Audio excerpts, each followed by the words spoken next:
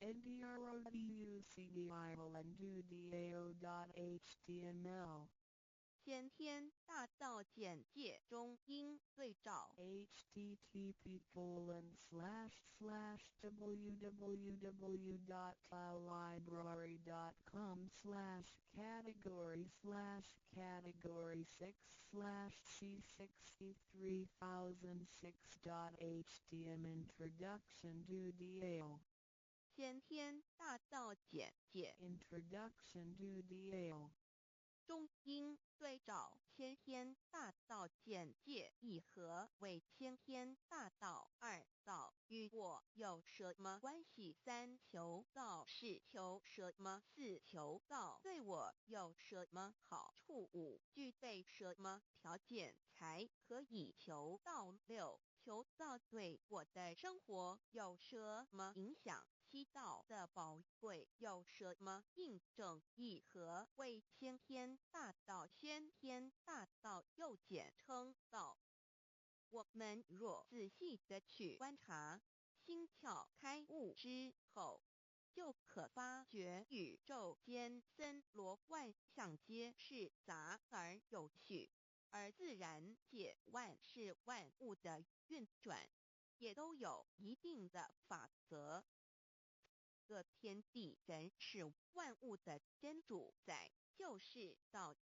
道乃在天地生成之前即已存在，故曰先天大道。道者理也，理就是真理。在天地人万物未生以前，道即已存在，而道能生天、生地、生人、生万物万类。在天地人万物毁灭之后，道不会毁灭。道因为无去无来，不生不灭，乃代表着宇宙间亘古不变的真理。道的本体，也就是宇宙自然的本体。在混沌未判之初，宇宙间只是一团灵妙理，无天无地无人，也没有语言和文字，所以我们是无法以任何语言文字或思虑来形容它。故大道无名强名曰道，我们也是勉强用到这个名词来代表它。在天地万物生成之后，道又能贯穿于宇宙万事万物之中，使一切的自然现象均能呈现和谐有条不紊的运转。这就是道的妙用。道大理为，我们虽然无时无刻离不开道的本体和妙用，却又很不容易去认识它。因此在2、3千年前，各教圣人应运出世，各化一方，针对当时天时地利及众生的根器，留下千经万典，传下诸多去恶从善的修持法门，同时也让芸芸众生认识了冥冥中宇宙万事万物均有一个真正的主宰，或称为上帝，或称为造化，或称为天主。我们称其为道或无生老，均是一名而同义。我们对道有了深一层的认识和体悟之后，就会了解天地间实无一物不是道之本体与妙用的合一。因此，道虽然涵盖各大教门的经义，为千门万教的总源头，确实不局限于宗教的领域里。而上帝或老也不只代表着一切宗教的最高信仰中心，更是天地万事万物万类的根本源头与最高主宰，其宇宙间永恒不变的真理之道。所以我们今天有机会了解什么是先天大道，不只找到了各大教门的最高信仰中心，也找到了宇宙的根本源头与最高主宰，更能对宇宙至高无上的真理有一个初步的认识。道之真意，在先天之先不为先，在后天之后不为后。其大上有可量，其为上有可指。为道极大不可量，即为不可指。不所以大无不包，为无不入，无所不贯，无所不通，无所不彻。贯彻了天地人万物万类，贯彻了33天外，贯彻了千经万典，贯彻了千法万法，贯彻了千教万教，贯彻了千佛万祖，贯彻了我之一身。此乃显天大道宝贵的真义，人人必须知真觉，亦即是人人与我，我与人人良心之行也。此乃万众一心，万国一家，世界大同，此先天大道之宝贵也。二道与我有什么关系？道的宝贵在于它大而无所不包，细而无所不入。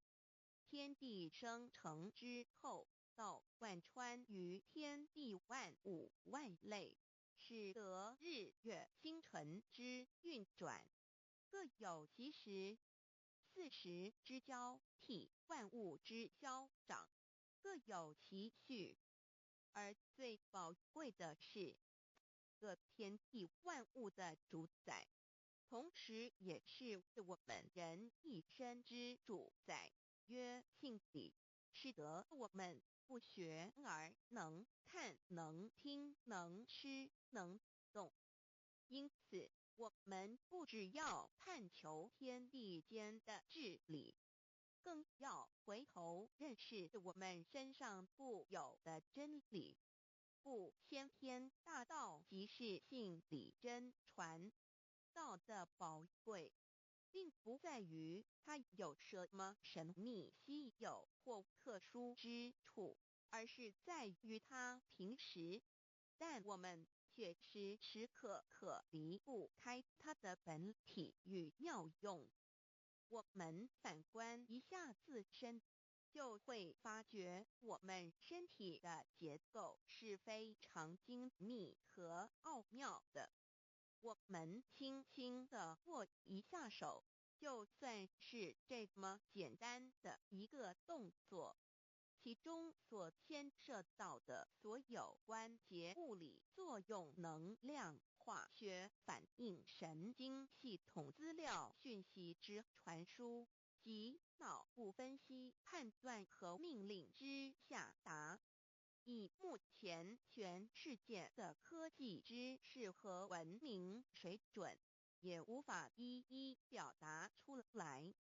但是我们做出个动作的能力，却完全不因个人知道上了程度的差异而有任何影响。无论是学识多丰富的学者，或是目不识丁贩夫走卒，无论是成人，或是刚出生不久的婴儿，都可以轻而易举地做出的动作。人人与生俱来，不学而知，不学而能，无增无减的良知良能，就是主宰我们一生的道。我们有学习而得到的知识和才能，有忘记的时候，有疏远的时候，而道的本体和妙用，不用学习，不用思考，大而能主宰宇宙的运作消长，小而能主宰我们一生之视听言动。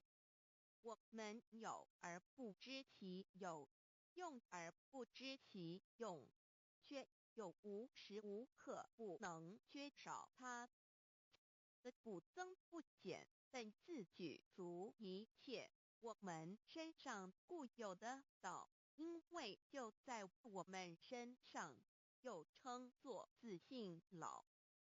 我们了解了个主宰天地万物的道，在我们身上就有，它的作用不应受到我们赞美或否认而有任何增减。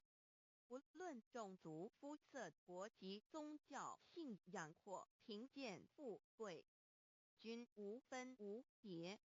因此，我们能求得先天大道，不只找到了宇宙的根本源头，也找到了不生不灭的真我。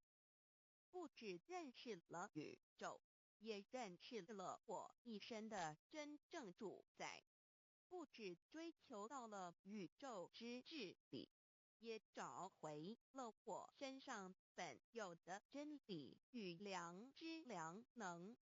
先天大道的根源是在我身上，原来固有的是我由先天带来的良知良能，即是我的良心。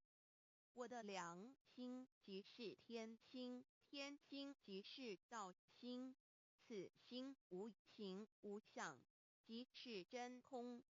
真空之妙，空而不空，空中妙有。妙有者，生天生地生人生万物万类之大本也。妙用者，万灵真在也，主宰天地人万物万类之真主宰，亦即是主宰我之一身。故曰道在无身，一切万能。道离无身，此身在无一能。先天大道如此宝贵，乃人人必须追求之道也。三求道是求什么？静心观察我们所存在的这个宇宙，我们往往会赞造物主的神奇。自然界每一刻皆有无数的事物在同时运转，而其整体却又是那么协调。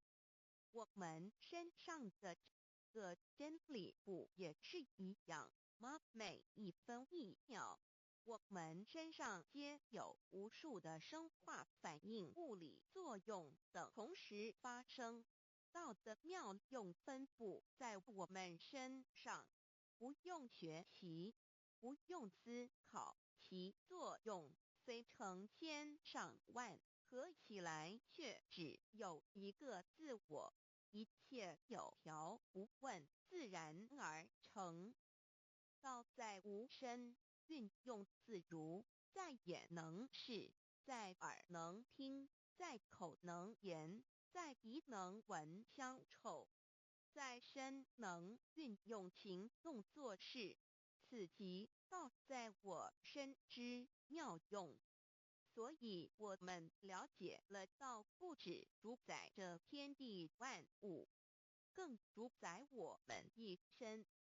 宇宙根本源头最高主宰与我一生主宰，并非二也。道的本体无形无相，我们肉眼看不到它，手也摸不到它，但它却无时无刻不在发挥其妙用，更进而随着天时及环境而发展出语言文字经典及造福人类的文明。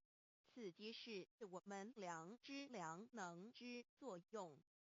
一般人不了解到在于我们自身的本体和妙用，只模糊意识到它的存在，便以灵魂代表它。我们称其为自性老，因其没有生灭，也不会毁坏。我们也称其为真我，此真我乃是最富足、最圆满、最光明、最完美、永恒不朽的。现在我们来生一看，看得见摸得着有形有相的肉体，能不能代表我把一个人生命中不同阶段的照片拿来比较，我们就可发觉，面貌是无时无刻不在变化的。我们一般均习惯以相貌认人，但相貌却不是永恒的。我们的肢体也不是真我。某些人不幸失去了一只手或一只脚，仍是好好的活着。我们的内脏呢？现在科学昌明，其至仅能把动物的心脏成功地植入人体。我们不能因此说，这人不是他自己了。就算头的脑细胞，从我们一出生就开始不断的在坏死、减少和变化之，因此有形有相的肉体，只是真我的一个工具而已。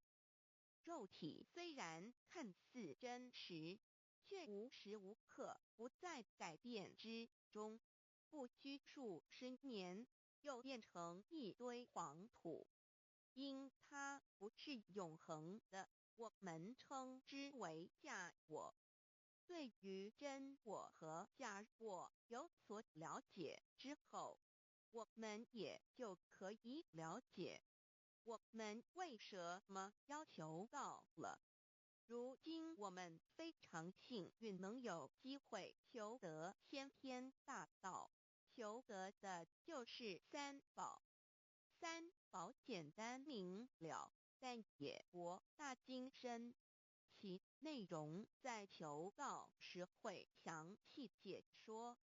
现在只简单的提出两点。首先，求道就是直接点出了真正永恒不朽的真我，也就是良心本性的发。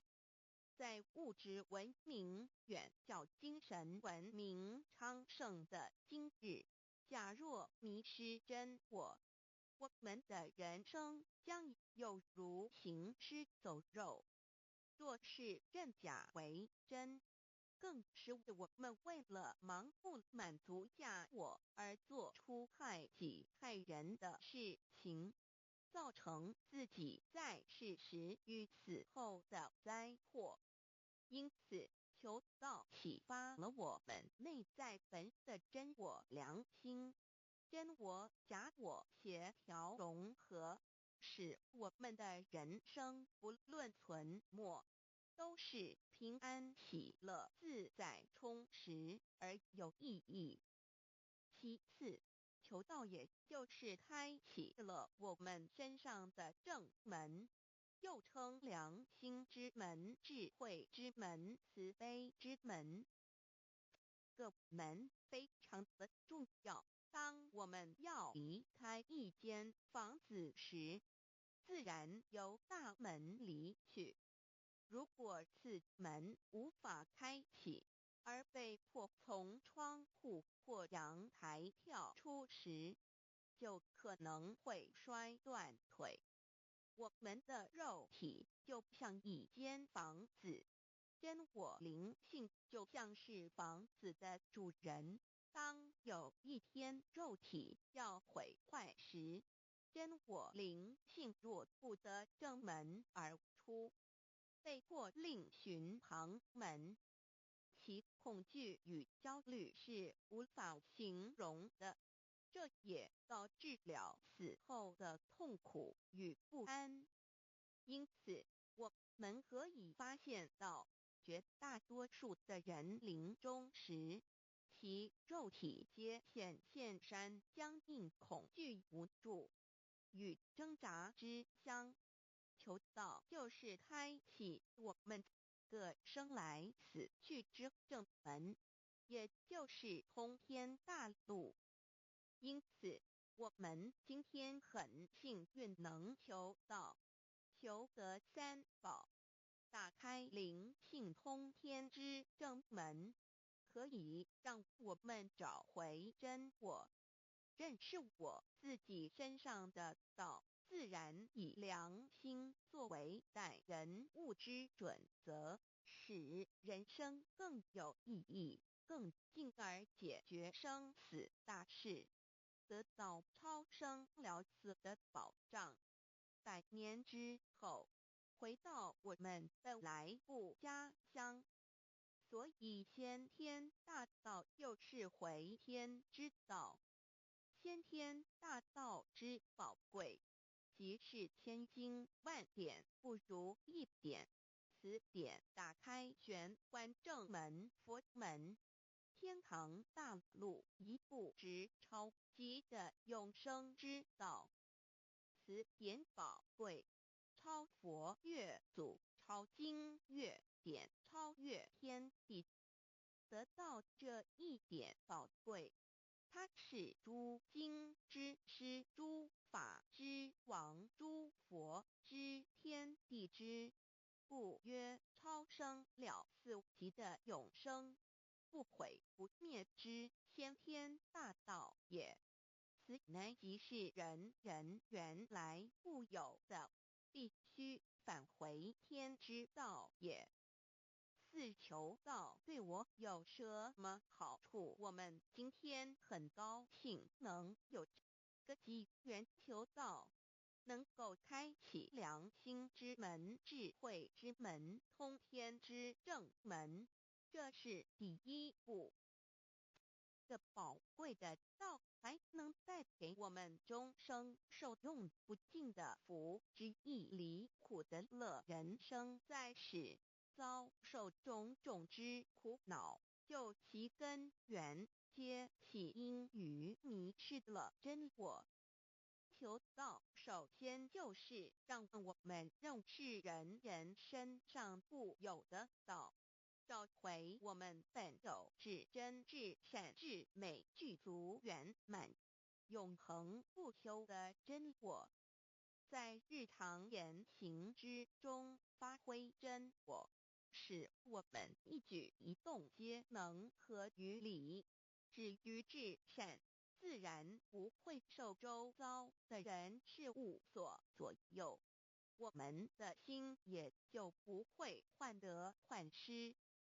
心为一身之主，我们既然在心境上有所提升，自然不会与邪恶之事相感应，则不相随心转，还可以改变命运，趋吉避凶，朝向光明，使我们得到真正的喜悦、逍遥自在。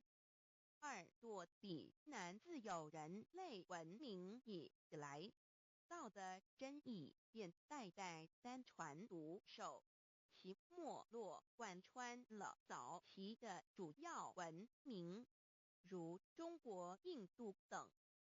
奈何近100年来，人类受物欲所逼，在空前繁荣的物质文明中逐渐迷昧了良心，甚至竟将制造威力极大的杀人武器。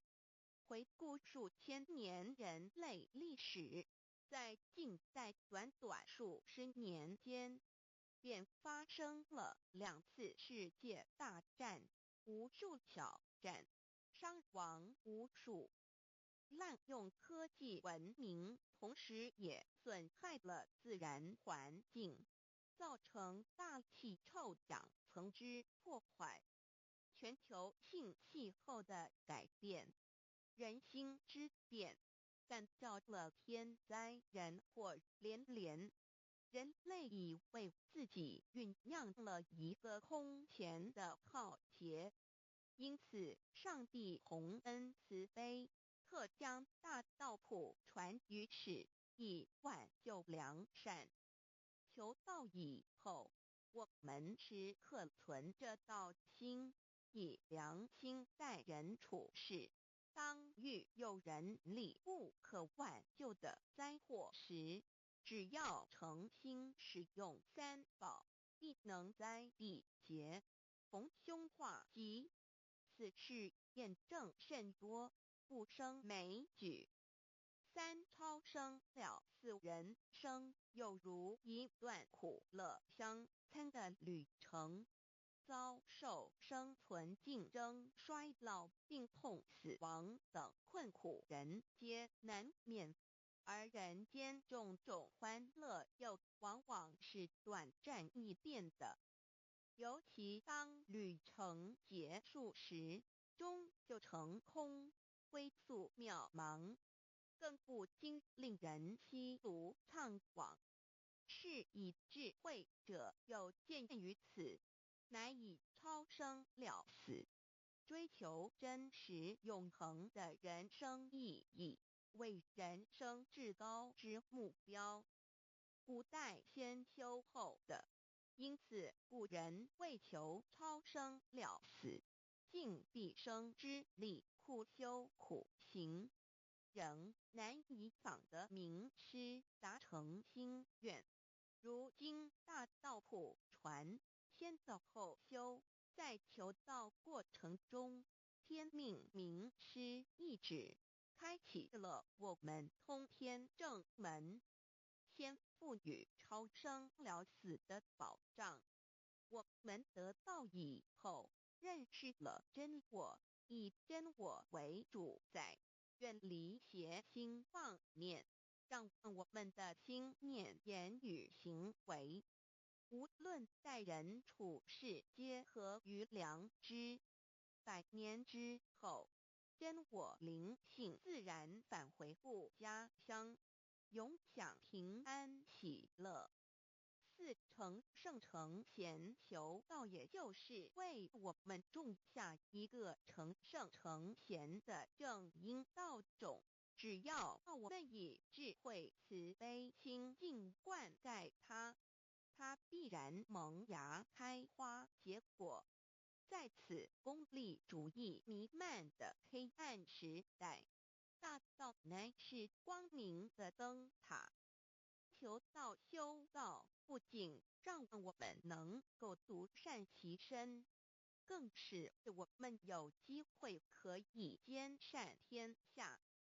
求道之后，只要我们时刻抱着道心良心，在日常生活中真诚实践道的精神，不计个人得失荣辱，努力使周围每一个人都可得享到的好处，让道的光明照亮每一个角落，尽其一生精进不懈，则在世即成就圣贤事业。归天之后，必证圣贤果位无疑。先天大道的宝贵就是天道天命，天命就是三曹名师，名师一点玄关开，打开正门佛祖来。天堂非在我身外，天上地下我都在。此乃先天大道的尊至贵至宝也。先天大道，天命宝贵，三曹名师这一点妙至极意，非是在言语文字相声音可得，非是在千经万典上的，非是在讲经说法上的，非是在世智辩聪上的，非是在博学才能上的，非是在才高八斗上的。以上皆是生死法对待法，非是超生了死托对待了生死之法也。自己的先天大道妙用妙能的宝贵，其妙极矣。此者是无师智，此智是妙智妙慧，此慧是我本来固有的，由先天带来的，亦即是在找回来天地人万物万类未生以前我的初心，即我良心天心道心老心也。先天大道之妙，此妙之贵，妙不容言，不学而知，不学而能，亦即是先天带来的先知先觉妙用妙能。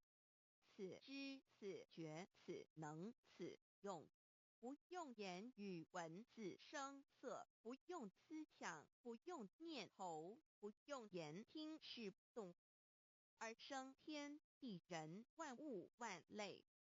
生天地人万物万类之后，这天地人万物万类，实可分妙也离不开其妙用妙能，故曰万灵真主宰也。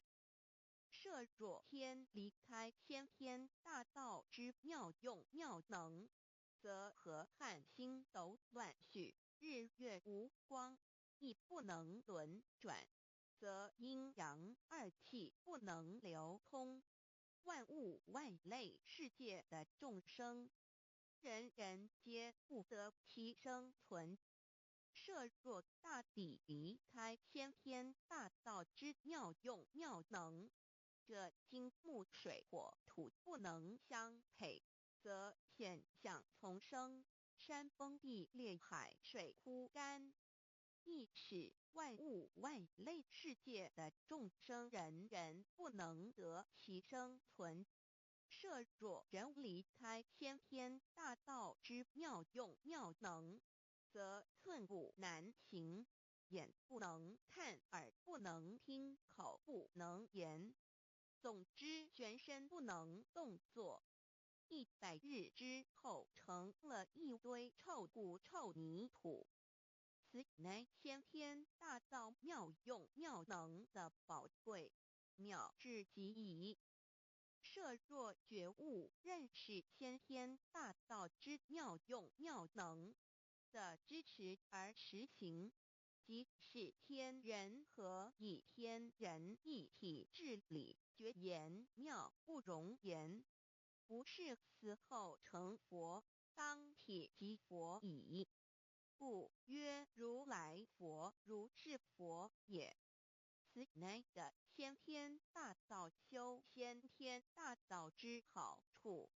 勿具备什么条件才可以求道？求道既然能够带给我们终生受用不尽的好处，我们今日能有机会求道，会不会显得太容易了？事实上，我们能得闻先天大道，首先要感谢上帝的恩慈，将自古不倾泻的大道普传于世，使我们有机会得此天之道。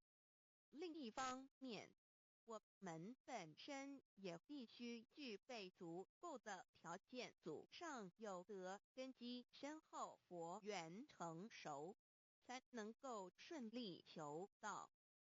此外，我们必须向宇宙至高无上的造物主上帝发一个良心愿，此愿可归纳为3个要点：一得道以后，愿以明记并实践道的精神，也就是日常生活所思所言所行，皆愿以良心作为依归。2得道以后，愿以能力所及，助周围需要我们帮助的人，愿意多了解道的意义，并让更多的人蒙受天道的福祉。三得到以后，绝不将求得的三宝告知任何人。三宝必须在庄严的求道过程中，天命名师传授给我们才有真实意义。若由我们泄露给其他人，则不但毫无意义、毫无效果，我们自己也违反了天律。个良心愿合乎人人本具天赋的良知良能，所以我们人人都能够做到。真诚实践良心愿，也必须滋润我们求道时种下的智慧、慈悲、清净之正因道种，使它顺利萌芽、开花、结果，才不至虚度这千载难逢的求道修道良辰。值得一提的是，我们能顺利求道，原因之一即是沾了祖德的光，是故上天开恩，只要我们修道有恒，则我们的祖先也有机会可以求道超生得救。我们的子孙亦的印地，对父母祖先尽大孝，这是最好的机会。只要具备以上条件，则无论任何国界、种族、宗教信仰的人，都可以求道。欲求得先天大道，脱出轮回之苦、地狱之灾，世间的穷通受忧、鳏寡孤独、生老病死苦，而返天堂永享天伦之乐者，必须我有得遇6万年良辰佳期的幸运。我本人心地善良，我有先天根基深厚，也就是我本人前世做的功德善事很多，此即天缘。我本人祖先有功德做善事，此即祖上有德。我牧人遇到引导师度我得道，此佛缘已至。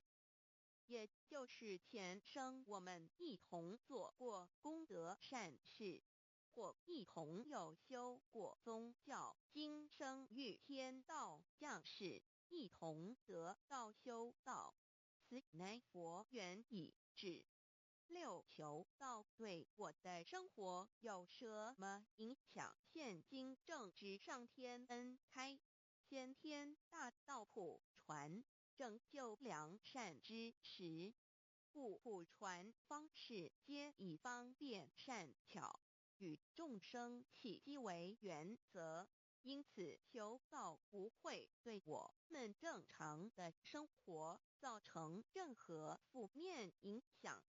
这与以往许多人苦修苦练，甚至出家的修行方式有很大差别。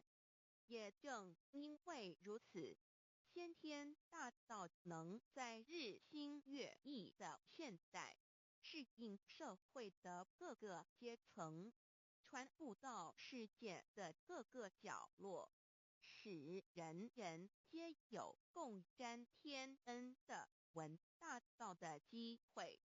关于求道对生活有什么影响，我们就以下几点来看：一、与任何宗教没有冲突，道代表着天地万物及我们一生之最高主宰与真理。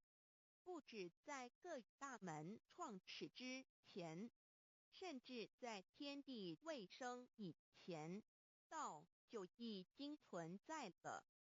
因此，任何教门，只要其教义是追求真理及实践良心，就不会与道有任何冲突。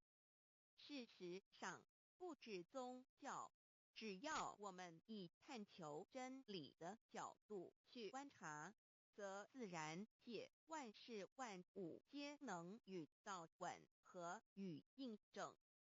若我们原有某种宗教信仰，求道将不会造成任何抵触，也不会使我们背弃原有的信仰，反而让我们对真理的探求有更深一层的体认。二，以良心经为最高规戒每一个人生活环境中的文化习俗、时代背景、法律条文及价值观念都不完全相同。因此，没有任何一个具体的规戒或条文能够适用于所有的人。所以，求道后的规戒着重在我们每个人真我良心之实践，由真我良心主宰自己，而不是在经典之背诵上及律法之钻研上下功夫。三，不照良心愿行。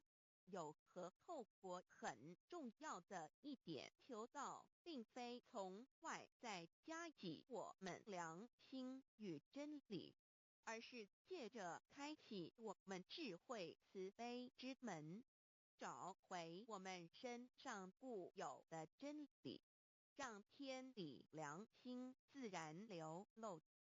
因此，求道后，所有真修实行之人，皆是自动自发的。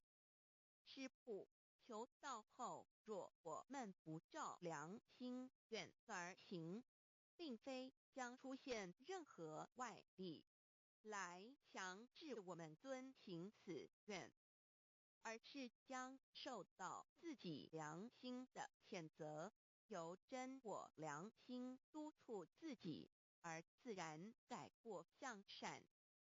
四，圣凡间修真我之实践，并不局限于教堂或寺庙之中。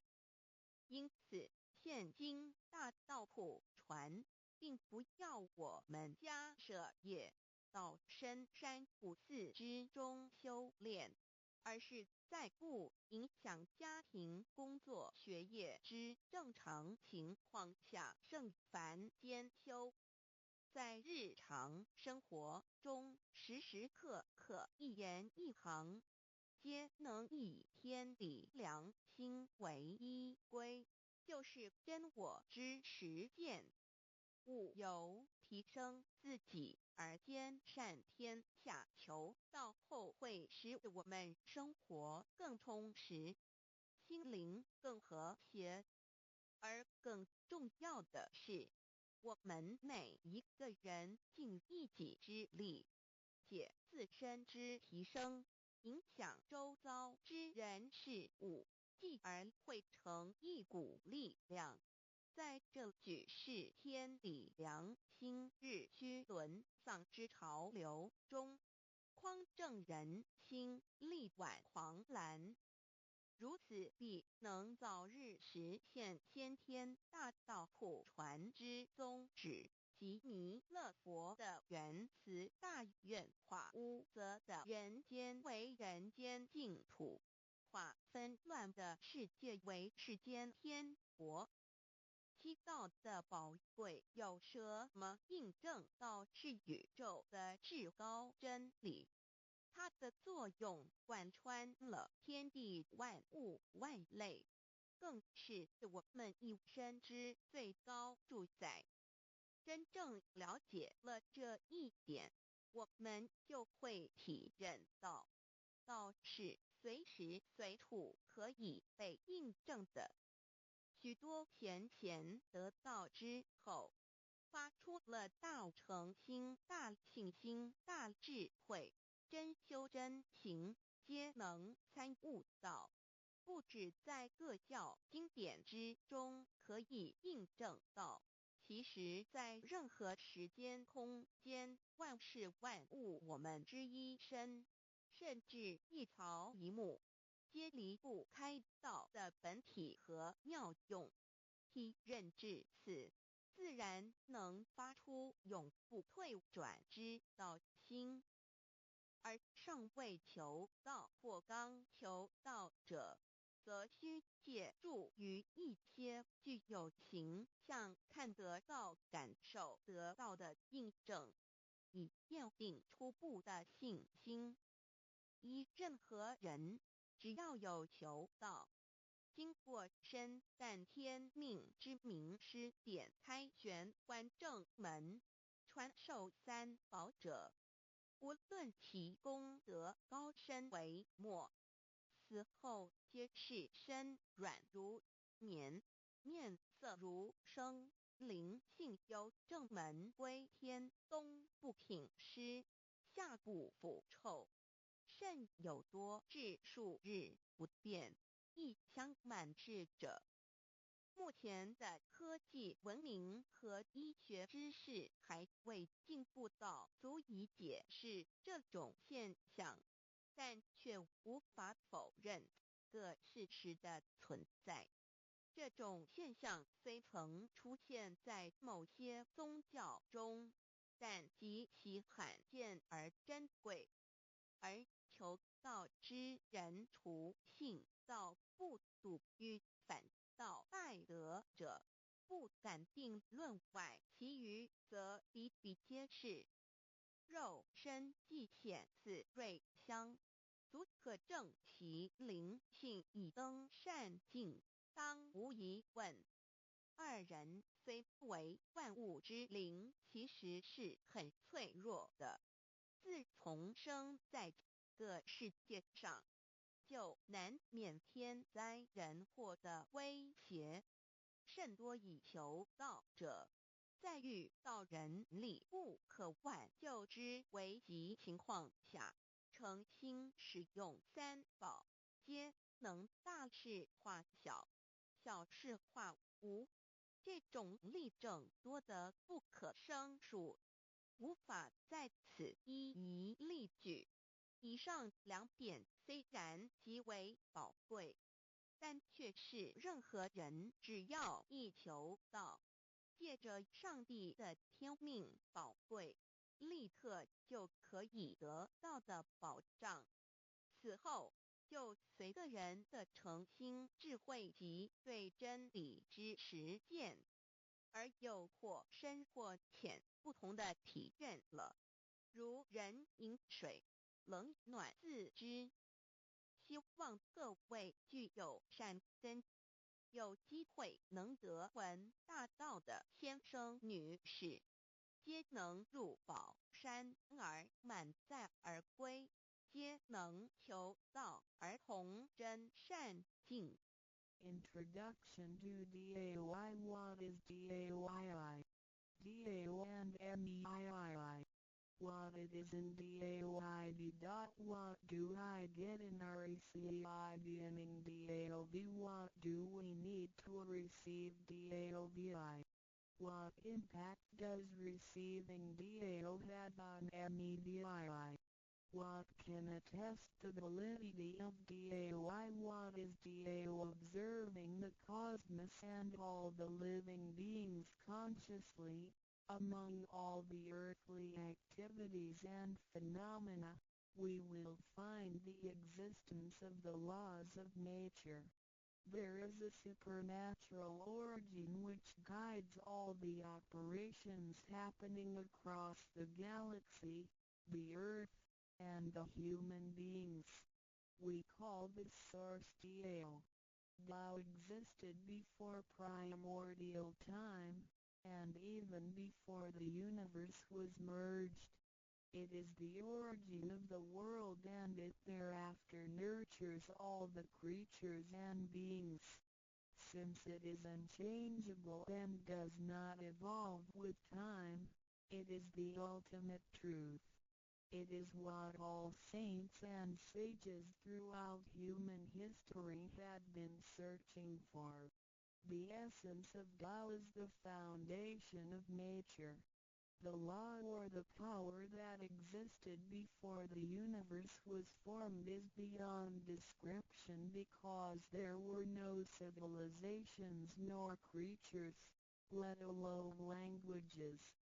Since it cannot be applied any name, we simply call it Tao.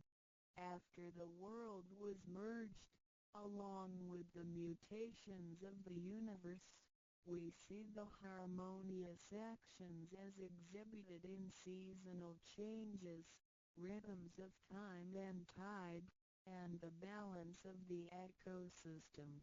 We also find some conformity of human nature across various cultures. These prove the laws of nature. This is the extension of that original Tao when it is substantiated and materialized. It merged into everything that is within us. Now that we know Tao is present universally and yet difficult to be recognized, there have been prophets and preachers trying to make us know and understand the origin and the truth of life through various teachings and literature since the beginning of civilization. They were scattered around the world throughout history. As a result, great commandments were taught to disciples and goodness and badness were differentiated. These teachings varied, based on differences in culture, background, timing and the level of each individual's comprehension. However, they all tried to express and transmit to their descendants this creator and chief of the universe. It is God, or what we call Tao. As we get to know it more and more, we will realize that the essence of Tao and its effect covers every existence without any exceptions. Tao is actually the headwaters of all religions. It embraces the essence of all the preaching and teachings. And yet, it is superior to the system of belief. It is the nature, the universe itself. Tao or God represents the highest authority and power of nature. It is also the headstream and superior to all. It is the unchangeable principle. Understanding Tao allows us not only to discover the center of all religious belief, but also to communicate with the origin and the highest power of nature. We will then be able to relate ourselves to the truth of the universe.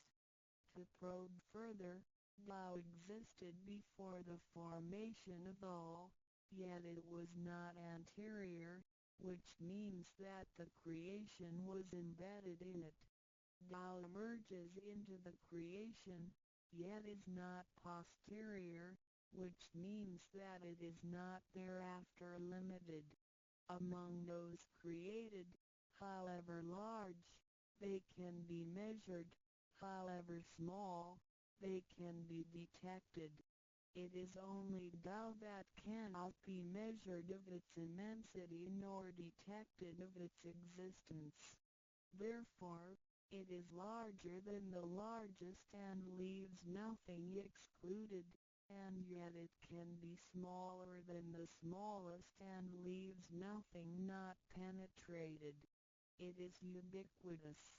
It merges into and governs all. It is in charge of the space, the earth, human beings, all the creatures, and all existences. It penetrates and regulates the entire universe.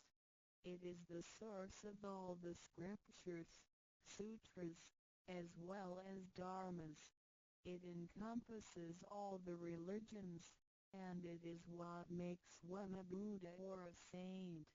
It is the single chief of all. And, above all, It is in charge of each individual too.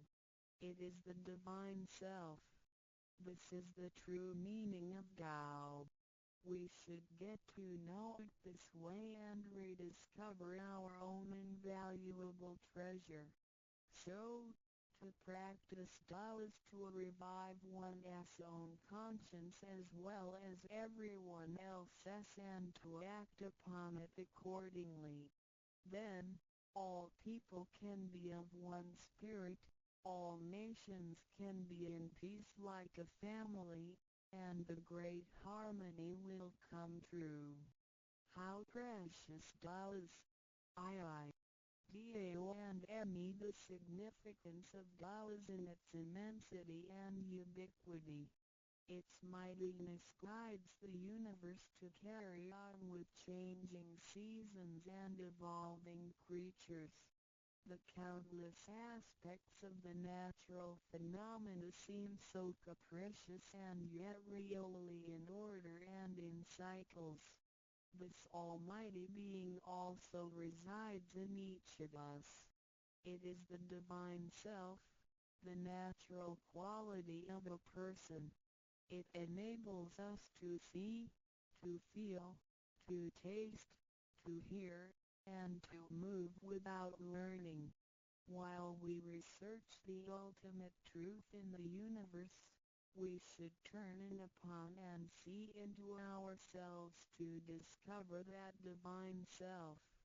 We will find the rules that govern the universe also comply with the way we are. Tao is not something too far to reach, nor too mysterious to comprehend. It is nothing particular, but has to do with our daily lives. We cannot do without it. Every movement we make, in order to see, to touch, to feel and to think, is associated with Tao. Consider how many wonders are hidden in our body, how delicately our physical functions are carried out. For example, when we shake hands, the components involved would include the coordination of joints and muscles, the chemical reactions of energy, the transmission of information through nerve systems, and the actions occurring in our brain such as issuing orders, making judgments and analyzing situations. Even with the most advanced technology and the highest level of knowledge we have developed today, we cannot completely reconstruct such a function. Yet the ability to perform such a simple movement is there for all individuals, regardless of the level of a person's knowledge and his/her being a grown-up or a baby, a scholar or an illiterate. These are the kind of abilities we come equipped with naturally, without learning and being taught. It sits within us and is in charge of all. It is Tao, never diminishes nor inflates. Worldly knowledge acquired through learning can be forgotten. A gymnast can abandon his/her techniques and a musician can lose his/her skills without practicing. The essence of Tao and its extension are always in charge of the macro-universe, the nature, and the micro-universe, the human being as self. We are associated with it unconsciously since the first day. Because it encompasses the whole nature within us, we also call it native self.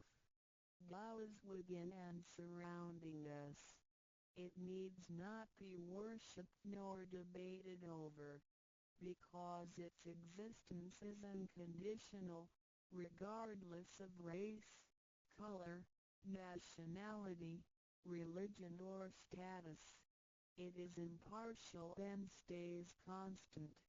In receiving Tao, we not only find the origin of the universe, but also the divine self. We get to know the highest power in the universe as well as the genuine nature in charge of self. We discover the ultimate truth of the cosmos as well as the integrity of ourselves. Recognizing that the laws which govern the universe also govern us makes us be able to return to our true nature. To probe further, the most essential concept in Tao is that we all possess it intrinsically. It is the wisdom and ability we were born with without learning or practicing. It is one's conscience, which is like the Spirit of God, the divine and immortal nature. It is invisible and intangible. For this reason, we call it genuine emptiness, which means that to be really empty, it goes beyond emptiness and can therefore have marvelous existence in it. Marvelous existence is the foundation for the sky, the earth, human beings, all the creatures, and all existences. With omnipotence, Tao is called Great Lord of all beings. This almighty being is not only in charge of the entire universe, but also in charge of oneself. So the proverb is, Tao is within self, which is the drive of all one's abilities. A physical body without Tao is useless. This is the treasure that we should all realize and fully explore. I. What it is indeed when we look around the world, we admire the miracles and wonders of nature. Countless things change and move simultaneously every second, and yet in order and in harmony. So do our bodies. Countless biochemical reactions and physical functions occur concurrently within our bodies. Without learning and thinking that comes subjectively, the thousands of activities that happen within us are the extension and action of Tao. And altogether, it is one single self. It functions naturally and automatically without the need for our intents to be involved.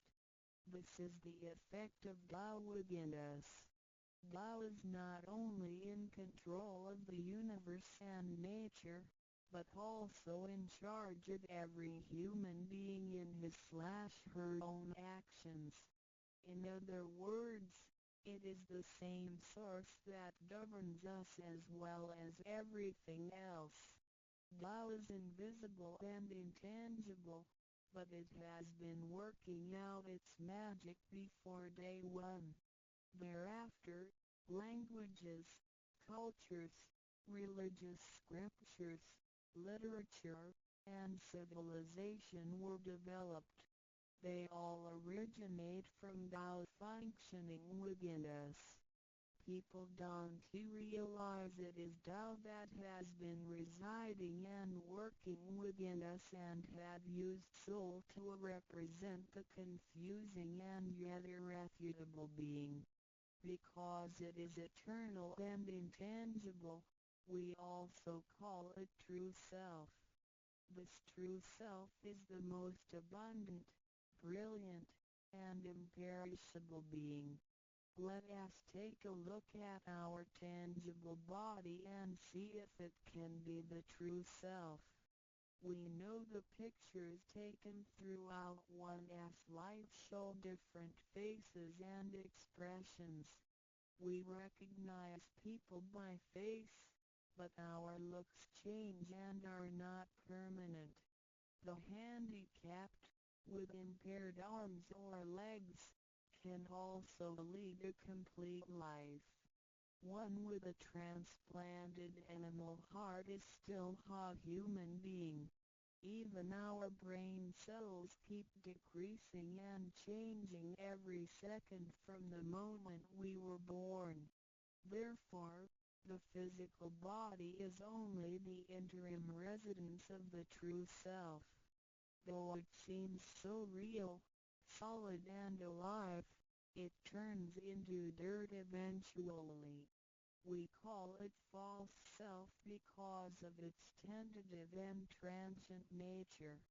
By recognizing the difference between the true self and the false self, we understand the reason and importance for us to receive Tao. Luckily, we are given the opportunity of receiving Tao and learning the three treasures. The three treasures are straightforward yet profound. The meaning and details of them will be illustrated through the rite of receiving Tao. Here, we only discuss two issues. First, by receiving Tao, the true self gets plucked out. It leads to our conscience. Upon the time when material pursuance surpasses spiritual seeking, giving up the true self only makes us a walking corpse. In order to fulfill and satisfy the sensational desires of the false self, we may commit wrongdoings and harm others, eventually creating troubles for ourselves. Our inner conscience is identified and enlightened by receiving Tao. Thus, the body gets to work with the spirit in a mutually beneficial and harmonious way, making our lives joyful and meaningful. Second, by receiving Tao, the front door or main gate of our bodies gets opened. It leads us to conscience, mercy and wisdom. When we leave a house, we leave through the front door. If the front door is locked, we may have to leave through the back door, or even by breaking the window or jumping off the balcony. We may fall and get hurt by doing so. Our body is like a house, and our soul is the master who lives in the house. One day, when the body is aged and depleted and the soul has to leave, we can imagine its horror if it cannot leave through the correct exit. This is the pain and discomfort human beings experience at the coming of death and after death. As we know, for most people, when they are dying, their body shows stiffness, and signs of helplessness and confusion. After we receive Tao, the door of life and death will be opened. Being able to receive Tao and the three treasures while having the door to heaven opened, we have the opportunity to recognize the true self and the Tao that dwells within us. We are going to treat people and the world with conscience and make our lives more meaningful. We can transcend life and death. Within 100 years, we will be able to return to where we came from. Therefore, the heavenly Tao is also the way to return back to heaven. To probe further, the enlightenment of Tao is superior to studying thousands of sutras. This is the value of Tao. The enlightenment of Tao opens the main gate, the front door, which is the entrance to heaven. It gives us the guarantee to be exempted from rebirth cycles and to reach eternity. The superiority of this enlightenment lies in that it surpasses Buddhas and saints, It exceeds the scope of sutras and dharmas, and it transcends the universe. Tao is therefore source of all sutras, king of all dharmas, mother of all Buddhas, and creator of the universe. Transcendence of rebirth cycles leads to eternity. Being imperishable, Tao never deteriorates, and we have never lost it at all. Hence Tao is the direct way back to heaven. ID. What do I get in RECI beginning DAO as mentioned earlier? By receiving Tao, we act upon our conscience, gain more wisdom, and find the door to heaven. In addition to these basics, we also benefit from the following for our lifetime. A. Being away from sufferings and closer to happiness. The troubles and worries we face in our daily lives mostly result from our disregard of the true self. Receiving Tao helps us to recognize the Tao that has been dwelling in us and to restore the beauty of the true self, so that our behavior and mind is free from being controlled by the earthly pleasures and being swayed by the losses and gains of the material world. Since our minds are cultivated spiritually, devils would not approach and get close to us. Thus, our fortune can be altered from bad to bright, and we can obtain real joy. Being away from disaster and calamities. Tao has been passed on through generations to one single master since the beginning of human history. The thread of its passage weaves through ancient civilizations, including China and India. However, in recent centuries, human beings have been trapped by materialism and a weaker sense of right and wrong. Wars prompted the development of powerful lethal weapons. In reviewing the thousands of years of human history, we realize, in just less than 100 years, there had been two major world wars, which caused numerous killings and tragedies.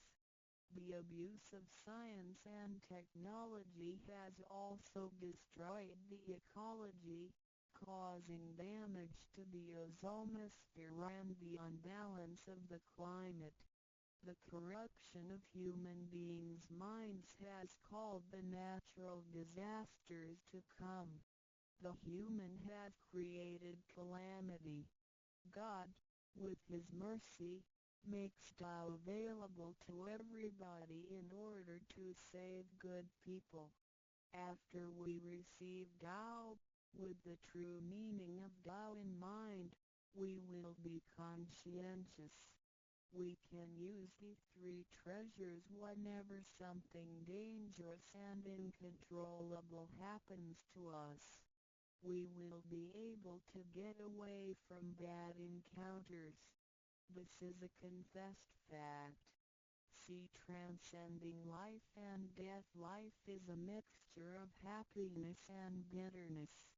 Throughout the journey of life, we experience birth, growth, aging, illness, and death. Joys are momentary and wealth is here today and gone tomorrow. Rather than seeking the pleasure of material life, the wise make full use of their lifetime searching the true meaning of life and eternity. In old times, Tao could only be received after harsh self-cultivation. Among the hermits looking for the master in order to receive Tao, only very few could obtain it. Whereas in this century, Tao is allowed to be spread and transmitted through the authorized masters to the truth seekers. The master points out the main gate of life and death, assuring the completeness of our true self. With the true self as our guide, which keeps us away from evil and greed, it helps us think, speak, and act in accordance with our conscience and intuition. Death then becomes the return of our soul to the eternal and peaceful home where we came from. Thus, we will have lasting joy. The achieving sacred beings, the enlightenment of Tao, which reveals the true self, is like the planting of the seed of righteousness and integrity. Through self-cultivation and self-improvement, the nurturing of wisdom, kindness, and purity, it will blossom and produce the fruit of sacred mind and eternal life. In time of overwhelming utilitarianism, Tao is the lighthouse to the truth. Receiving Tao, and then cultivating ourselves, not only improves our own lives, but also gives us the opportunity to better the world. After we receive Tao, we act upon our conscience and care for people around us. We cherish Tao and disregard personal disadvantages. Then we make an effort to spread the message of Tao to the world, in order for everyone to benefit from it. We are devoting ourselves to the work of God, and certainly will achieve spiritual perfection in both this world and the world after life. To probe further, the supremacy of Tao is based on the heavenly decree of God, by which Grand Masters can perform the passage of Tao. The enlightenment of Tao from Grand Masters directly opens the main gate of our bodies, which revives our divine nature. It reveals that heaven is not beyond oneself. Instead, one's true self merges into the entire universe. This is the supremacy of Tao. 1. With the heavenly decree, the enlightenment of Tao is extremely profound and marvelous. It cannot be completely expressed by any words of languages. It is not recorded on any scriptures or sutras. It cannot be described by preaching, nor can it be acquired by human intelligence, nor derived from knowledge and experience, nor achieved from gifted talents. Because the above-mentioned all have to be created and can be eliminated, which means that they cannot last forever themselves. They all bear partiality and cannot be applied universally. Hence, they cannot surpass life cycles, nor can they reach eternity. 2. The wonder of the effects and omnipotence of Tao is beyond words. It is the wisdom that does not come from learning. It is what we acquire from God and possess intrinsically. It is the same divine heart before the creation of the universe. It is conscience, the holy heart. It is the divine and immortal nature, the Spirit of God. 3. Tao is too marvelous to be described. It makes us know without learning and function without practicing. It is a prior wisdom, perception, potency, and ability. It is not constrained by words or languages. It functions without thinking, intents, or even actions. However, it can create the sky, the world, the human, all beings, and all existences. All these, after being created, still cannot carry on without Tao even for one moment. Tao is therefore called Great Lord of all beings. For, without Tao, the stars and planets in the sky wouldn't he had been in order. The sun and the moon couldn't he had illuminated or revolved properly. Then the yin-yang energies wouldn't he had circulated, and, as a result, this world wouldn't he had been suitable for all of us to live in. 5. Without Tao, the five primary elements of the earth, metal, wood, water, fire, and soil, wouldn't he had been balanced and complemented one another, which could have put the entire world in chaos. Mountains would have collapsed, lands would have cracked, and oceans would have dried up.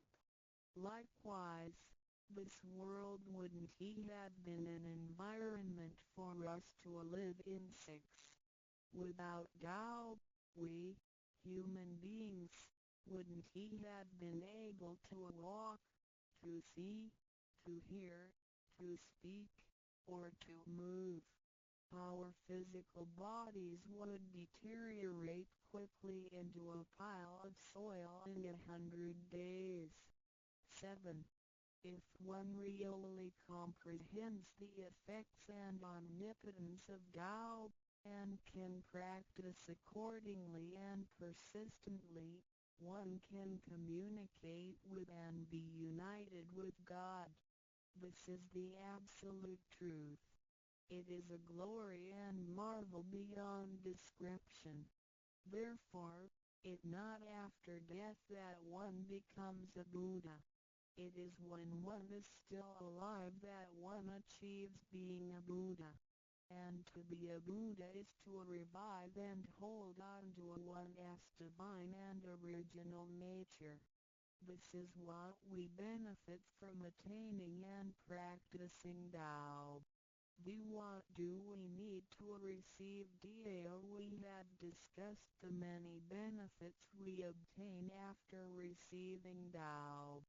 Some would wonder why there is so much given to us.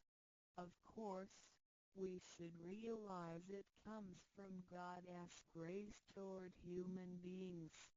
This allows Tao to be spread around the world, especially at the approaching of the worldwide calamity.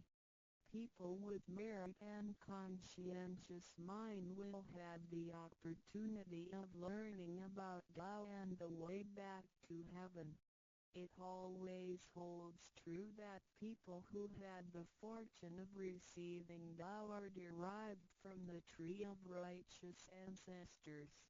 In addition, during the passage of Tao, it is required that we make promises to God that, after we receive Tao, we will keep in mind the true meaning of Tao and put it into action in our daily life.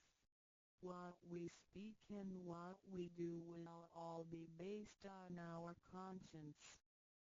After we receive Tao, we offer help to those in need of it, and do our best to indicate Tao to more people so that they can all benefit from the grace of God. After we attain these three treasures, we promise not to tell them to any other person. These three treasures can only be transmitted through authorized masters in front of God. If we reveal them to any person, they become invalid to the person, and we also defy the heavenly decree. All the promises required are reasonable and achievable. It goes with our nature. If we practice and keep the promises, we will be able to become a wiser and a better person. We will become merciful, and nurture the good seed of doubt planted in our mind. One last thing to mention is that one of the reasons we are able to receive Tao is due to the good deeds of our ancestors. Therefore, as we persistently practice Tao, our ancestors will also benefit from it, and so will our descendants. As long as you are prepared for the above mentioned, you are qualified to receive Tao, no matter what nationality, race, or religion you belong to. Notes: in order to be exempted from the rebirth cycles, to avoid the ordeal of hell, to alleviate the suffering and misfortunes in our lives, and to be able to return back to heaven after death and enjoy permanent happiness, we have to receive Tao. And the general qualifications are: 1. To be with a compassionate heart, and to be fortunate enough to be born in a time when Tao is available to the public. 2. To have sown the seeds of virtue by helping many people and offering lots of charitable services in the previous lives. This is the divine affinity with God. 3. To have ancestors with beneficences and welfare work as well. 4. To meet the introducer and guarantor who indicate the way to attain Tao to me. It is very likely that, in the previous lives, we did charitable services together, or we cultivated together in the same religion. So, in this life, when Tao is available, we can help each other out and practice Tao together again. So time is right for Tao due to our divine affinity. VI. What impact does receiving Tao have on me? As we mentioned before, and like the old days when hermits had to leave their families to receive Tao through meditation and self-cultivation, Tao, at the present time, can be received in a way that is applicable and conforming to our practical needs. We don't have to give up our lifestyle in order to attain Tao. By the grace of God, Tao is intended to be delivered to the public at all levels of occupations and around the world, rather than being limited to a privileged group of people. The impacts that receiving Tao can have on our daily life are summarized as the following. A. Receiving Tao creates no conflicts with any religions. Tao governs the universe, including all human beings. It existed before the formation of any religions.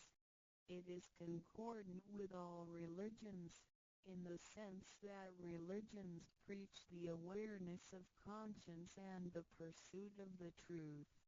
We don't need to give up our religion in order to receive Tao.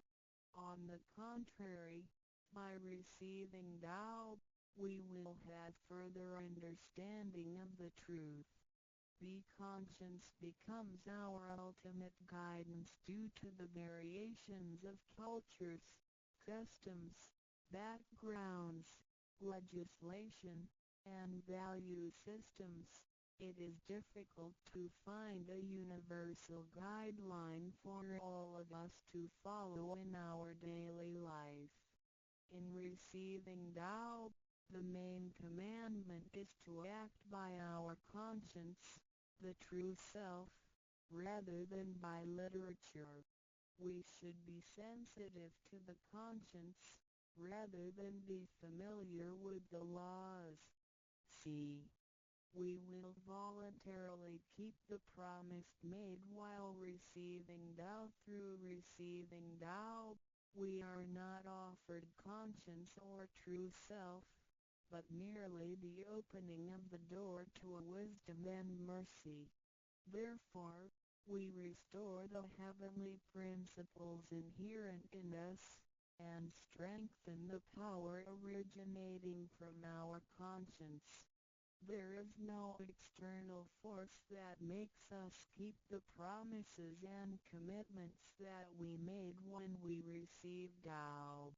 The only force comes from the guilty feelings that result from our misbehaviors, which reduces the mistakes we make. The practicing Tao can accommodate our worldly affairs. The fulfillment of practicing Tao and conscientious awareness does not have to be accomplished in a temple or church. It is not required to abandon worldly belongings or relationships in order to attain the ultimate truth. Each individual can still have his/her family, career, and schooling at the same time. As long as we keep in mind the basic guideline, we should have our practicing Tao and getting closer to our divine self. We will make a better world by improving ourselves first after we receive Tao, by realizing the true self and what we are.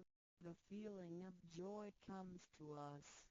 The improvements on the quality of our spiritual life will affect people surrounding us.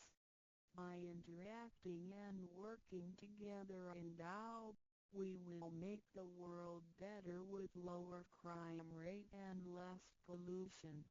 The wish of Maitreya will finally come true to turn the world into God's kingdom and make people all live in harmony. VII. What can attest the validity of Dao Dao, due to its completeness and generality, regulates the totality of all beings. Many people, after receiving Tao, with their wisdom, faith, and devotion, realize that Tao is the fundamental principle that governs all things. They comprehend the truth of the universe not only through literature, but also through daily living and nature. Their faith in Tao becomes strengthened and they move forward in their spiritual life. However, for people who haven't or just received Tao, Tao can be confirmed through revelations. Anyone who has received Tao with the front door open shall die peacefully. One proof of this is that for those who have received Tao and died, their bodies remain soft and their faces vivid. Since the soul leaves the body through the correct exit, the corpse can actually remain uncorroded for a few days. With the most advanced modern science and technology, it is still difficult to explain this phenomenon. However, it is a fact that cannot be denied. This has happened before in some religions, but very rarely. For people who have received Tao, this kind of testimony is ubiquitous, unless they have committed serious sins and corrupted their own mind. This can prove the soul has reached an ultimate harmony. Being the superintendent of the things on earth, human beings are nonetheless weak. Since birth, We are subject to unpredictable accidents and natural disasters. There have been many people who encountered danger, used the three treasures with faith, and got away from the danger or reduced the damage to the minimum. Testimonies of this kind are numerous. The above two mentioned are rarely heard of and difficult to believe, but they are the immediate security given by God once a person has received Tao. Thereafter, with each individual's faith, wisdom, and the accumulation of good deeds, one will come to know the truth more and more.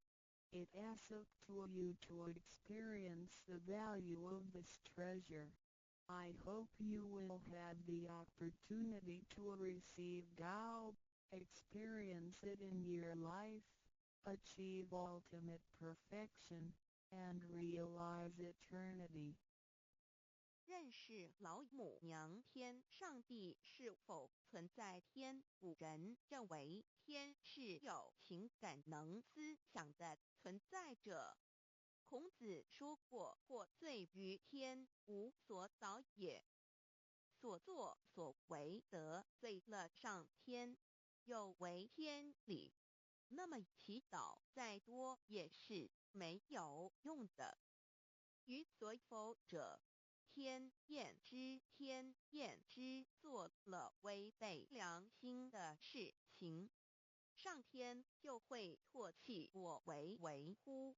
为天为大，伟大啊！只有天最高大。天，孔子、孟子思想中，天似乎也是能安排一切的主宰。孟子也说过：天将降大任于斯人也，必先苦其心志，劳其筋骨，饿其体肤，空乏其身，行拂乱其所为，所以动心忍性，增益其所不能。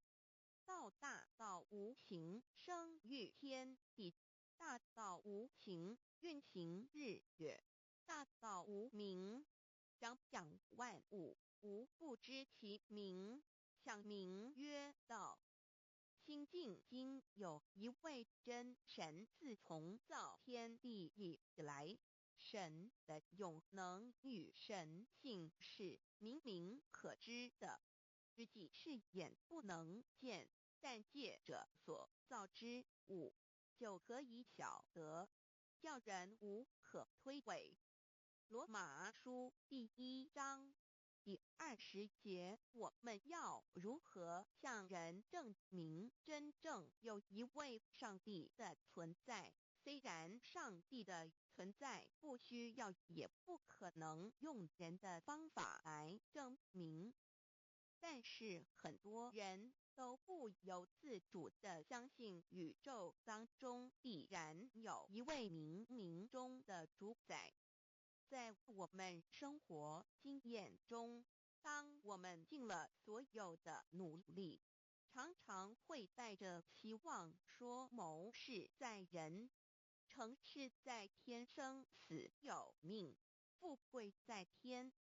当事情不太顺利时，我们也常安慰自己说天无绝人之路，若事情已经绝望了，我们只好叹息天不从人愿。最后事情若起死回生时，我们会高兴地说天理昭昭，老天有眼，有一位真神上帝，看不见的并不表示就不存在。如空中有许多电波承载着美妙的音乐影像，虽然看不见电波，只要能借着适合的方法收音机电视，我们不但能知道电波的存在，而且能与这些电波有正确的接触。上帝虽然是我们肉眼所不能见，但借着他所创造的浩瀚宇宙和微妙自然，我们就能知道有一位真上帝，万物的创始者。有一位真神太初有道与神同在，道就是神。这道太初与神同在，万物是借着他造的，凡被造的没有一样不是借着他造的。新约翰福音1:13圣经创世纪1:01分 5 General 1:1 起初神创造天地， General 1:2 地是空虚混沌渊面黑暗，神的灵运行在水面上。General 1:3 神说要有光，就有了光。General 1:4 神看光是好的，就把光暗分开了。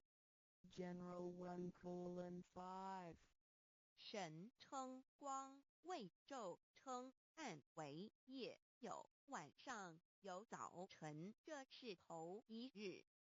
老母娘上帝阿拉，万物之真宰明明上帝，无量清虚至尊至圣三界十方万灵真宰老母娘，明明上帝老母娘，生天生地生万物，为天地万物生灵之真主宰，又称无生老母，又称明明上帝。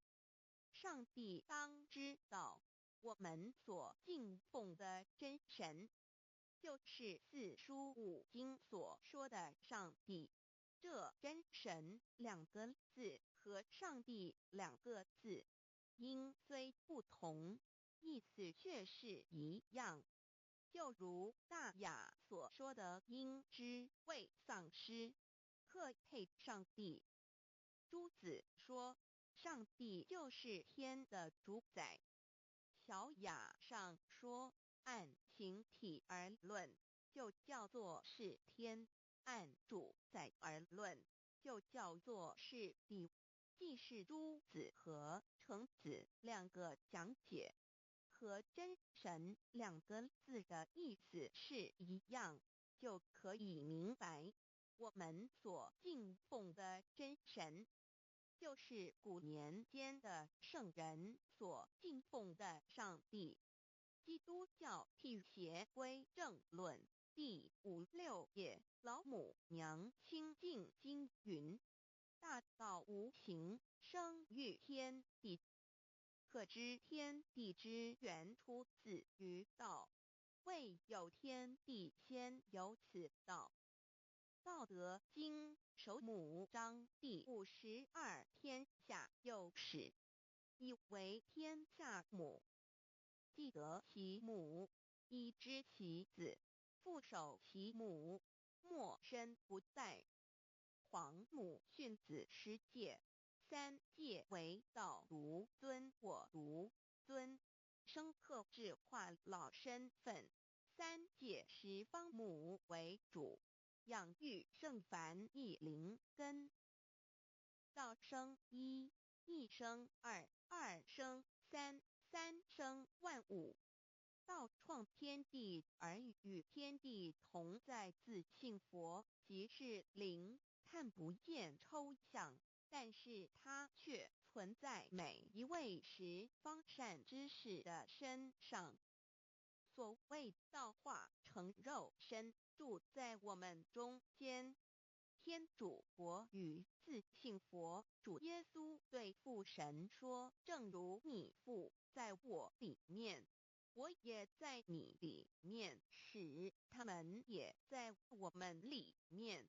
约翰17:21，道德经混成章第25，有物混成，先天地生，即西辽西，独立而不改，周行而不殆，可可以为天地母。吾不知其名，自之曰道，强为之名曰大。大曰是，是曰远，远曰反。故道大，天大，地大，人亦大。狱中有四大，而人居其一焉。人法地，地法天，天法道，道法自然。大万军之耶和华说：从日出之地到日落之处，我的名在外邦中必尊为大。在各处人必奉我的名烧香马拉基书1:1老子曰：道大，天大，地大，人亦大。道德经混成章第25。皇母老母娘即是无极老母，无极老祖，无生老母。皇母天父，天上的父，耶和华万军之耶和华神，上帝真神，阿拉真神主，真主，造物主，为皇上帝，明上帝造真理。老母娘慈训明灵异变光上帝赐而珍宝藏无量慈怀传一旨清虚大化救援皇至尊无上威灵力至圣心法复贤良三界法与慈云布十方共沐朝母娘万灵归根乐欢喜真载无为居天堂老母娘上帝阿拉万物之真载明上帝无量清虚至尊至圣三界十方万灵真载一点明上帝圣号之意以明是代表先天纯阳光明本性。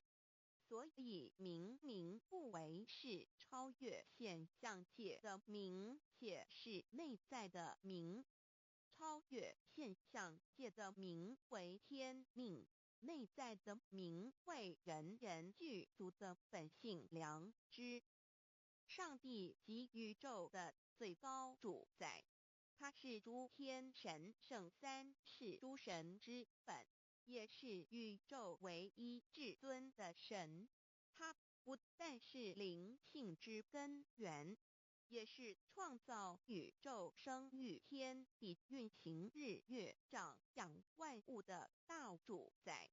在人而言，亦如无人本具之本性良知，如帝尧之大仁，虞舜之大孝，夏禹之大功，文王之大德，周公之大才，老子之感应，孔子之忠恕，释迦之能静，耶稣之博爱，穆圣之清真，观音之大慈，世子之喜舍，文殊之大智，普贤之大行，弥陀之平直，关圣之刚正，纯阳之虚明，五目之精中等十方众圣，三世诸佛，一切奥义妙理，无量智慧功德，神通妙用，全是由上帝的性体中流露出来的。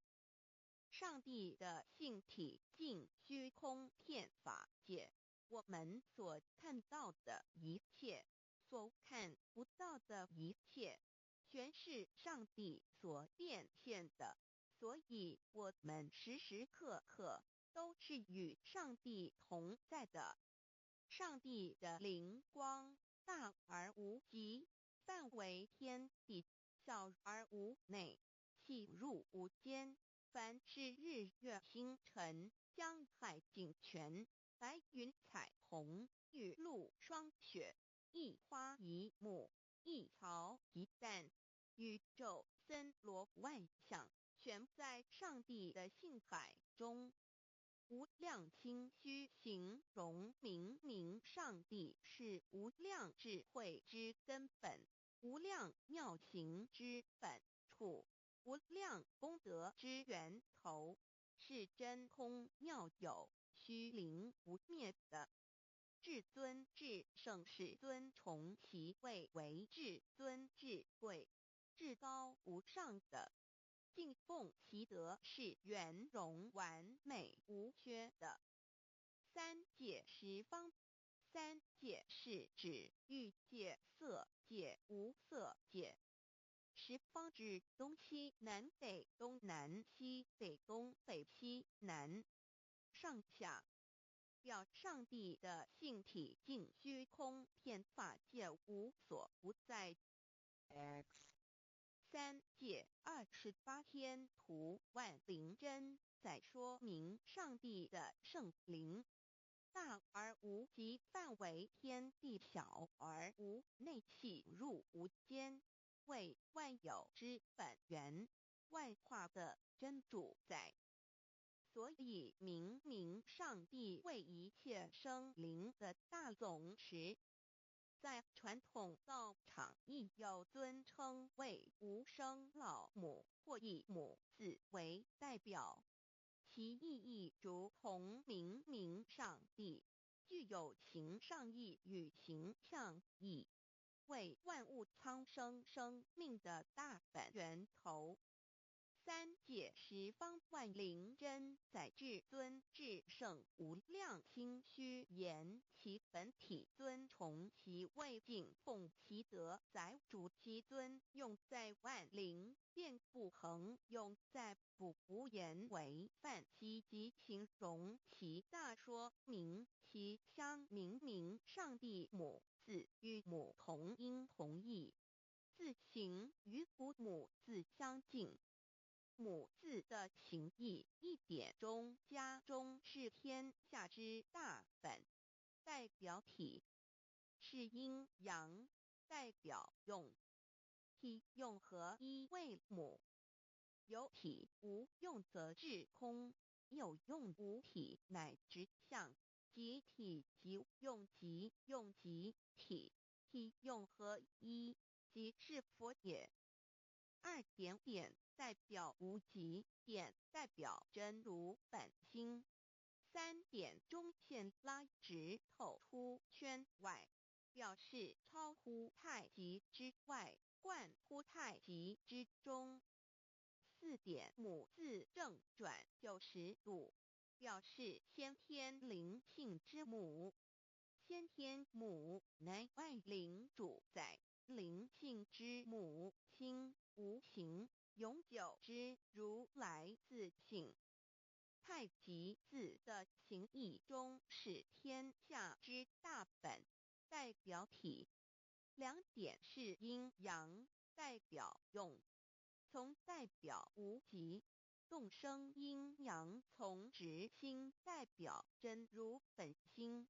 太极图各教圣人对老母娘的尊称，一点如教天上天上帝、明明上帝为皇上帝等，中庸交涉之礼，所以是上帝。天命之谓请，诗经小雅明明上帝昭灵下土，大雅上帝灵汝无二耳心。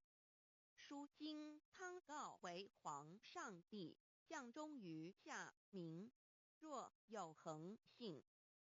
二点佛教大日如来毗卢遮那无生等法华文具会本法身如来名毗卢，此翻译遍一切处。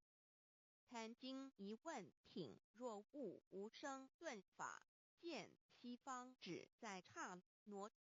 大日经书亦云，梵音毗卢遮那者，是日之别名，即除安片名之意也。同16曰所谓毗卢那者，日也。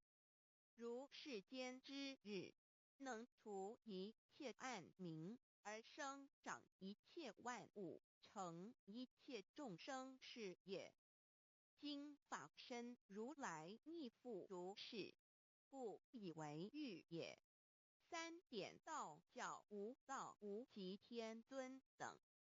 道德经有物混成，先天地生，即西辽兮，独立而不改，周行而不殆，可以为天下母。吾不知其名，字之曰道。天下万物生于有，有生于无。4点也叫真神耶和华天主天父上帝等。圣经创世纪，上帝照自己的形象创造了人。5点回教阿拉真主。乌克兰经卷一奉大人大慈真主之名。6点先天大道无生老母，明上帝无量清虚至尊至圣三界十方万灵真载。真主古兰经，如果你问他们谁创造了天地，制服了日月，他们必定说真主296亿。如果你问他们谁从云中降下雨水而借雨水使已死的大地复活呢？他们必定说真主2963。真主古兰经，他是真主，是独一的主。112真主是万物所仰赖的。1122他不生，也不被生。1123没有任何物可以与他匹敌。1124真神道上帝生命在他头，这生命就是人的光，内光是真光，照亮一切生在世上的人。这等人不是从血气生的，不是从情欲生的，也不是从人意生的，乃是从上帝生的道成了肉身，住在我们中间，充充满满的有恩典有真理。约翰福音1491314耶和华 Yav 耶和华 Yav/Yahweh/ 的称呼，在原文之意义，乃是自有拥有的他，亦即不生不灭诸天之国与神之国，神为诸天之国之上的主宰。母居里天，在诸天之上，为万灵真载。诸天之国与神之国，宇宙能量，整个宇宙充斥着舞动的能量。除了此舞动的能量，我们的宇宙一无所有。在某个时间点，这些能量分成许多有知觉的能量与无知觉的能量，从而有一分为2，就对立。斯瓦米维达帕若提 Swami Vedabharati 者着火于家约翰一书第4章第13节，神将他的灵赐给我们，从此就知道我们是住在他里面，他也住在我们里面。约翰一书3:24遵守神命令的，就住在神里面，神也住在他里面。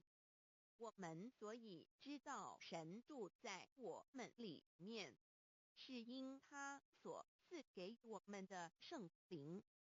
神的灵住在我们里面何处？约翰一书与约翰福音在文体上颇相似，因此可能是来自于同一个作者。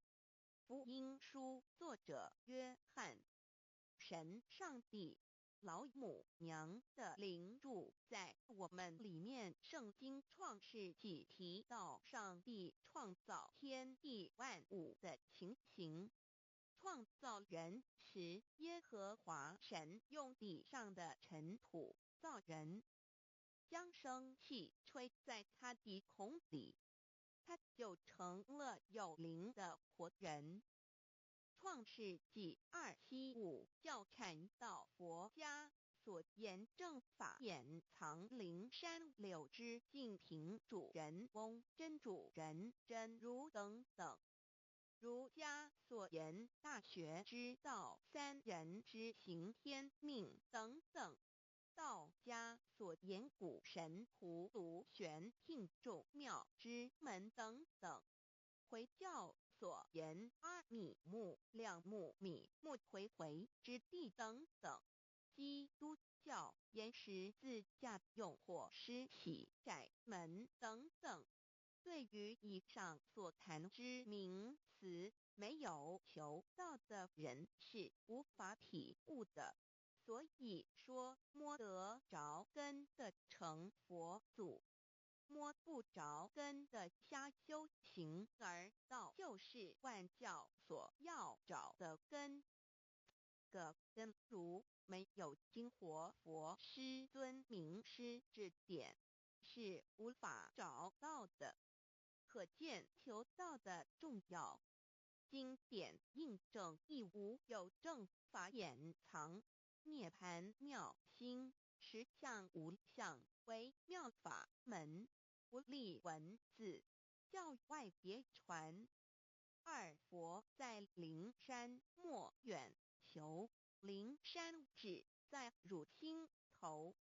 人人有个灵山塔，好像灵山塔下修。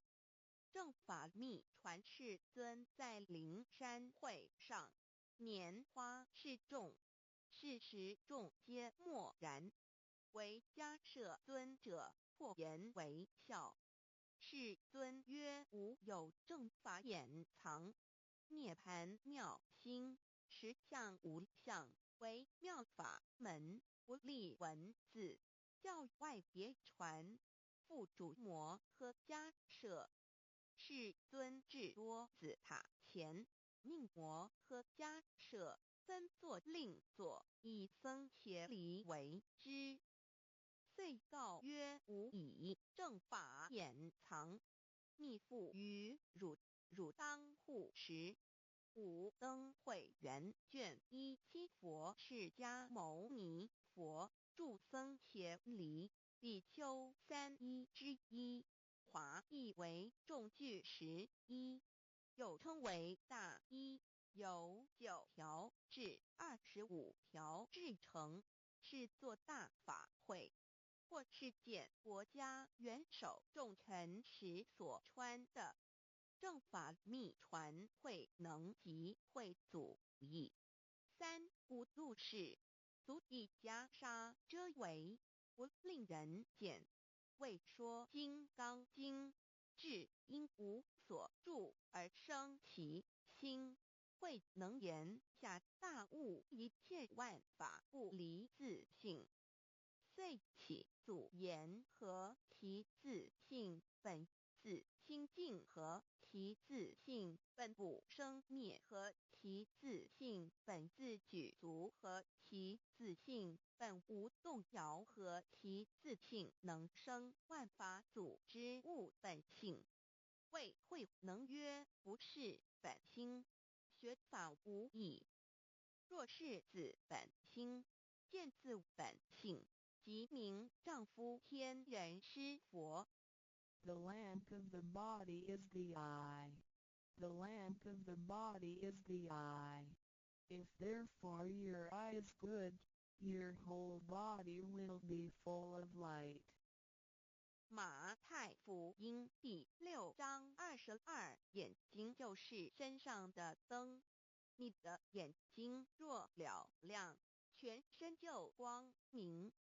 台中国际机电会中华民国总会2001中英对照圣经新约全书 The Holy Bible New Testament Chinese and English Bilingual Edition. 窄门圣经马太福音第7章1-3 Enter by the narrow gate, for wide is the gate and broad is the way that leads to destruction, and there are many who go in by it. 你们要进窄门，因为引到灭亡。那门是宽的，路是大的，进去的人也多。台中国际机电会中华民国总会2001中英对照圣经新约全书 The Holy Bible New Testament Chinese and English Bilingual Edition. 窄门圣经马太福音第7章1-4 Because narrow is the gate and difficult is the way which leads to life, and there are few who find it. 引到永生，那门是窄的，路是小的，找到的人也少。台中国际机电会中华民国总会2001中英对照圣经新约全书 The Holy Bible New Testament Chinese and English Bilingual Edition 048L. 佛家言不走正门，进入4生6道。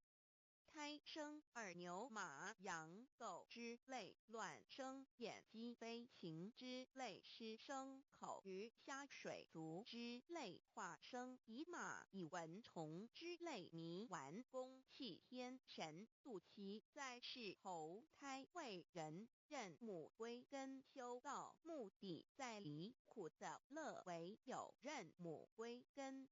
方能超生了死生登圣玉贤官，永脱苦海。母自垂武，教皇母慈是这恩师，一指点杀身难报，重如山恩似海，实际心怀若不受师指点，怎能脱苦？又怎能了生死？不受考灾，上超祖。下引孙权凭师力，各应当报大恩。尊师安排皇母10届，第7届武教圣人提出了诚恳的呼吁，一点穆罕默德可兰经文难了死。肃拜真师反尧西2点耶稣基督圣经空是玄真义。赞美诗词作高歌3点太上老君道德5前卫严谨。肃拜公常早归根4点释迦牟尼真空非空法非法，如然自在是个5点孔老夫子雄神之化之其旨。定静安律见本源古人云白藕绿叶红莲花。三角原来是一家3大圣人发庆礼，得了巧妙回老家务又本末，是有终始之所先后，则敬道矣。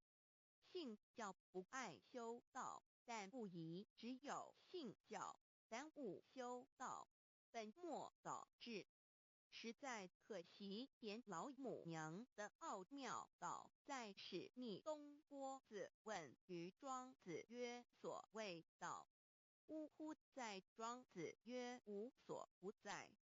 东郭子曰：其而后可？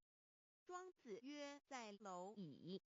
曰：何其下也？曰：在蹄。百。曰：何其欲？下且？曰：在瓦辟。曰：何其欲？甚且？曰：在使逆。东郭子不应。庄子曰：夫子之问也，故不及直。正或之问于监视律系也。每下狱况，汝为莫必，无乎陶物。只道若是，大言亦然。周天贤3者，一名同时，其之意也。庄子之北有第22老母娘的心声，13山坡母子里乃不得已。皇母训子10戒，1戒亦当初天未分，混沌未探，渺冥冥无人，我空空一团，96亿元佛子先天同聚，无忧愁无烦恼，自在安然。先兄弟先姐妹生来伴随母来随母去，不离身边。极乐国任逍遥，随意玩耍，乘青龙跨彩，奉无量尊严，不惧寒不惧暑，无数无还无阴阳，无对待，至理纯然暇，无事任遨游，先天妙境门卷来，或下棋，或将琴弹，吃的是仙桃点琼浆玉一穿的是登云鞋，仙衣仙衫，老母娘的心声。2论无极为圣域，至善宝静静而应通，万化万类根源，自从那骄子会气数以道为母，我命七佛至理坤前，万八在气数并天使成就，又待至丑会满地是完全清气，升为天盘部，至星斗浊气，降凝为地土海山川，至盈会天地交日月和照会阴阳和阴晕万类生全，此即是先天妙开辟之本，无极静态及动黄及坤乾老母娘的心声。3道即理理即道虚灵之妙道生一生二又生3，一本散万殊哉，自无入有其奥妙，是神天意难尽言。天即成，地即立，万物其北东土，无人焉，缺少女男，纳10节为母，我无奈之处，方舍我96子西降凡间屡次的差援佛东土而下来，一次反一次，不肯治，凡无奈何为母，我造下且93山坡弘罪乐菩萨佛南设一个大仙池，其来起早，趁机会先一邪收回礼，天众佛自就醒来，不见母面，又不见先一邪，可在哪边？老母娘的心声。4为娘我悲痛泪源自呼唤耳众等宿东奔，莫要在脸，如若是先一邪教与尔等耳，哪个亦不肯在世至凡折树枝和树叶，遮寒地冷，饿了吃松果子，可饮清泉，众佛子如调回悲哀悲叹，问母我至何时方把家还母？言答3期末，打开普度清烧书清寂性清度佛缘，降道乃为救良善，降劫乃为收恶煞，血泪以余叹子归，须用真心体会老母娘的心声。末节时期，把握经现效圣法前，不畏考验，坚守愿解，共赴龙华。极乐国任逍遥，随意玩耍，乘青龙跨彩，奉无量尊严，在理天极乐之天国里，任意逍遥游玩，随意玩耍，乘其青龙，化作彩色凤凰，任意去来，显现无量尊贵与庄严，不惧寒不惧暑，无数无还无阴阳，无对待，至理纯然理天，无寒暑冷热，总是恰是温度，无拘无束，亦无阴阳之对待，只有纯然一团理气。理天以跳脱一切阴阳对待，故无阴阳寒暑之分别对待。自性至理纯然，通达无碍，故无数无管，暇无事，任遨游先天妙境门卷来，或下棋，或将琴弹弦，暇无事则任意遨游，观赏先天美妙景致，或下棋娱乐，或弹琴消遣。理天之境无闷倦之事，举凡一切活动皆随心之所至，意之所乐而为之。吃的是仙桃果琼浆玉液，穿的是穿云鞋仙衣仙衫，吃的是仙桃仙果，喝的是琼浆玉液，穿的是仙衣仙鞋。仙桃果蟠桃之果实，亦称仙桃。蟠桃实洲际东海有山，名杜所山，上有大桃树，盘曲3000里，曰盘木。武帝内传7月7日，西王母将以仙桃4颗与帝，帝时折收其核，欲种之。母曰：此桃3000年一时，终下地薄，种之不生。帝乃止。论无极为圣欲至善宝净尽而应通万化万类根源理天是至善宝地，是无极的境界，至圣之疆域。此地至虚至静，感而遂通万物之造化，是一切万物之根源所在。自从那骄子会气数以道为母，我命七佛治理坤乾一元12，会子会开天丑，会替地寅，会生人卯，会辰会巳，会午，会未，会申，会人灭酉，会地灭戌，会天灭亥，会混沌昧，会各10800年。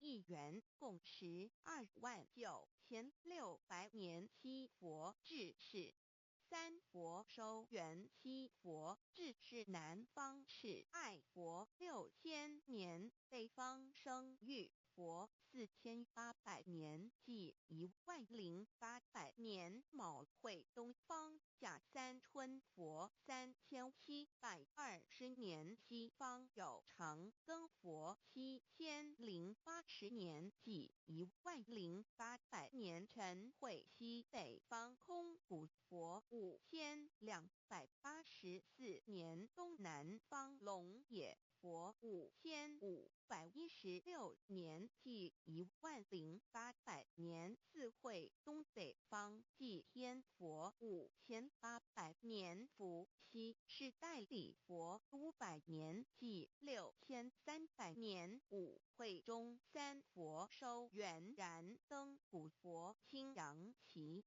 掌天盘。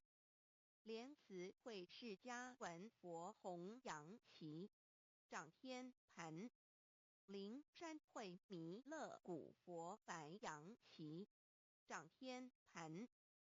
龙华会万八在气数足天使成就，又代指丑会满地是完全子会开天10800年，天成就丑会替地10800年，地完全至为会数尽，至是圆满。母会元灵收回，又会灭地，戌会灭天，亥会重回混沌清气，生为天盘部，至星斗浊气，降名为地土海山川清清之气，上升则为天。满天不满者河汉星斗，此为气界所居之处。重浊之气下降则为地，大地为重浊之气所凝结而成，形成了湖海山川，此为象界所居之处。至阴会天地交日月和照会阴阳和阴晕万类生全子会开天，丑会替地，以完成阴阳二气之分判。寅会之时，天地阴阳之气相交，日月叠相交替，阴阳阴晕而育生万物品类。此即是先天妙开辟之本无极静态即动黄即坤乾，此即是先天妙理开天辟地之本源。无极主静，属理天；太极主动，属气天；黄极主化，属象天。道即理，理即道虚灵之妙道，生一，一生二，二又生三，道即是理，理即是道，至虚至灵，万物本源之奥妙运用。道本虚灵，能生一，一能生二，二能生三，三能生万物。无极生太极，太极生两仪，两仪生三才，三才者天地人，万物因之而生，生化万物图。://OCC_OCC_2 意图象极，生化5万点 JPG 天既成地既立，万物齐备，东土里无人烟，缺少女男，天地既成，万物亦齐备，这就是象天，亦称娑婆世界、堪苦世界、苦海、此岸、东土等等名称，不一而足。这世界被创立之后，尚无人烟，缺少男女，整个世界乏人管理统治。那时劫为母，我无奈之处，方舍我救六子妻降凡间。由于天地有定数，子会开天，丑会替地，寅会需要有人降生。时机已至，老母娘亦有无奈之处，才舍下皇母之9六元胎佛子，以其降临凡间，接受种种历练，屡次的差援佛东土，而下来一次反一次不肯至凡，于是老母娘每次差遣援佛子下凡降临东土，每来一次又回去一次，就是不肯留下来治理凡间东土。无奈何为我造下血救3山坡洪罪了菩萨佛，身在无可奈何之下，老母娘只好造下解救。在3山坡洪罪了原本就是佛菩萨的原胎佛子，设一个大仙池其来洗澡，趁机会先一邪收回礼天。老母娘还设一个大仙池，好让大家一起来洗澡，趁机会将大家的仙衣仙鞋都收回礼天。众佛子就醒来，不见母面，又不见仙衣鞋，可在哪边？众佛子就醒之后，却见不到老母娘，又不见仙衣仙鞋，为娘我悲痛泪源子呼唤耳众等速东奔，莫要再敛老母娘，因为要与众原胎佛子分离，故而心中感到悲痛而流泪，并且呼唤众佛子速速往东土而去，千万别再留恋于李天之书是自在。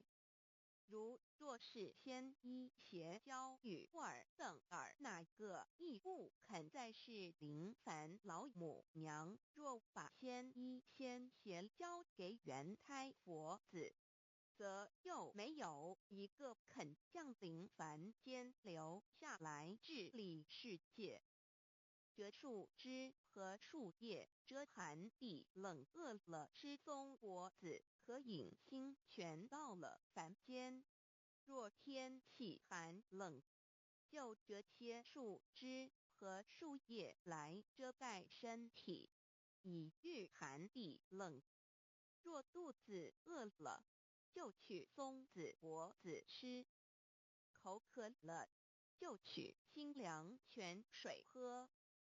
众佛子如调回悲哀悲叹问母：我至何时方把家还？众佛子听了老母娘如此吩咐，皆如吊失了魂魄一般，悲伤地哀嚎叹息，纷纷问老母娘：我们到什么时候才能回家呢？母言答：三期末大开普度，轻烧书清寂，信轻度佛缘。老母娘回答说：等到三期末节大开普度的时候，老母娘会亲自烧书寄信给大家，并且亲自来度化众元胎佛子，告一回家之路。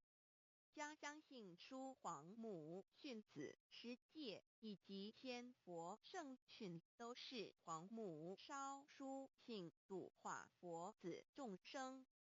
众儿女心有一悲，生大放为母。我且合同赋予。皇元听了老母娘的话语，众元胎佛子心中有存惊疑，悲伤地放声大哭。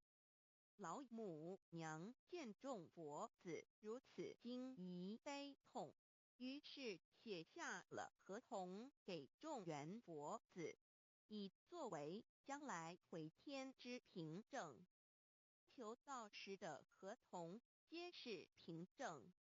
自此，我元佛子东土而奔至世界为男女灾地人烟，从此皇母之元胎佛子便向东土奔驰而去，点治理世界，或为男，或为女，并传递人间烟火。母子分各东西，好不难过。自此，我众佛子受尽熬煎子各分东西，令老母娘内心好难过。而众佛子自此以后却受尽无限的折磨与煎熬。唐李白骨风师名利图煎熬，安的咸鱼不。至今时区只算6万年，载美想而在世苦，母心难安。自三山坡一别到现在，屈指算来已有6万年了。自寅会生人以来，至今未知出，已将近6万年时光。每每想起众佛子在世间受苦受难，皇母内心就难以安舒。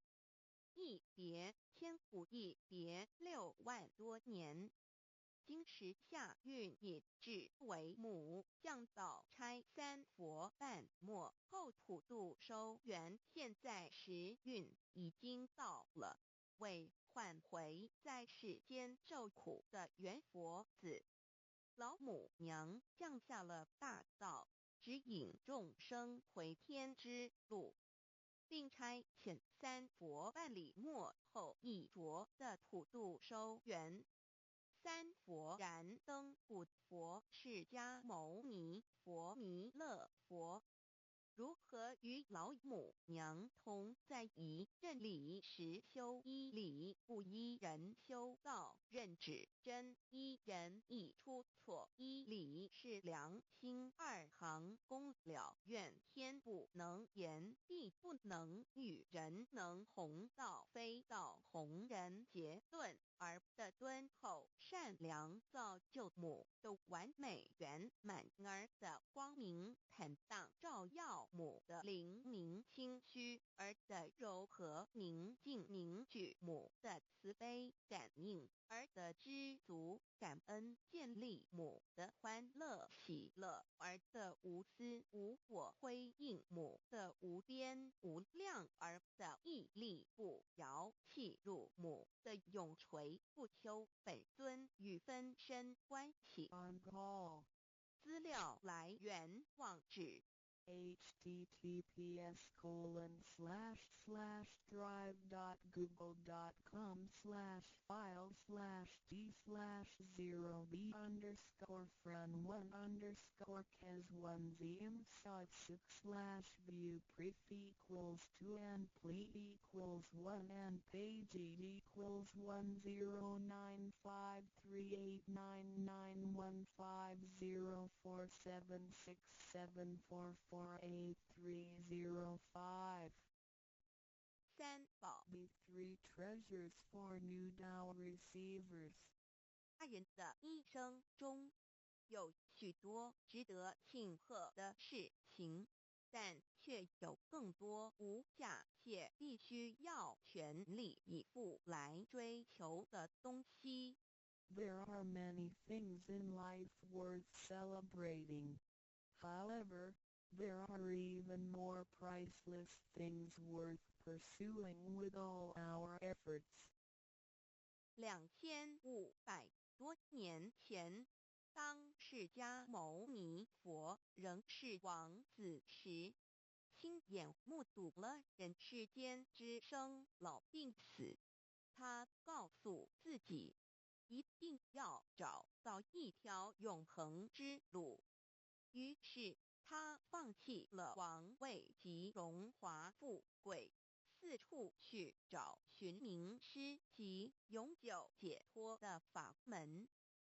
后来燃灯古佛为他受记，最后他修成了正果，也留下了许多的经典，引导众生开悟正果。About 2,500 years ago, when Sakyamuni Buddha was still a prince, he witnessed the 4 sufferings of life: birth, old age, sickness and death. He told himself, "I've got to find the way that leads to eternity." Thus, he gave up his throne and fortune in search for an enlightening master and a way to eternal liberation. Later, he was initiated by Daikamkara Buddha and eventually reached Buddhahood. Sakyamuni Buddha's teachings were collected by his disciples as sutras. The large collection of sutras has continued to guide sentient beings even till this day. 在一般人的思维里，极有价值、罕有又很不容易得到的东西，而且是人类所一直在追求的，我们才会称之为宝。今天您在上天的恩典及诸佛菩萨的祝福下求了道，得了3宝。这道就是当初佛陀及古往今来的修行者、宗教家倾毕生之力所追寻的永恒之路。过去因为天时未至，道是单传独授，得道者稀，修行者常有，踏破铁鞋无觅处之憾。如今上天慈悲大开普渡，得道者众，求道者可说是得来全不费功夫。虽然得道容易，也是自己累世佛缘根基深厚，祖上有德所致。所以当您求完道时，大家都给您道喜。Generally, we call a precious, valuable, and rare item which is highly sought after as a treasure. Today, because of the grace of heaven and the blessings from all Buddhas and Bodhisattvas, you have received Tao and the three treasures. Tao is the way to eternity that Sakyamuni Buddha, countless cultivators, and religious people had been searching all their lives. Before 1930, Tao was transmitted on a one-to-one basis. An enlightening master could only transmit Tao to a one-qualified individual because the timing for universal Tao transmission was not ripe.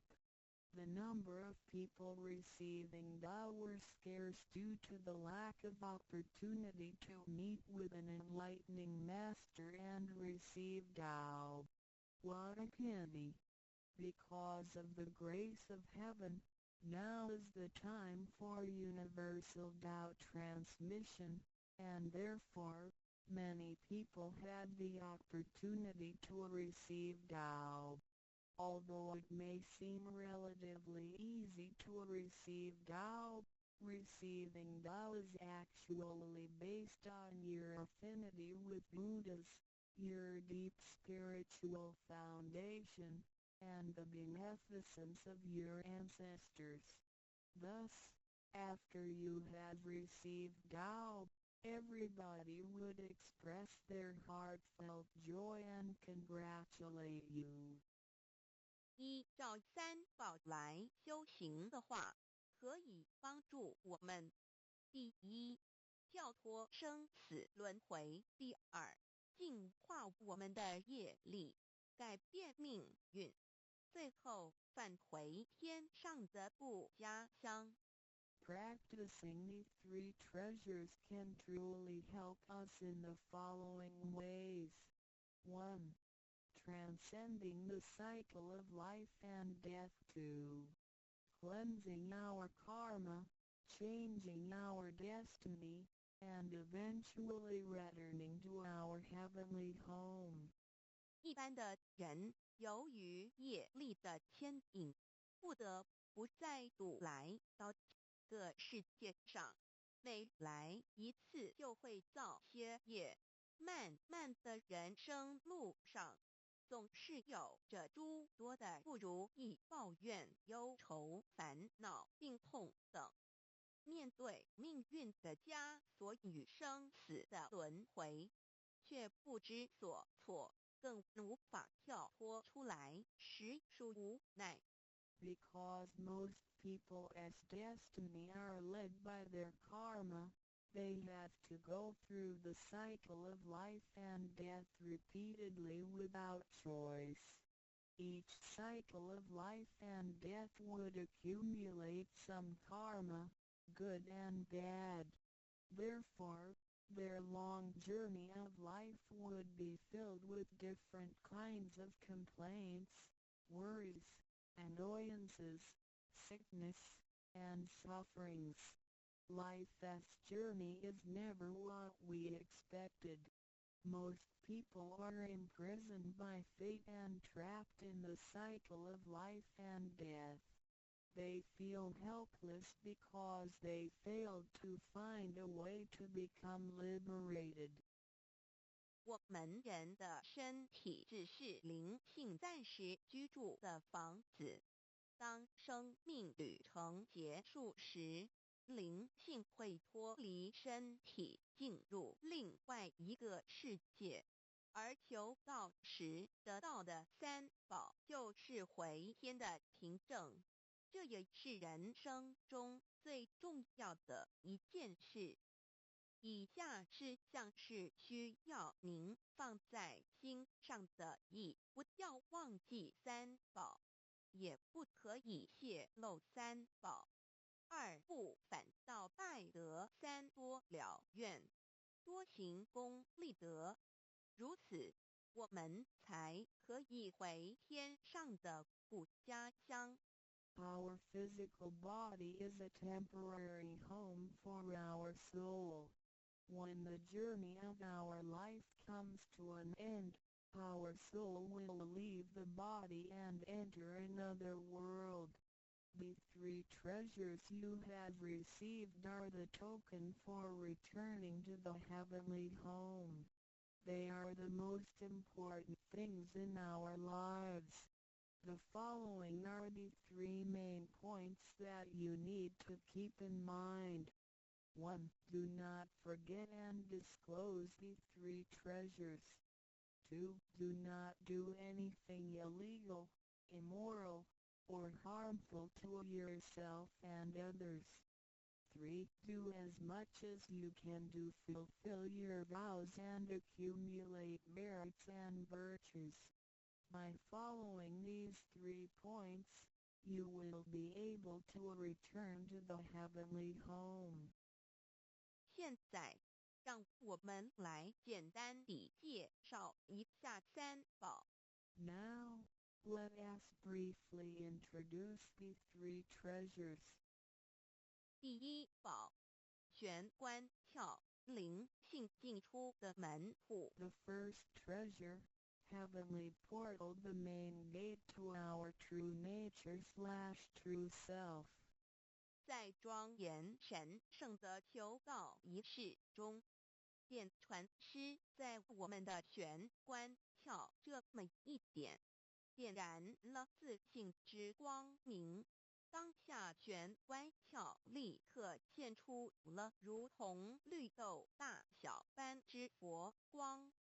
我们可以看一下各宗教圣人的画像，每位圣人之头部都有一个光圈，此光乃是自信之光。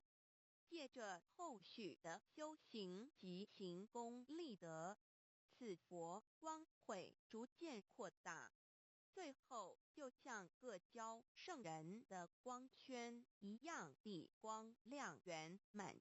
展现出来的智慧及德行，随着因缘愿力而四处利益众生。During the solemn and holy Tao receiving ceremony, Tao transmitting Master wanted our heavenly portal to illuminate the light of our true nature. A small halo will radiate from the heavenly portal immediately afterwards. If we look at the portraits of the saints from different religions, we will see that they all had one thing in common, which is the halo behind each saint's head. The halo is the light emitted from the true nature. The halo will expand in accordance with our cultivation and accumulation of merits and virtues. Eventually, our halos can be as round and bright as the halos of the saints. Then, the wisdom and virtue we exhibit will accompany our vows and affinities to benefit all mankind. 玄关是一个正门，也是修心的下手处。行住坐卧之中，常收束身心，从玄关发出之念头，都是正念、慈悲心、喜舍心、智慧心。心提心念在玄关，再用玄关去听、去看、去应对一切事物，便能与佛菩萨以心应心。Heavenly portal is the main gate of our body. It is also the starting point for us to cultivate our heart. Every day we need to manage our mind and body properly. Each and every thought from the main gate is righteous because it is full of mercy, compassion, joy, giving, and wisdom. Focus our mind slightly on the heavenly portal and use this focused attention to listen, look, and deal with everyday matters. Then, we can unify our heart with the heart of Buddha and Bodhisattvas. 我们求道，是了解我们有个真主人，真主人也是住在我们的家里面。每间房子都会有主人的房间，主人有主人该睡的地方，客人有客人该睡的地方，这不能错乱的。Receiving Tao is to help us recognize the true master. Our body is like a house. Now, we know that this true master lives in our house. Every house has a master bedroom. The master bedroom is the room where the master sleeps in. Guests have to sleep in the guest rooms because only the master should sleep in the master bedroom. This arrangement should not be altered in any way. 各教经典也有关于玄关窍之论述。子曰：谁能出不由户和莫由私道也？每个人要走出房子，都要经由门户。个肉体犹如火宅，修行者欲跳脱此火宅之束缚，何不走这一条光明大道呢？ The classics, sutras, and scriptures of different religions all contain descriptions of the heavenly portal. Confucius said, "Who can go out without using the door, so why doesn't anybody follow the way? Now everyone gets out of the house through the door." The physical body is like a burning house. A cultivator needs to take the correct and bright path in order to break free from the confinement of the burning house.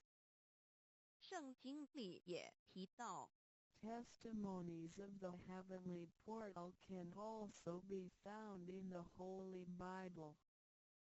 眼睛就是身上的灯， The light of the body is the eye. 你的眼睛若了亮，全身就光明；你的眼睛若昏花，全身就黑暗。你里头的光若黑暗了，那黑暗是何等大呢？ The lamp of the body is the eye. If therefore thine eye be single, thy whole body shall be full of light.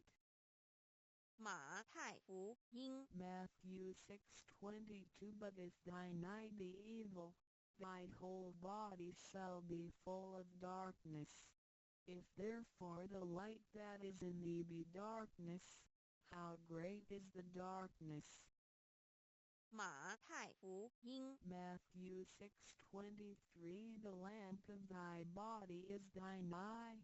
When thine eye is single, thy whole body also is full of light, but when it is evil, thy body also is full of darkness.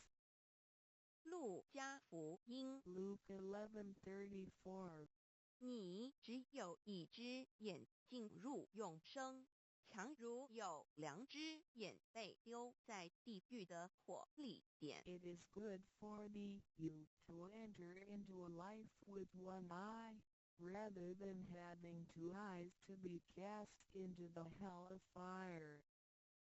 马太福音 Matthew 18:9试问是用左眼还是右眼上天堂进入永生呢？肉眼早晚会毁坏的，如何使人上天堂呢？ After reading the above verses, some questions may arise.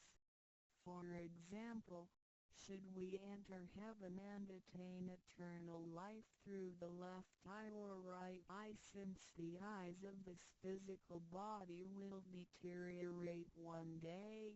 How can they help us return to heaven?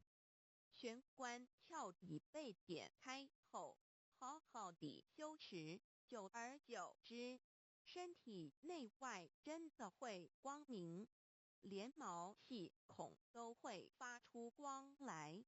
尤其是真修时练的到清闲，只是我们的肉眼看不到而已。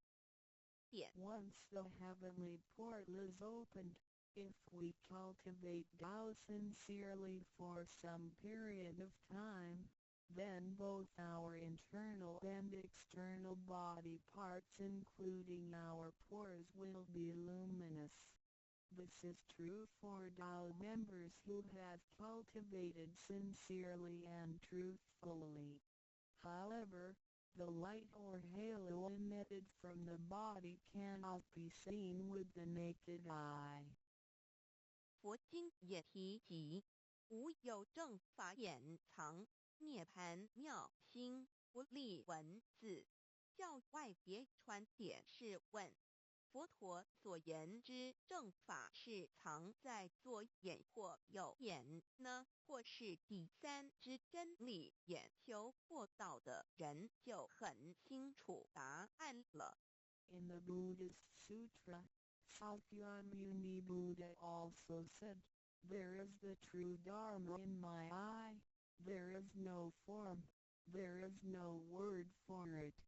So where is the true Dharma hidden? Is it hidden inside the left eye or right eye, or is this Dharma hidden inside the third eye, the eye of the truth? The answer is very clear for any Tao receiver. 儒家所说的君子圣其儒，也指的也是我们的自性佛性，是独一无二的，来自上天，要善加戒慎保护，莫让它受到污染。慎独的功夫，简单的说，就是存好心，说好话，做好事，以及诸恶莫作，众善奉行，精进永恒地向道前进。In the Confucian classics, a noble person needs to be cautious with the One.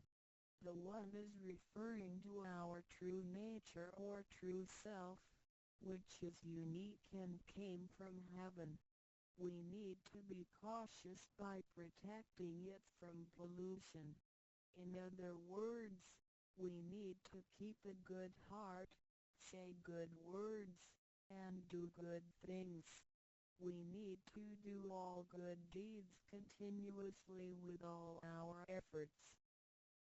一个人若平日能够时常守玄，祥和之气自然会引发善因缘的发生。佛像尚未开光，佛没有被请入，拜他是没用的，那一尊佛不会接受。你本身就是一尊佛，要开光，要求道，求道就是开光，告知你真主人在哪里。If a person can keep his mind focused on the heavenly portal constantly, then the peaceful energy emitted from him may attract or accumulate good affinities. A Buddha statue needs to be initiated so the spirit of the Buddha will be invited into the statue. Otherwise, it doesn't matter how often you worship the Buddha, he will not accept your worship. You, yourself, is a Buddha. Therefore, you need to be initiated by opening up the heavenly portal. How can the heavenly portal be opened? It can only be opened through the Tao receiving ceremony. Receiving Tao helps us to rediscover the location of our true master. 我们平常时候精神是外放，眼要看，耳要听，吃进去的营养也一直在消耗。首选有助于减少营养与能量的消耗，同时让更多营养转为能量，运行于身体，让脉络畅通，减少病痛，促进身体健康。Every day a lot of our energies and spirits are wasted on the things we see with eyes, we hear with our ears, we think with our mind, etc. Thus, the nutrition for our bodies is constantly being used. When we calm down and focus on the heavenly portal, it helps to lower the energy and nutrition consumption of our bodies. At the same time, it helps to turn more nutrition into energy, transport the energy throughout the entire body, and make the energy channels freer so that the energy can flow with less obstruction. If energy can flow freely, then we would not get sick so easily. As a result, our health would improve. 第二宝，口诀五字真言。 The second treasure, heavenly mantra, the 5 words. 念五字真言，不是外求净土，而是内生净土。口诀又名五字真言，口之修养也。口轻而诱人，骂人则口不轻，实着者口不轻，言实以正，有道也。Reciting the heavenly mantra silently will lead us to the inner Pure Land within ourselves instead of the Pure Land on the outside.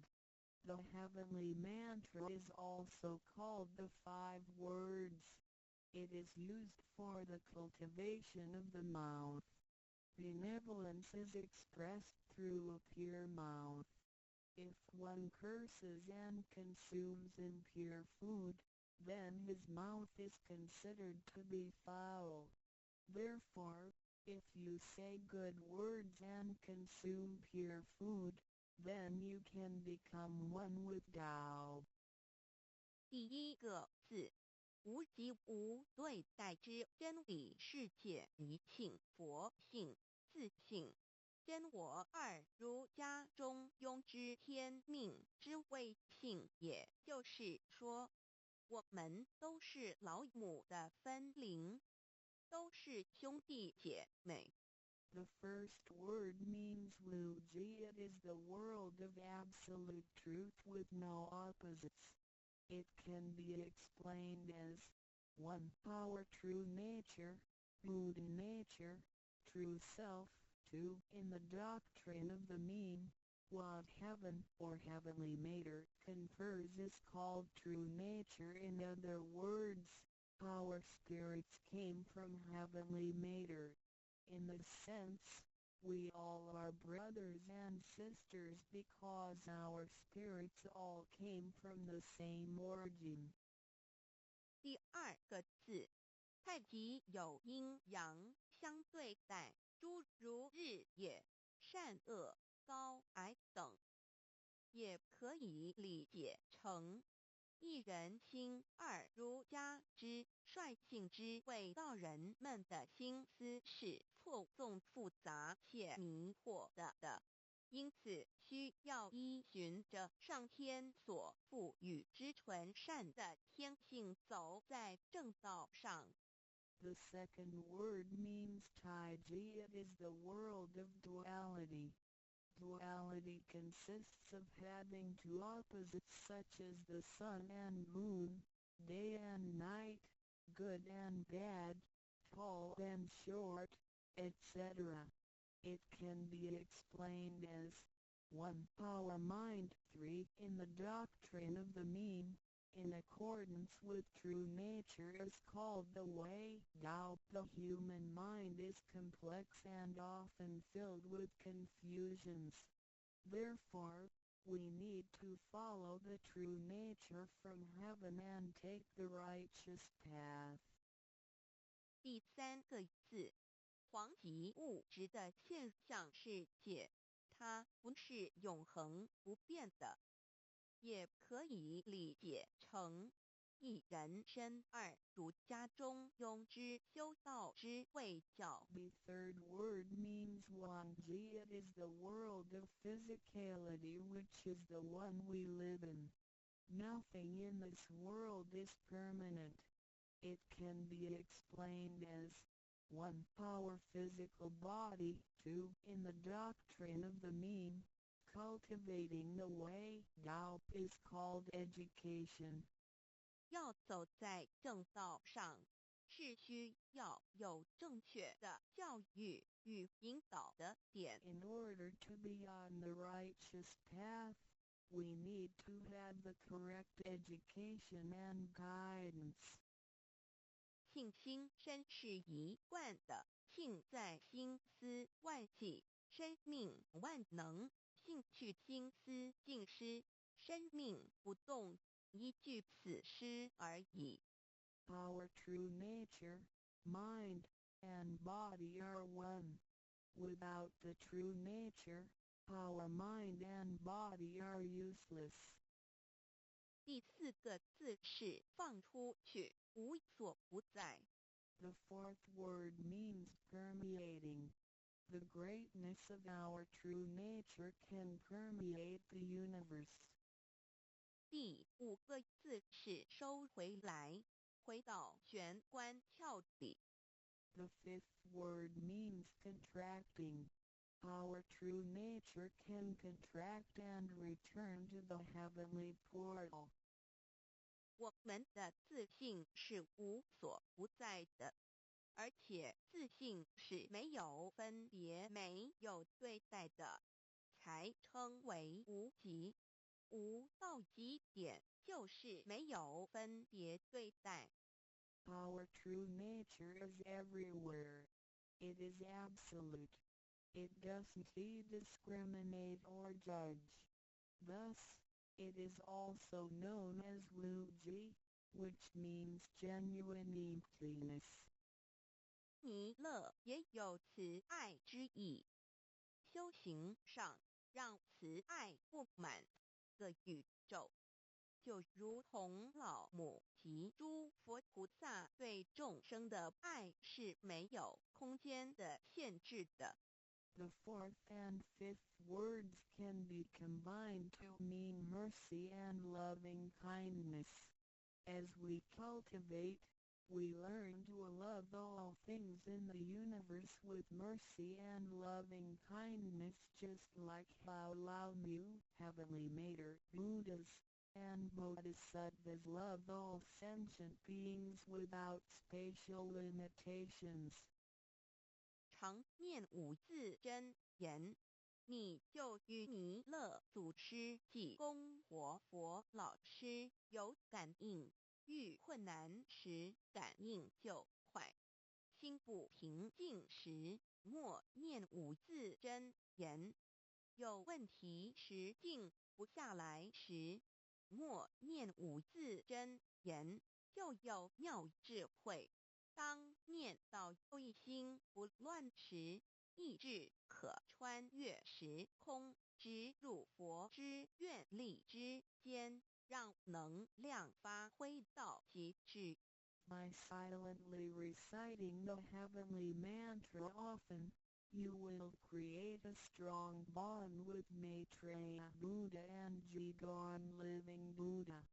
Then come whenever you encounter some difficulties, Buddhas will get the signal more quickly. When you feel uneasy or disturbed, recite the heavenly mantra silently in your heart, then your great wisdom may arise to help you resolve any difficulty. And when you silently recite the heavenly mantra with full attention, your willpower can permeate through time and space, and enter the power of Buddha's vows. Then, the strength of the mantra will reach ultimate attainment. 孔老夫子说过，人莫见于流水，而见于止水。诚心专注一念诵五字真言，有助于内心的平静祥和，更清楚地看清自己，遇到事情时能做出更正确的判断与决定，并更有效地完成工作任务。Confucius said, "Men do not look into running water as a mirror, but into still water." Silently reciting the heavenly mantra with sincerity and full attention helps to pacify our mind. As a result, we can see ourselves more clearly, make judgments and decisions more correctly, and complete daily tasks with more efficiency. 第三宝，合同学习宽恕。The third treasure, heavenly hand sign learning to be forgive. 手抱合同也意味着与仙佛合，与仙佛同，把我们的佛心、自信、愿力和诸佛菩萨的佛心、自信、愿力相合在一起。我们和同修之间要和，才能同人与人之间要和要同，就要学习术道，也就是己所不欲，勿施于人，学习宽恕。就像耶稣在十字架上所说的话，就是一种宽恕。人与人之间多一些体谅宽恕，才能和，才能同。若小同都无法做到，如何世界大同呢？此手印也是回天的一个凭证。Holding the heavenly hand sign means to unify our true nature with Buddhas and Bodhisattvas. It is the unification of our true nature and vows with the true nature and vows of Buddhas and Bodhisattvas. Similarly, we need to unify with all people including other Tao members by getting along with them. We need to learn to be more cooperating, understanding, tolerating, and forgiving, so we can form a perfect union. Confucius said, "Do not do unto others as you would not have others do unto you." The last words of Jesus Christ were also words of forgiveness. In order to form a perfect union with others, we have to be more understanding and forgiving. If we cannot form unity with the people in our society, how can we form unity with the rest of the world and achieve great harmony? The heavenly hand sign is also a token for returning to the heavenly home. 现在来探讨一下三宝的修持。Now, let us examine further the practice of the three treasures. 三宝真藏蕴含道统真传、天命真传、心法真传，这三样每一样都很重要。The three treasures encompass the true transmission based on the lineage of Tao and the mandate of heaven. It is the wordless heart-to-heart transmission. Each of the three treasures is equally important. 求道时，点传师点的右手点完玄关之后，会用左手在玄关前做一个附带的动作。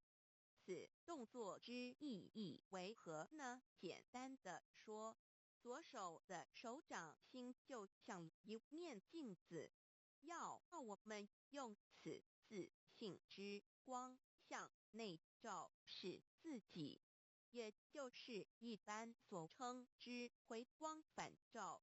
自我省察、自我检视，也是修行的开始。During the Tao receiving ceremony, Tao transmitting Master pointed at our heavenly portal with his right hand and made a gesture of covering it up with his left hand. What does this gesture mean? Simply speaking, the left palm is a metaphor for a mirror. The gesture signifies the constant use of this mirror to examine our inner selves. Self-introspection and self-examination are the beginning steps of Tao cultivation.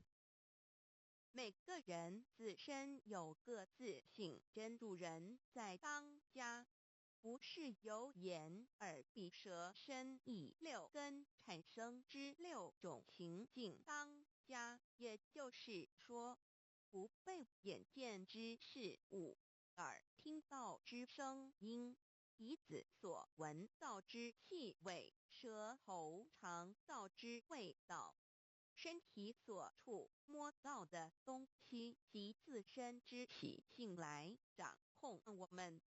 Every single person has a true nature or true master who is in charge of the mind and body. We should not let the six perceptions produced by the six roots of sensation, eyes, ears, nose, tongue, body, and mind, be the master. In other words, we should not let what we see with our eyes, what we hear with our ears, what we smell with our nose, what we taste with our tongue, what we feel with our body, and what we think with our mind, be in control. 现代人生活过于忙碌，需要留点时间收心。济公活佛老师慈悲说过，平时常手悬，祥和之气自然会引发善因缘的发生。为什么我们修道到最后，心性无法再提升？因为我们很少去反省自己，甚至从来不问自己内心深处什么是我们的真正需求，什么是我们的根本。若不从根本上去下功夫，以为来佛堂听道理就是修道，心性当然无法提升。Nowadays, everyone lives a very busy life, so we need to spare some time to relax and bring peace back into our mind. Our holy teacher, Jigon Living Buddha, mercifully said, in your daily life, you need to find a suitable time and place to focus on the heavenly portal and empty your thoughts. Then, the peace and harmony around you will attract good affinities. How come our mind hasn't been elevated even though we have cultivated for some time? It is because we seldom examine ourselves. We never introspect ourselves, try to figure out what our needs are, and what the root is. If we think Tao cultivation is merely coming to the temple and listening to the Tao lectures, then our mind could never be elevated. The reason is that we do not cultivate from the root. 光可以说是动植物的一个生命之原点，和铜代表一阴一阳融合在一起，正负阴阳磁场能相通。手抱和铜平日诚心敬意叩首礼拜，加上佛光的照耀及平日的勤功立德，对身心健康有莫大之助益。Light can be recognized as the source of life for animals and plants.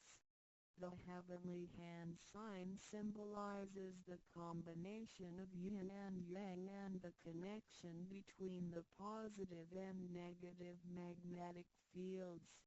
When we hold the heavenly hand sign and pay respect to heaven and Buddhas wholeheartedly, the heavenly light will shine on us.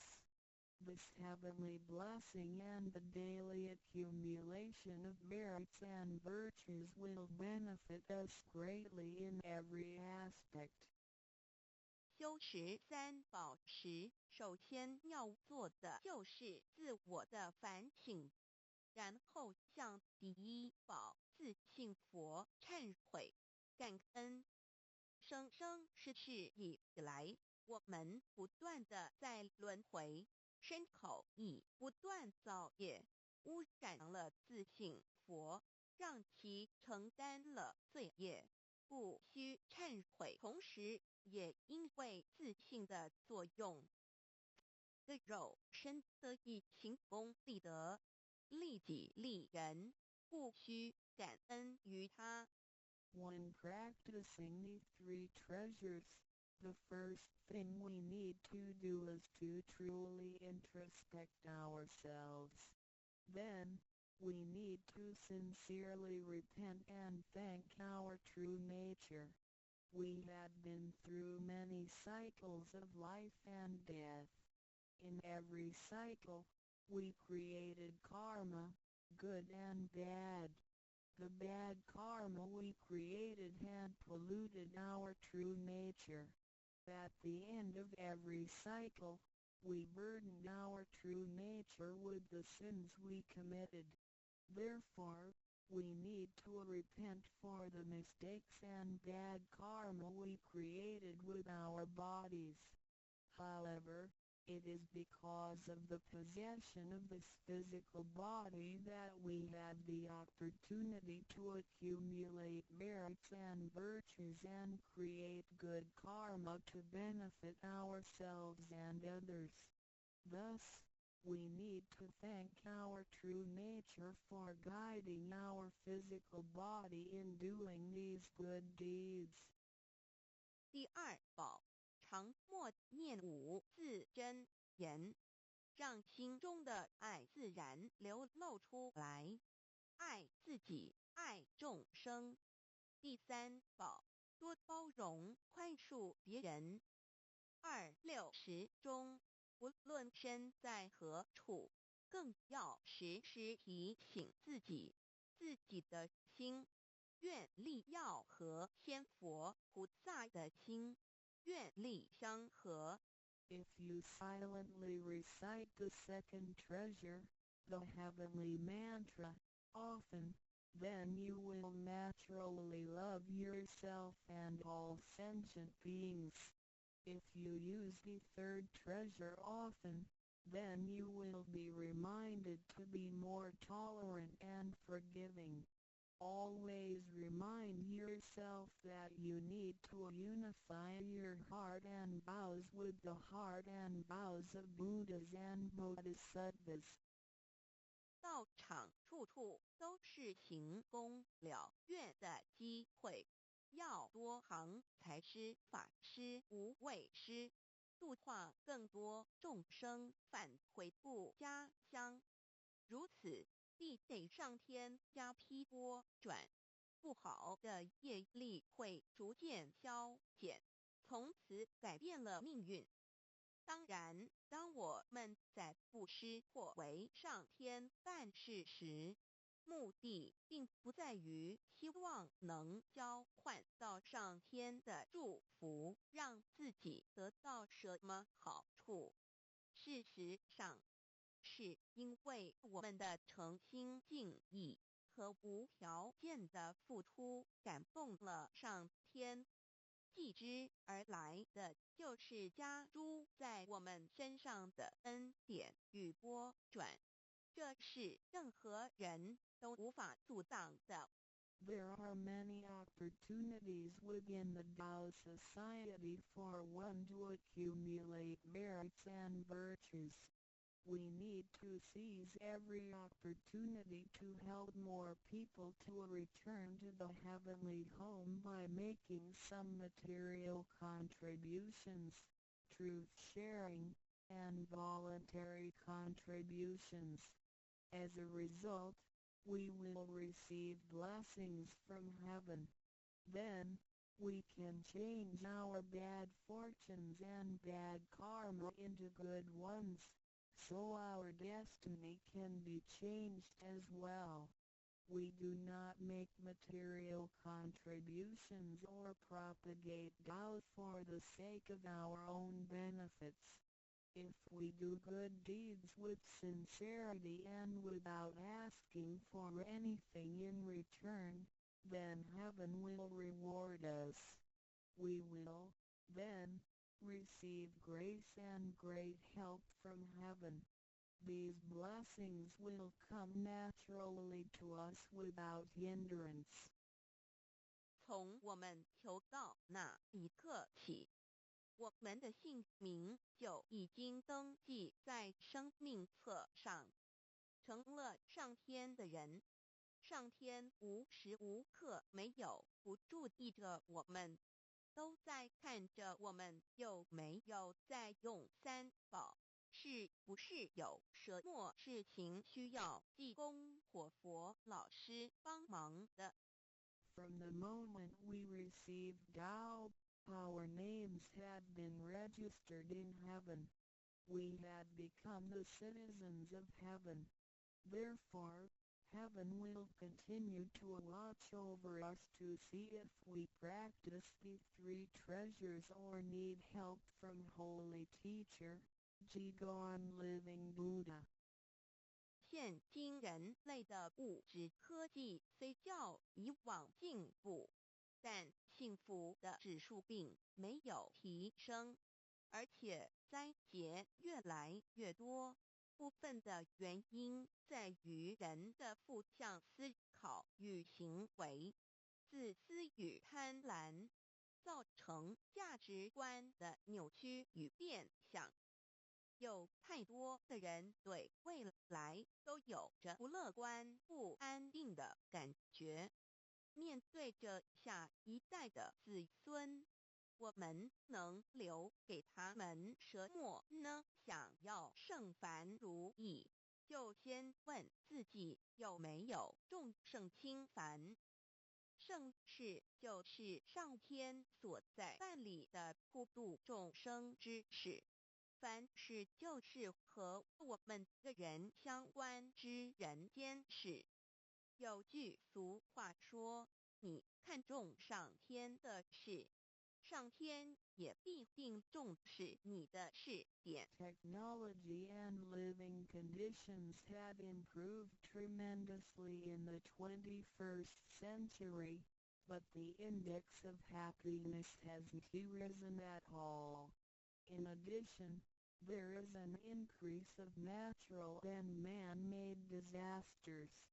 This is partly caused by humans' negative thinking and behaviors, greed, and selfishness.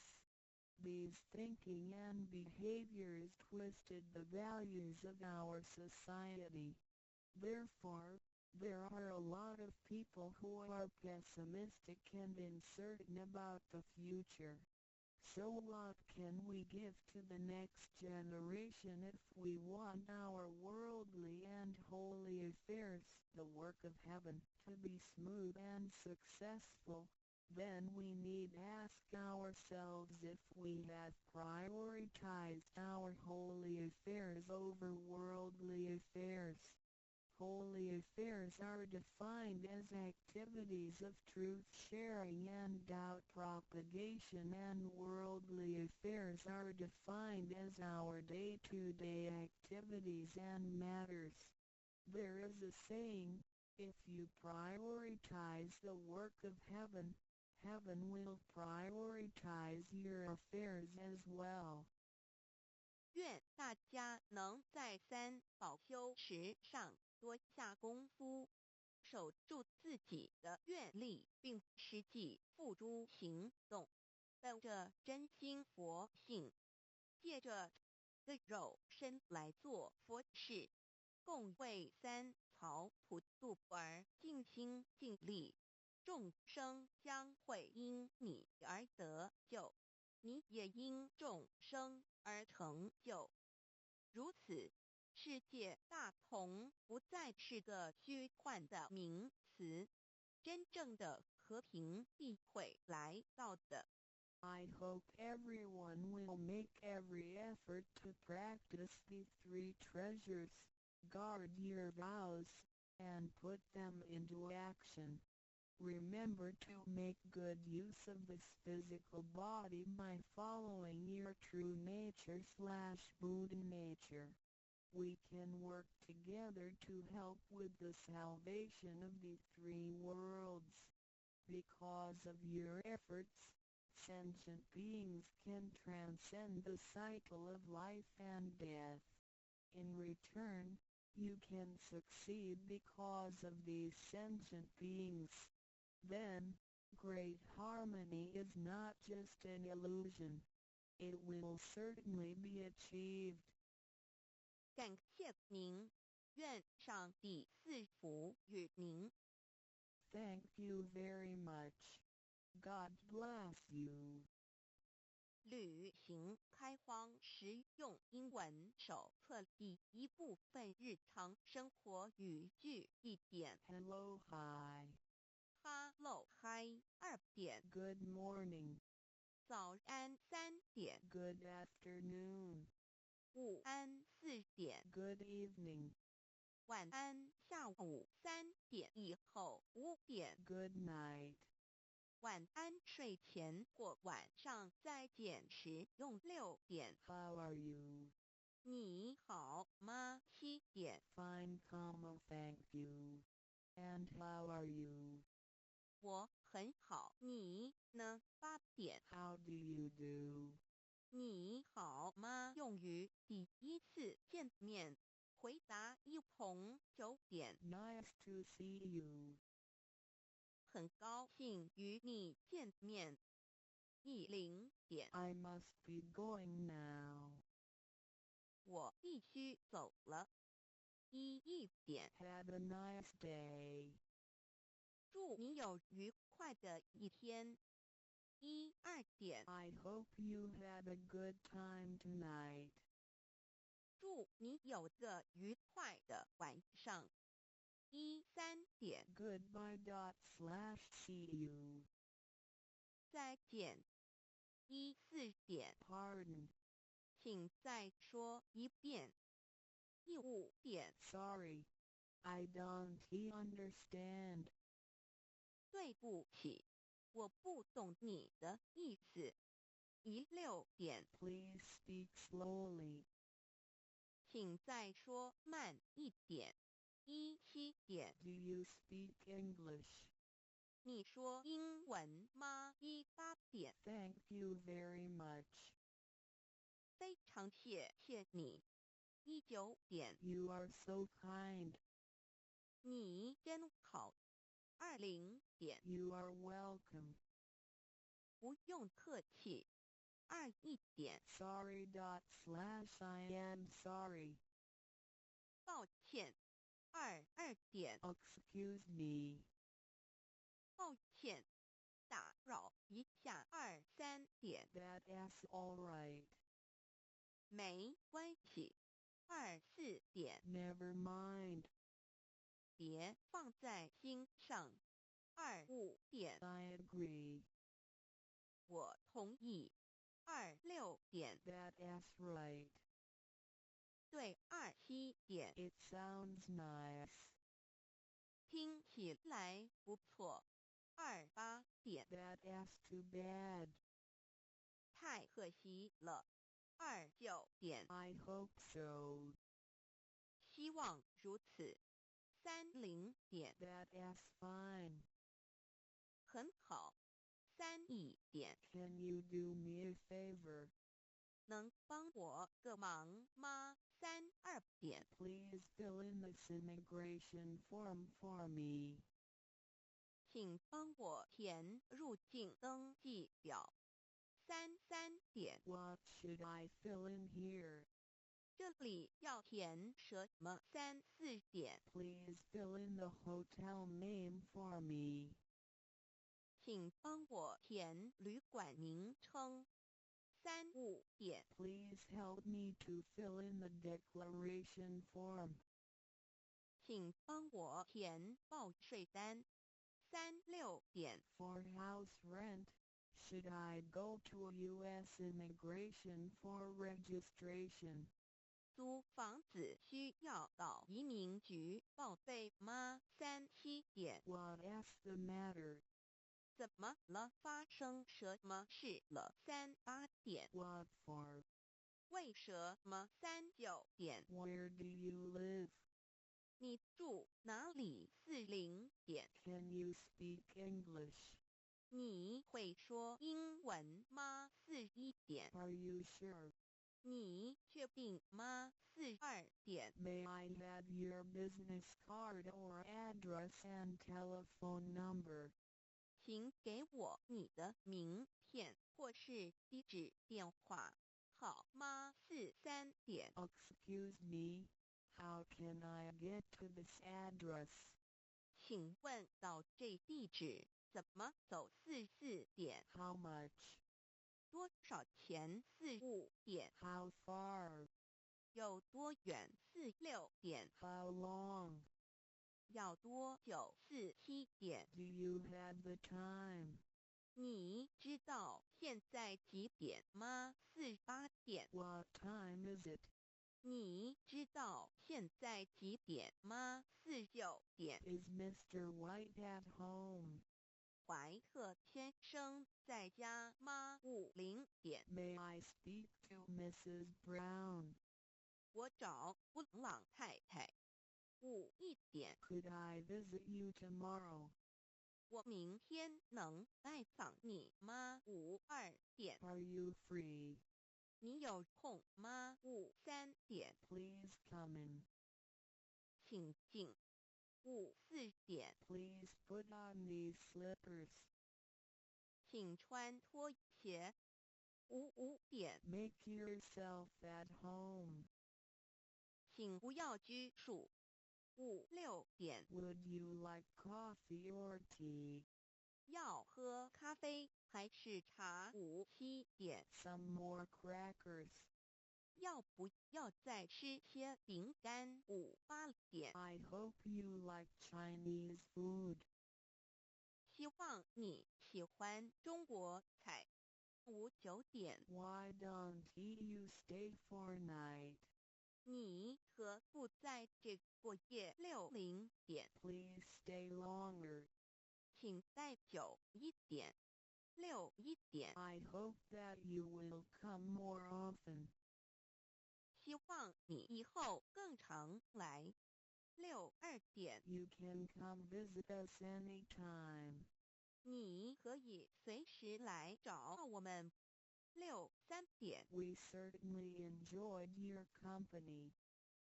和您在一起，我们十分愉快。64点， Come visit us again. 要再来拜访我们。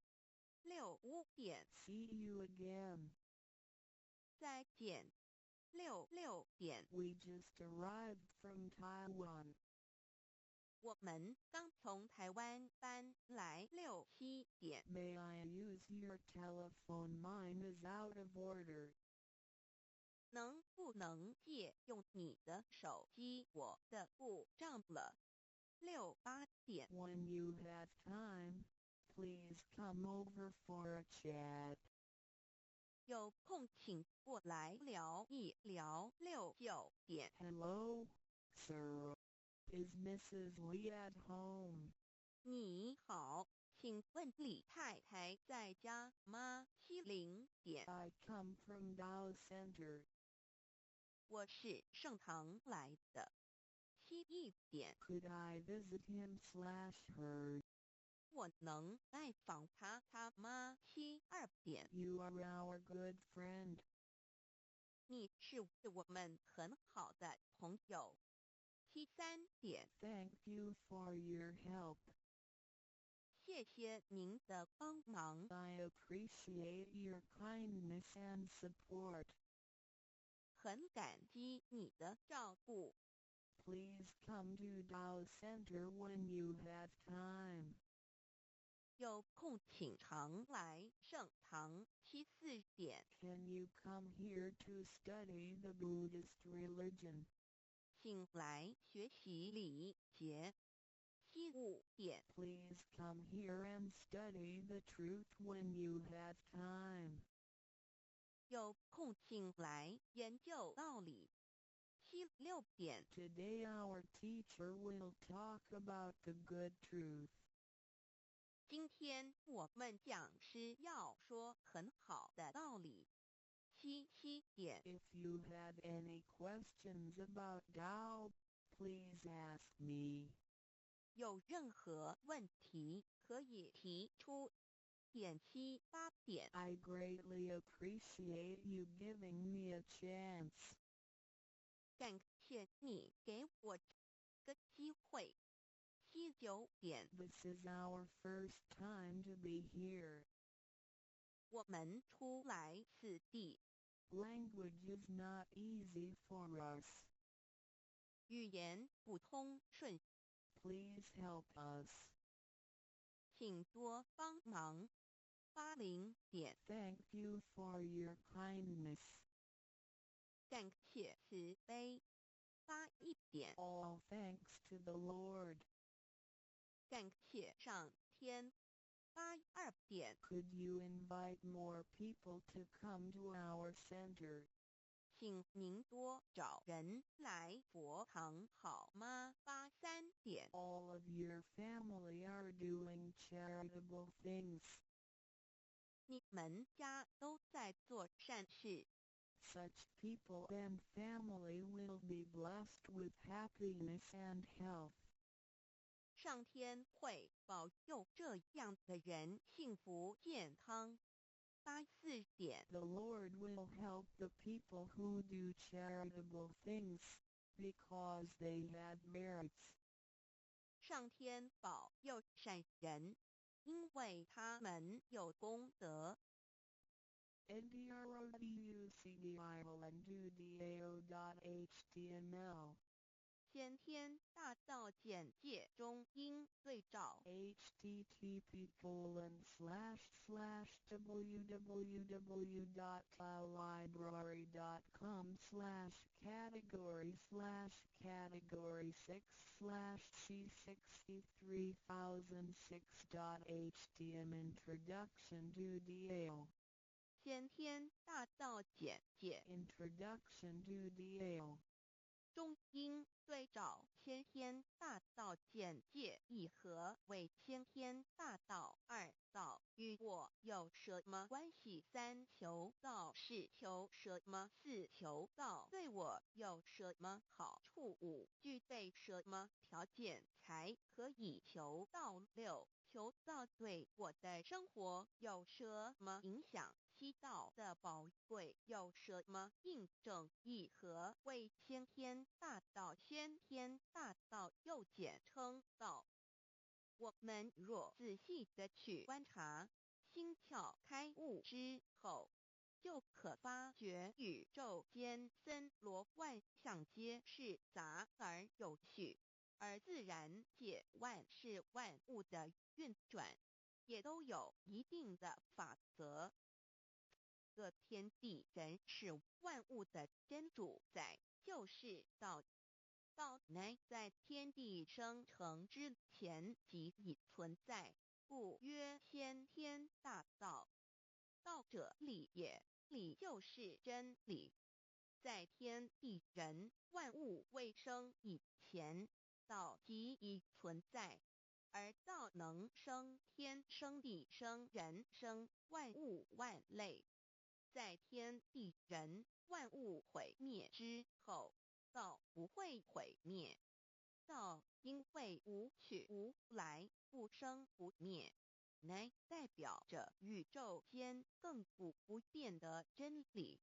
道的本体，也就是宇宙自然的本体，在混沌未判之初，宇宙间只是一团灵妙理，无天无地无人，也没有语言和文字，所以我们是无法以任何语言文字或思虑来形容它。故大道无名强名曰道，我们也是勉强用到这个名词来代表它。在天地万物生成之后，道又能贯穿于宇宙万事万物之中，使一切的自然现象均能呈现和谐有条不紊的运转。这就是道的妙用。道大理为，我们虽然无时无刻离不开道的本体和妙用，却又很不容易去认识它。因此在2、3千年前，各教圣人应运出世，各化一方，针对当时天时地利及众生的根器，留下千经万典，传下诸多去恶从善的修持法门，同时也让芸芸众生认识了冥冥中宇宙万事万物均有一个真正的主宰，或称为上帝，或称为造化，或称为天主。我们称其为道或无生老，均是一名而同义。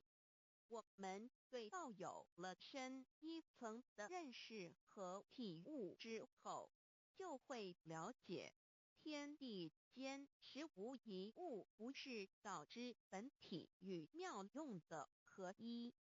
因此，道虽然涵盖各大教门的经义，为千门万教的总源头，确实不局限于宗教的领域里。而上帝或老也不只代表着一切宗教的最高信仰中心，更是天地万事万物万类的根本源头与最高主宰，及宇宙间永恒不变的真理之道。所以我们今天有机会了解什么是先天大道，不只找到了各大教门的最高信仰中心，也找到了宇宙的根本源头与最高主宰，更能对宇宙至高无上的真理有一个初步的认识。道之真义，在先天之先不为先，在后天之后不为后，即大上有可量，即为上有可止，为道即大不可量，即为不可止。故所以大无不包，为无不入，无所不贯，无所不通，无所不彻，贯彻了天地人万物万类，贯彻了33天外，贯彻了千经万典，贯彻了千法万法，贯彻了千教万教，贯彻了千佛万祖，贯彻了我之一身。此乃显天大道宝贵的真义，人人必须知真觉，亦即是人人与我与人人良心之行也。此乃万众一心，万国一家世界大同，此先天大道之宝贵也。二道与我有什么关系？道的宝贵在于它大而无所不包，细而无所不入。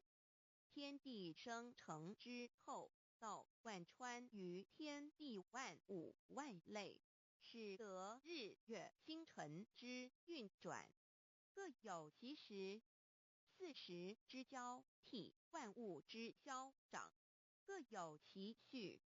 而最宝贵的是，各天地万物的主宰，同时也是我们人一生之主宰，曰性理，使得我们不学而能看、能听、能吃、能动。因此，我们不只要探求天地间的治理，更要回头认识我们身上固有的真理。故先天大道即是性理真传。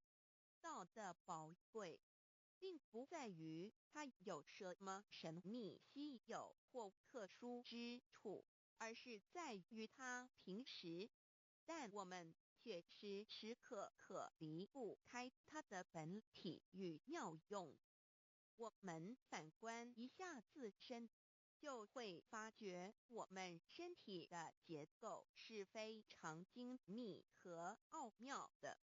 我们轻轻地握一下手，就算是这么简单的一个动作，其中所牵涉到的所有关节物理作用、能量、化学反应、神经系统资料讯息之传输及脑部分析、判断和命令之下达，以目前全世界的科技知识和文明水准，也无法一一表达出来。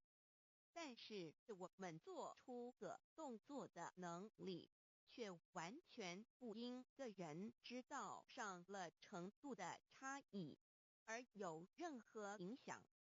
无论是学识多丰富的学者，或是目不识丁贩夫走卒，无论是成人，或是刚出生不久的婴儿，都可以轻而易举地做出的动作。人人与生俱来，不学而知，不学而能，无增无减的良知良能，就是主宰我们一生的道。我们有学习而得到的知识和才能，有忘记的时候，有疏远的时候，而道的本体和妙用，不用学习，不用思考，大而能主宰宇宙的运作消长，小而能主宰我们一生之视听言动。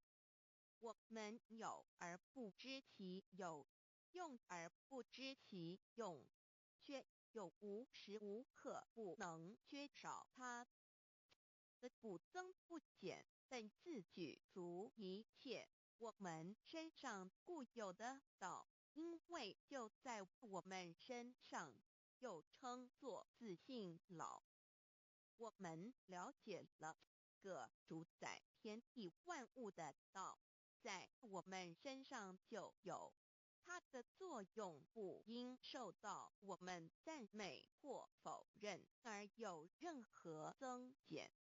无论种族、肤色、国籍、宗教、信仰或贫贱富贵，均无分无别。因此，我们能求得先天大道，不只找到了宇宙的根本源头，也找到了不生不灭的真我。不只认识了宇宙，也认识了我一生的真正主宰。不只追求到了宇宙之治理，也找回了我身上本有的真理与良知良能。先天大道的根源是在我身上，原来固有的是我由先天带来的良知良能，即是我的良心。我的良心即是天心，天心即是道心，此心无形无相，即是真空。真空之妙，空而不空，空中妙有。妙有者，生天生地生人生万物万类之大本也。妙用者，万灵真在也，主宰天地人万物万类之真主宰，亦即是主宰我之一身。故曰道在无身，一切万能。道离无身，此身在无一能。先天大道如此宝贵，乃人人必须追求之道也。三求道是求什么？静心观察我们所存在的这个宇宙，我们往往会赞造物主的神奇。自然界每一刻皆有无数的事物在同时运转，而其整体却又是那么协调。我们身上的这个真理不也是一样吗？每一分一秒，我们身上皆有无数的生化反应、物理作用等同时发生。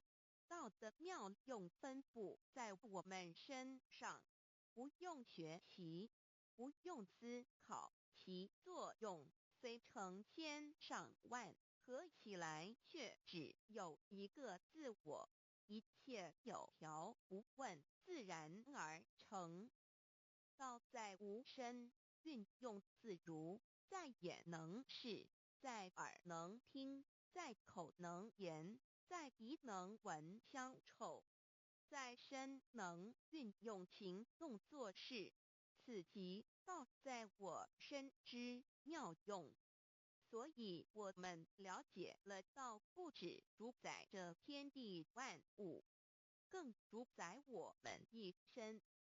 宇宙根本源头最高主宰于我一身主宰，并非二也。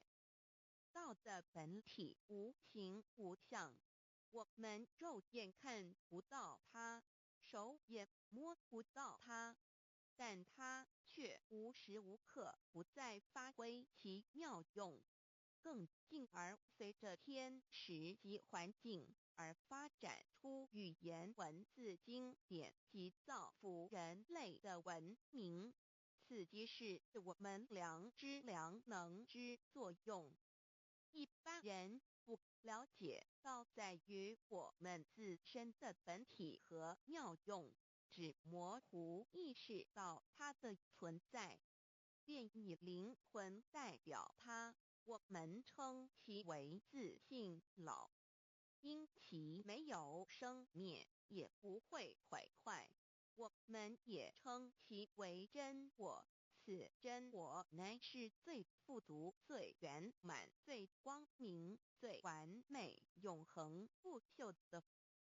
现在我们来生一看，看得见摸得着有形有相的肉体，能不能代表我把一个人生命中不同阶段的照片拿来比较，我们就可发觉，面貌是无时无刻不在变化的。我们一般均习惯以相貌认人，但相貌却不是永恒的。我们的肢体也不是真我，某些人不幸失去了一只手或一只脚，仍是好好的活着。我们的内脏呢？现在科学昌明，其至仅能把动物的心脏成功地植入人体。我们不能因此说，这人不是他自己了。就算头的脑细胞从我们一出生就开始不断的在坏死减少和变化之。因此，有形有相的肉体只是真我的一个工具而已。肉体虽然看似真实，却无时无刻不在改变之中，不需数十年又变成一堆黄土。因它不是永恒的，我们称之为假我。对于真我和假我有所了解之后，我们也就可以了解我们为什么要求道了。如今我们非常幸运能有机会求得先天大道，求得的就是三宝。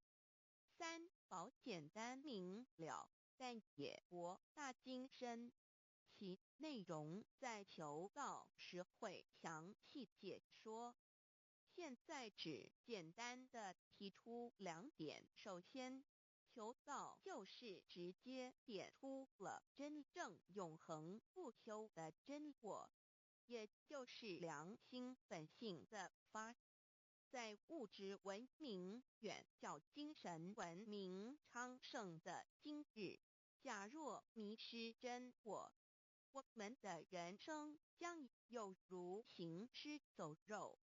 若是认假为真，更是我们为了盲目满足假我而做出害己害人的事情，造成自己在世时与死后的灾祸。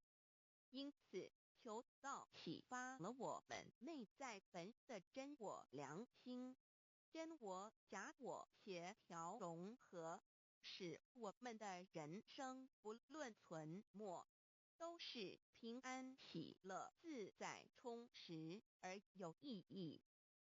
其次，求道也就是开启了我们身上的正门，又称良心之门、智慧之门、慈悲之门。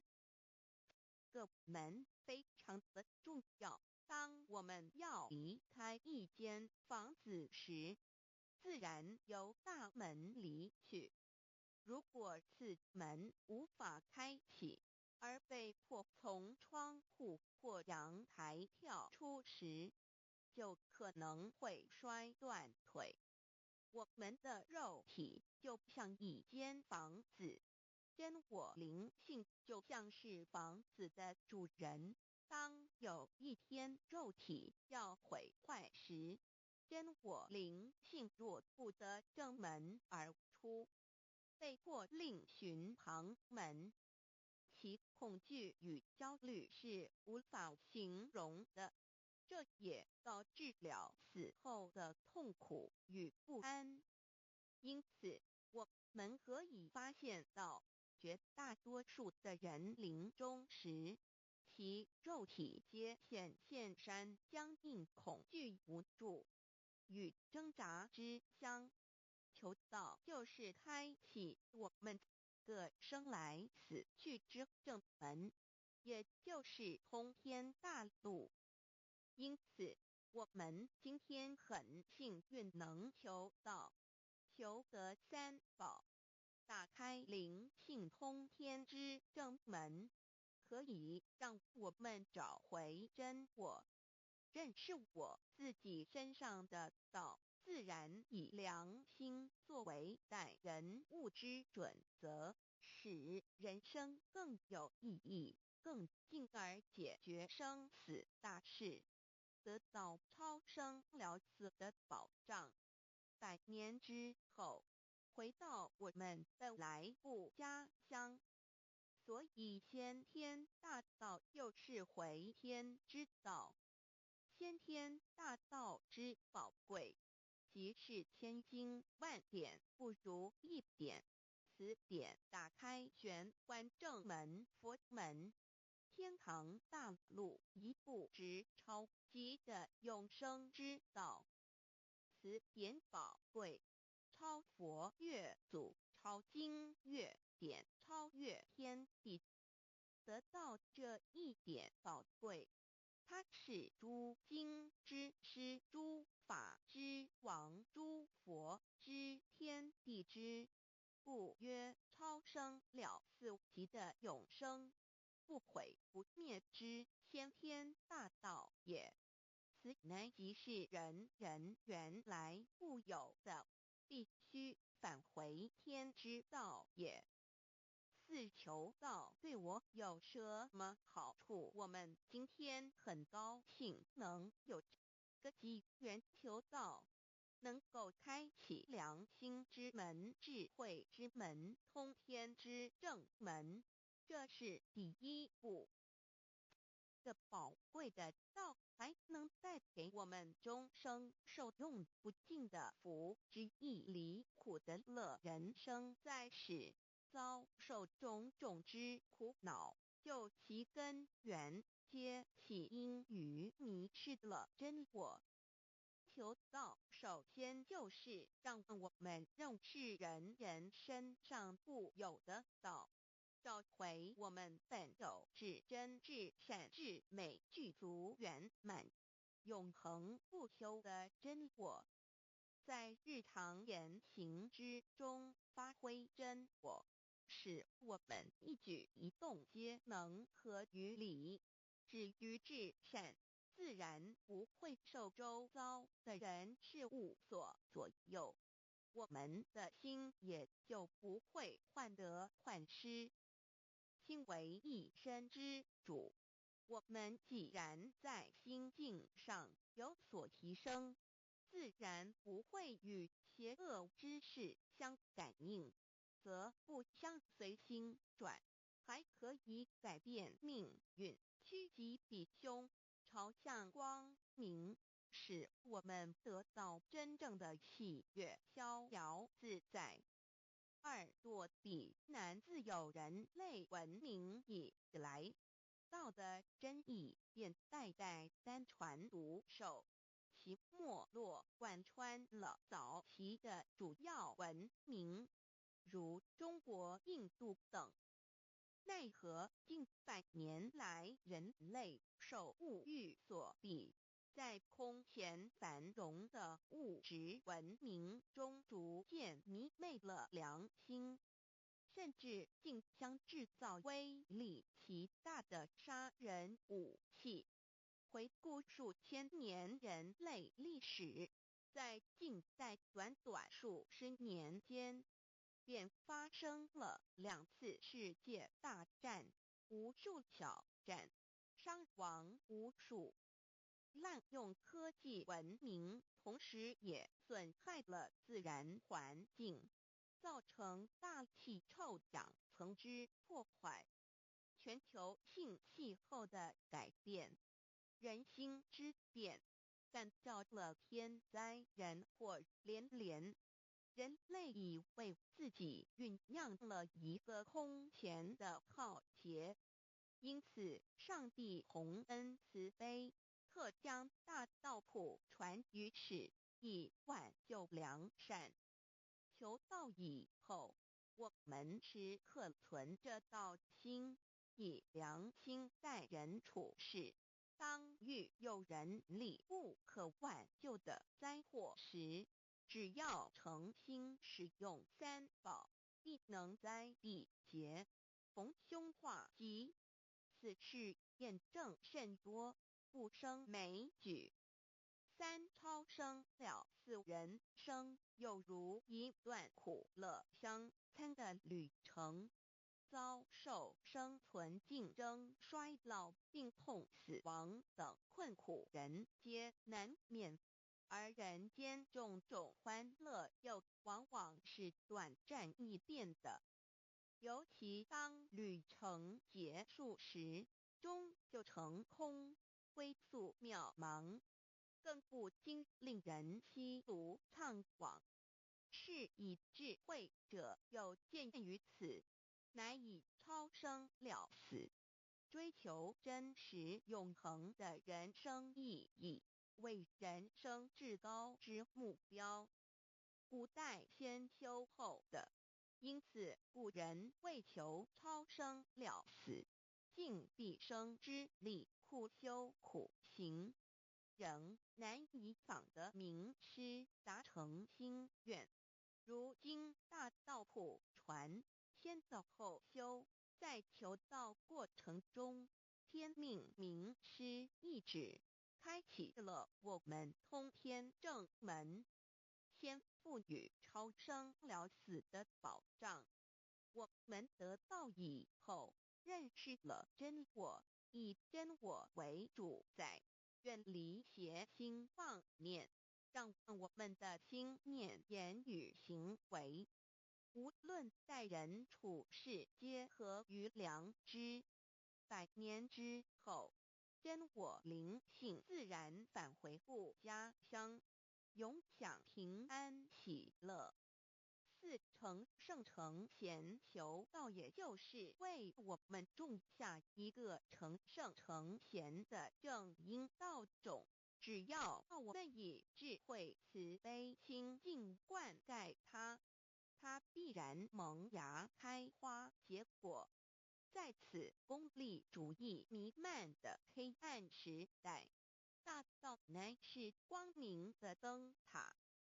求道修道，不仅让我们能够独善其身，更使我们有机会可以兼善天下。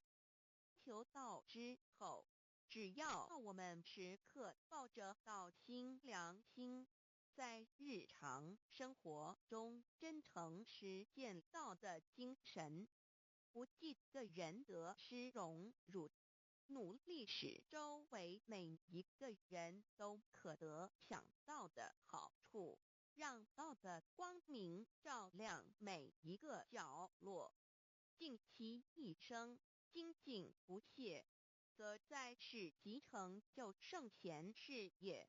归天之后，必证圣贤果位无疑。先天大道的宝贵就是天道天命，天命就是3曹名师，名师一点玄关开，打开正门，佛祖来。天堂非在我身外，天上地下我都在。此乃先天大道的尊至贵至宝也。先天大道，天命宝贵，3曹名师这一点妙至极意，非是在言语文字相生音可得，非是在千经万典上的，非是在讲经说法上的，非是在世智辩聪上的，非是在博学才能上的，非是在才高八斗上的，以上皆是生死法对待法，非是超生了死脱对待了生死之法也。此次级的先天大道妙用妙能的宝贵，其妙极矣。此者是无师智，此智是妙智妙慧，此智此慧是我本来固有的，由先天带来的，亦即是在找回来天地人万物万类未生以前我的初心，即我良心天心道心老心也。先天大道之妙，此妙之贵，妙不容言，不学而知，不学而能，亦即是先天带来的先知先觉妙用妙能。此知此觉此能此用，不用言语文字声色，不用思想，不用念头，不用言听是动，而生天地人万物万类。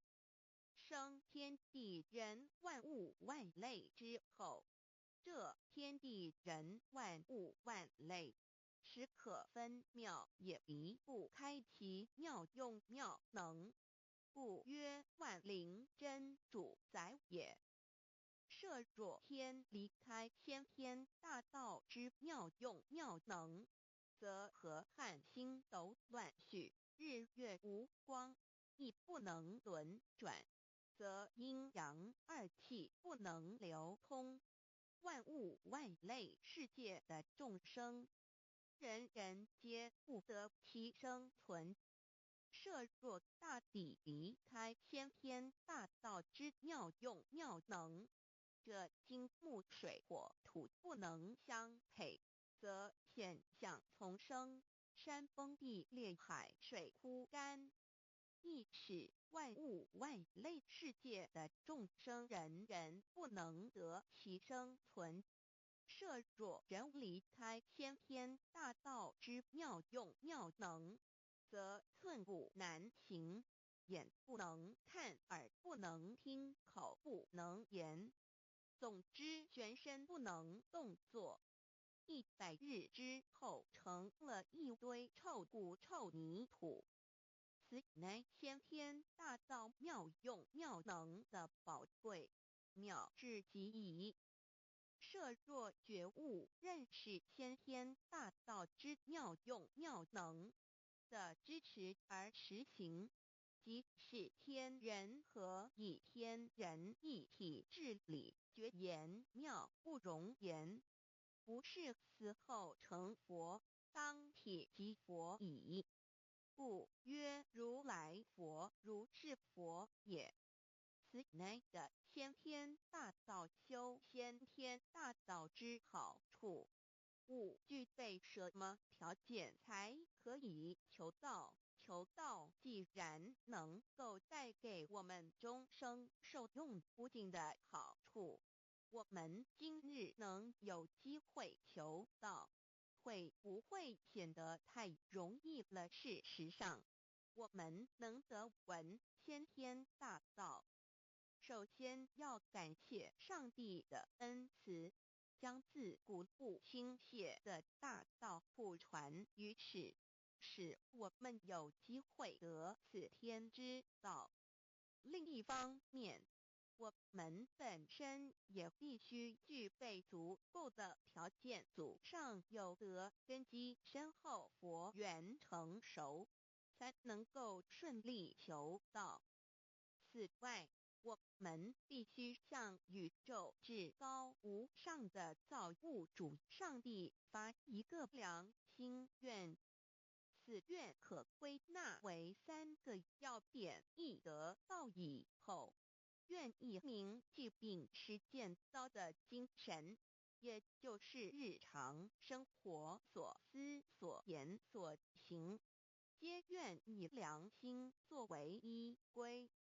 2得道以后，愿以能力所及，助周围需要我们帮助的人，愿意多了解道的意义，并让更多的人蒙受天道的福祉。3得道以后，绝不将求得的3宝告知任何人。3宝必须在庄严的求道过程中，天命名师传授给我们，才有真实意义。若由我们泄露给其他人，则不但毫无意义，毫无效果，我们自己也违反了天律。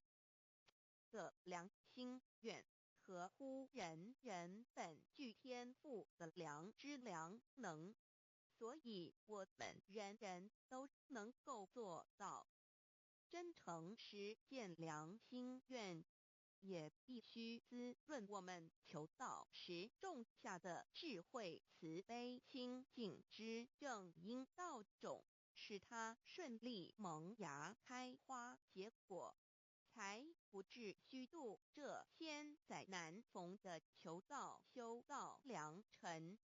值得一提的是，我们能顺利求道，原因之一即是沾了祖德的光。是故上天开恩，只要我们修道有恒，则我们的祖先也有机会可以求道超生得救。我们的子孙亦的印地，对父母祖先尽大孝，这是最好的机会。只要具备以上条件，则无论任何国界、种族、宗教信仰的人，都可以求道。欲求得先天大道，脱出轮回之苦、地狱之灾，世间的穷通受忧、鳏寡孤独、生老病死苦，而返天堂永享天伦之乐者，必须我有得遇6万年良辰佳期的幸运。我本人心地善良，我有先天根基深厚，也就是我本人前世做的功德善事很多，此即天缘。我本人祖先有功德，做善事，此即祖上有德。我牧人遇到引导师度我得道，此佛缘已至。也就是前生我们一同做过功德善事，或一同有修过宗教，今生遇天道降世，一同得道修道，此乃佛缘已至。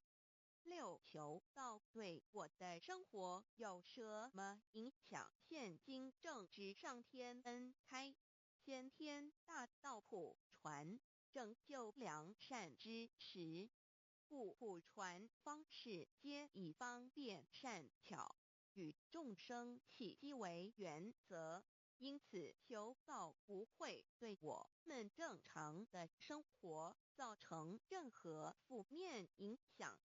这与以往许多人苦修苦练，甚至出家的修行方式有很大差别。也正因为如此，先天大道能在日新月异的现代，适应社会的各个阶层，传布到世界的各个角落，使人人皆有共沾天恩的闻大道的机会。关于求道对生活有什么影响，我们就以下几点来看：一、与任何宗教没有冲突，道代表着天地万物及我们一生之最高主宰与真理。不止在各大门创始之前，甚至在天地未生以前，道就已经存在了。因此，任何教门，只要其教义是追求真理及实践良心，就不会与道有任何冲突。事实上，不止宗教，只要我们以探求真理的角度去观察，则自然界万事万物皆能与道吻合与印证。若我们原有某种宗教信仰，求道将不会造成任何抵触，也不会使我们背弃原有的信仰，反而让我们对真理的探求有更深一层的体认。二、以良心经为最高规戒每一个人生活环境中的文化习俗、时代背景、法律条文及价值观念都不完全相同，因此没有任何一个具体的规戒或条文能够适用于所有的人。所以求道后的规戒着重在我们每个人真我良心之实践，由真我良心主宰自己，而不是在经典之背诵上及律法之钻研上下功夫。三、不照良心愿行。有和透过很重要的一点，求道并非从外在加给我们良心与真理，而是借着开启我们智慧慈悲之门，找回我们身上固有的真理，让天理良心自然流露。因此求道后，所有真修实行之人，皆是自动自发的。师父，求道后，若我们不照良心愿而行，并非将出现任何外力来强制我们遵行此愿，而是将受到自己良心的谴责，由真我良心督促自己，而自然改过向善。四圣凡间修真我之实践，并不局限于教堂或寺庙之中。因此，现今大道普传，并不要我们家舍业到深山古寺之中修炼，而是在不影响家庭、工作、学业之正常情况下圣凡间修。在日常生活中，时时刻刻一言一行，皆能以天理良心为依归，就是真我之实践。务由提升自己而兼善天下，求道后会使我们生活更充实，心灵更和谐。而更重要的是，我们每一个人尽一己之力，借自身之提升，影响周遭之人事物，继而汇成一股力量，在这举世天理良心日趋沦丧之潮流中，匡正人心，力挽狂澜。如此必能早日实现先天大道普传之宗旨，即弥勒佛的原慈大愿，化污浊的人间为人间净土，化纷乱的世界为世间天国。七道的宝贵有什么印证到是宇宙的至高真理？它的作用贯穿了天地万物万类，更是我们一生之最高主宰。真正了解了这一点，我们就会体认到，道是随时随处可以被印证的。许多贤贤得道之后，发出了大诚心、大信心、大智慧，真修真行，皆能参悟到，不止在各教经典之中可以印证到，其实在任何时间空间、万事万物我们之一身，甚至一草一木，皆离不开道的本体和妙用。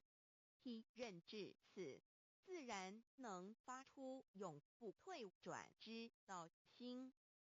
而尚未求道或刚求道者，则需借助于一些具有形象、看得到、感受得到的印证，以奠定初步的信心。任何人只要有求道，经过身淡天命之名师点开玄关正门，传授三宝者，无论其功德高深为末，死后皆是身软如棉，面色如生，灵性由正门归天，东不品湿，夏不腐臭，甚有多至数日不变，一腔满志者。目前的科技文明和医学知识还未进步到足以解释这种现象，但却无法否认个事实的存在。这种现象虽曾出现在某些宗教中，但极其罕见而珍贵。而求道之人，除信道不笃与反道拜德者，不敢定论外，其余则比比皆是。肉身既显似瑞香，足可证其灵性已登善境，当无疑问。二人虽不为万物之灵，其实是很脆弱的。自从生在这个世界上，就难免天灾人祸的威胁，甚多以求道者，在遇到人力不可挽救之危急情况下，诚心使用三宝，皆能大事化小，小事化无。这种例证多得不可胜数，无法在此一一例举。以上两点虽然极为宝贵，但却是任何人只要一求道，借着上帝的天命宝贵，立刻就可以得到的保障。此后就随个人的诚心、智慧及对真理之实践，而有或深或浅不同的体认了。如人饮水，冷暖自知。希望各位具有善根，有机会能得闻大道的先生女士，皆能入宝山而满载而归，皆能求道而同真善境。Introduction to DAY. What is DAYI? DAO and MEII. What it is in DAOID. What do I get in RECI beginning DAOV? What do we need to receive DAOVI?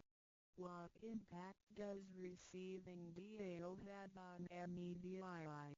What can attest the validity of DAOI? What is DAO? Observing the cosmos and all the living beings consciously, among all the earthly activities and phenomena, we will find the existence of the laws of nature.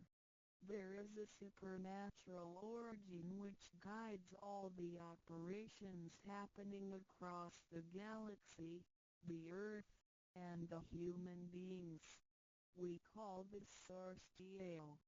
Tao existed before primordial time, and even before the universe was merged.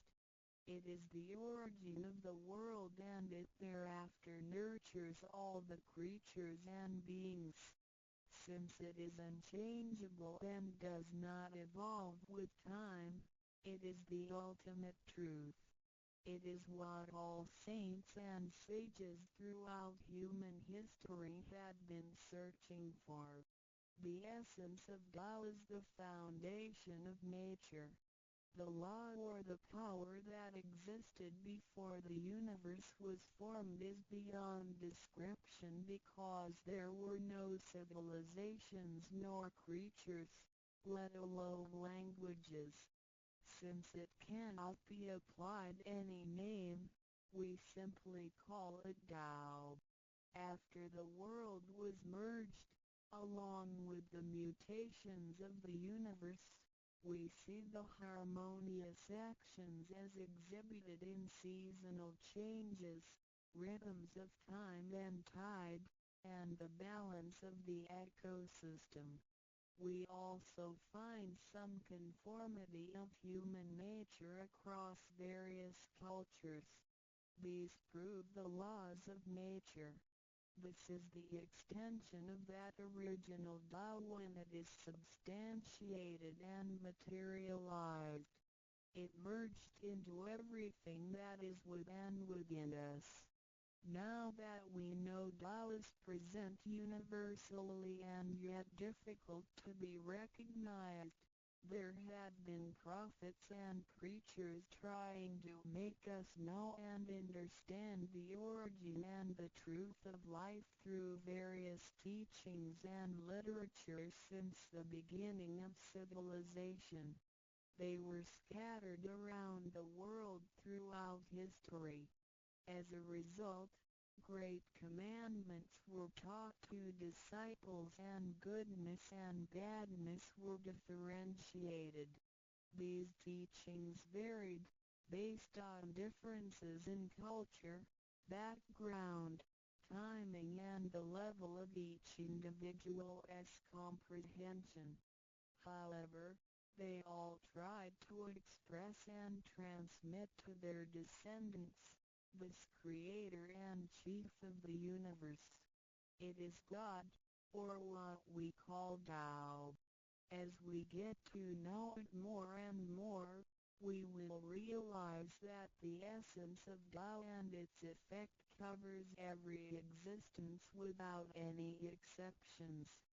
Tao is actually the headwaters of all religions. It embraces the essence of all the preaching and teachings.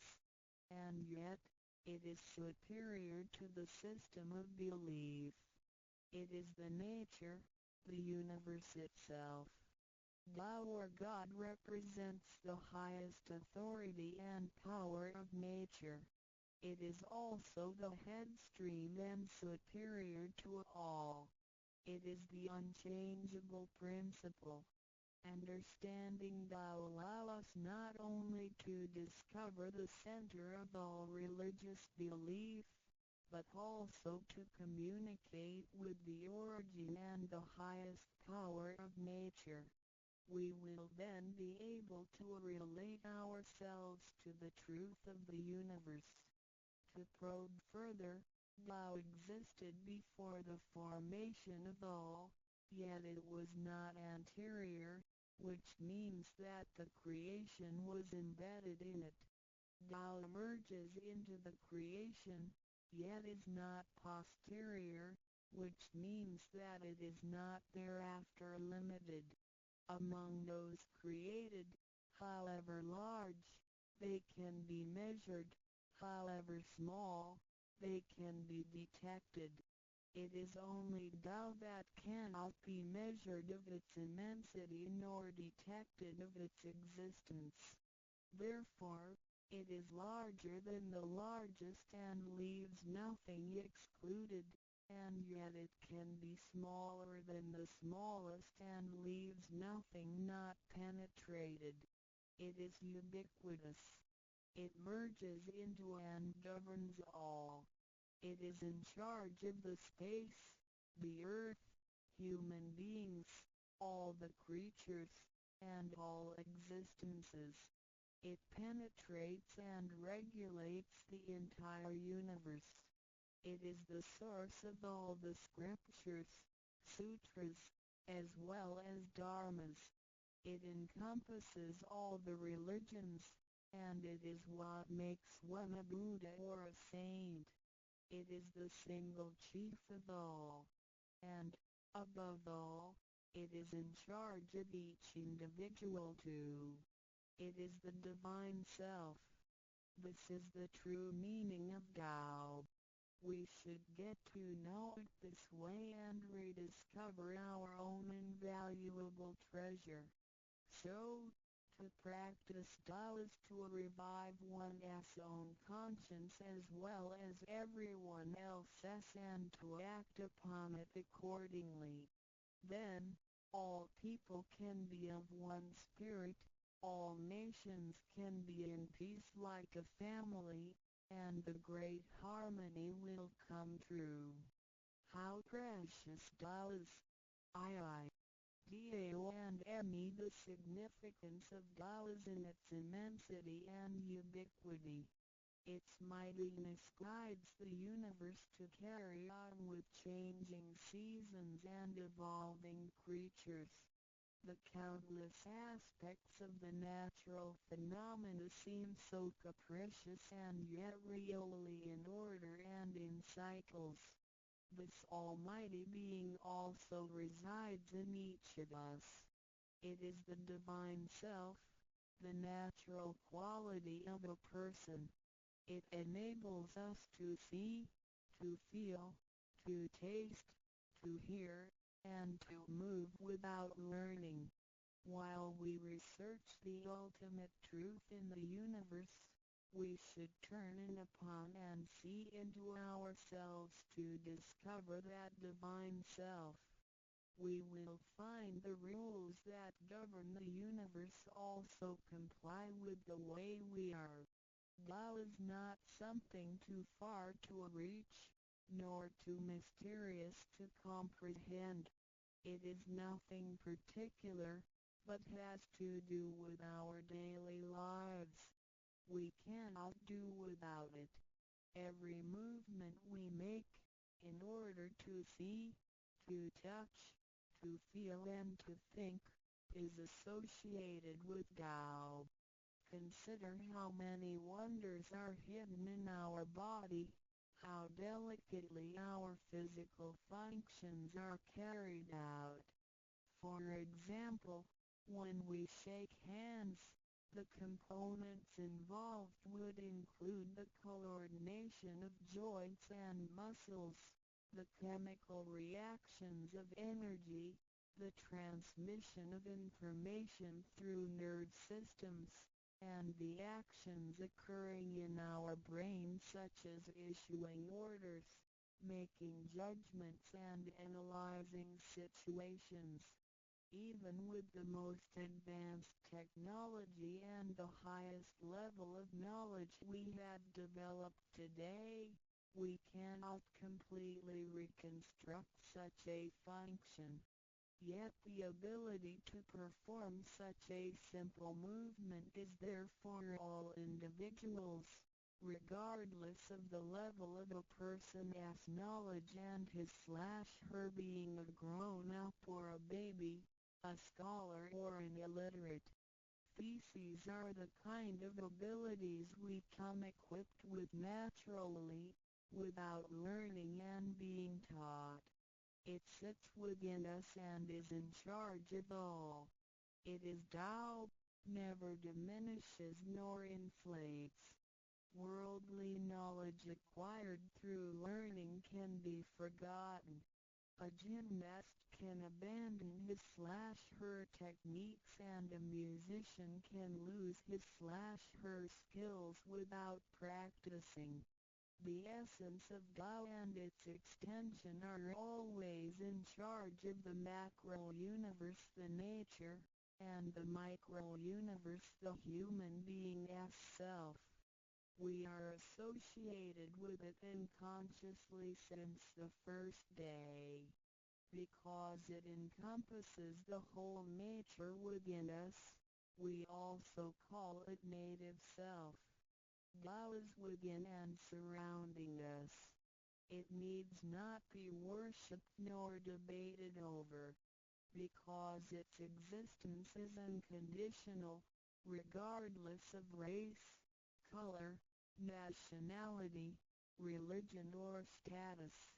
It is impartial and stays constant. In receiving Tao, we not only find the origin of the universe, but also the divine self. We get to know the highest power in the universe as well as the genuine nature in charge of self.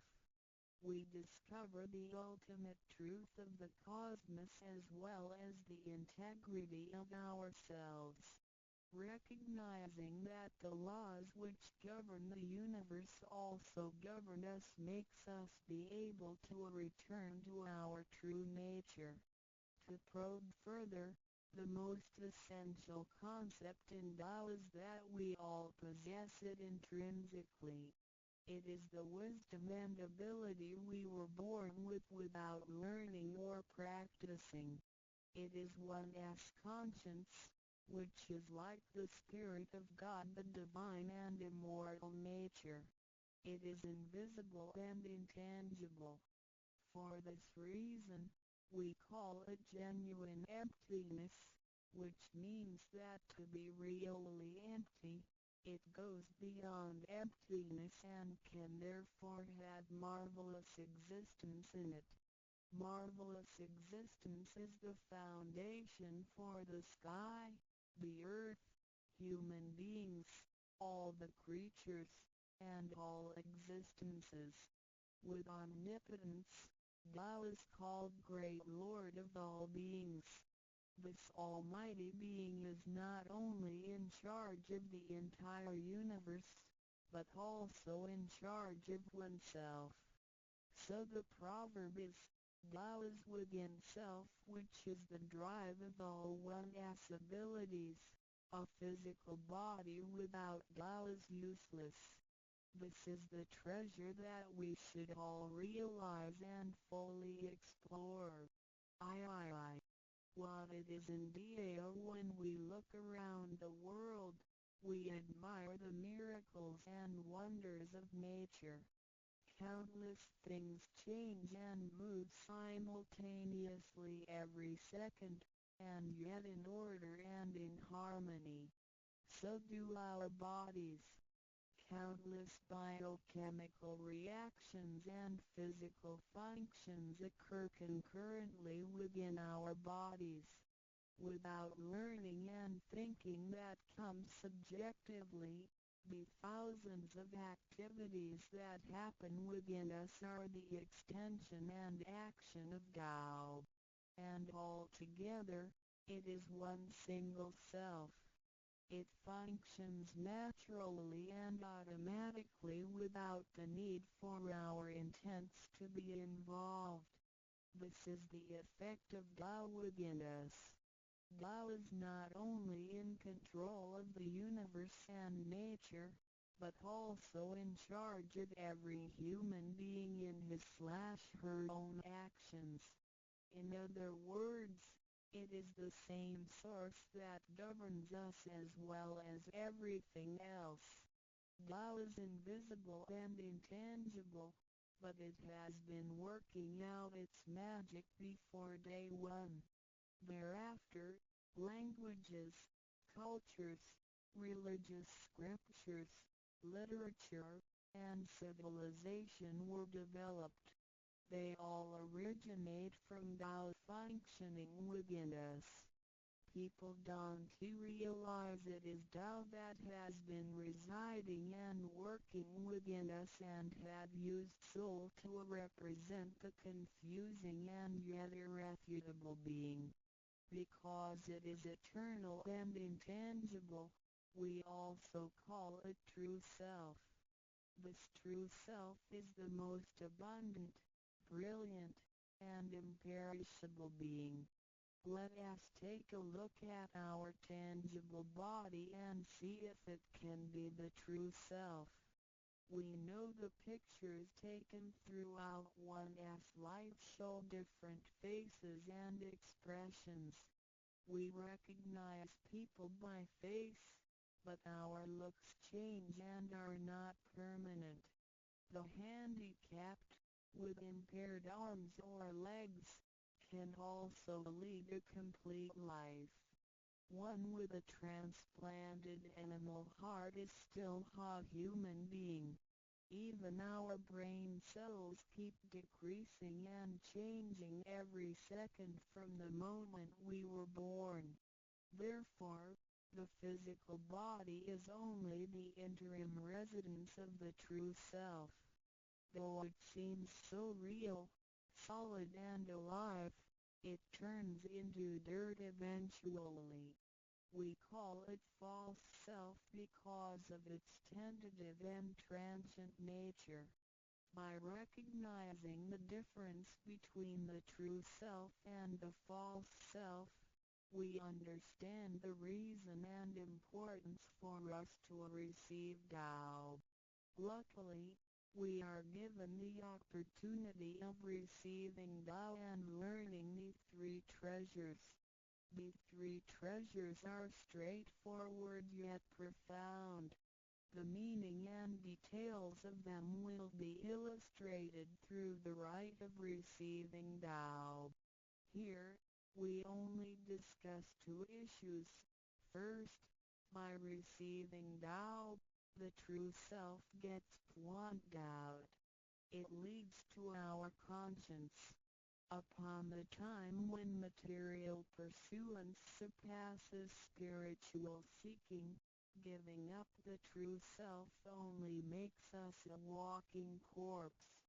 In order to fulfill and satisfy the sensational desires of the false self, We may commit wrongdoings and harm others, eventually creating troubles for ourselves. Our inner conscience is identified and enlightened by receiving Tao. Thus, the body gets to work with the spirit in a mutually beneficial and harmonious way, making our lives joyful and meaningful. Second, by receiving Tao, the front door or main gate of our bodies gets opened. It leads us to conscience, mercy and wisdom. When we leave a house, we leave through the front door. If the front door is locked, we may have to leave through the back door, or even by breaking the window or jumping off the balcony. We may fall and get hurt by doing so. Our body is like a house, and our soul is the master who lives in the house. One day, when the body is aged and depleted and the soul has to leave, we can imagine its horror if it cannot leave through the correct exit. This is the pain and discomfort human beings experience at the coming of death and after death. As we know, for most people, when they are dying, their body shows stiffness, and signs of helplessness and confusion. After we receive Tao, the door of life and death will be opened. Being able to receive Tao and the three treasures while having the door to heaven opened, we have the opportunity to recognize the true self and the Tao that dwells within us. We are going to treat people and the world with conscience and make our lives more meaningful. We can transcend life and death. Within 100 years, we will be able to return to where we came from.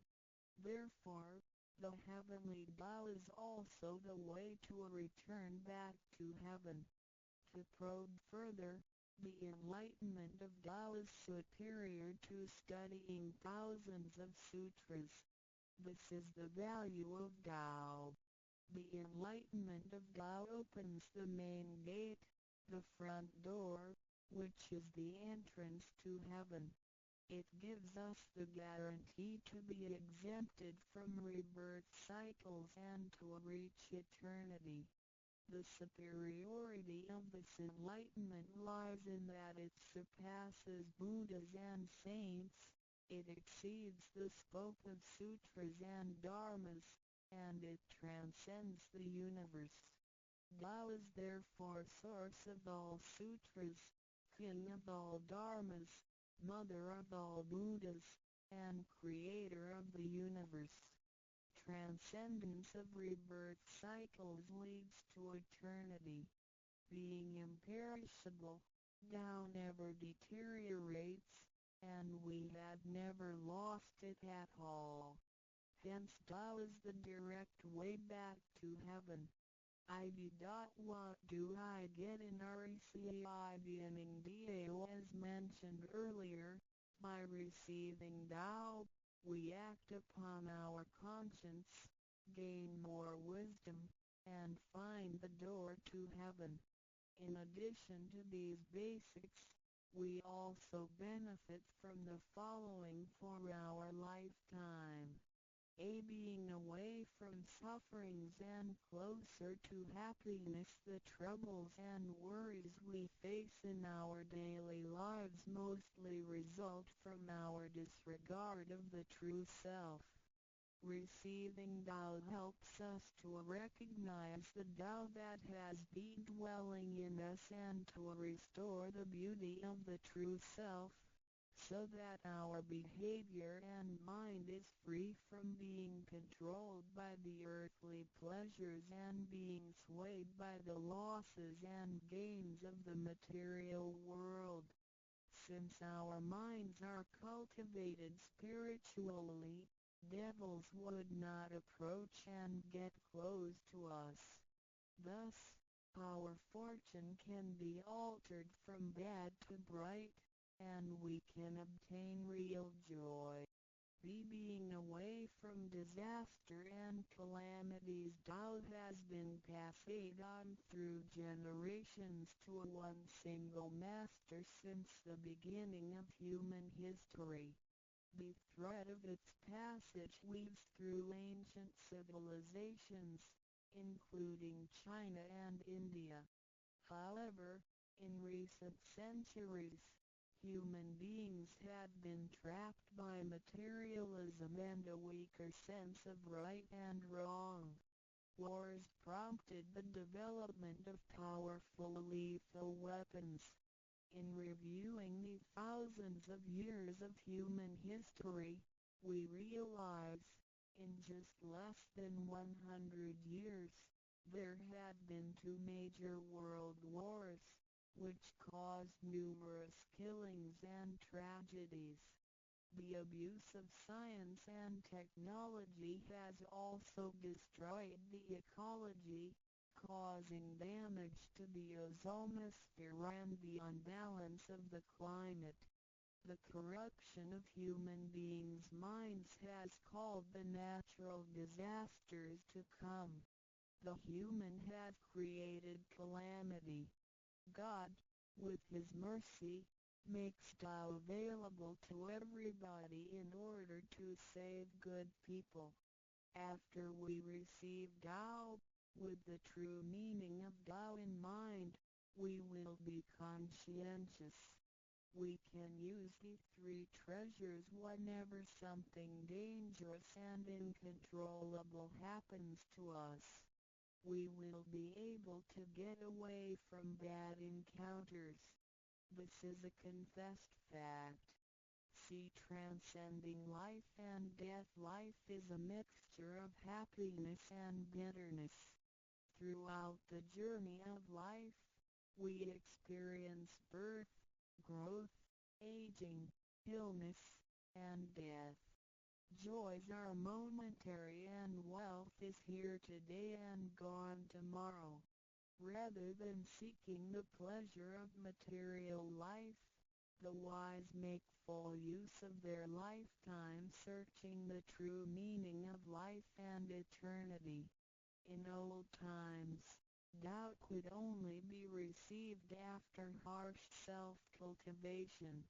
Among the hermits looking for the master in order to receive Tao, only very few could obtain it.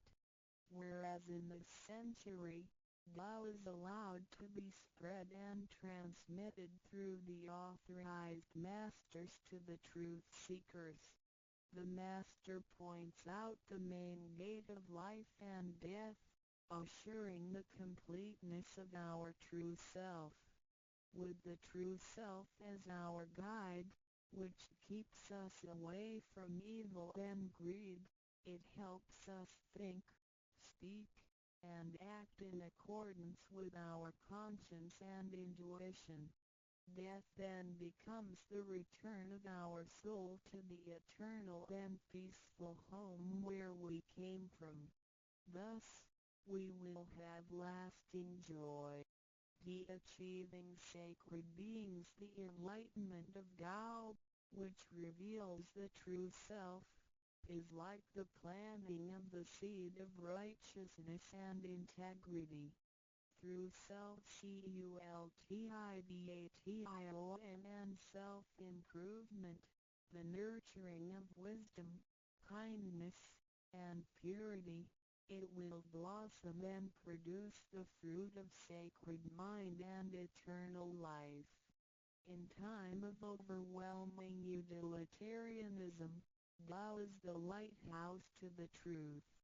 Receiving Tao, and then cultivating ourselves, not only improves our own lives, but also gives us the opportunity to better the world. After we receive Tao, we act upon our conscience and care for people around us. We cherish Tao and disregard personal disadvantages. Then we make an effort to spread the message of Tao to the world, in order for everyone to benefit from it. We are devoting ourselves to the work of God, and certainly will achieve spiritual perfection in both this world and the world after life.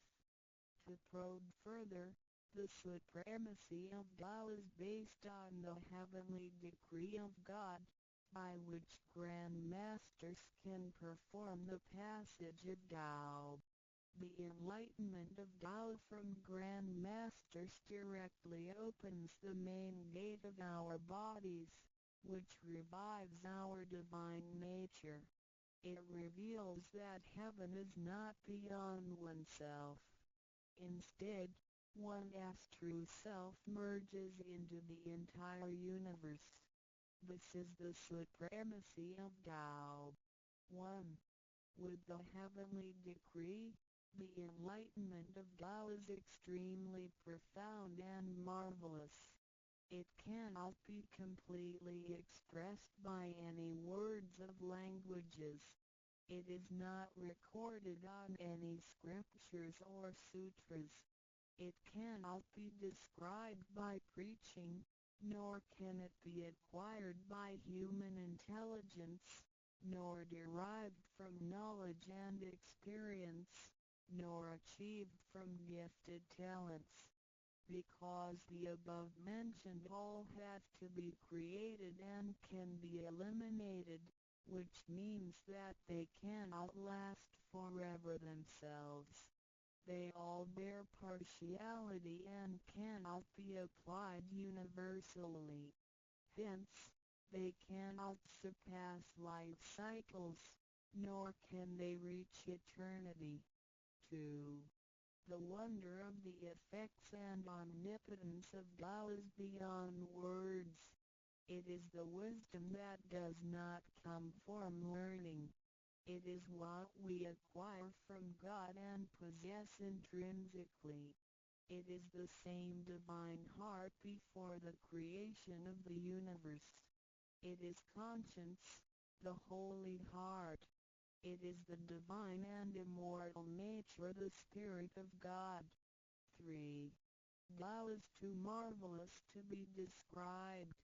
It makes us know without learning and function without practicing.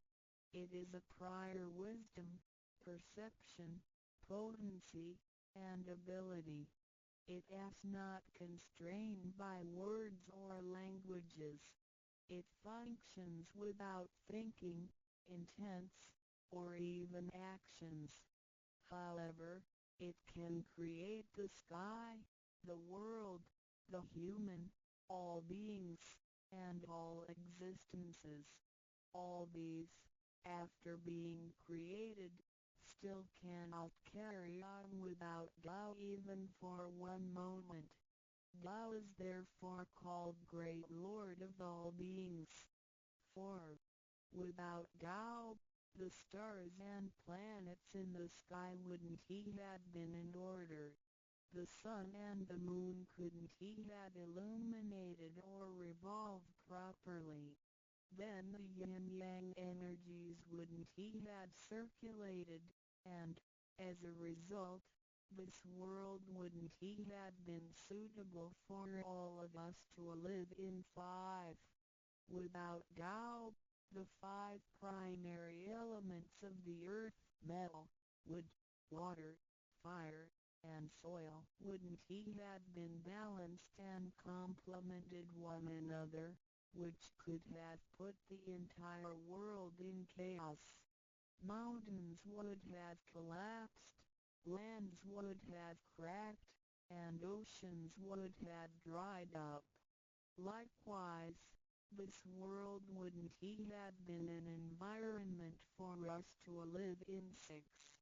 Without Tao, we, human beings, wouldn't he have been able to walk, to see, to hear, to speak, or to move. our physical bodies would deteriorate quickly into a pile of soil in 100 days. 7. If one really comprehends the effects and omnipotence of Tao, and can practice accordingly and persistently, one can communicate with and be united with God. This is the absolute truth. It is a glory and marvel beyond description. Therefore, it not after death that one becomes a Buddha. It is when one is still alive that one achieves being a Buddha. And to be a Buddha is to revive and hold on to one's divine and original nature. This is what we benefit from attaining and practicing Tao. What do we need to receive Tao? We have discussed the many benefits we obtain after receiving Tao. Some would wonder why there is so much given to us. Of course, we should realize it comes from God's grace toward human beings. This allows Tao to be spread around the world, especially at the approaching of the worldwide calamity. People with merit and conscientious mind will have the opportunity of learning about Tao and the way back to heaven. It always holds true that people who had the fortune of receiving Tao are derived from the tree of righteous ancestors. In addition, during the passage of Tao, it is required that we make promises to God that, after we receive Tao, we will keep in mind the true meaning of Tao and put it into action in our daily life. What we speak and what we do will all be based on our conscience. After we receive Tao, we offer help to those in need of it, and do our best to indicate Tao to more people so that they can all benefit from the grace of God. After we attain these three treasures, we promise not to tell them to any other person. These three treasures can only be transmitted through authorized masters in front of God. If we reveal them to any person, they become invalid to the person, and we also defy the heavenly decree. All the promises required are reasonable and achievable. It goes with our nature. If we practice and keep the promises, we will be able to become a wiser and a better person. We will become merciful, and nurture the good seed of Tao planted in our mind. One last thing to mention is that one of the reasons we are able to receive Tao is due to the good deeds of our ancestors. Therefore, as we persistently practice Tao, our ancestors will also benefit from it, and so will our descendants. As long as you are prepared for the above mentioned, you are qualified to receive Tao, no matter what nationality, race, or religion you belong to. Notes: in order to be exempted from the rebirth cycles, to avoid the ordeal of hell, to alleviate the suffering and misfortunes in our lives, and to be able to return back to heaven after death and enjoy permanent happiness, we have to receive Tao. And the general qualifications are: 1. To be with a compassionate heart, and to be fortunate enough to be born in a time when Tao is available to the public. 2. who had sown the seeds of virtue by helping many people and offering lots of charitable services in the previous lives. This is the divine affinity with God. 3. Who had ancestors with beneficences and welfare work as well. 4.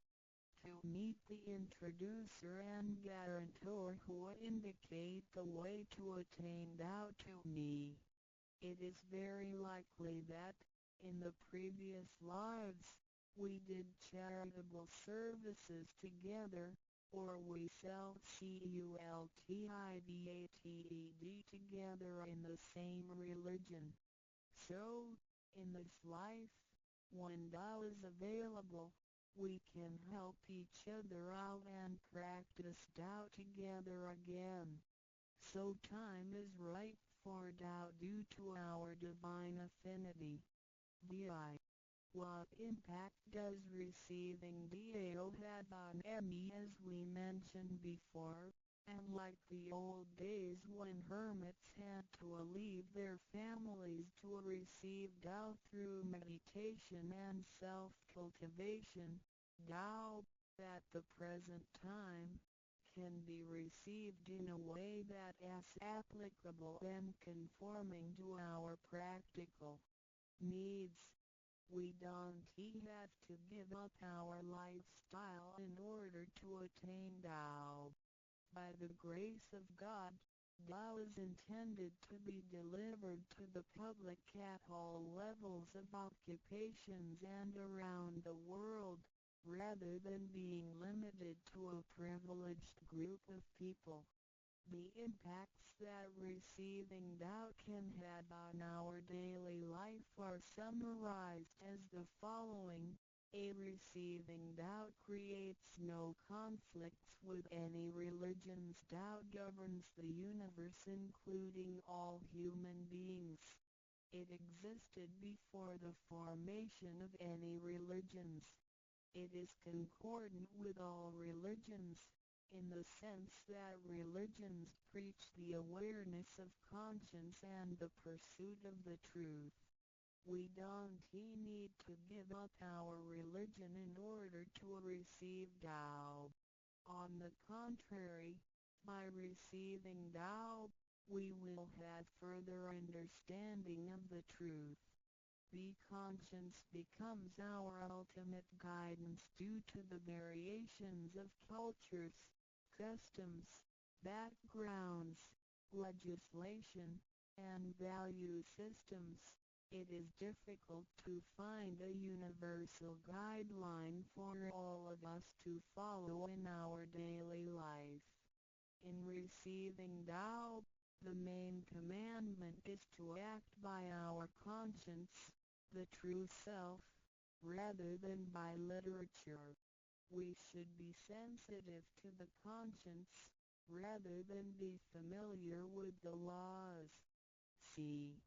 We will voluntarily keep the promise made while receiving Tao. Through receiving Tao, we are not offered conscience or true self, but merely the opening of the door to a wisdom and mercy.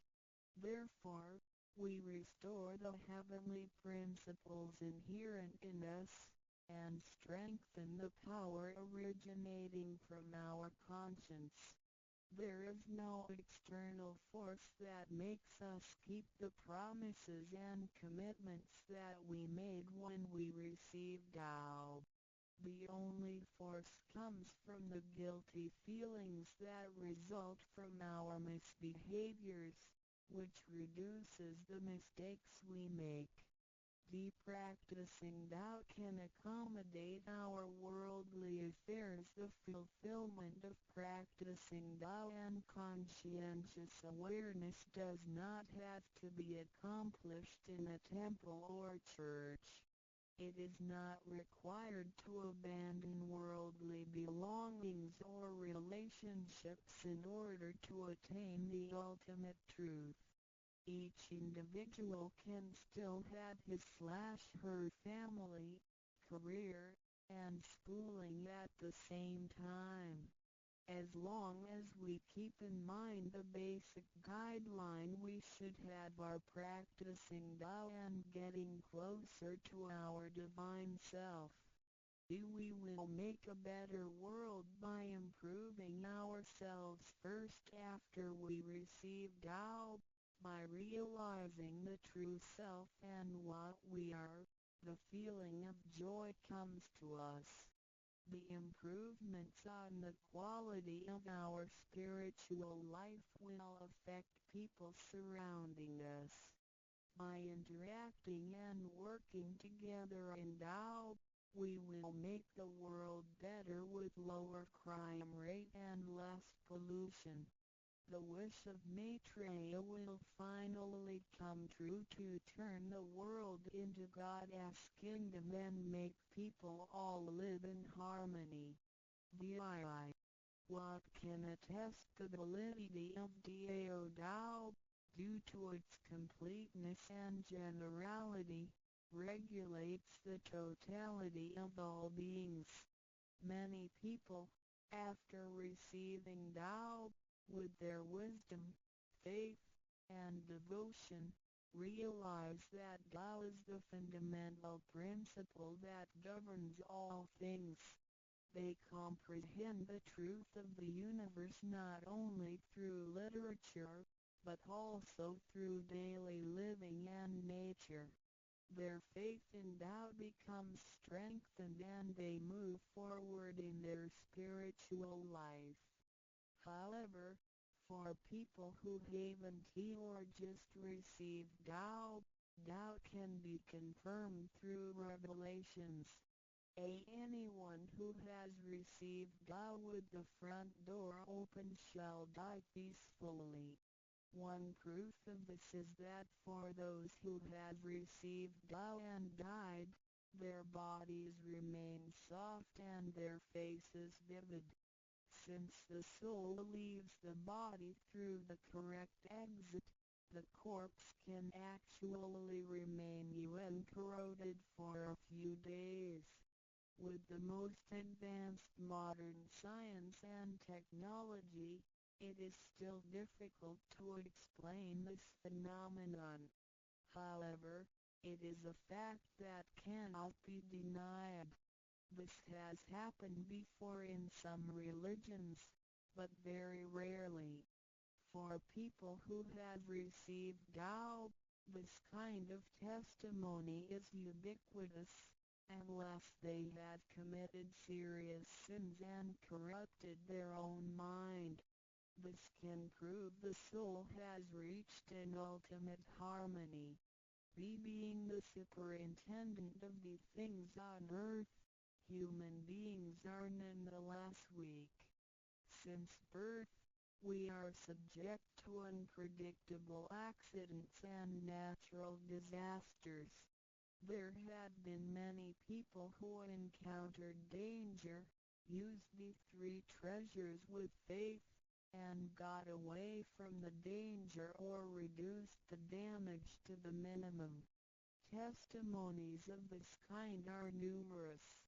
The above two mentioned are rarely heard of and difficult to believe, but they are the immediate security given by God once a person has received Tao. Thereafter, with each individual's faith, wisdom, and the accumulation of good deeds, one will come to know the truth more and more. It asks up to you to experience the value of this treasure. I hope you will have the opportunity to receive Tao, experience it in your life, achieve ultimate perfection, and realize eternity.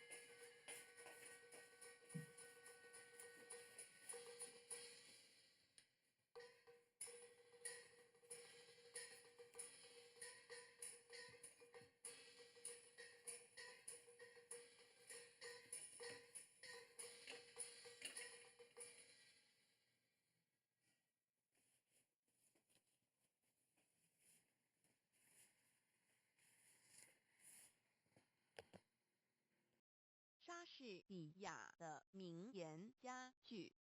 莎士比亚名言录点 HTML//menzion.zizdik.com/mengram/e-4% 与其做愚蠢的智人，不如做聪明的愚人。莎士比亚谦逊是最高的客气功夫。莎士比亚口头的推测不过是一些悬空的希望，实际的行动才能够产生决定的结果。莎士比亚爱情，它会随着全身的血液，像思想一般迅速通过了五官四肢，使每一个器官发挥双倍的效能。它使眼睛增加一重明亮。恋人眼中的光芒可以使猛鹰炫目。恋人的耳朵听得出最为细的声音，任何鬼祟的奸谋都逃不过他的知觉。恋人的感觉比带壳瓜牛的触角还要微妙灵敏。恋人的舌头是善于辨味的。巴丘斯希腊酒神显得迟钝。莎士比亚一个面具套不下所有人的脸。莎士比亚，你自己和你所有的一切，倘不拿出来贡献于人世，仅仅一个人独善其身，那实在是一种浪费。莎士比亚最后的结果确定工作的成败。莎士比亚智慧是命运的一部分。一个人所遭遇的外界环境是会影响他的头脑的。莎士比亚，我们做的坏事，往往因为正好迎合下等人的口味，就被他们高声夸奖，说成是我们办的好事。莎士比亚志向不过是记忆的努力，生气勃勃地降生，但却很难成长。莎士比亚，我们的身体就像一座园圃，我们的意志是这园圃的园丁。莎士比亚出门看天气，上是问行情。莎士比亚春光不自流，莫怪东风恶。莎士比亚女人，你的名字是弱者。莎士比亚自愿的贫困胜于不定的浮华。穷奢极欲的人要是贪得无厌，比最贫困的而知足的人更是不幸的多了。莎士比亚无言的淳朴所表示的情感才是最丰富的。莎士比亚无言的淳朴所表示的情感才是最丰富的。莎士比亚真正勇敢的人，应当能够智慧地忍受最难堪的荣辱，不以身外的荣辱介怀。用息事宁人的态度，避免无谓的横迫。莎士比亚多听少说，接受每一个人的责难，但是保留你的最后裁决。莎士比亚点燃了的火炬不是为了火炬本身，就像我们的美德应该超过自己照亮别人，否则等于没用。莎士比亚友谊在别的事情上都是可靠的，在恋爱的事情上却不能信托，所以恋人们都是用他自己的唇舌，谁生着，让他自己去传达情愫吧，总不要请别人代劳。因为美貌是一个女巫，在她的魔力之下，忠诚是会在热情里溶解的。莎士比亚世间的任何事物，追求时候的兴致总要比享用时候的兴致浓烈。一艘新下水的船只扬帆出港的当儿，多么像一个娇小的少年，给那轻狂的风儿爱抚搂抱。可是等到他回来的时候，船身已遭风日的侵蚀，船帆也变成了百结的破捺。他有多么像一个落魄的浪子，给那轻狂的风儿肆意欺凌。莎士比亚真理是永远蒙蔽不了的。莎士比亚一个本领超群的人，必须在一群劲敌之前，才能够显出他的不同凡俗的身手。莎士比亚品性是一个人的内在，名誉是一个的外貌。莎士比亚世界上有一种人，他们的脸上装出一副心如止水的神气，故意表示他们的冷静，好让人家称赞他们一生智慧深沉，思想渊博。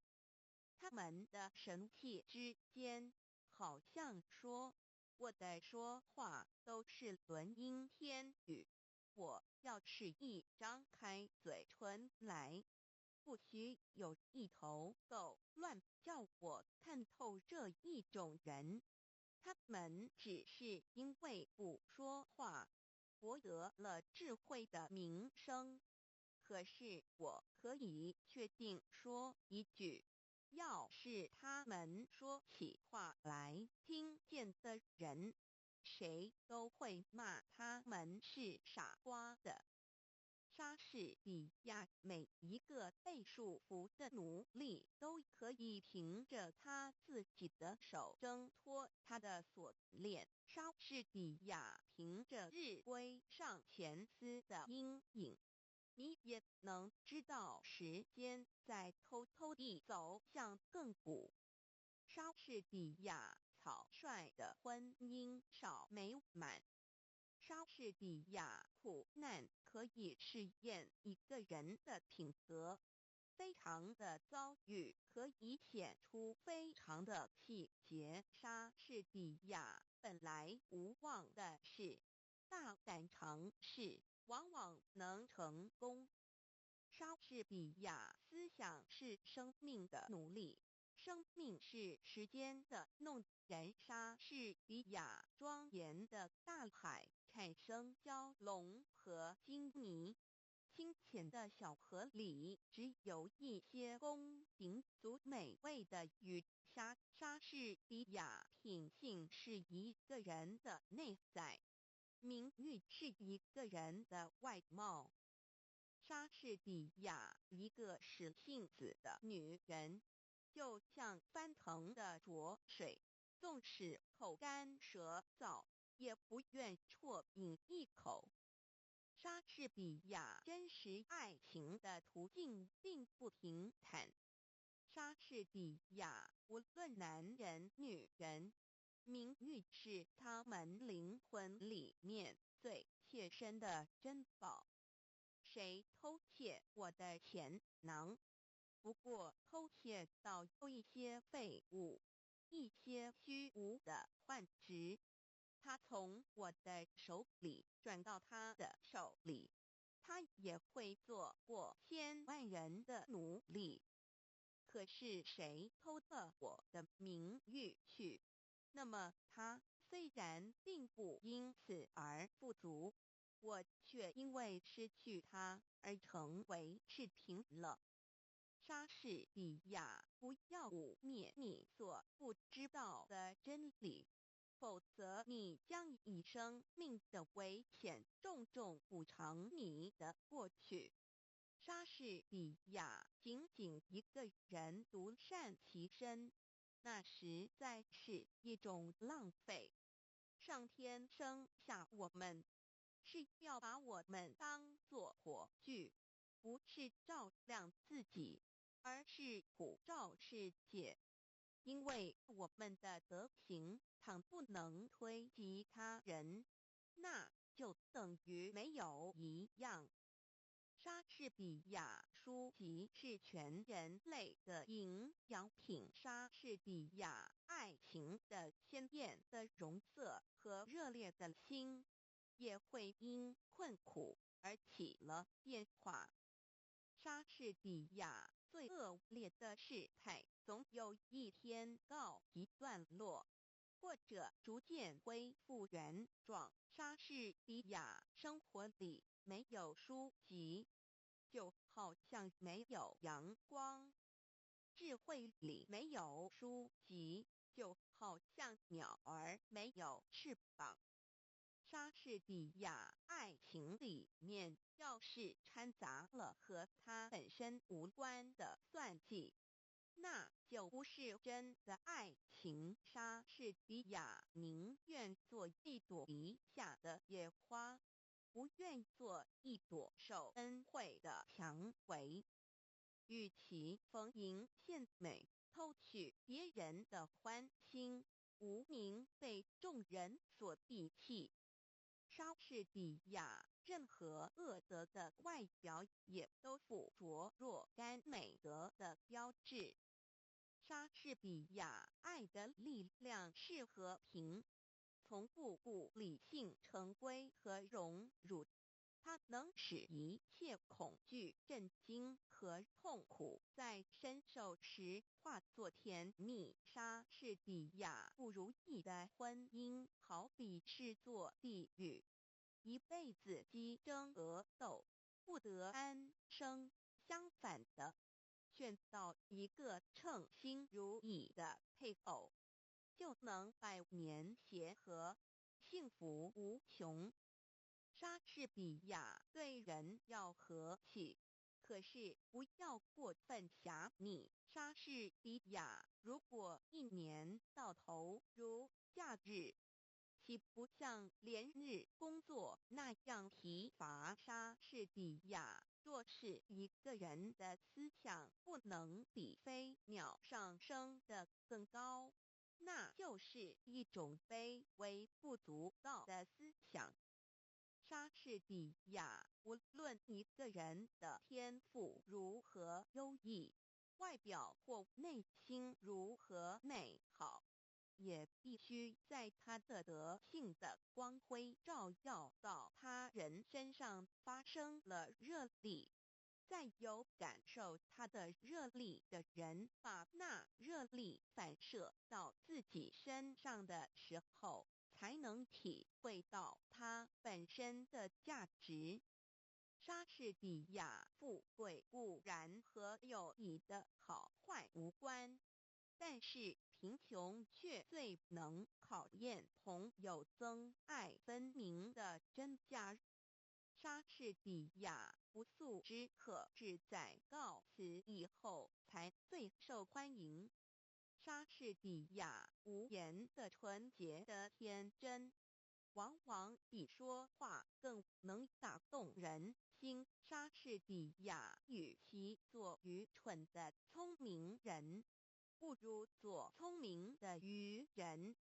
莎士比亚闪光的东西，并不都是金子，动听的语言，并不都是豪华。莎士比亚华夏在富丽堂皇，也只是坟上楼阁。莎士比亚明智的人绝不坐下来为失败而哀嚎，他们一定乐观地寻找办法来加以一贯。就莎士比亚，道德和才艺是远胜于富贵的资产。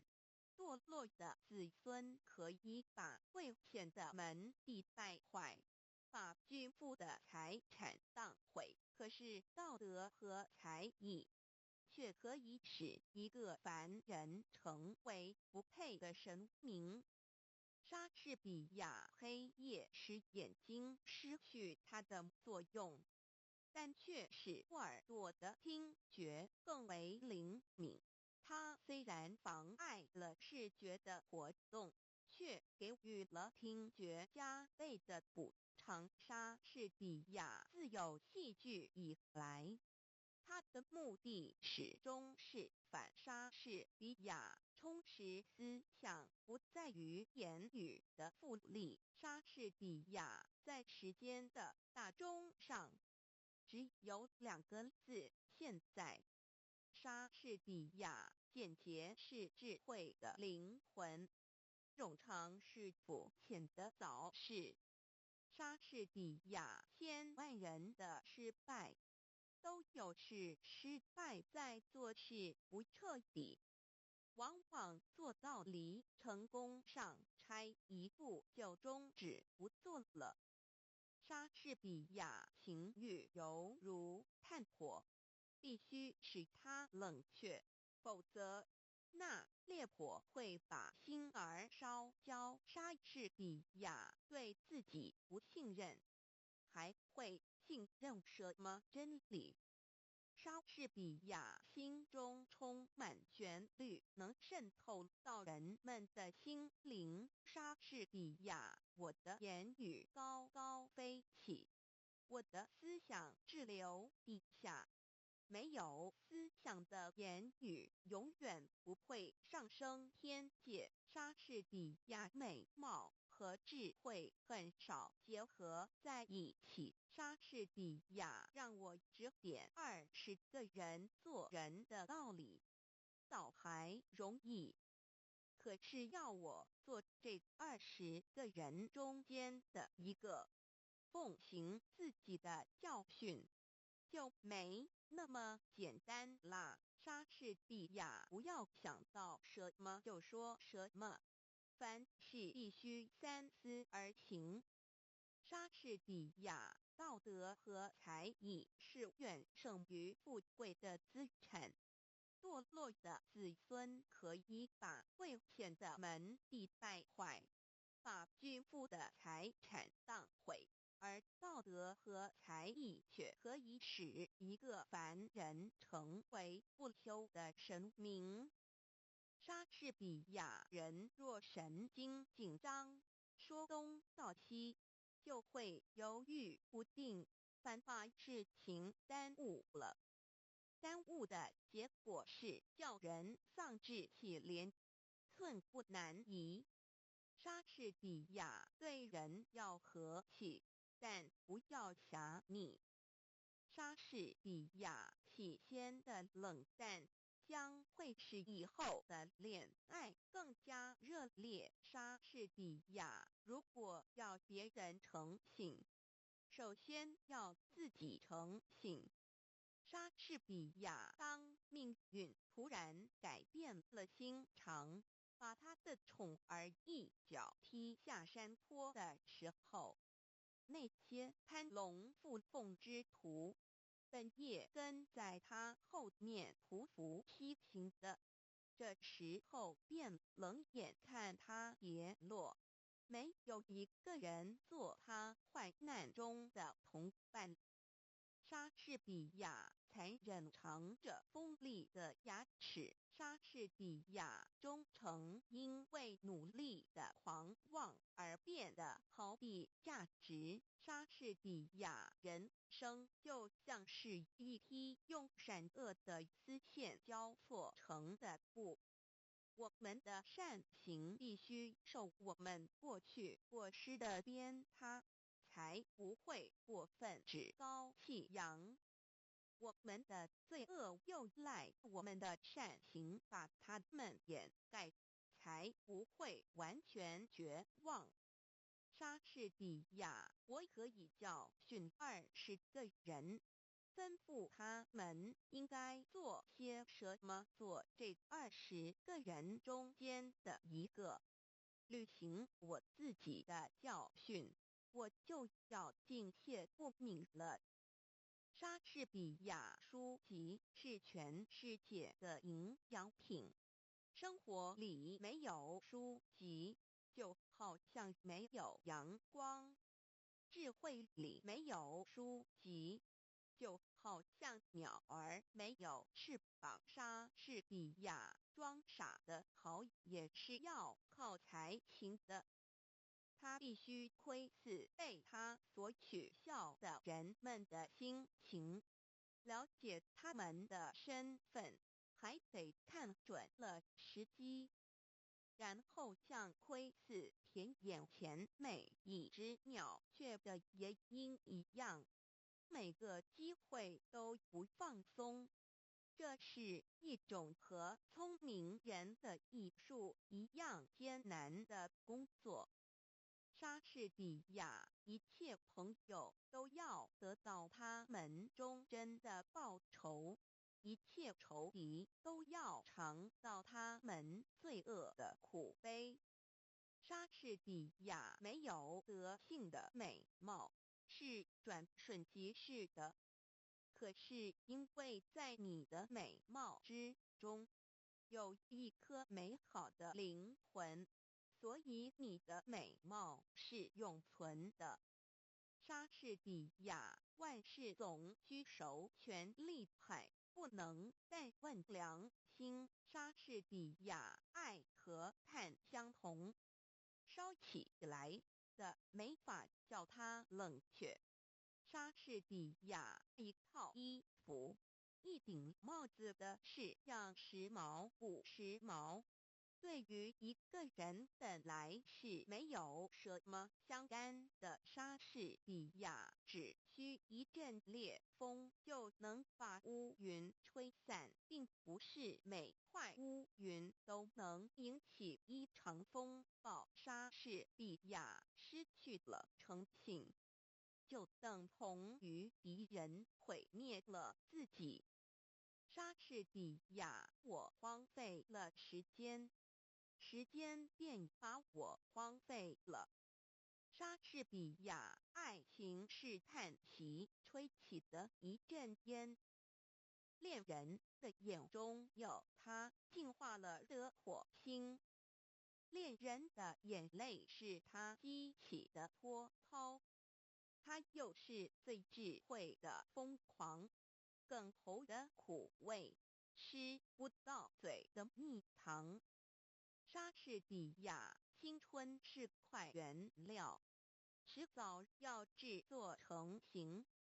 莎士比亚，青春的特征乃是动不动就要背叛自己，即使身旁没有诱惑的力量。莎士比亚，若有旱烟，其实岂知莎士比亚一个骄傲的人，结果总是在骄傲里毁灭了自己。莎士比亚人的一生是短的，但如果卑劣地过这短短的一生，就太长了。莎士比亚，您的花言巧语对于了解您的人来说，是足以泄露您的空虚和弱点。莎士比亚人在不走运的时候，总是带出一副老。莎士比亚，爱情不过是一种风。莎士比亚，报复不是勇敢，忍受才是勇敢。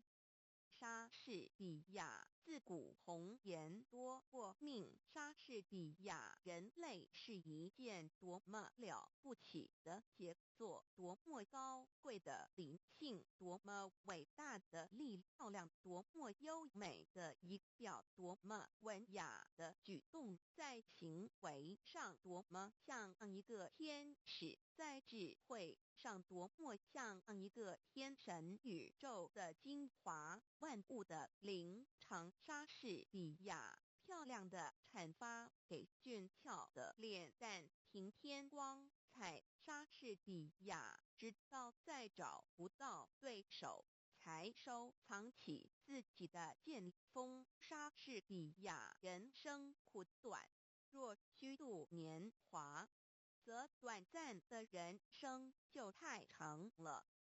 莎士比亚90上得来的朋友，等到就尽尊空，转眼成为路人。莎士比亚时间老人自己是个秃顶，所以直到世界末日也会有大群秃顶的徒子徒孙。莎士比亚爱情不是花印下的甜言，不是桃花源中的蜜语，不是青年的眼泪，更不是死硬的强迫。爱情是建立在共同语言的基础上的。莎士比亚天色越是晴朗空明，越显得浮云的浑浊。莎士比亚名字有什么关系把玫瑰花叫做别的名称？它还是照样芳香。莎士比亚书籍是人类知识的总结。莎士比亚音乐有一种魅力，可以感化人心向善，也可以诱人走上堕落之路。莎士比亚谁想要马高山夷为平地？当一座山推倒以后，另一座山又已经堆了起来。莎士比亚毒药有时也能治病。莎士比亚从各方面对习俗的质疑，是每一个莎士比亚爱是一种甜蜜的痛苦。真诚的爱情永不是走一条平坦的道路的。莎士比亚没有力量的意志，就如同假装士兵的莎士比亚生命的短促，只有美德能将它流传到遥远的后世。莎士比亚时间正像一个趋炎附势的主人，对于一个邻居的客人不过和他略为握手，对于一个新来的客人却伸开了两臂，飞也似的过去抱住他。欢迎是永远含笑的，告别总是带着叹息。莎士比亚不应当急于求成，应当去熟悉自己的研究对象，锲而不舍。时间会成全一切，凡事开始最难，然而更难的是何以善终。莎士比亚大海有涯岸，热烈的爱却没有边界。莎士比亚，我们宁愿重用一个活跃的侏儒，不要一个贪睡的巨人。莎士比亚书籍是人类知识的总统。莎士比亚爱和炭相同，烧起来的没法叫它冷却。莎士比亚，假如我必须死，我会把黑暗当作新娘，把它拥抱在我的怀里。莎士比亚没有比正直更富的遗产。莎士比亚血液中的火焰已燃烧起来，最坚强的誓言，也就等于草杆。莎士比亚书籍是全世界的营养品。生活里没有书籍，就好像没有阳光；智慧里没有书籍，就好像鸟儿没有翅膀。莎士比亚白糖上面浇蜂蜜，蜂蜜上面盖白糖。莎士比亚心灵的伟大表现的并不明显，因为莎士比亚尿泡虽大无精长，平驼虽小压千斤。莎士比亚有德的妇人，即使容貌丑陋，也是家庭的装饰。莎士比亚书籍是全世界的营养品。生活里没有书籍，就好像没有阳光；智慧里没有书籍，就好像鸟儿没有翅膀。莎士比亚演戏的好像总是那3个人丈夫。莎士比亚竟由爱早，还是爱逐境迁？莎士比亚勇气是在磨练中生长的。莎士比亚爱和碳相同，烧起来得设法叫它冷却，让它任意着，那他就要把一颗心烧焦。莎士比亚理智可以制定法律来约束感情，可是热情激动起来，就会把冷酷的法令灭弃不顾。年轻人是一头不受拘束的野兔，会跳过老年人所设立的理智的樊篱。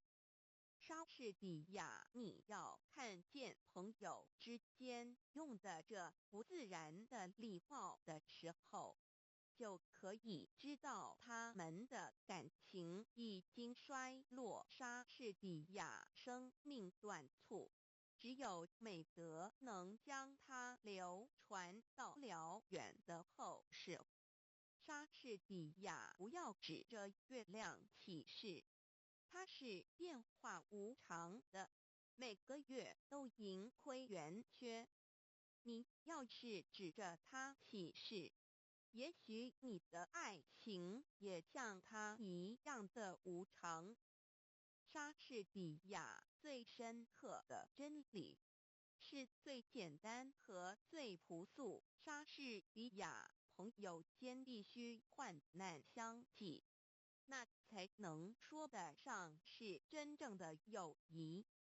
莎士比亚人世间的和光荣，往往产生在罪恶之中，为了身外的福名，牺牲自己的良心。莎士比亚真正的爱情是不能用言语表达的，行为才是衷心的最好说明。莎士比亚正像太阳会从乌云中探出头来一样，不依粗俗，可以格外显出一个人的正直。莎士比亚，谁告诉我真话，即使他的话里藏着死亡，我也会像听人家恭维我一样听着他。莎士比亚一切礼仪都是为了维持那些虚应故事的行为，言不由衷的欢迎，出尔反尔的殷勤而设立的。如果有真实的友谊，这些虚伪的形式就该一律摒弃。莎士比亚，我承认天底下再没有比爱情的责罚更痛苦的，也没有比服侍他更快乐的事了。莎士比亚，衙门8字朝南开，有理无钱莫进来。莎士比亚忠诚的爱情充溢在我的心里，我无法估计自己享有的财富。莎士比亚时间会刺破青春的华丽精致，会把平行线刻上美人的额角，会吃掉稀世珍宝，天生丽质，什么都逃不过他横扫的镰刀。莎士比亚英雄诗时把头低，凤凰落架不如鸡。莎士比亚任何一种兴趣都包含着天性中有心。莎士比亚有力的理由造成有力的行动。莎士比亚不太热烈的爱情才会维持久远。莎士比亚抛弃时间的人，时间抛弃他。莎士比亚在紧张的行动中间，言语不过是一口冷气。莎士比亚良心无非是懦夫们所用的一个名词，他们害怕强有力者借它来做搪塞。莎士比亚洪水可以从涓滴的细流中发生。莎士比亚爱情里要是掺杂了和他本身无关的算计，那就不是真的爱情。莎士比亚淳朴和忠诚所呈现的领悟，总是可取的。莎士比亚有德必有勇，正直的人绝不胆怯。莎士比亚行为无价宝，甚为护身术。莎士比亚有德必有勇，正直的人绝不胆怯。莎士比亚为剑往往是非野心的阶梯，凭借着他一步步爬上了高处。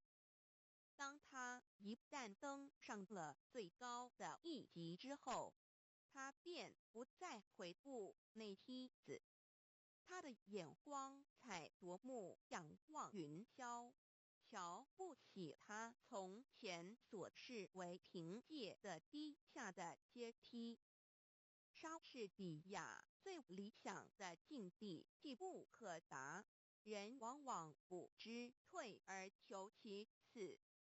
莎士比亚和狐狸打交道，你必须比他更有心。莎士比亚生平富足的盛世突然养成一批懦夫，困苦永远是坚强之母。莎士比亚强有力的理由产生强有力的行动。莎士比亚熄灭吧，熄灭吧，瞬间的灯火。人生只不过是行走着的影子。莎士比亚要是在我们的生命之中，理智和情欲不能保持平衡，我们血肉的邪心就会引导我们到一个荒唐的结局。可是我们有的是理智，可以冲淡我们汹涌的热情肉体的刺激和奔放的淫欲。莎士比亚虽然全是一头不直的熊，可是金子可以拉着他的鼻子走。莎士比亚好酒无需招牌。莎士比亚有很多良友，剩余有很多财富。莎士比亚无数人世的变化孕育在时间的胚胎里。莎士比亚老实人从来不吃亏。莎士比亚为的之前是请求，记得之后是命令。莎士比亚爱情的野心使人备受痛苦。莎士比亚酒池上得来的朋友，等到酒尽樽空，转眼成为路人。一片冬天的乌云刚刚出现，这二飞虫们早就躲得不知去向了。莎士比亚不管饕餮的时间怎样吞噬这一切，我们要在这一息尚存的时候，努力博取我们的声誉，使时间的镰刀不能伤害我们。莎士比亚不良的习惯会随时阻碍你走向成名、获利和享乐的路上去。莎士比亚傻瓜的迟钝是才子的磨刀石。莎士比亚我们一个指头痛疼的时候，全身都会觉得难受。莎士比亚善恶的区别在于行为的本身，不在于地位的有无。莎士比亚金钱是个好兵士，有了它就可以使人勇气百倍。莎士比亚愚人的蠢事算不得稀奇，聪明人的蠢事才叫人笑痛肚皮。因为他用全副的本领证明了自己的愚笨。莎士比亚诡计需要伪装，真理喜欢阳光。莎士比亚爱比杀人重罪更难隐藏。爱情的黑夜有中午的阳光。莎士比亚爱你自己要爱在最后，真爱那些恨你的人。诚实比起腐败会给你赢得略多的好处。在你的右手里永远举着温顺的和平之，免得嫉妒之徒说闲话。做人要公正，不要怕。你所要达到的一切目的，应该是你的国家、上帝和真理所要达到的目的。莎士比亚谣言会把人们所恐惧的敌方军力增加1倍，正向回声会把一句话化成2句话一样。莎士比亚轻浮和虚荣是一个不知足的贪食者，他在吞噬一切之后，结果必然牺牲在自己的贪欲之下。莎士比亚老实人就是傻瓜，虽然一片好心。莎士比亚谣言是一只凭着推测、猜疑和臆度吹响的笛子。莎士比亚简洁是智慧的灵魂。冗长是肤浅的早是莎士比亚为失策找理由，反而是该失策更明显。莎士比亚提起那个怪物，虽然是魔鬼，会吞掉一切的羞耻心，也会做天使，把日积月累的美德善行熏陶成自然而令人安之若素的家常便饭。莎士比亚没有比正直更富的遗产。莎士比亚统一的太阳照着他的宫殿，也不曾比了我们的草屋。日光是一视同仁的。莎士比亚诚实比起腐败会给你赢得更多的好处。莎士比亚爱情不过是一种风。莎士比亚一个骄傲的人，结果总是在骄傲中毁灭了自己。莎士比亚爱是一种甜蜜的痛苦。莎士比亚任何大人物的丧事，无论是国王的冠冕摄政的宝剑大将的琼标，或是法官的礼服，都比不上仁慈那样更能衬托出他们的庄严高贵。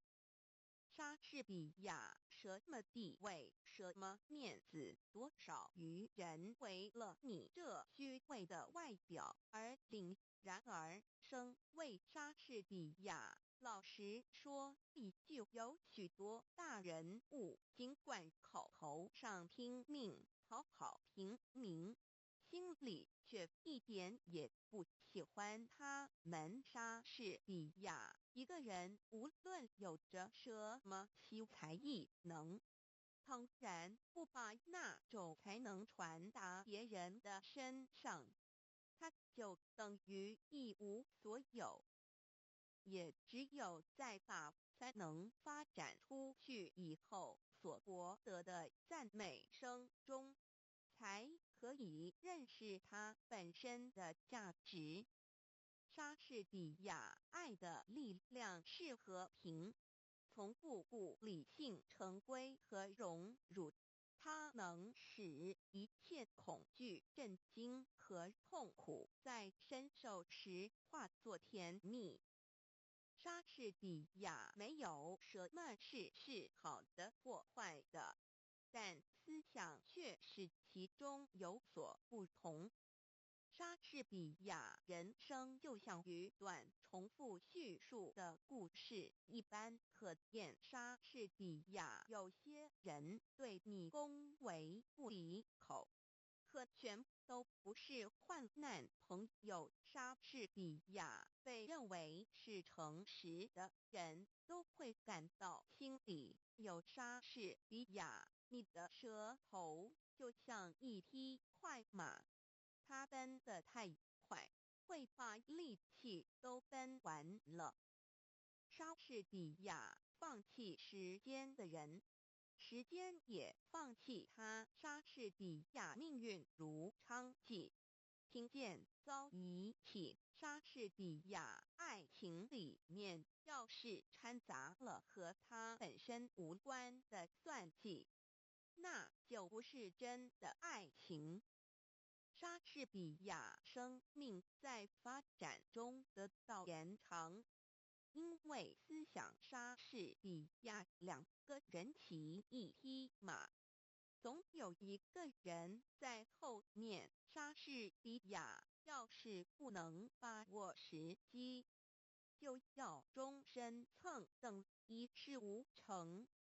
莎士比亚传播思想，无损于思想的传播者。莎士比亚，我们所要做的是，应该一想到就做，因为人的想法是会变化的。有多少舌头，多少手，多少意外，就会有多少忧郁，多少迟延。莎士比亚，你写诗句，和他交换着爱情的纪念物。在月夜他的窗前，你用做作的声调唱着假作多情的诗篇，你用头发编成的外环指解虚华的事物，琐碎的玩具、花束、糖果，这些可以强烈地骗诱一个稚嫩的少女之心的性事来偷得她的情。你用诡计盗取了她的心。莎士比亚，我们粗心的错误，往往不知看重我们自己所有的可贵的事物，直至丧失了它们以后，方是认识它们的真假。我们的无理的增贤，往往伤害了我们的朋友，然后再在他们的坟墓之前追凶哀泣。莎士比亚浪子挥霍的是他的祖业，财迷葬送莎士比亚。虽然权力是一头不直的熊，可是金子可以拉着他的鼻子走。莎士比亚仅仅一个人独善其身，那实在是一种浪费。上天生上我们，是要把我们当作火炬，不是照亮自己，而是普照世界。因为我们的德行上不能推及他人，那就等于没有一样。莎士比亚无瑕的名誉是世间最纯粹的珍珠。莎士比亚真正的爱情是不能用言语表达的，行为才是中心的最好说明。莎士比亚无数人的失败，都是失败于做事情不彻底。往往做到离成功只差一步就停下来。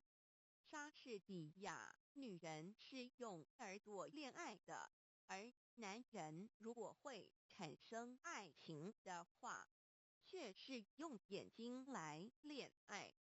莎士比亚时间是审查一切罪犯的最老练的法官。莎士比亚俏皮话就像练剑用的钝刀头子，怎样使也伤不了人。莎士比亚朋友间必须是患难相济，那才能说得上是真正的友谊。莎士比亚志愿不过是记忆的努力，总是有始无终，虎头蛇尾，像未熟切果子密布树梢，一朝红烂就会离去枝条。莎士比亚一个人看不见自己的鼻子，教堂屋顶上的风信标变幻莫测。莎士比亚适当的悲衰可以表示感情的深切，过度的伤心却可以证明智慧的欠缺。莎士比亚恶人的友谊一下子就会变成恐惧，恐惧会引起彼此憎恨，憎恨的结果，总有一方或双方得到就有应得的死亡或祸根。莎士比亚谦虚是最高的克己功夫。莎士比亚欺人的期望是一个宁人。一个时刻，当死神将要温柔地替人解除生命的羁绊的时候，虚伪的希望却拉住他的手，使人在困苦之中苟延残喘。莎士比亚尤其是小孩子的工作。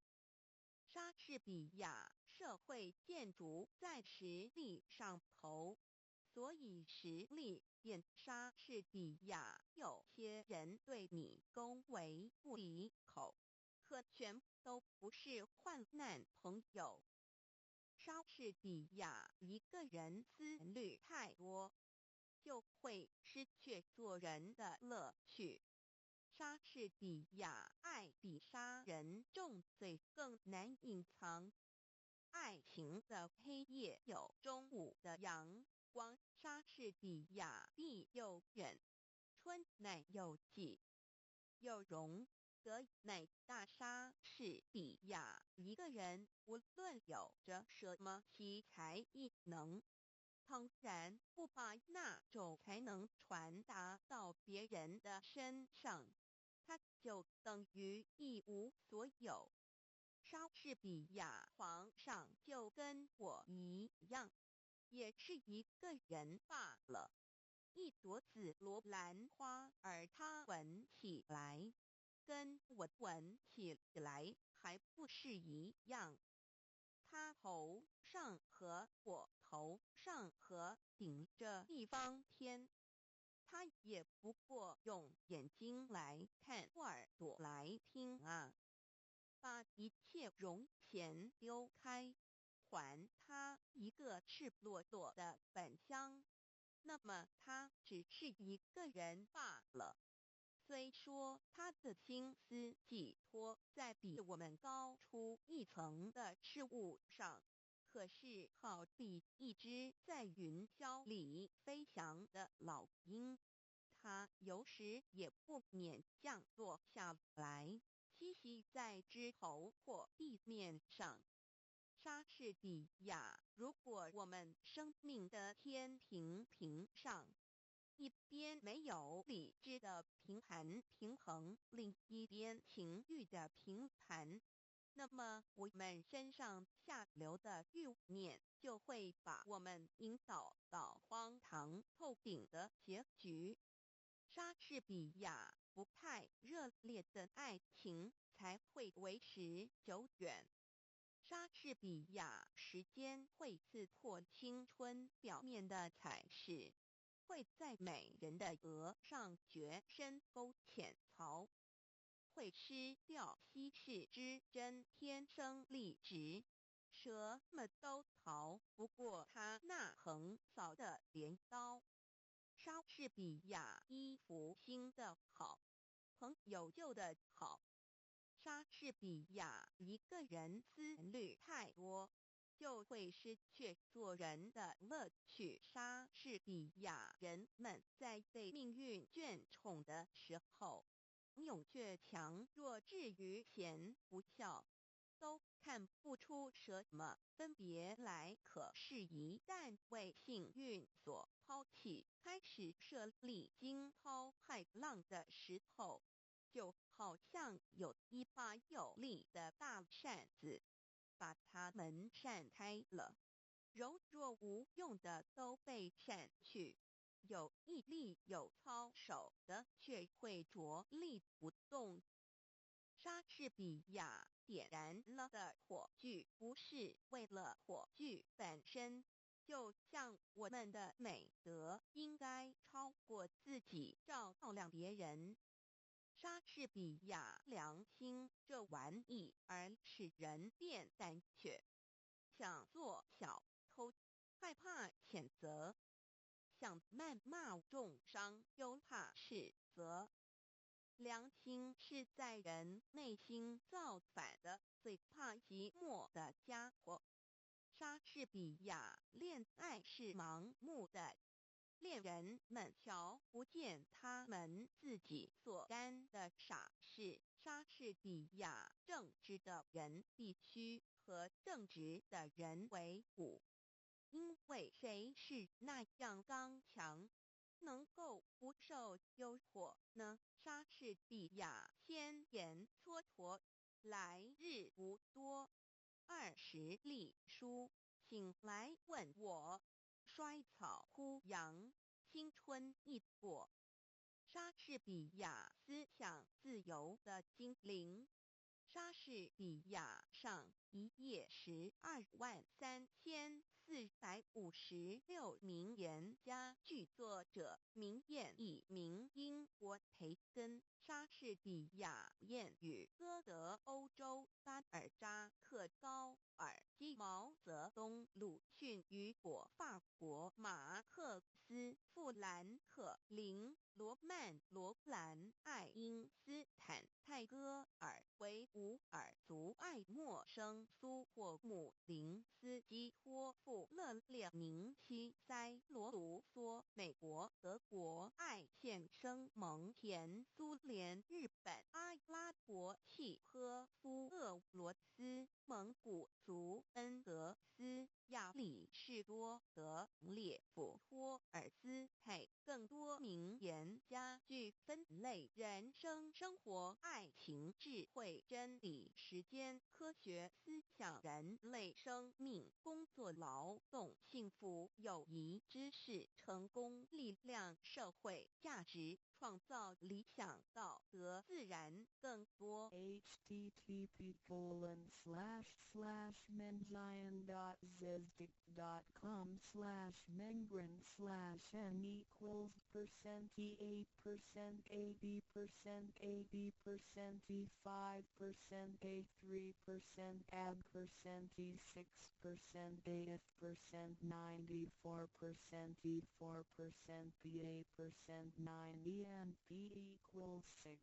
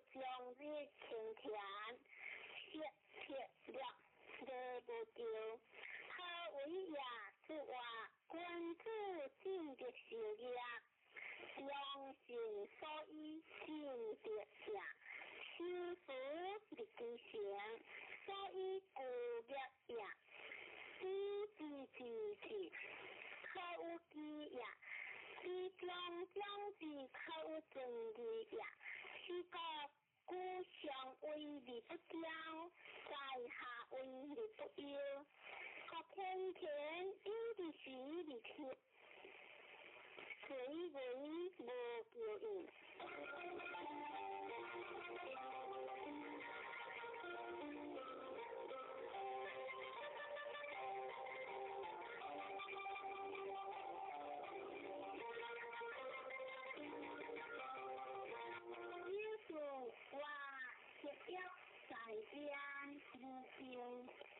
为呀，是话上下不相，非为邪呀，进退无行，非离君呀，君子正直受业，若一时呀，过无咎。叫我或非良在天，利见在人，何为呀？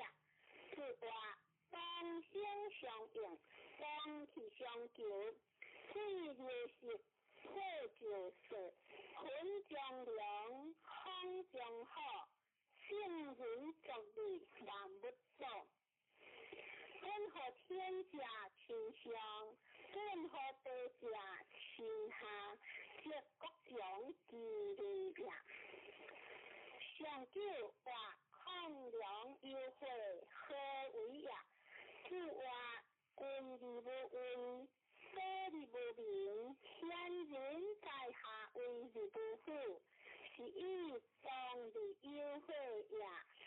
善良的用下呀，善良在点是下呀，相的天权相属呀，是约在烟是气呀，亏良在天相比呀，抗良优惠强一在呀，天管永久天下事呀。善良的用是善种，善良在点，天下文明。善的天权，无时改行，是约在烟，天德难结。亏良在天，难为何天结？抗良优惠，无时改结，天管永久。乃见天界，天管家，是理兴者呀，理经者，性情呀，天是灵异，利天下，不然所理，在于在，在天下，光见良正，天水清呀。良牙发挥，当通景呀，虚心的良，一无天，分行无喜，天下平呀。关注以行德为行，一颗正之行呀，相之为人呀，问理理天，天理理行，是以关注。不用呀，君子合于自己，廉于边己，宽于孤己，仁于行己，一话善良在点，利见在人，君德呀。第三，阳光理不彰，相不在天，他不在点。各天田因地时日切，随为无救应，救赎阳光理不彰，相不在天，他不在点，相不在人，各歇子下，理之呀，各无救。苦在人下，无天地合之者。无自觉合之名，无事行合之事，无归行合之必相。先天理天为，后天理后天时。天天为，理后有人好，后有归行好。空之为言呀，依正理不必退，依准理不必动。依德理不必上，第一圣人好，其进退尊王，理不是基建下，第一圣人好。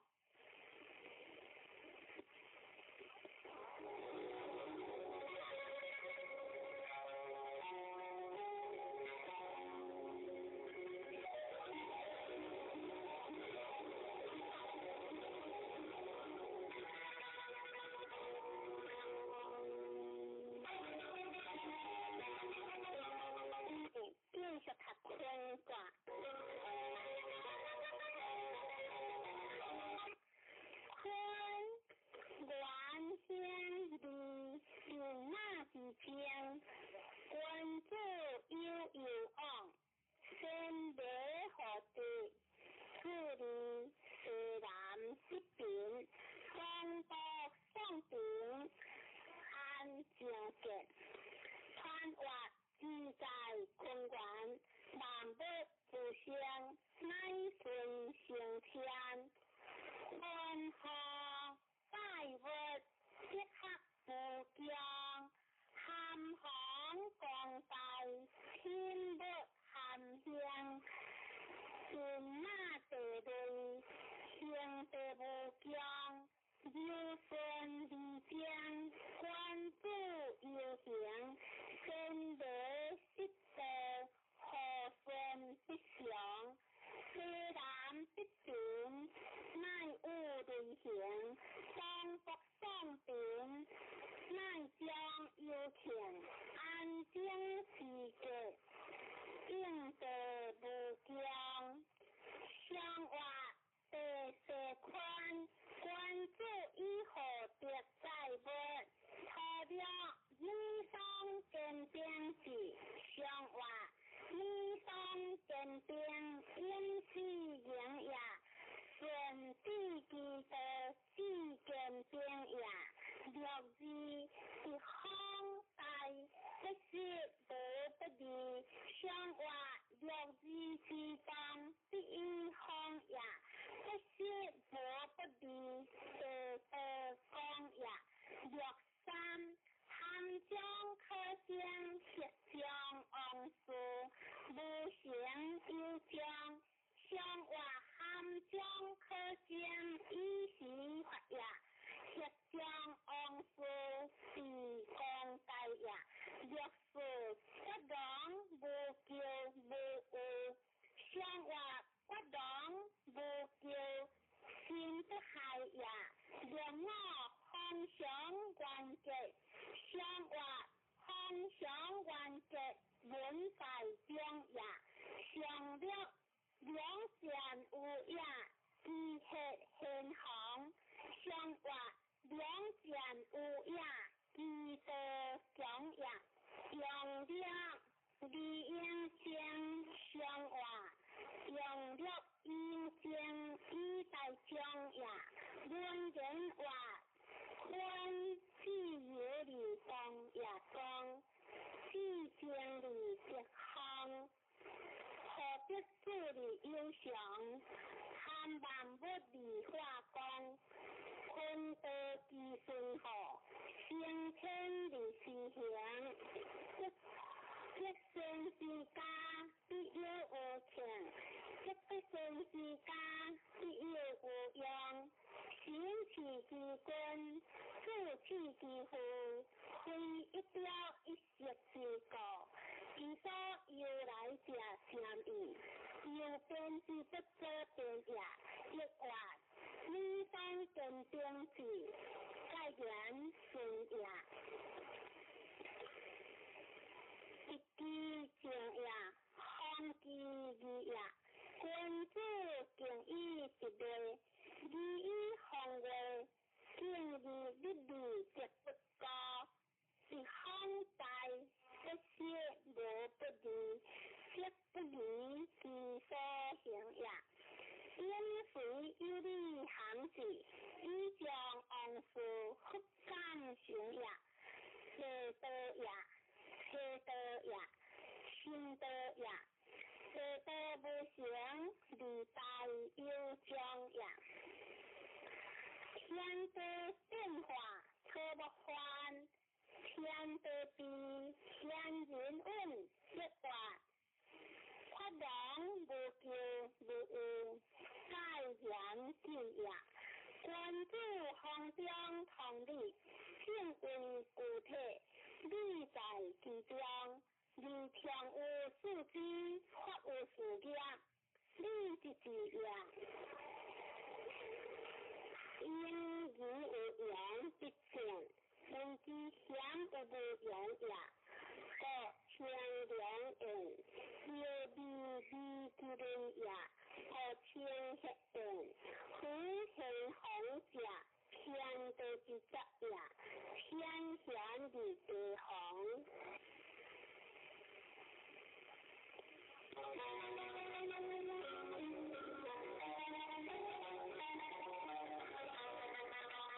虽无端，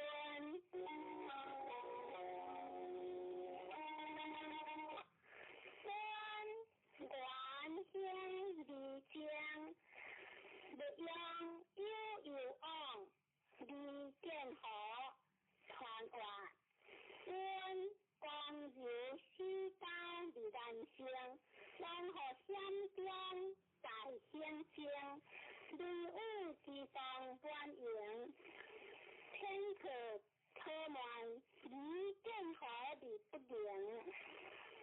相话，魂雷奔，君主已经连，何久团环离故境，离剑河。相话，随团环，体形成也，以quyền下旋，在结連也。略字真如真如，成馬般如，分可分果，如此正不如，一年乃如。相話，略字自然成功也。一年乃如幻想也。略三，這個無故以日不靈中，君子之不如下王令。相話，這個無故以將權也，君子下至王令將也。略是成馬般如，有分果，王結無不利。相話，舉例惡名也，有腦天地歌，小正結在經香。相話，天地歌是利功也，相略成馬般如，接下連如。相話，接下連如，可可中也。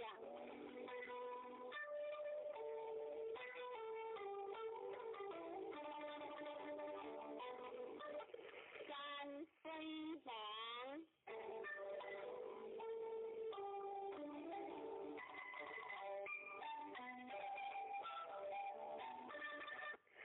王相分我就當王，當王就我，他對靠在山上，不接不靠，離經寬話王。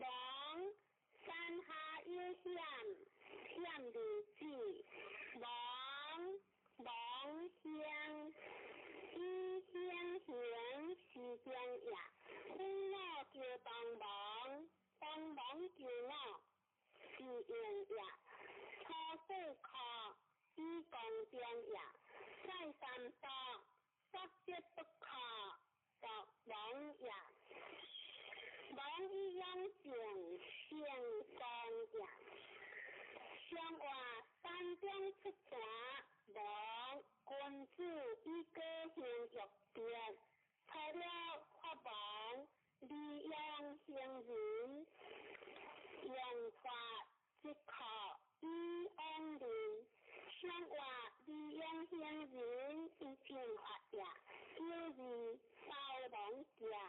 立夫家，自出家，相話自出家，放子着也。略三，略用子女見盡夫，不有講，無有理。相話不用子女行不順也，略是困蒙理。相話困蒙之理。作王事也，略我當王嘅。相話當王之家，天意順也。相久即王不利無靠，利無靠。相話利用無靠，上下隨也。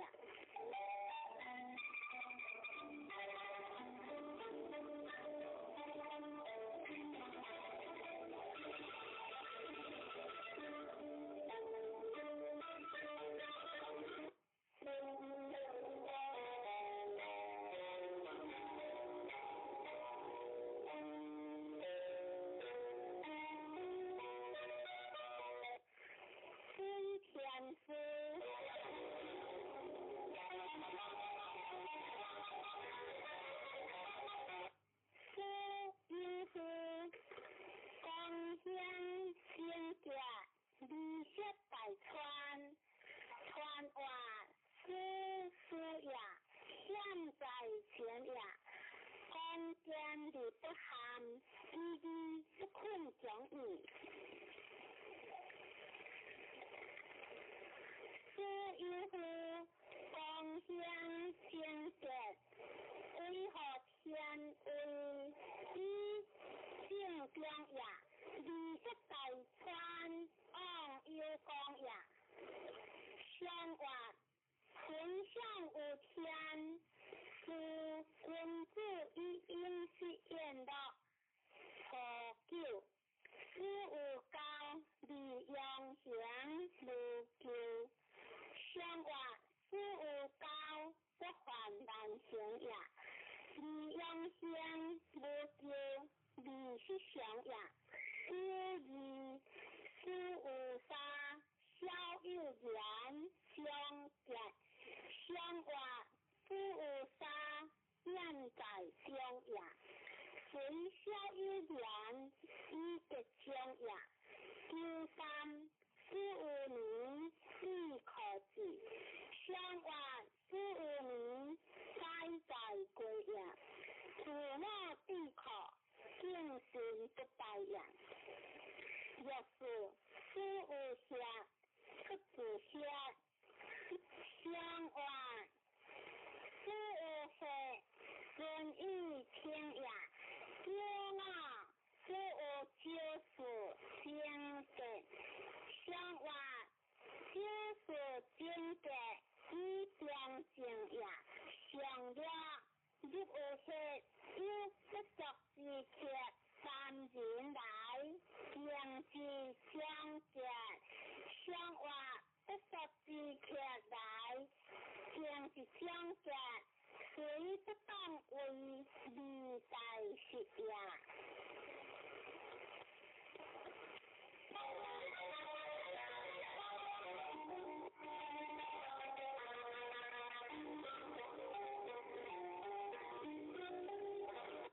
天吹响，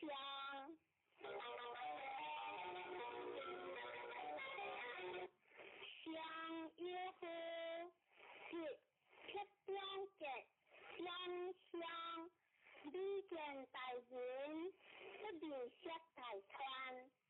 川话相相江下险，险离间。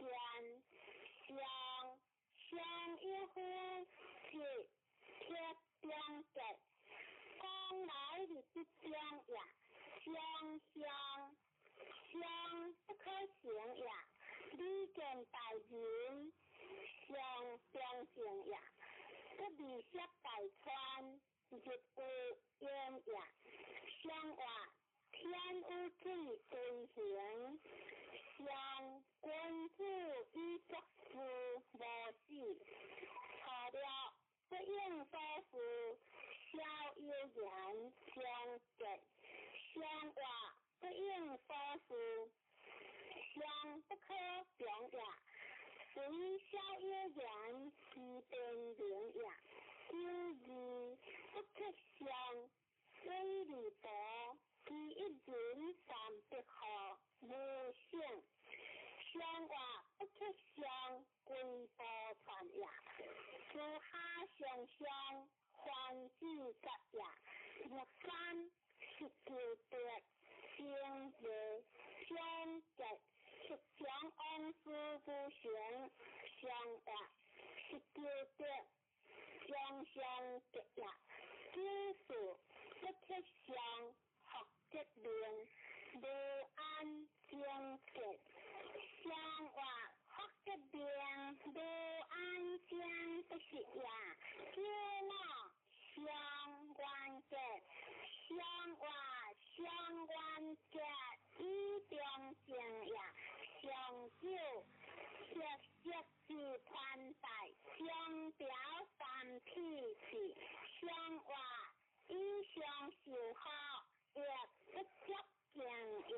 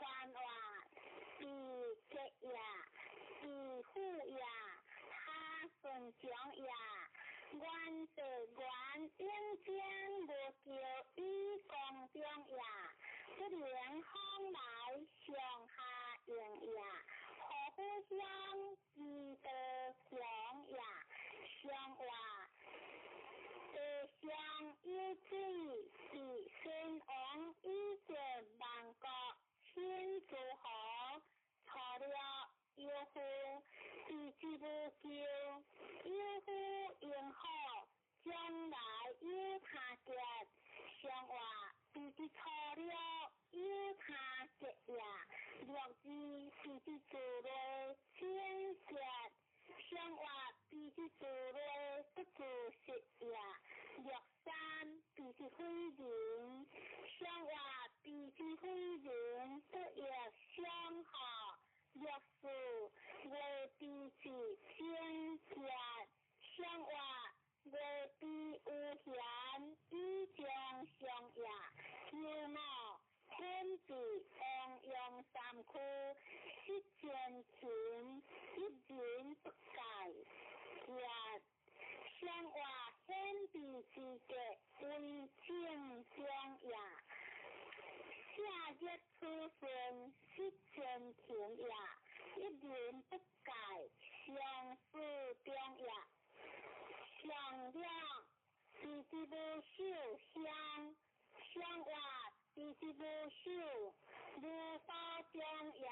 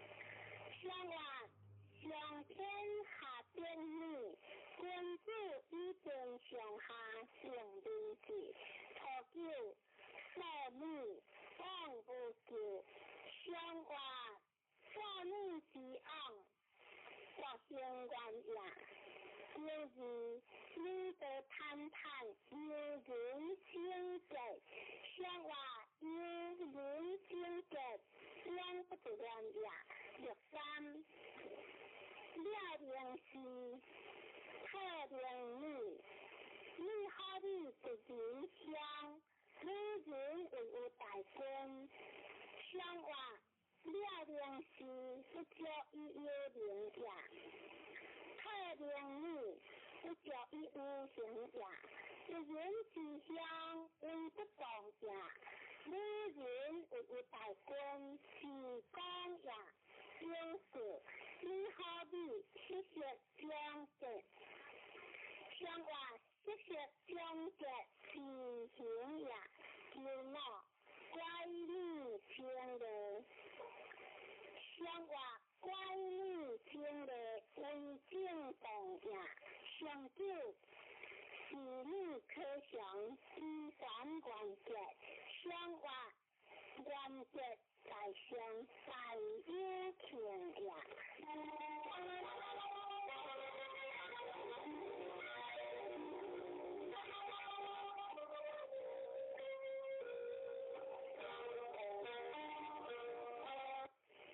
天台。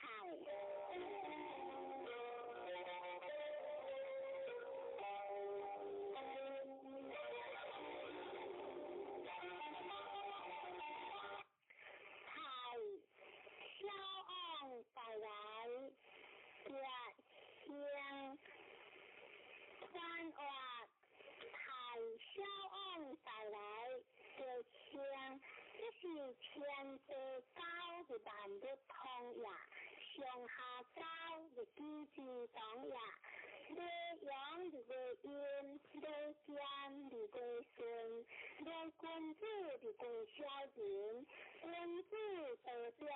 小人的小呀，相话天的高台，可以改成天的之德，非常天的之理，一个有灵，可叫三毛子一直对清洁，相话三毛清洁是在过呀，第二高峰用冰河。一下为形容一项有标形，相话大方一项有标形，以共大呀。有三，女平不偷，无昂不好，干净无旧，物质皮肤无修就好。相话无昂不好，天地是呀。若是天天不服衣之灵，不改衣服；相话天天不服，改湿湿呀，不改衣服，良心观呀，良我对日归门。依据管家，相话依据管家，相依相管家，相了。相好无行，目标是一设定相对，相话相好无行，指定关呀。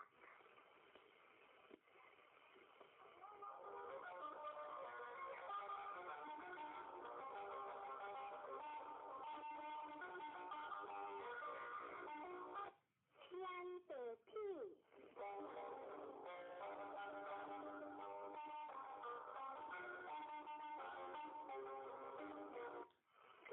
非人不如君子经才往小来，看话屁的非人不如君子经才往下来，一是天地不高，你万物不通呀，上下不高，你天下不邦呀，对阴的挂阳，对有的归公，对小人的归君子，小人得表，君子得小呀。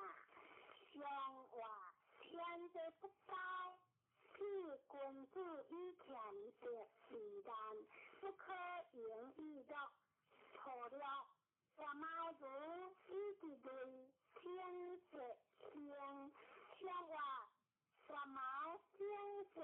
是在公呀，若是包成小人节，大人披星。生活大人披星，不乱供养，若干包修。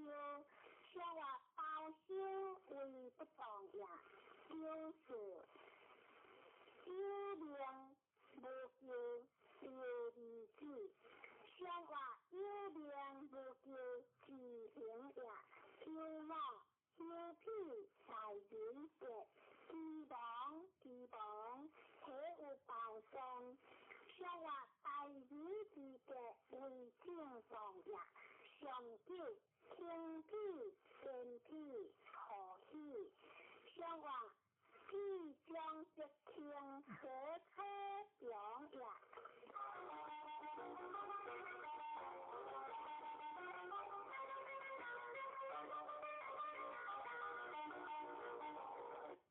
天会放人。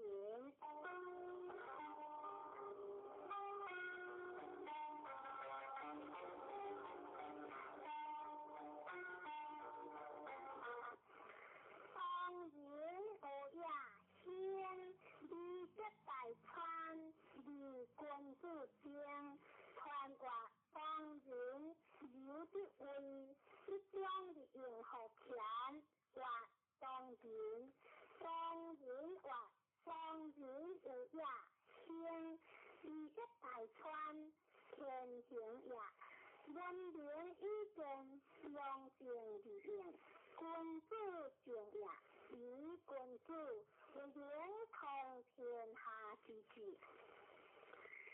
生活天污会当人，君主以为作辩论。可救当人无人无救，生活不闻当人有谁救也？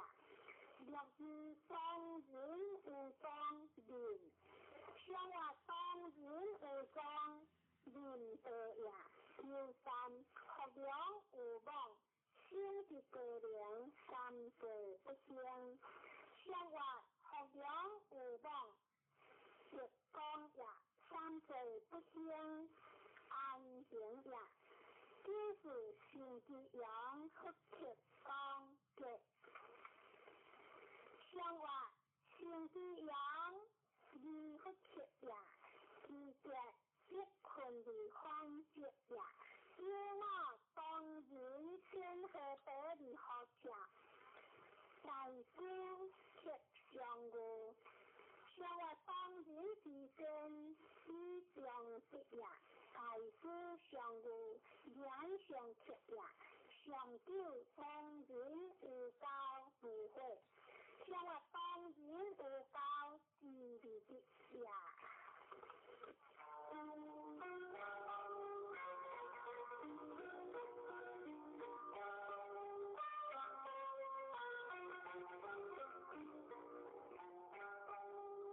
飞天大雁，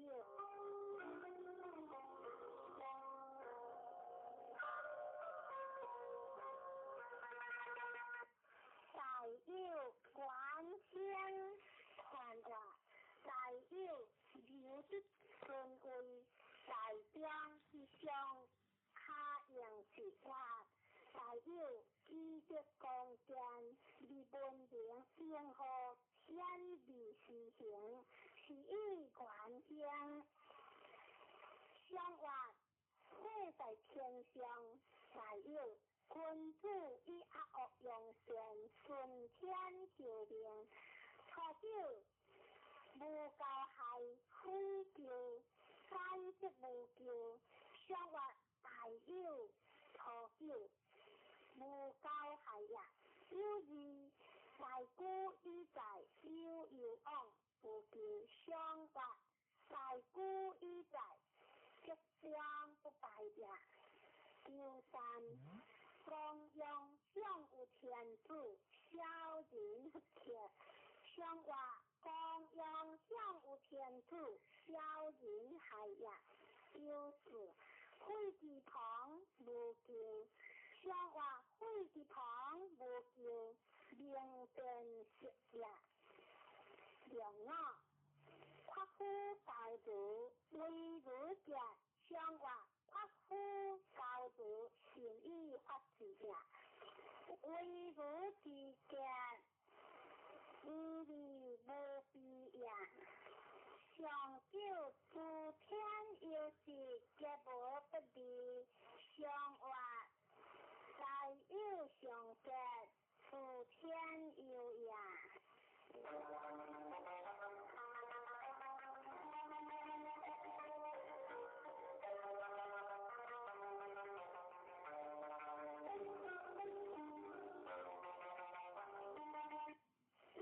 三天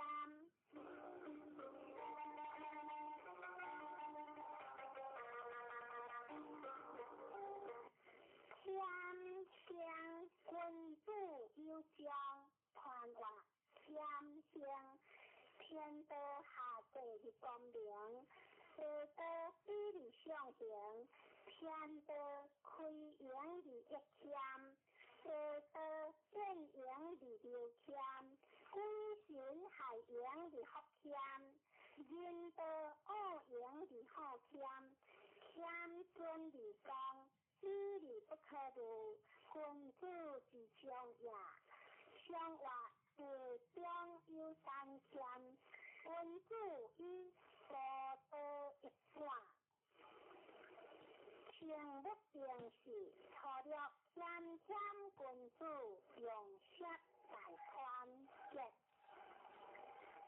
相话天天君主是以自乐若是明天正节相话明天正节相心之也有三无天君主有相节相话无天君主万民学也若是无不离亏欠相话无不离亏欠不为节也容貌不符于之人利用侵化无不离相话利用侵化情不学也上了明天利用形式情一个相话明天是利节也可用形式情一个也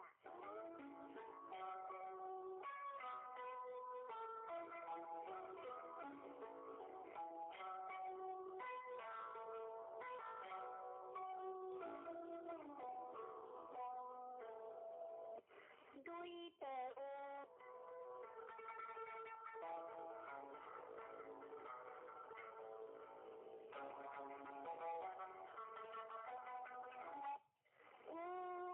李建和相书传话有光阳的志向顺一当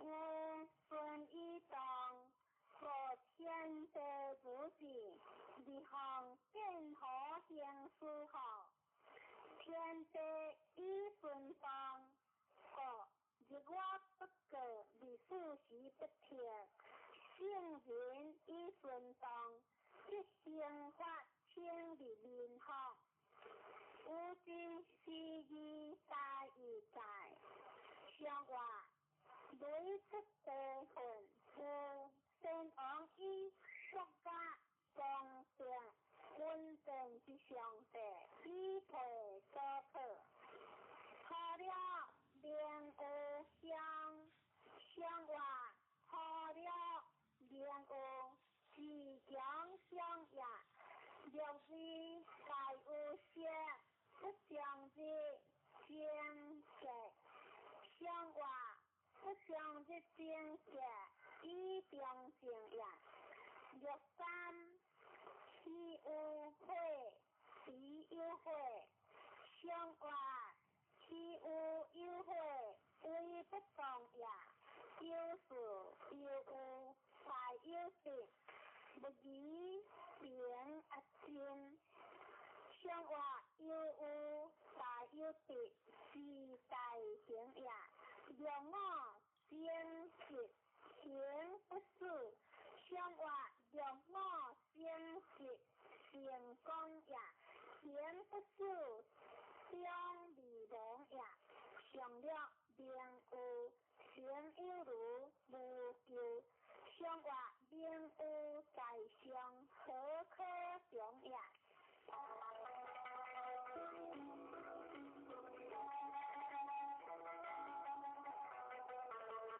便为水。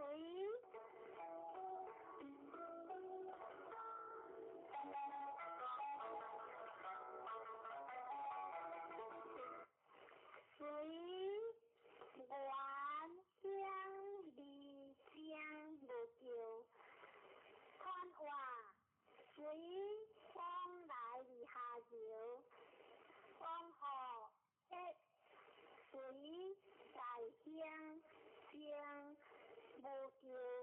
而天下随时之意在于在，上话日中有雷水，君子以相会，日宴上。初九官有如天节，出门交有功。上话官有如相成节也，出门交有功不是也。六日下小子是丈夫，上话下小子不欠有也。六三下丈夫是小子，虽有旧事未故将。上话下丈夫是下下也，旧事虽有下良乡，有夫在道，以良可救。上话虽有下吉祥也，有夫在道，良光也。有我苦有加减，上话苦有加减，为正中也。上了苦下事，乃将以至，往用上有地山。上话苦下事，上中也。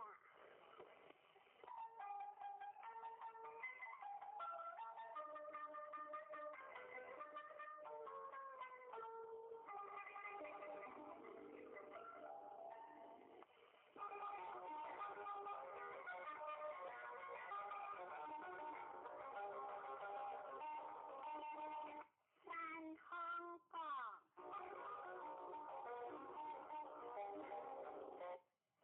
过元乡，绿色大川，天加三日，河加三日，川话过江上的留下，顺的起过元乡的天下第一。绿色大川，往有树也，天加三日，河加三日，相得有时，天行也。上话山下有乡，君子以亲邻约定。错了干夫之果，有主可无咎。未相结。上话干夫之果，以贤可也。有时干乐之果，不可将。上话干乐之果，一中得也。九三干夫之果，孝有会，无大咎。上话干夫之果，将无咎也。六四如夫之果，往见灵。上话如夫之果，往未必也。六五干夫之果，用有。上话干夫用有，成以别也。上九不服王河，各项其事。上话不服王河，是可接也。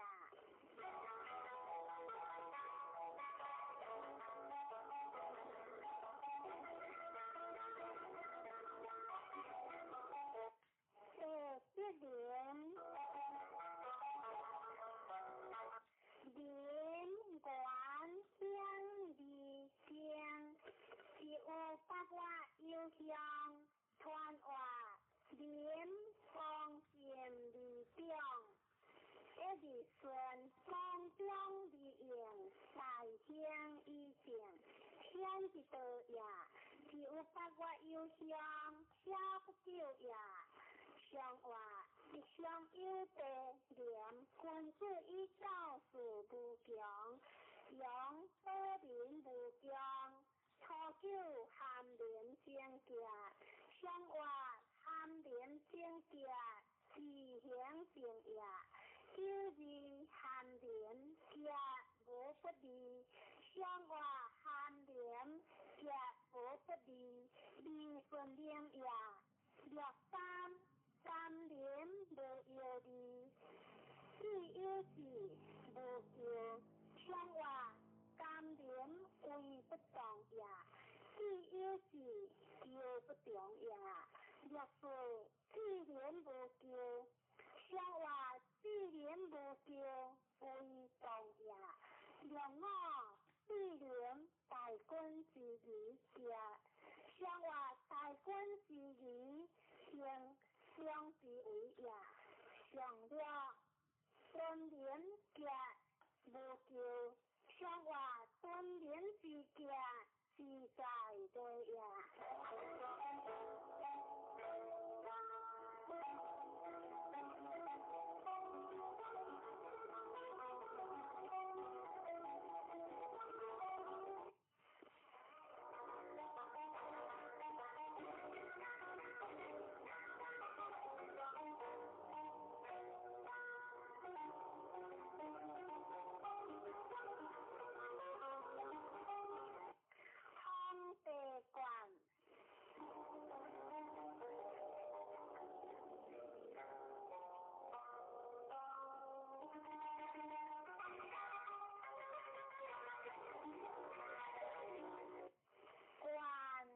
管理不全，有负用弱，传话在官在相，顺理顺，良政以管天下。管理不全，有负用弱，下管理法也。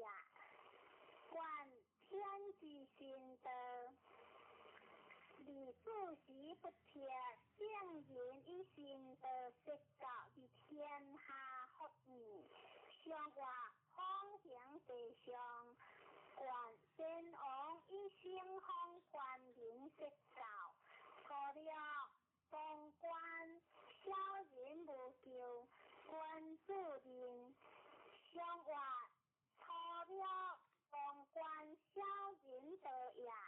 六字归官利如正，上话归官如正亦可笑也。六三官我相进退，上话官我相进退，利息得也。六四万国之光，利用兵有王，上话万国之光，上宾也。九五官我相，君主无救，上话官我相，官民也。上九官之相，君主无救，上话官之相，是利平也。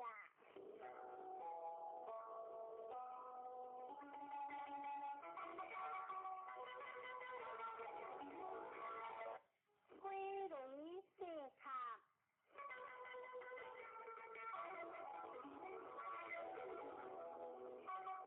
四卡将利用噶，传话以中有物话，四卡利兴，公有分放利良，雷电合利枪。有这种理想想，谁不当为利用的呀？上话雷电色卡，先昂以变化劣化，初九古教别起无救，上话古教别起不行呀。六字社会别别无救。上话社会别别成功也。6.3细粒肉牛肚，少年无求，生活牛肚胃不动也。9世间死，一件死，二间精结，生活二间精结，二讲也。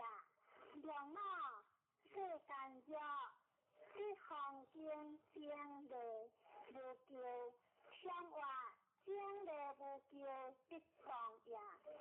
上9阿到便利乡，生活阿到便利通不明也。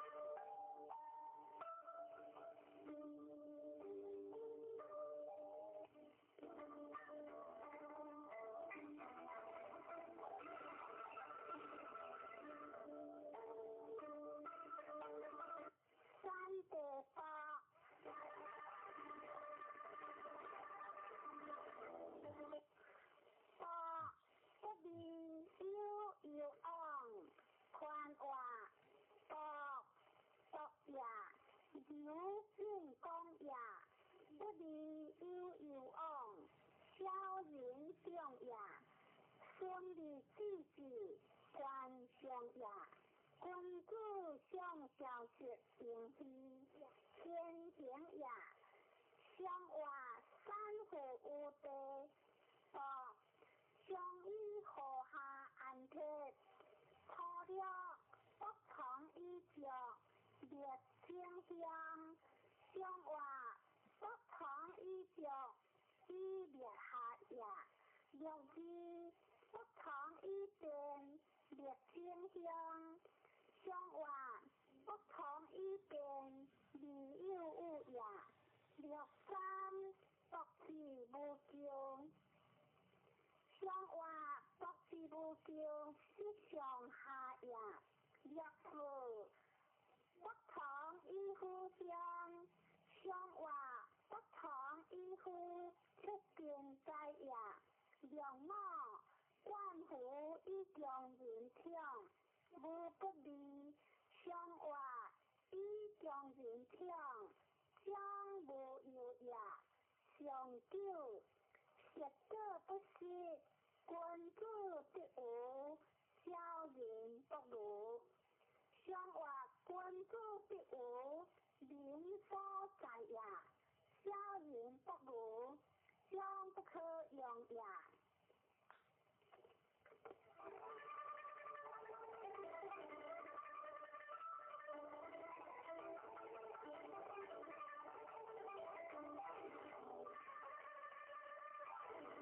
第对下。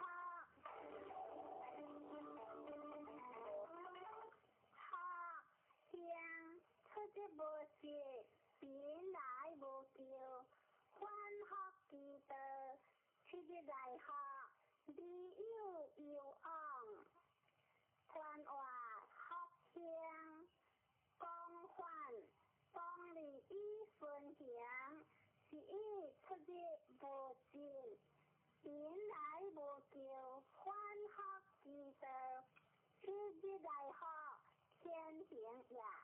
理有有昂，讲中也，学之见天地之心好，相话雷在地中学，先王以之日以观，相路不行，何不成行？初九不安学，无智慧远见，相话不万事学，以求真也。六字修学见，相话修学之见，以下人也。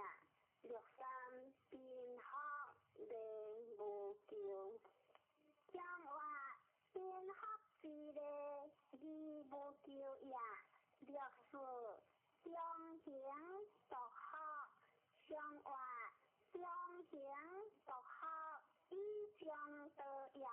六五顿学无会，相话顿学无会，相依自客也。上六理学相有在性，用形式将有代代，以及各君相，只有十年不缺经，相话理学之乡，欢君得也。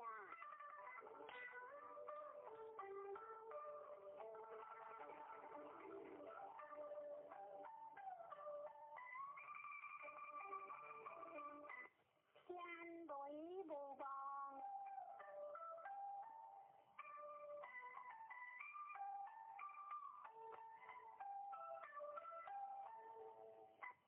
无望观天理将，机会将有相，不必有有昂。传话无望讲自归来，理为主有罪，当离间，讲中自应，大兴以正，天之灵也。机会将有相，不必有有昂，无望之昂何之意？天命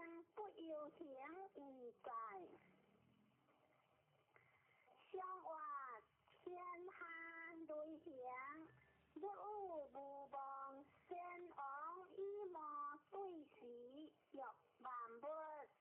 初九无望往行，上活无望之往必是也。六字不惊吓，不自有，则未有有往。上活不惊吓，未负也。六三无望之灾，则喜之流，乡人之地，一人之灾。上活乡人之流，一人灾也。九字可将无救，上活可将无救，故有之也。九末无望之节，无约有喜，上活无望之约，不可取也。上九无望情有性，无有利，上活无望之行，强之灾也。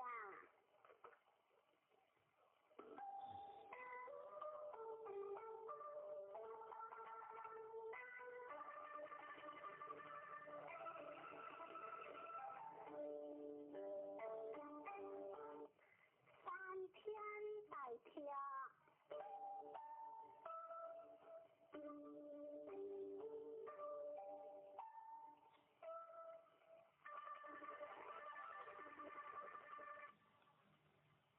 大跳离枪不加雪，离石大川，川滑大跳光剑，作息回放，日新之别，光相离相嫌，两之间大情也，不加失者两贤也。离石大川，迎河天也。上活天在山中，大跳关注以得之先言往行，以跳之定。初九有利利益，上活有利利益，不还灾也。九二有托福，上活有托福，中无有也。九三良马雕，离山间，活汉无为，未有有往。上活未有有往，相合之也。六字当有之，可关键。上活六字关键有喜也。良马欢喜之家也。上活良马之家有情也。上九二天之故乡，上活二天之故而大行也。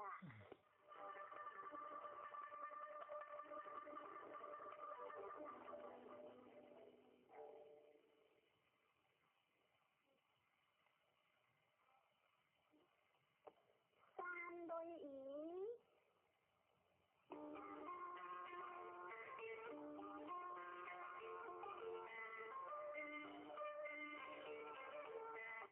以将见，关于自求可惜，传话以将见，永静节节也。关于关之所用也，自求可惜，关之自用也。天地用万物，圣人用贤，以及万民，以之时在以在。上活山下有雷，以君主以行言语，皆因之。初九下米灵句，关某得意，乡话关某得意，也不足贵呀。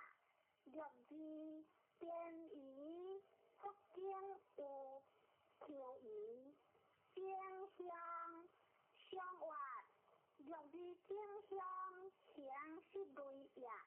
六三福语正乡是连不用无有理。乡话是连不用大背呀。六四电语节好事淡淡，基约着着无求。乡话电语之节上是讲呀。六五福建古正节不可惜大川。乡话古正之节顺意上上呀。上九有余的节利息大川。乡话有余的节大有情呀。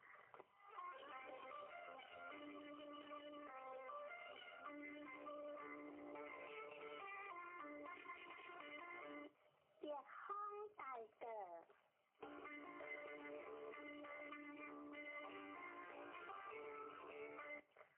大的当老理有有昂香，宽话大的大家个呀，当老本话约呀，讲个里中顺利的行，理有有昂难行，大个支持大意在。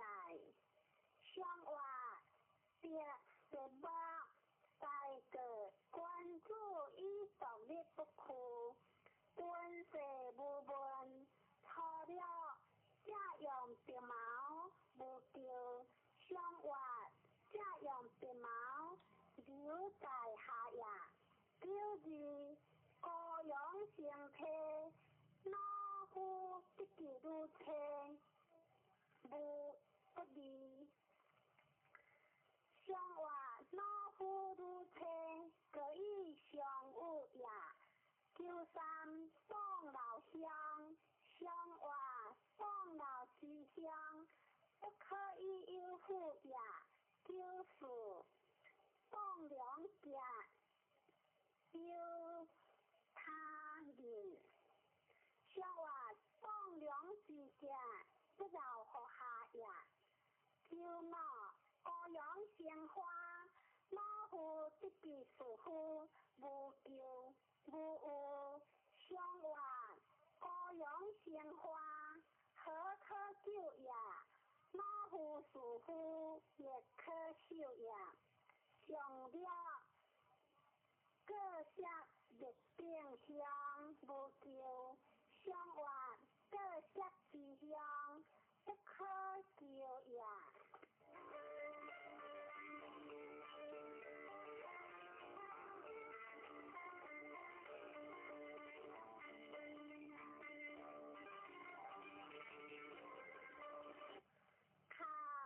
看为水，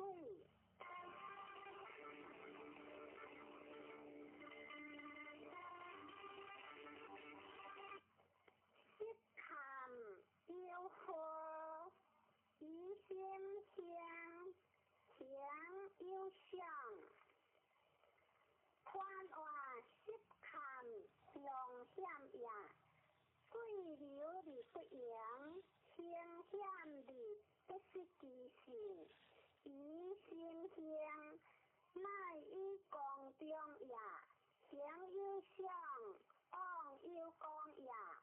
险险里不可相呀，危险山川求名呀。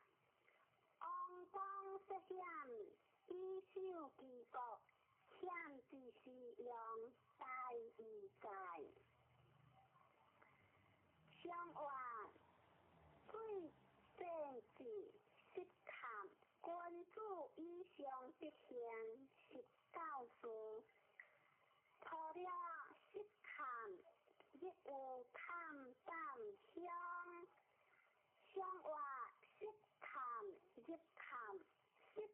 中也叫字含有险有小别相话有小别未出中也六三来自看看险请进业有看淡不用相话来自看看将无讲也六四遵守规矩用好入药自由将无救相话遵守规矩讲了这也叫我看不赢四地边无救相话看不赢两里大也上了斜阳回灭只有终结三岁不得香相话上了识得香三岁也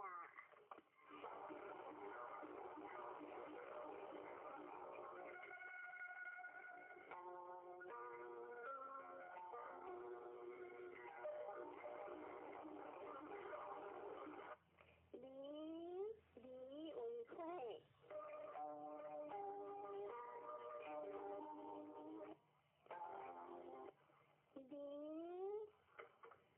离天天却变有见传话离的呀如果离何天一国车包离何套中明伊离何讲乃化成天下有离何中正故乡是以却变有的呀相话明亮作理大人以的明家有数行初九你出言将是不救相话你出之境伊必救也六字方理原价相话方理原价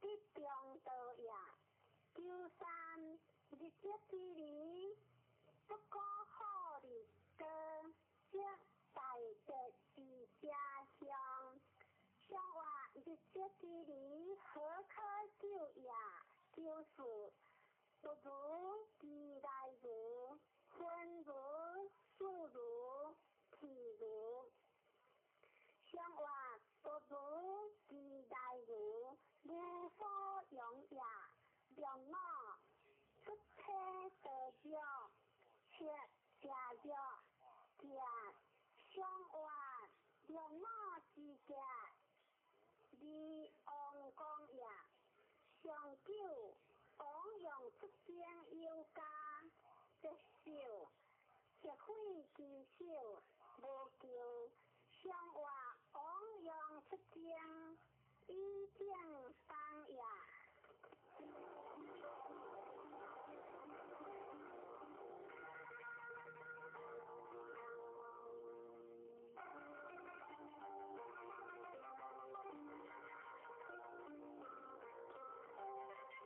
现在开始读下经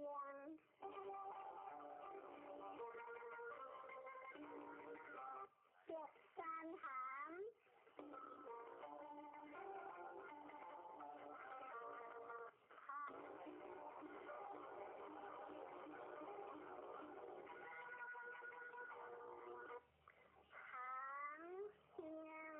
离边输入点传话含感也有相离讲下离去感应以上有四叶南下路是以天离江输入的也天地感离但不发生圣人担人心于天下和平观其所感于天地但不知情相活山上有德涵，君子以夫受情，除了含其母，相活含其母，志在归也。六字含其回，向故家，相活随向故家，顺不害也。九三含其果，一支水往里，相活含其果，也不出也。志在随人所接下也。九四将结辉煌，匆匆往来，并将秘书，相活将结辉煌，未敢害也。匆匆往来，未光大也。九五含其门无悔，相活含其门是利也。上了含其虎结舌，相活含其虎结舌，偏可杀也。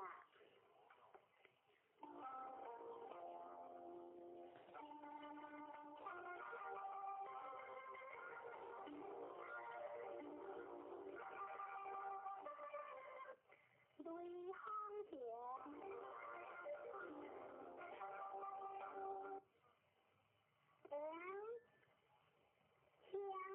无叫你将你有往，传话响叫也。江上离流下，雷行相误。顺利当江流改应，响无叫你将就有记得也。天地之道，成就你不易也。你有往，将这有事也。如果一天里面丢掉，事时变化里面丢想，圣人就有记得，你天下化想，观其所想，你天地万物之情，可见矣。相话雷行响，君子以烈不亦行，除了准祥相向无有理，相话准祥之乡，四九亲也。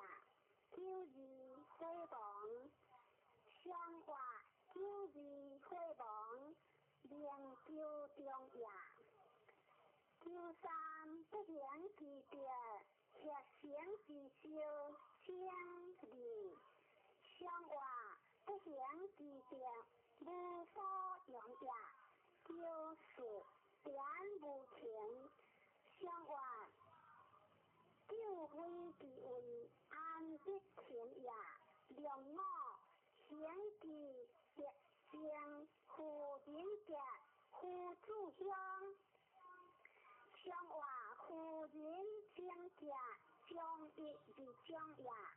夫主这义，将夫相也。上了进行相，相话进行在上，大无光也。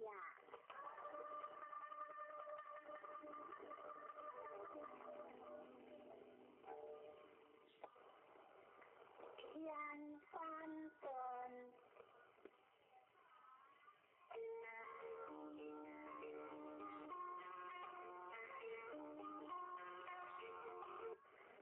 顿天笑里江，宽话顿天顿里应也。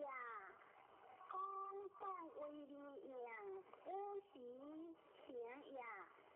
小的江，经历中也，顿的是义，在义在。相话天下有三顿，君子以玩小人，不恶利言。除了顿理的不用悠悠往向外，本地之的不往何在呀？若是一时将风流之节，莫之成业，向外一样风流过之呀。叫三下顿有节，地却新切节，向外。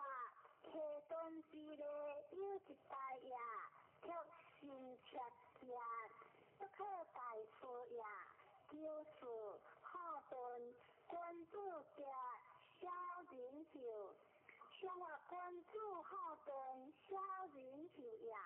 叫我家顿正节，向我家顿正节比正之呀，上叫。灰遁无不利，向我灰遁无不利，无所疑呀。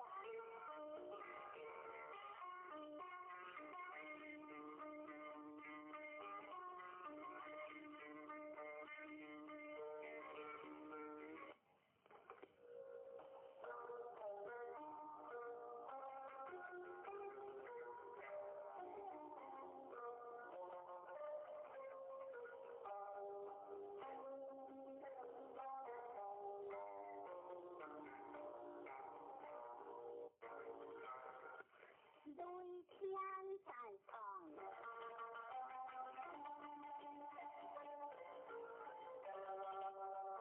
在众离间团外，在众在家众呀，讲一众各众，在众离间在家静呀。现在离天地之前可见，向外雷在天上在众，君主以会的婚礼，喝酒壮有志，香香有福，向外壮有志，以福强呀，九日正节。向外九日正节其中呀，九三小人用众，君主用望，正的地用出宽雷之上，向外小人用众，君主望呀，九四正节开望。官国不对，状有大有之好，向外官国不对，上往呀。良我放养有义无悔，向外放养有义为不当呀。上了地养出宽不能退。不能随，无有理，干直节，向外不能退，不能随，一想呀，干直节，就不中呀。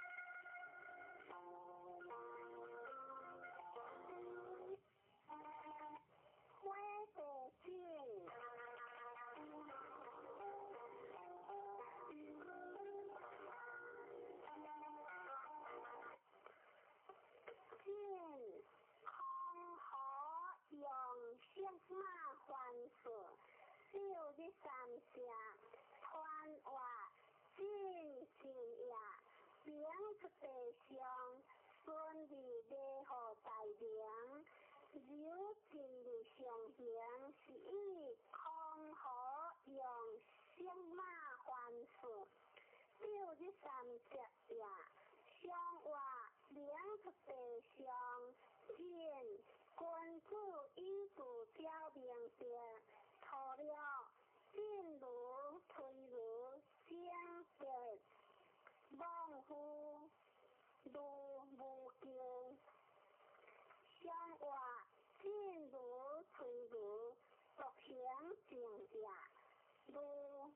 就未受灵也，若字正如飘如正价，受主解惑有其王母。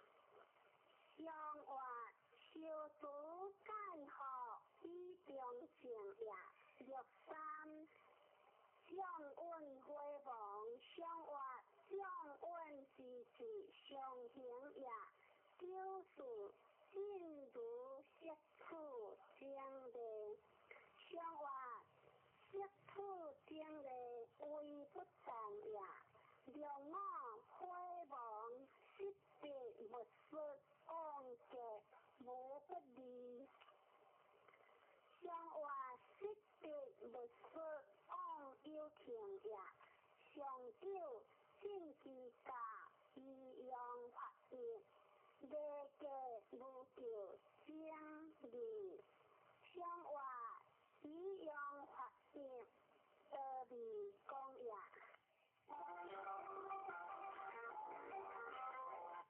地火灵仪，灵仪离干将传话，灵日地中，灵仪对本灵离过如顺，以往大难，本王意志离干将，会的灵也，对难离灵正之事。基础意志，相话灵日地中，灵仪关注以义上，用火离灵。初九，灵仪有非，随之也关注有形，三日不食，有往，主人有言。相话关注有形。而不是也，若是灵仪已有得果，用金马总结。相话若是之家，顺以直也，九三，灵仪有难受，一记大小不可直将。相话难受之事，乃在的也。若是亦有所好，是灵仪之心，有出文章，相话亦有所好，是心意也。若我基础之灵仪离将，相话基础之将，灵不可食也。上了不明火，初定有天。何日有地？相话初定有天，教是国也；何日有地？失节也。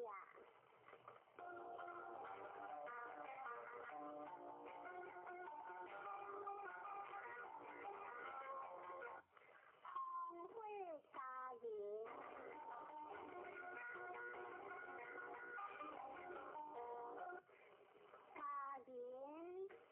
离如将传话，家人女正为何类？男正为何类？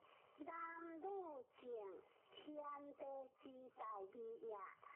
家人以严君言，父母之为也。夫妇主子，兄兄弟弟。夫妇离家得正，正家离天下正义。相话方主会出，家人关注以言，有不离行有行。初九含有家会亡，相话含有家。是变也，若是无有水在中开正价，相话若是之价，顺以顺也。第三，家人学会的价，父子喜喜相邻，相话家一夜，看主嘻嘻，一家一夜，若是富家大家，相话富家大家，顺在为也，叫我往只有家无说也，相话往只有家斗相爱也。上九有夫为如相结，相话为如之结，欢主心也。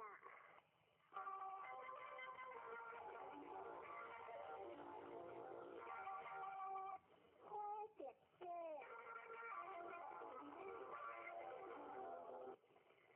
这小夫家团话，这花当理上，一当理下，二路当孤，机智不当行，一字未合名，有字理相行，一将理言何讲？是以小夫家天地家，你基夫当也；男女家，你基是通也；男女家，你基夫类也。这就是用在与在，相话相会下跌嘅关注与党利益，喝酒会忙，放马不着自学，见恶人无救，相话见恶人以避救也，救字无主有行无救。相话无主有行，未识得也。若三见有诶，知有者，知人要请义，无错有相。相话见有诶，为不当也。无错有相，如讲也。就是这个。无怨夫，教夫皆无救，相话教夫无救，自行也。让我花房夸张世夫往何救？相话夸张世夫往有情也。上九这个认识辅导，再归一句。先将之何？何脱之何？非可分果。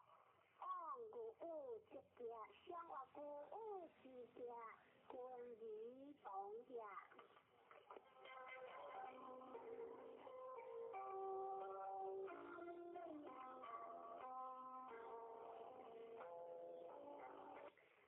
春山见。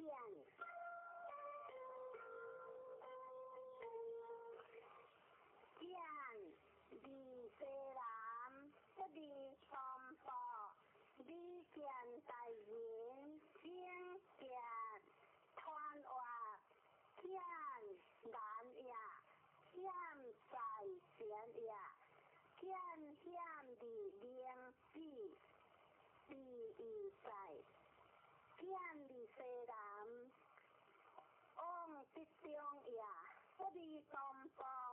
记得讲也，你见大人往有讲也，当为先节，以正当也，见之是用大义在。相话山上有水见，关注以欢心修正，错了。往见来有，相话往见来有理太也，若是往行见见，非将是个，相话往行见见，将无有也。九三往见来还，相话往见来还。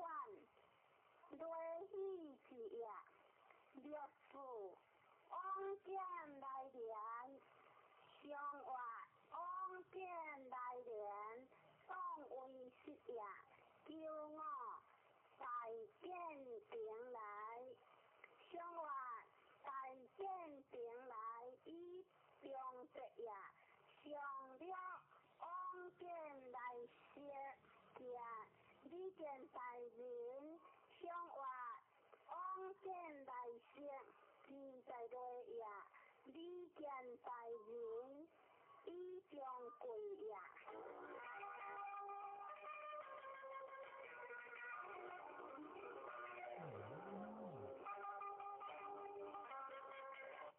对海里昂合街，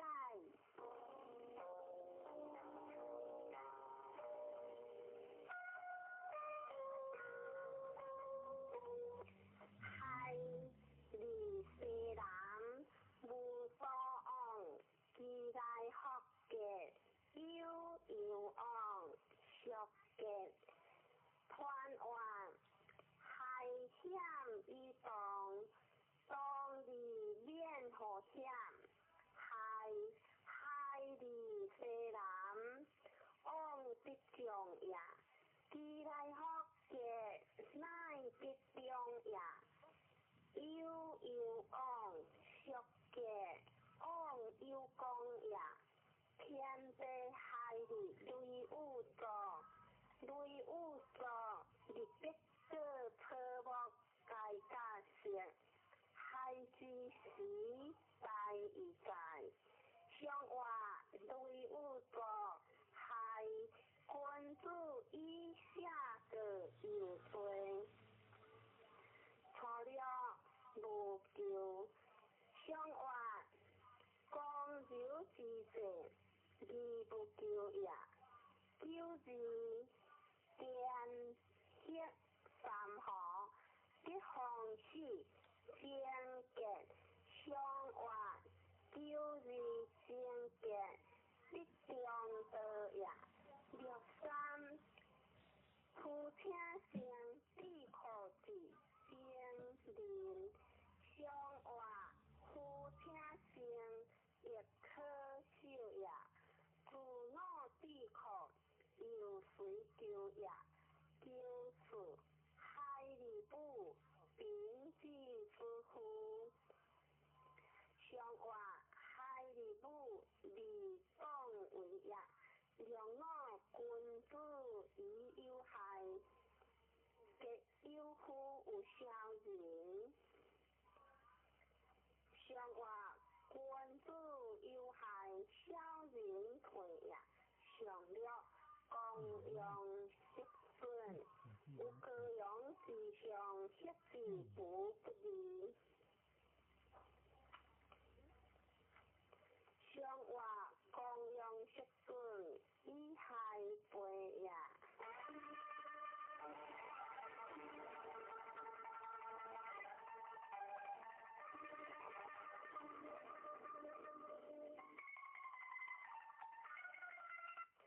三节顺，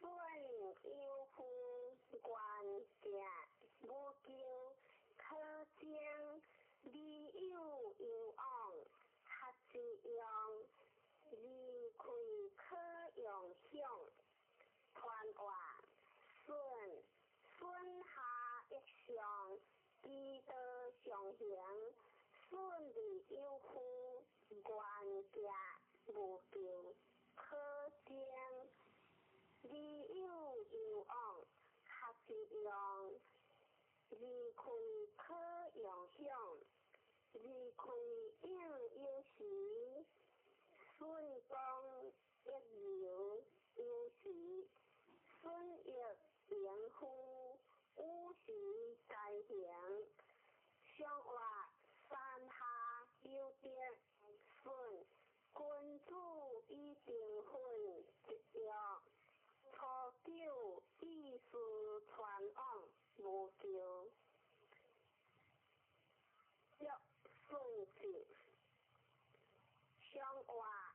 是传往上合字也。九字比正向发顺一字。上话九字正容易为字也。三人行即顺一人，一人行即一字应。上话一人行三即二也。顺其节，私传有记无救。上话顺其节，亦可喜也。良我协一字，是平之故，复结为完结。上话良我完结，自上有也。上九复顺一字，无救。先结理有有往，必行无加。上话复顺一字，大结字也。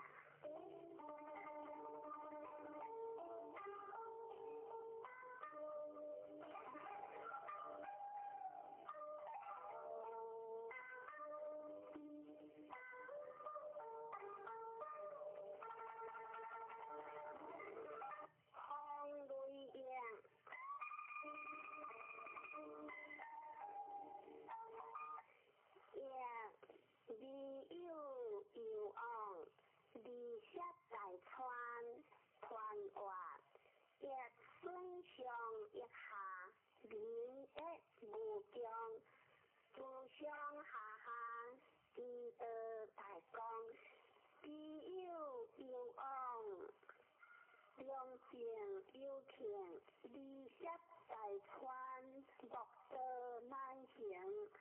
结当理顺，日进不僵。天时地升，机业无方。幻业积德，无形在行。上话风雷也。君子一见成一片，有个一改。初九，你将为大众，关节无救。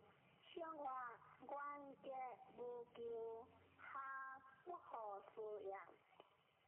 六字协一字，是平之故，复结为正结。往用上有地天，上话协一字，自为来也。三一字用相思，无救。有夫中行，做工用归。上话一用相思，各有之也。六字中行，各工上，利用为一全国。上话各工上，以一字也。骄傲有夫回心，不问关节。有夫回我德。上话有夫回心，不问是义。回我德，大吉事也。上九莫一字，结一字，日心不强。上话莫一字，偏负也。结一字，自为来也。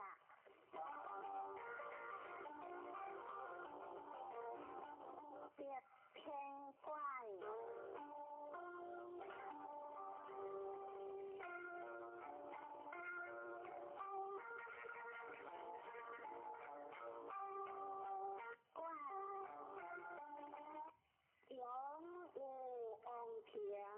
呼喝有嘞，各不言，不离得良，理有有往，传话关发也，光刮柔也，建立一国立和仰望平柔性我讲也符合有的以为乃讲也各自的不离这样所想乃讲也理有有往公正乃讲也相话亦相有天怪君主以事乐一下故得一天初九尚有天子往不先为救相话不先离往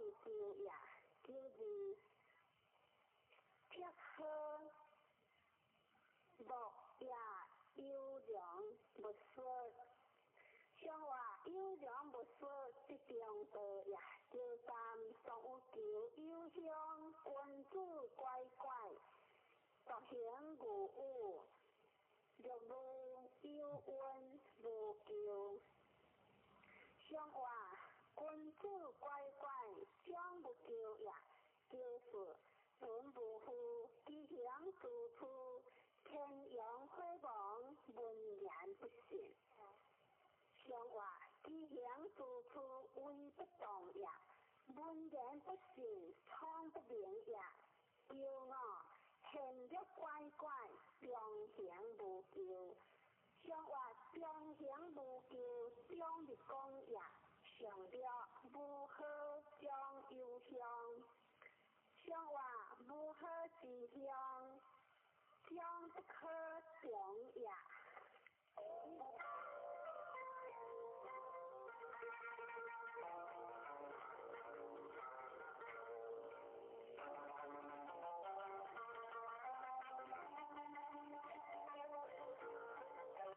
天航方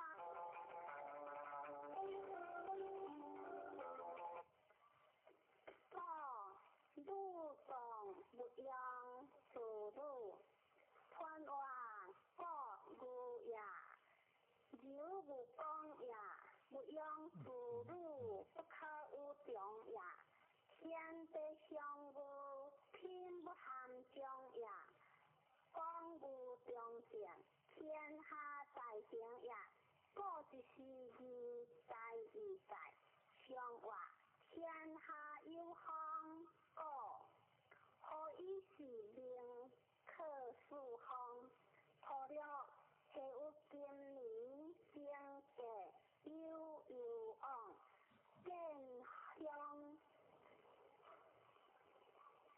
类似乎直到相话是有今年有的钱呀就是包有福不救不离兵相话包有福离不敌兵也就三短无福吉祥做出列无大救相话吉祥做出行日天也就是包无福吉祥相话无福吉祥万年也骄傲一句造化含将有运属天相话骄傲含将中性也有运属天是不下定也相救各自家面无救相话各自家相相应也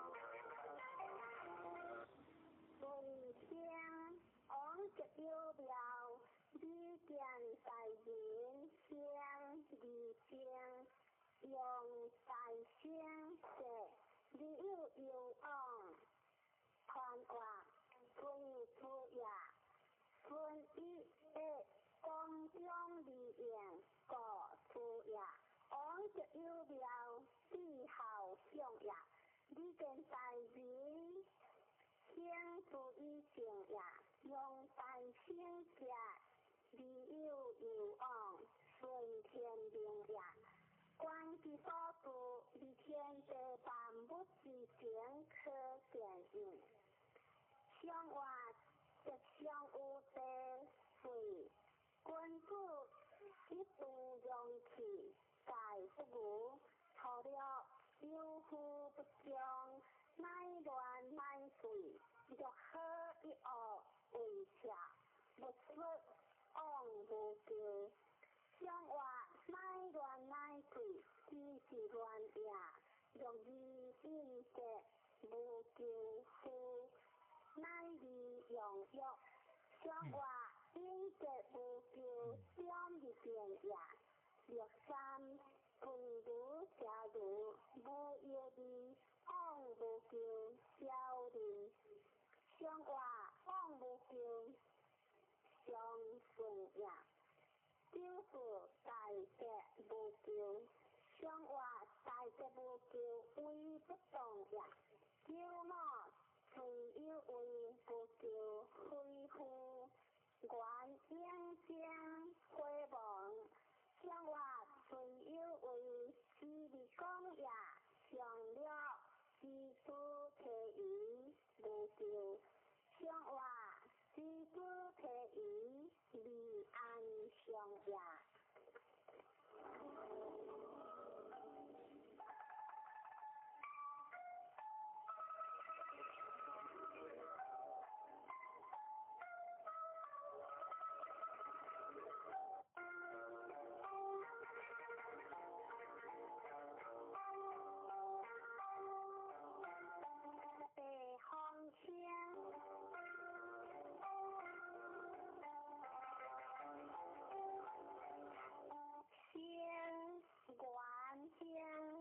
用见大便，不说南京的关外，有一时先顺利顺，公中利应，是以大天。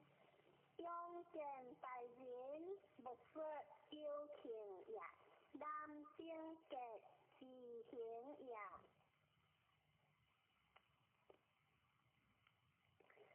向外地中行木，先君主以顺节，节小以个大，除了温馨大家，向外温馨大家相合之也。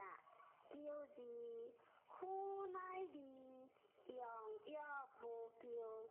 向外救治之夫有喜也。第三，相呼应。向外相呼应，无所疑也。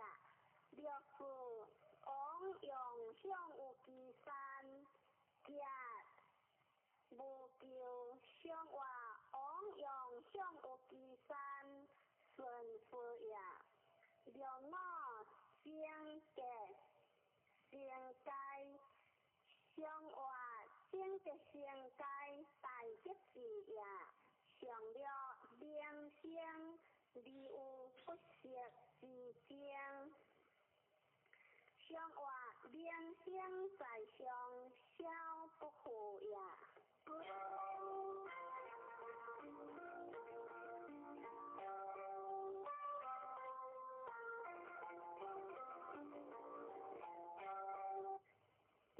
水困，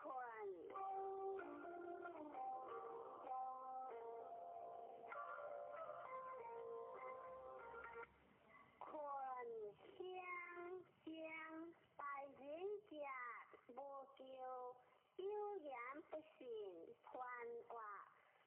困公掩也，险以言，困的不是其所向。第一君主何将大人节以公中也，有言不信，上可乃中也。向外必无水，困君主数一地零水字，除了本群有父母，日有受过3岁不到。上话日有受过手不明也，叫字群有酒事，诸佛方来，利用相思，正向不救。上话群有酒事，中有情也，63群有色，故有一个，日有机将，不见机车相。上话故有一个成功也，日有机将，不见机车不常也。表示来迟迟，群有坚固，人有将。上话来迟迟，自在下也，随不当位，有无也，骄傲自我群有切合，乃迟有的利用世事。上话自我自利的也，乃迟有也，以中的也，利用世事受福也。上了群有甲雷，有的月华同火，有火正格。上话群有甲雷未同也，同火有火结成也。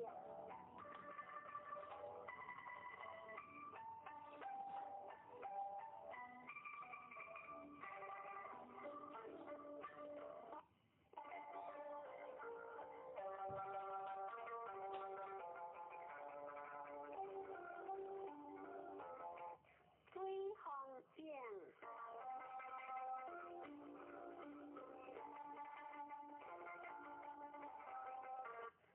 景该业不该景，无上无定，往来正正，日子亦未克正，雷其平向，川话顺河水里上水正，正用力不强也，该也不该正，乃以公中也。日子亦未克正，理有讲也，雷其平是意向也。上话木上有水，正君子以乐人款上。除了正义不是，就正无情。上话正义不是下也，就正无情是下也。叫字正国适乎，往北路。上话正国适乎无有也。93正别不是为我心切，可用贴，王明并受之后。上话正别不是相切也，叫王明受福也。64正求无求，上话正求无求，受正也。95正烈寒寒湿，上话寒寒之湿中正也。上了正修不忘，有夫原节，上话原节在上，大成也。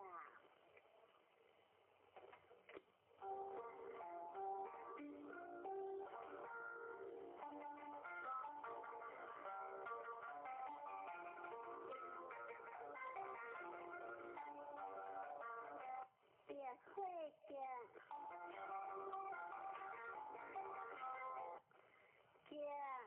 夫人乃夫，愿将离间会亡，传话见。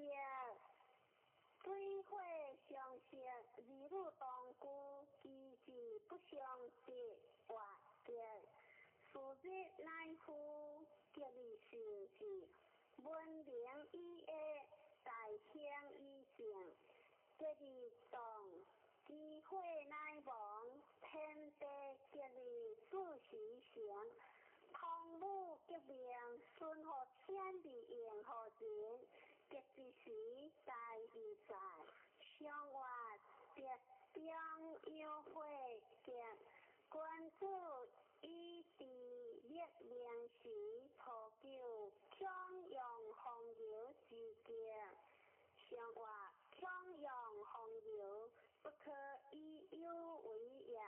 若以夫人乃结事，性格无咎。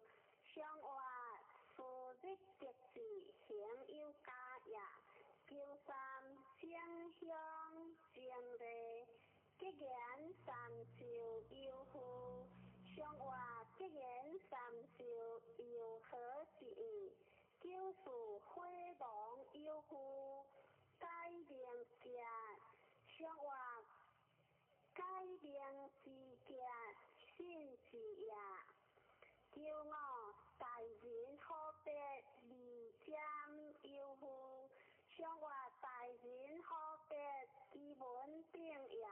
上了君主百百，小人革命正向故正格。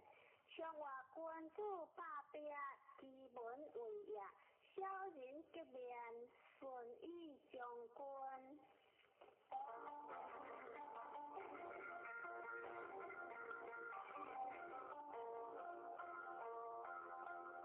辉煌定。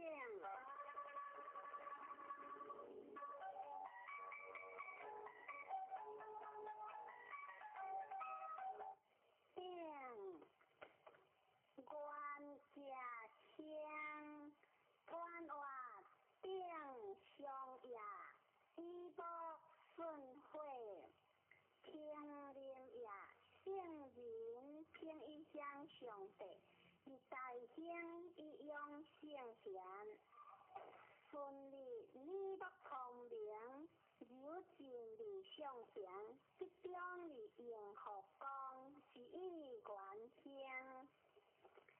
上外木上有会并，君主以正为命令，除了顶殿子离随体，必车比其次无咎。上外顶殿子离背也，离随体以将贵也。九二定有事，五九有节。五零节格，上外定有事，心所之也。五九有节，将无有也。九三定义格，机行式，彼得不息，风雨开会将结。上外定义格，是其二也。九四定得着合公所，机行压相，上外合公所，是如何也？两我定红你，金贤离正，上外定红你，中以为实也。上九定玉贤大家，无不利。上外玉贤在上，公牛直也。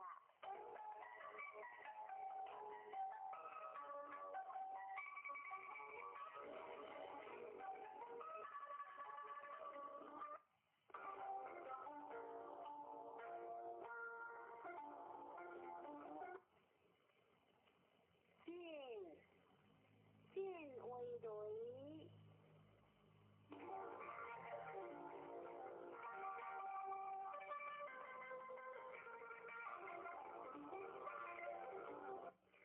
进香，进来切切，飘然一日，进江接力，不上地强。川外学也，巧言悦悦好友节也，信将得理，经万里苦逆也。出开手装了写节，以为祭祖也。相话见雷震，官主以强去受伤，托叫进来乞客，和巧言悦悦结。相话进来乞客，强地学也，巧言悦悦好友节也。六字进来的也上背，这有9年不掉七日的。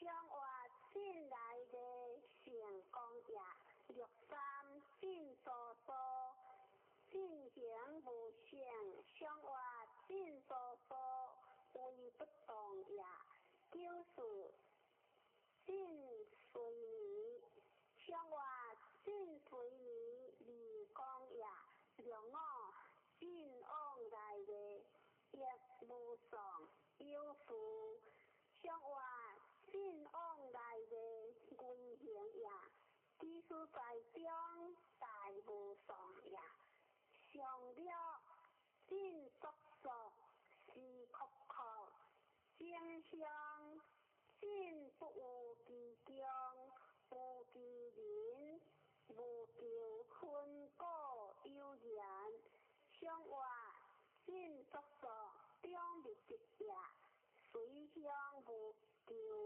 为人在也。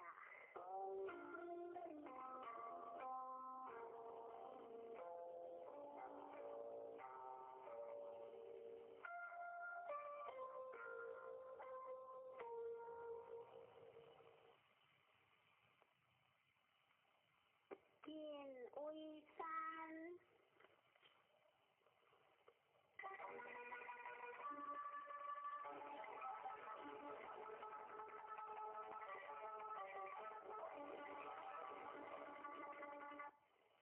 见其背，不识其心，行其庭，不见其人，无求宽话，见此也。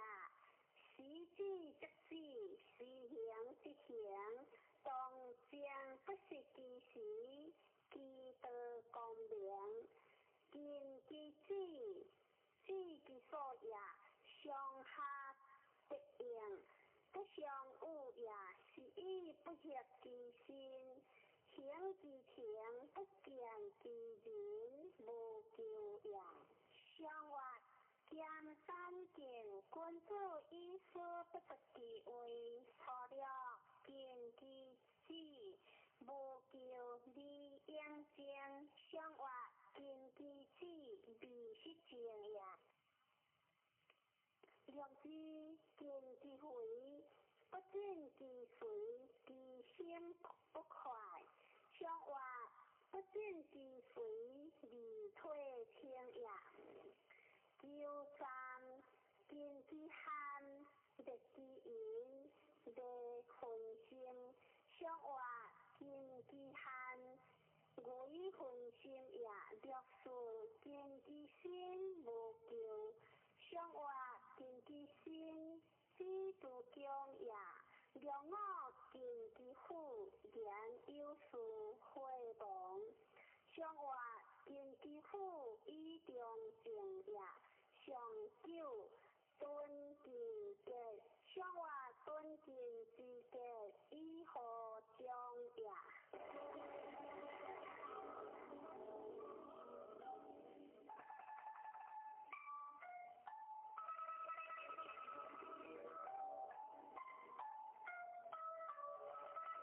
红山江。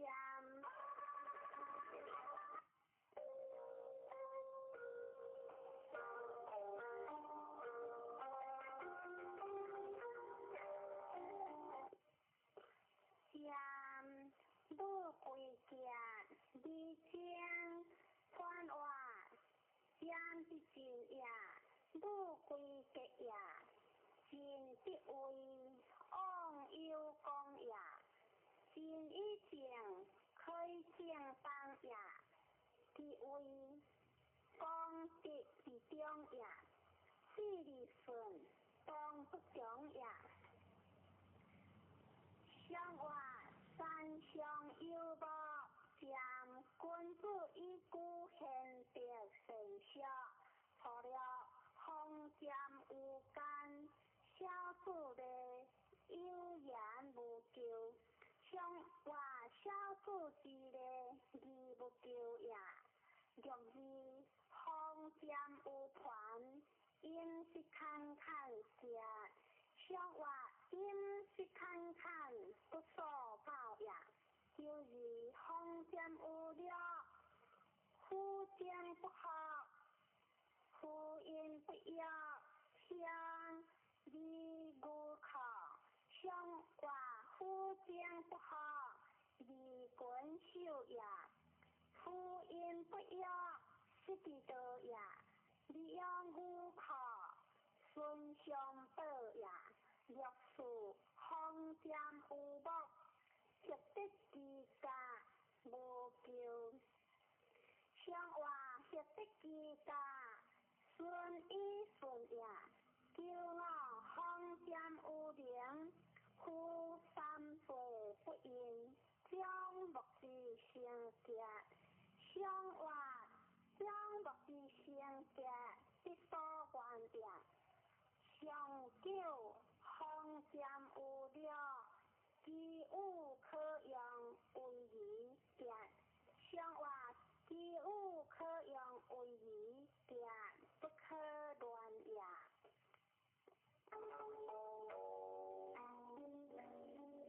对接归门，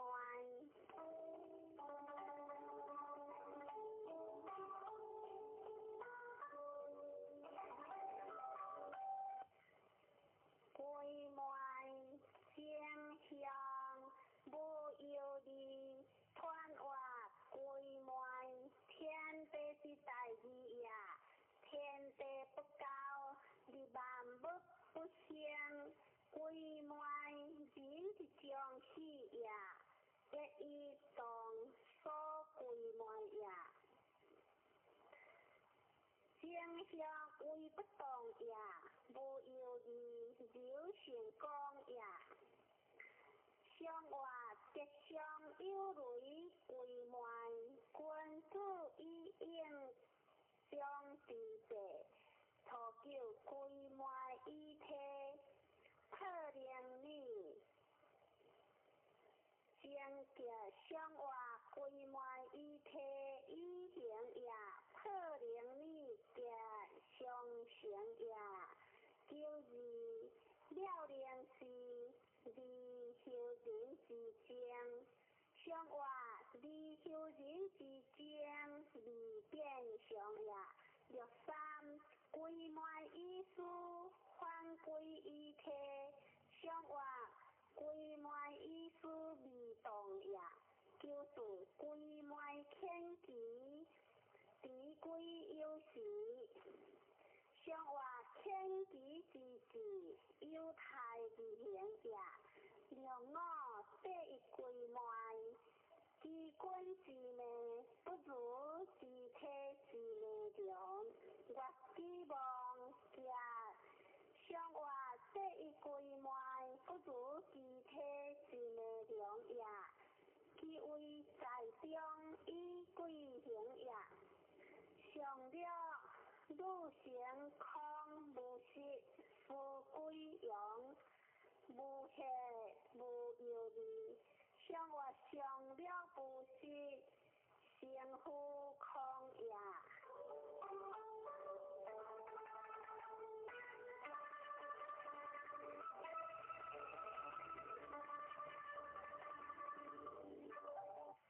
轮回行。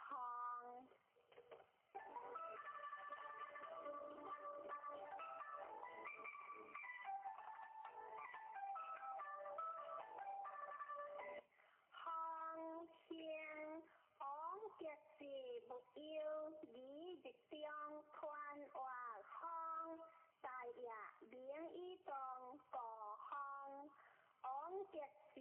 上大也，没有义一中，义就天下也，一中节节，我赢即是天地应付，有时消失。你防有真好，防有鬼神好，上话雷电大事，防君子以职业执行。初九，无其配子，随顺无咎，往忧伤。上话随顺无咎，各顺在也，良知行之道，日中见道，往得理节，有夫发作见。上话有夫发作，成以发事也。第三，方之泰，日中见面，即其有功无咎。上话方之泰，不可大事也。即其有功将不可用也。第四，方之波，日中见道，故其依主也。上话方之波，为不动也。日中见道，休不明也。故其依主德行也。良我来将有庆有德，上话良我之格有庆也。上了方之恶，报之家，归之好，克之无情，三岁不得香。上话方之恶，天地上也，归之好，克之无情，自爽也。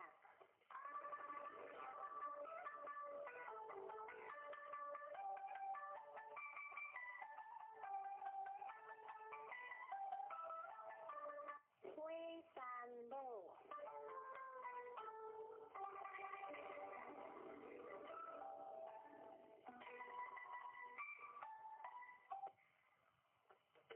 路萧香，路间隔，传话路萧香，有的中学话，立顺学讲，至日嘅学名是以萧香，路间隔也，路的诗意在而在。上话山上有火，路君子以良心用行，日不流约，错了路瑟瑟，使其所处在。上话路瑟瑟，是强在也，若之路得处，怀之处，得当朴正。上话得当朴正，将没有也。第三，路分之处，丧之当朴正的。上话路分之处，亦以相宜，一路无下，第二上扬。第四，路无处，一己诸苦，我心不快。上话路无处，离的为也，一己诸苦，心不快也。良我识彼一死亡，将以有命。上话将以有命，上大也。上九，妙分之宝，女人先巧好得，上游有异香。上话一路在上，第二分也，上游有异，将目之文也。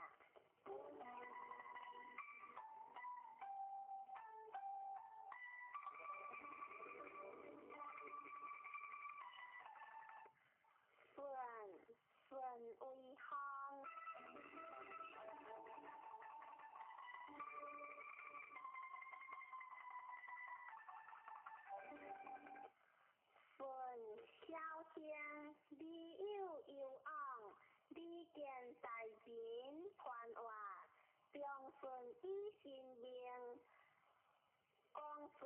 中线的字形，有介顺河江是以小县，你有有往，你见大人，上话随康顺，君主以心灵幸福，错了进退，离母人之间，上话进退是离也，离母人之间是离也。就是分在窗下，杨树无分着，结无救。上话分着之结，的中也救三，并顺令。上话并顺之令，是强也略事辉煌，编写三品。上话编写三品，有功也。骄傲、贞洁、辉煌，无不利，无土有章，圣经三日，好经三日结。上话骄傲之结，为正中也，上九顺在窗下，送之杜甫，正香。上话顺在窗下上长也，送之杜甫，正好香也。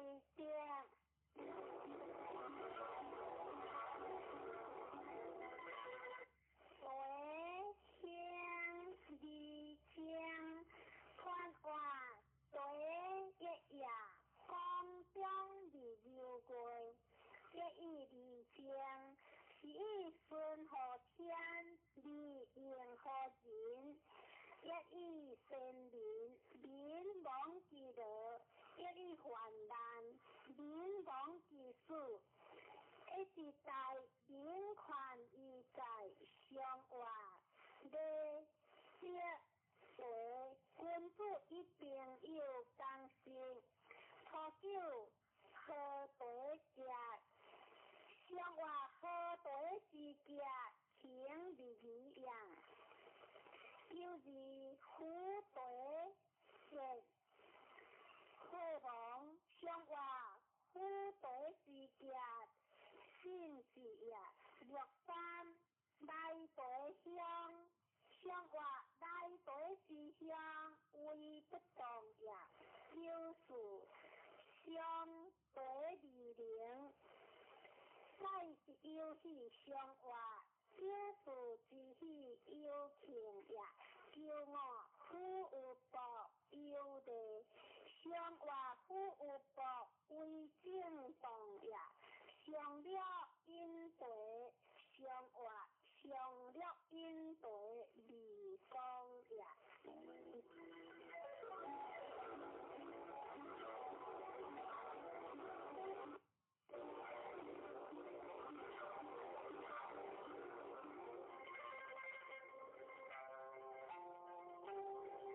风水话，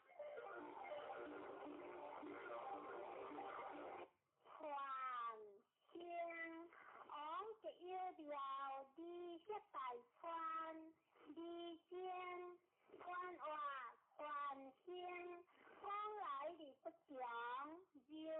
为何过而相同？王极有聊，王乃在中也，李色大川，成福有功也。上话风行水上，凡身王一向有地入了，除了用金马种嘅上话，粗略是嘅顺也。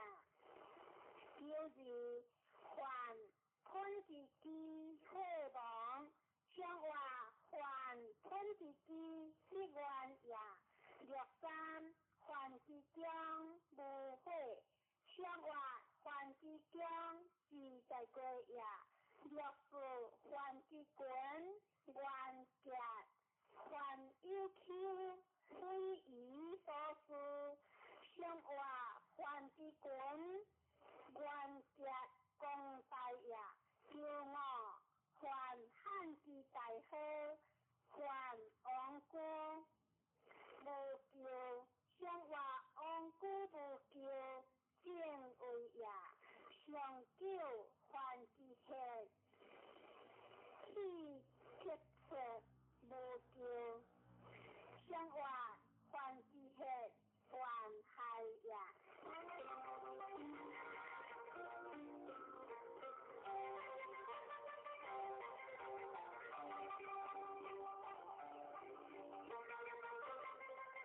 水特徵，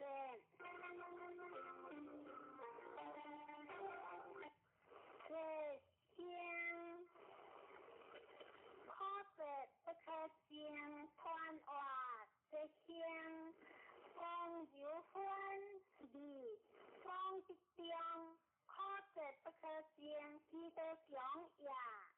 一意形象，當為一者，兩性一通。天地實以數時行，實以世道不相敗，不害人。上話一向有水，是君子以世所道而直行。初九不出和平無咎，上話不出和平，是同食也。就是不出文平相，上話不出文平相，失事極也。6.3不出了，即家若無咎，上話不出之家，有罪咎也。6.4安息香，上話安息之香，成相得也。9甘則結，昂有相。上話三隻之結，故為中也。上了可食正香火王，上話可食正香基督講也。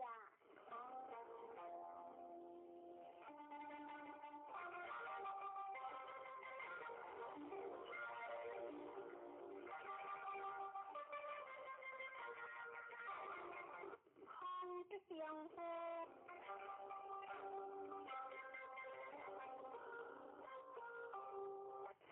丈夫吩咐家，你這大川已經，看話丈夫有大個，你講的香一順，夫乃話當也，吩咐家。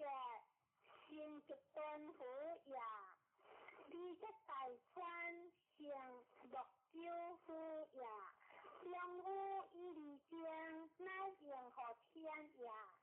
相話敵相有空，相互君子以離的還數。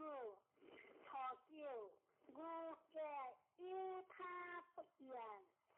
上話初九吾嘅自利變也，就是名好在因基督何時，我用好笑，我有你力氣。上話基督何時中心願也，6.3必必食果食大食茄食糕，上話食果食大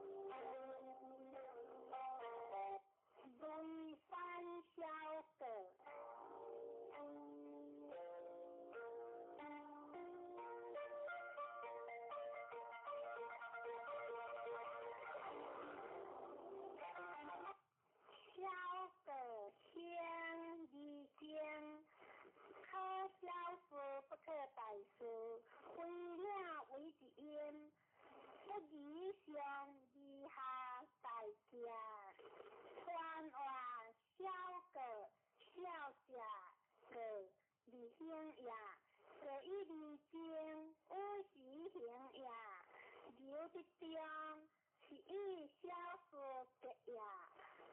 讲是为理不中，是以不可大事也，有为名是相应。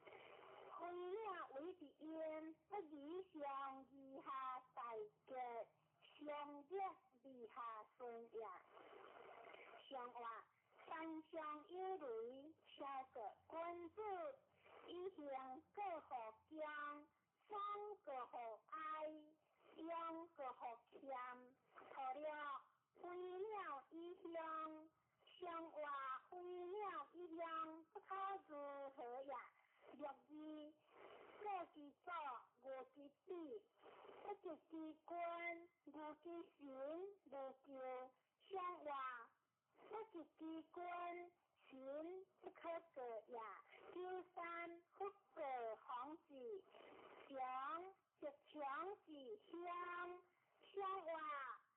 强是强字，相如何也？就是无叫不得，我是按的一代，不用应听。相话不得，我是为不当也，按的一改，将不可想也。两我离还不误，自我社交，光业。不必在切，相话离还不误，意相也相了不误个是，为了离是相是为在性，相话不误个是意空也。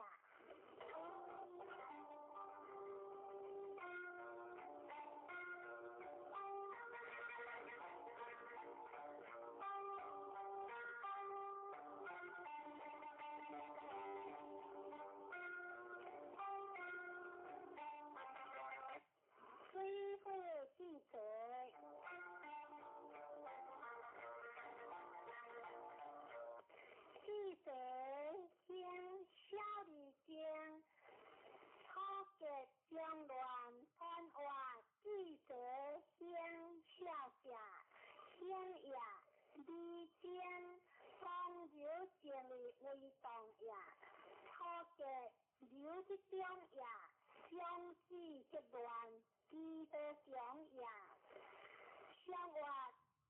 最在会上，记者关注医师患的无行事，喝酒，一之人，如之比，如叫相话，一之人，二无叫也，若之相互机会，不得七日也，相话七日是一定得也，第三。各方法规范，三人确实小人的样，相话三人确实才也若是，所有一如将日改，相话将日改有所以也，就我当人不如不如舍人之欲者，是小技巧，相话。当人不如不如舍人之时也，是小技巧的带来也，相了如其小的相话，如其小的何可救也。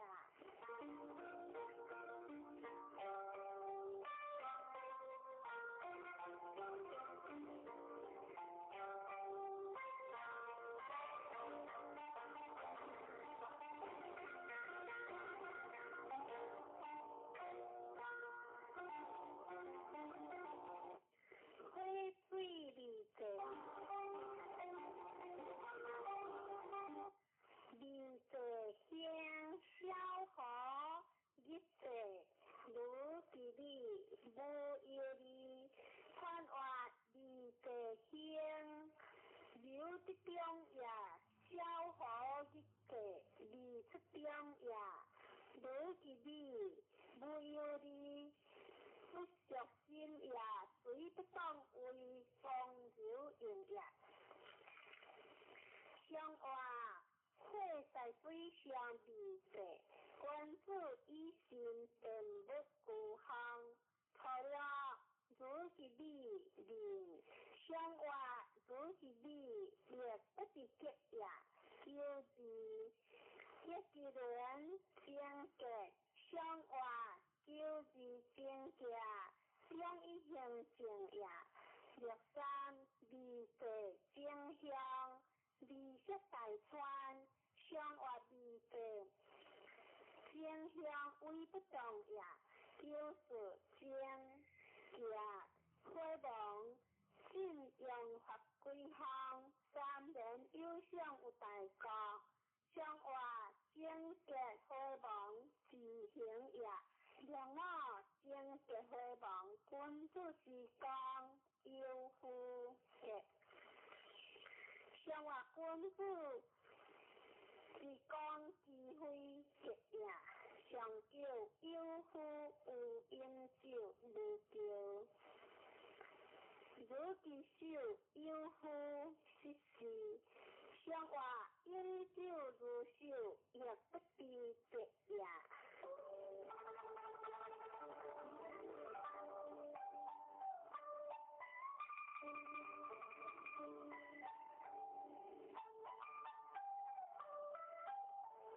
四卦断上篇，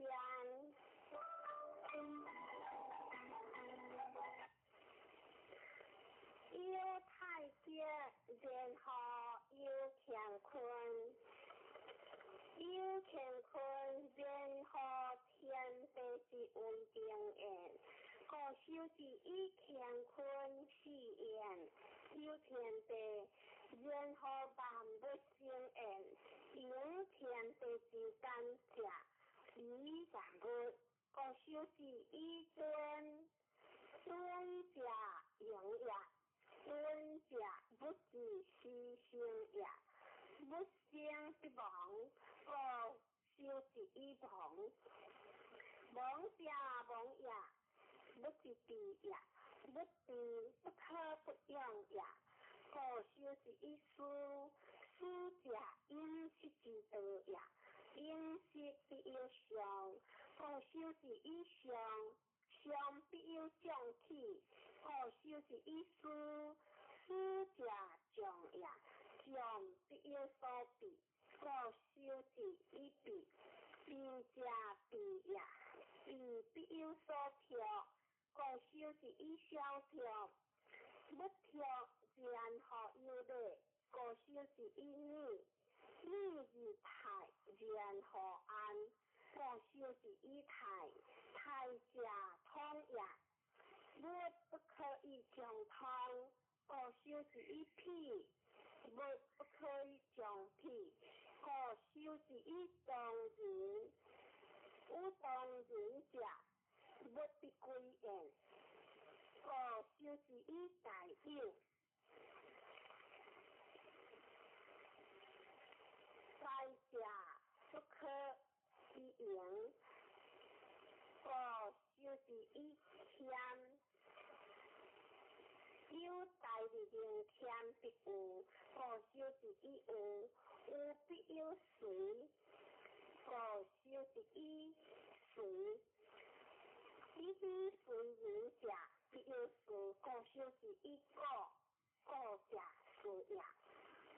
有随之后可大，故修之以灵，灵者大也。不大，然后可观，故修之以观，可观之后有所合。故修之以所合，合者合也。物不可以过合而已。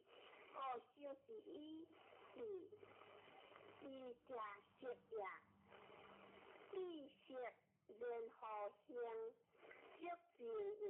故修之以色，色者法也。物不可以将之，色强上犯下。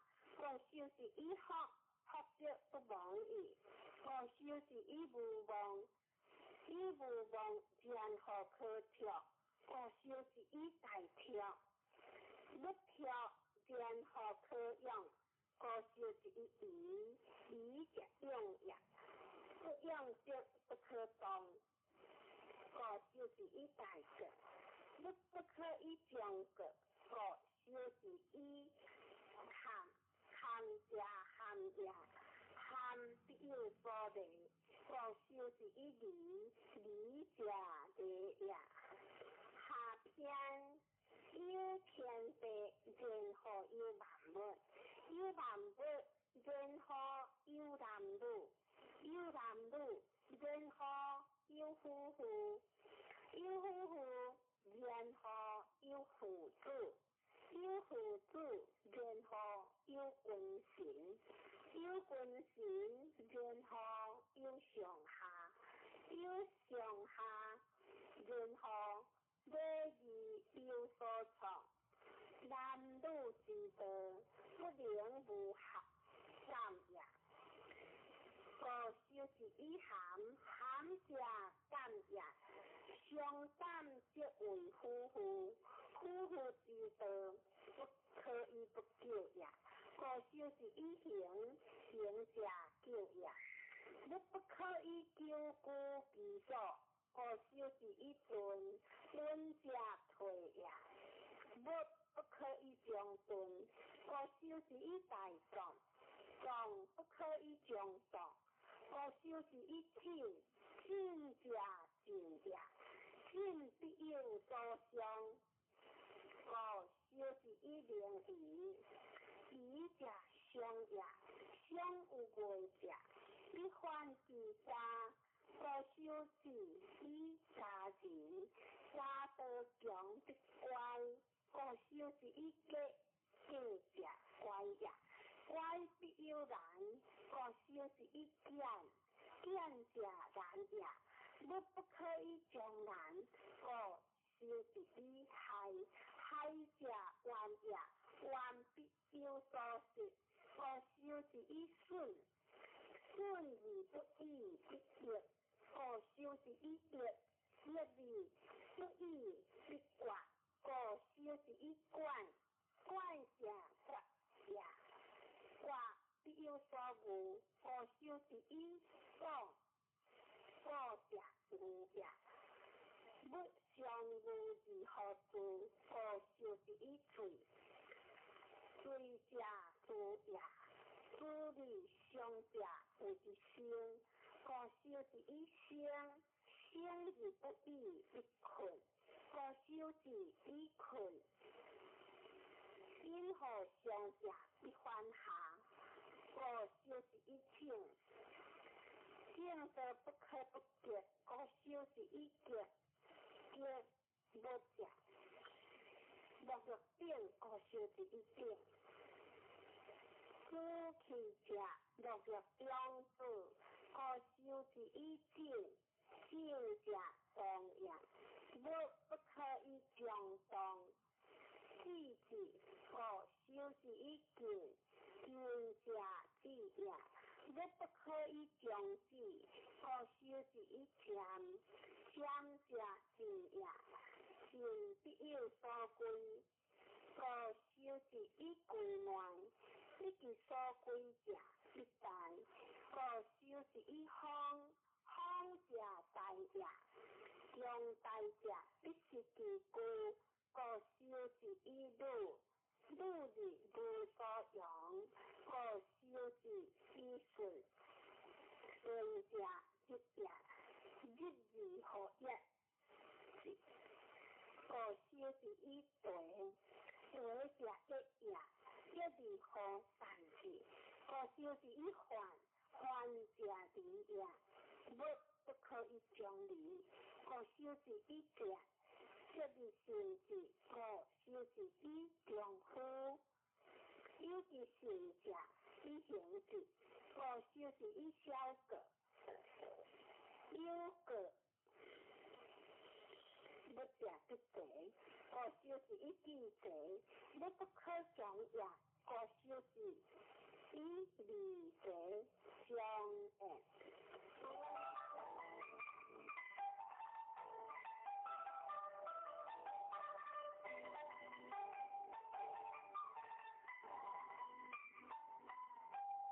十挂断，乾光坤耀，娱乐事业，连贯之意，合五合九，春见里不是之故，往三里度，进气也，旧之也，春也成多之事也，再挑时也。无望在呀，随处理先不来呀，险境的舞台呀，这他是呀，并不是呀，对先的顺服呀，随不过呀，过接接呀，大难呀，好换呀。进救呀，灵异多呀，健康的困相顾呀，寒索呀，拯救呀，还离呀，下地呀，开关呀，见难呀，结果呀，家人对呀，批财欢喜对呀。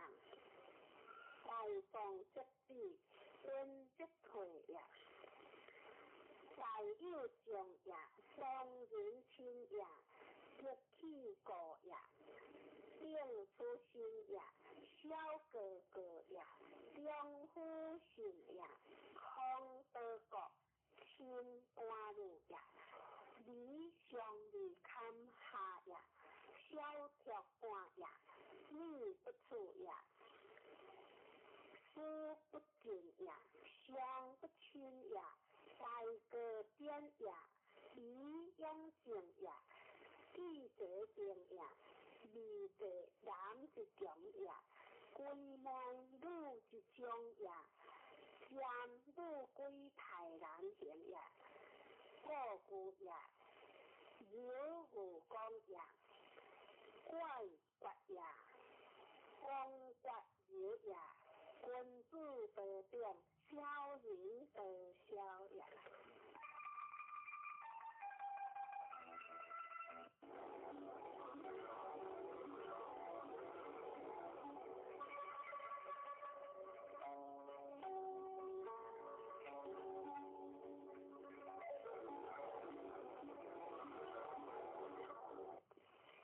天光江。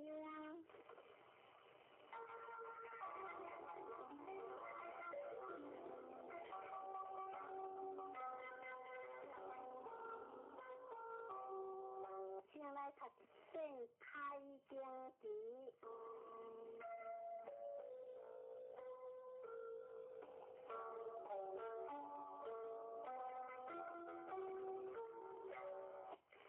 不想心情离了欢，1000万家难得故。我见见闻必修持，愿解如来心之意。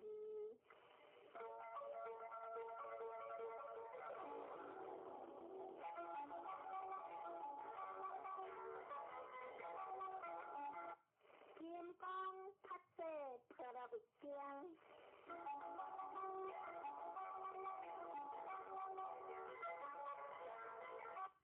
我会应有分第一，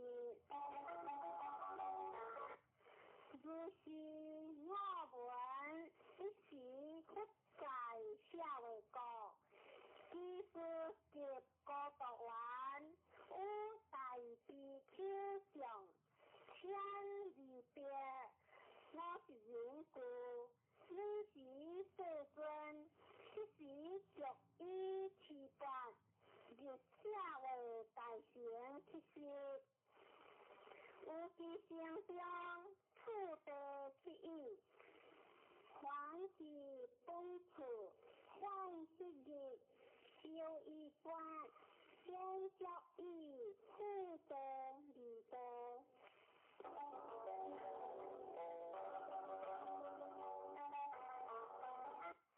先贤之见分别离，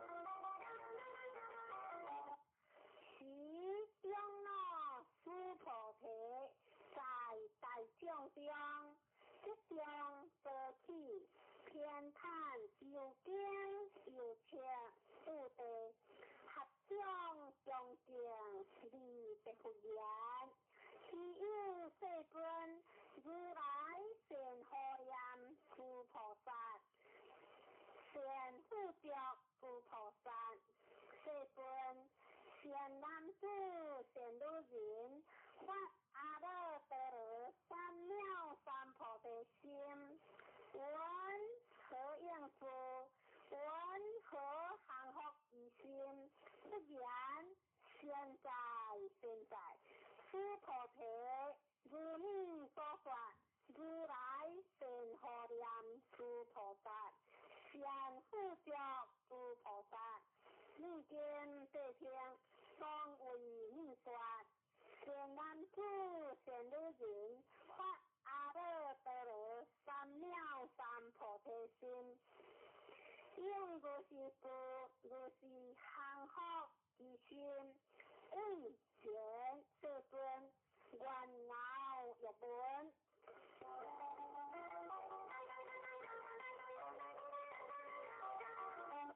大乘正宗分第三，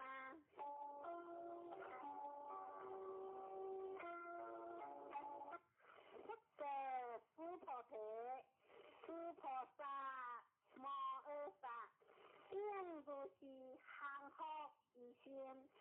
所有一切众生之类，若愿生，若胎生，若色生，若化生，若有色，若无色，若有相，若无相，若非有相，若非无相。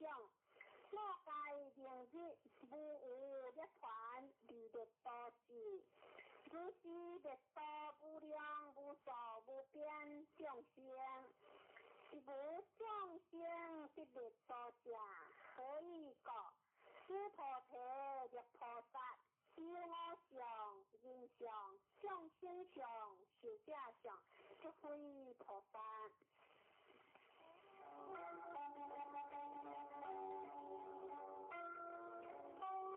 妙相无故分别事。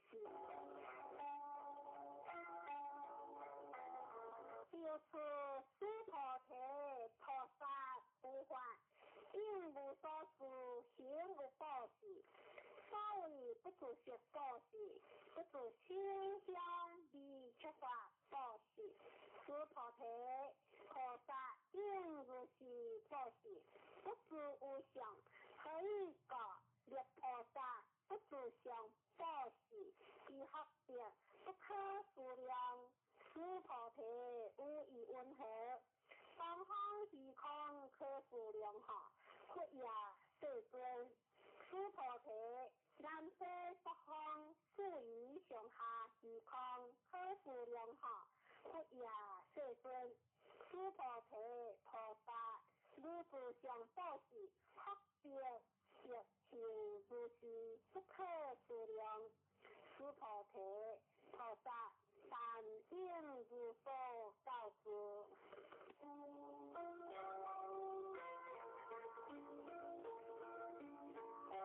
如理是千文之容，诸菩提无以温和，可以心想见如来下，佛也世尊。不可以心想得见如来，何以故？如来所发心相，即非心相。不过诸菩提凡所有相，皆是虚妄。若见诸相非相，即见如来。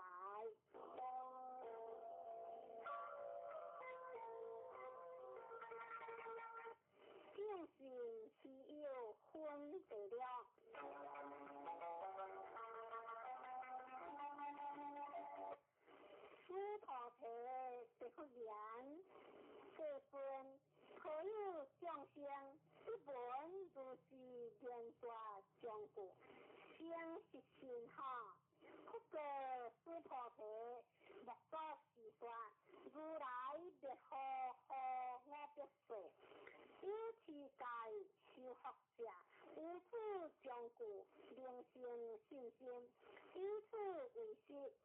比是人，不有1分、2分、3分、5分，二种成经，有无量千万分，所种诸成经，每一种故，乃是一念成成是者。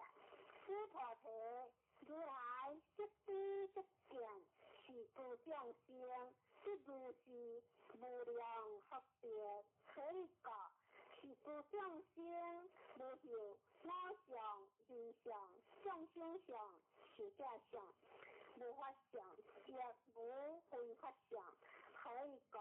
是众生若先思想，则为着我人众生寿者。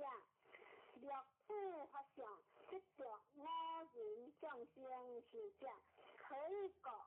若不非法相，即着我人众生寿者，是个不应此法，不应此非法，以是二个如来相法，四定比丘，自我说法，如法如假，法相应下，何况非法？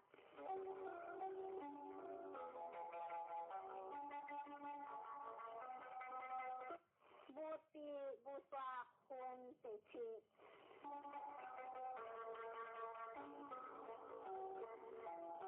诸菩提有意云何？如来即阿耨多罗三藐三菩提耶？如来依所说法耶？诸菩提言：如我解脱所得义，无有定法。名阿耨多罗三藐三菩提，亦无有定法。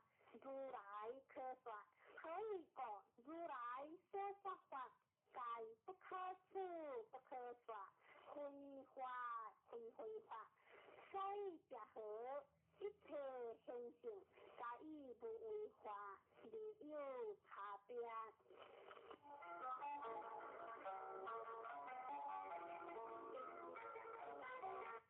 依法出现分第八。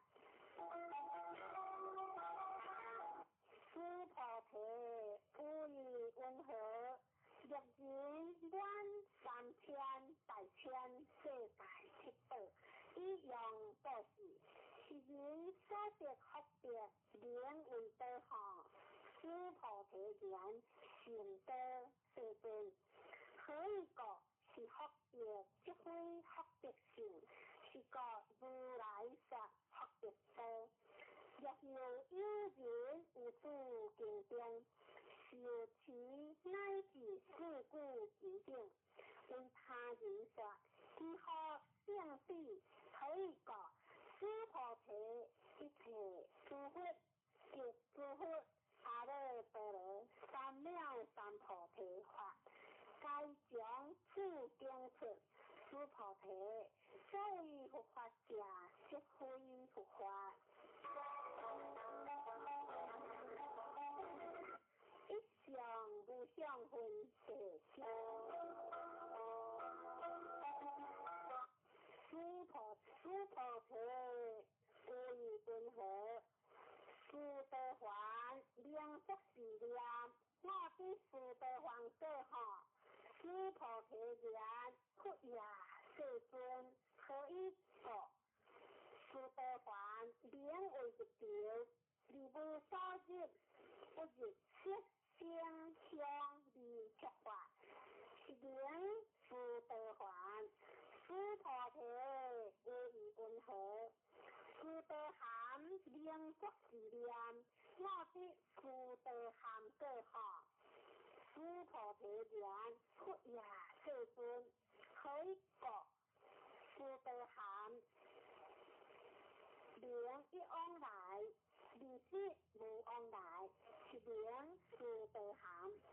诸菩提，有意云何？阿那含名则是念，我比阿那含过好。诸菩提言：佛也，世尊，可以觉。阿那含名为不来，离世无不来，是个名阿那含。诸菩提，有意云何？民族是念，我的阿罗汉道吼，诸菩提言，佛也，世尊可以过，是无有法名阿罗汉，世尊用阿罗汉作是念，我的阿罗汉道，即为着我人众生是者，世尊不说我的无情三昧，人中最为第一，是第一利益阿罗汉。世尊，我不作是念，我是利益阿罗汉。世尊，我若作是念，我的阿罗汉道。世尊，这不说诸菩提是闹阿难那行者，依诸菩提。是无所行，入名诸菩提，是闹阿难那行。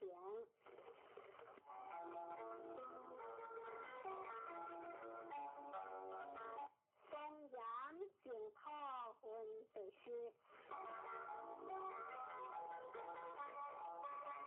不过诸菩提，无以温和，如来一概坚定佛所。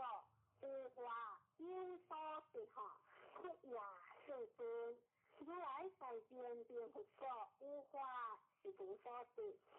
诸菩提无以温和，菩萨公然佛土哈，佛也世尊，可以过公然佛土上，即非庄严，是名庄严，是个诸菩提。诸菩萨摩诃萨应如是行清净心，不应自摄行心，不应自心香离诸法行心，应无所住离心之心。诸菩提譬如有人，心如纯善王，无以温和，是心为大吼。诸菩提言心大，世尊可以讲，不说为心是名大心。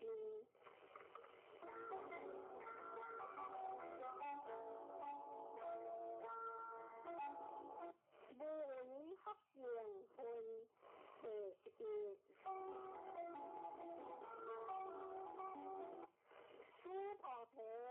如行河中所应沙所，如是沙顶行河，无以温和，是诸行河沙名为多行。诸菩提言行多，世尊，但诸行河上多无所，何况其沙？诸菩提，我今是言各路。若有善男子、善女人，以七宝万亿所行河沙所，3000大千世界，以用布施，一学多学，诸菩提言行多世尊，不过诸菩提，若善男子、善女人，有此经中，乃至受持四故其定。为他人说，离此福德，圣贤福德。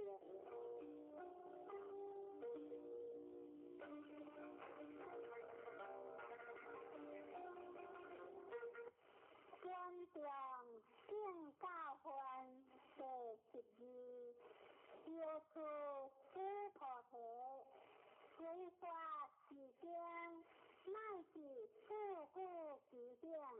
当知处处一切世间纯言阿修罗，该应相样，如佛他了，何况有人尽量学习他相。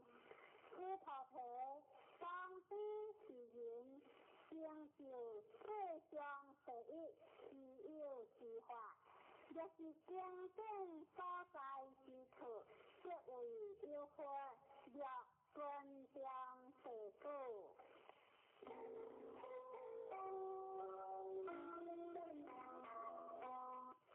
如法修持，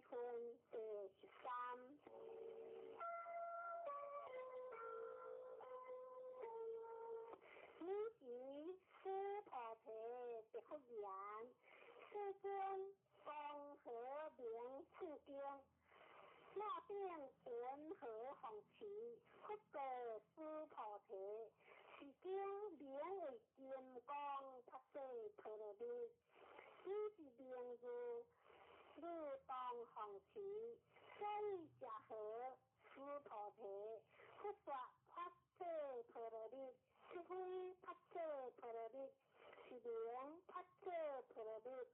诸菩提无以温和，如来有所说法后，诸菩提别不言，世尊，如来无所说，诸菩提无以温和，3800世界，所有离地是为多行，诸菩提言尽多，世尊，诸菩提。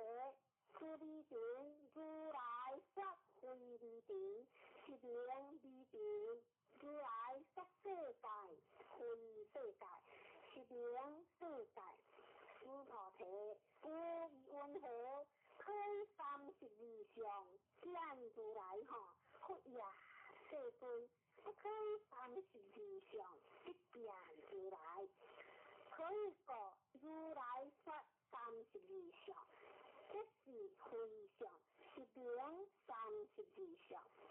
诸菩提若有善男子、善女人，一行合法定心灵各事，若有人无处经中，乃至修持事故之定，为他人说，如何尽多？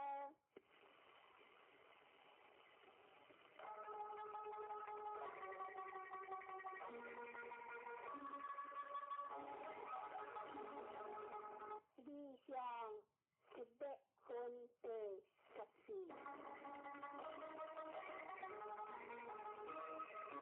此时诸菩提闻法已经千解如此，切来彼此，离别不言，其有世尊。不说如是心清净定，我将昔来所得回感，离经即闻如是是经，世尊。若有人不闻是经，信心清净，一生实相，当知是人，成就第一其有功德，世尊。是实相者，这是非相，是故如来说名实相。世尊，我今不闻如是经典，世代是持，一直为然。若当来世何我不说，只有众生不闻是经，世代是持，是人这为第一之有，可以讲。此人无我相，无人相，无众生相，无是假相，所以假合我相，这是非相；人相、众生相是假相，这是非相。可以讲，离一切诸相，决明除非。不过诸菩提，如是，若有人不闻是经。不经不觉，一为方知是人，是为虚有，可以讲。诸菩提如来说第一陀罗尼，这非第一陀罗尼，是名第一陀罗尼。诸菩提领略陀罗尼，如来说非领略陀罗尼，是名领略陀罗尼。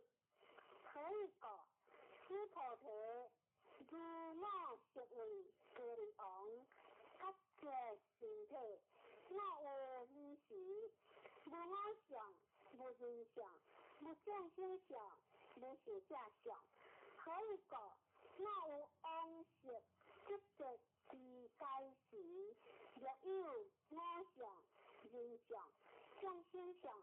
是假相，应先成形。诸菩提，要念过去有我必说，作领略成定。有你所说，无我相，无人相，无众生相，无寿者相，是故诸菩提，菩萨正理一切相，发阿耨多罗三藐三菩提心，不应自色成心，不应自声香味触法成心，应生如法自心，若生有自，皆为非自，是故佛说菩萨心，不应自色布施，诸菩提。菩萨为利益一切众生故，应如是布施。如来说一切诸相，即是非相；又说一切众生，即非众生。诸菩提，如来是真故者，实故者，如故者，不共故者，不异故者。诸菩提，如来所说法，诸法无实无虚。诸菩提，若菩萨心不有法，力行布施，如人一暗，即无所见。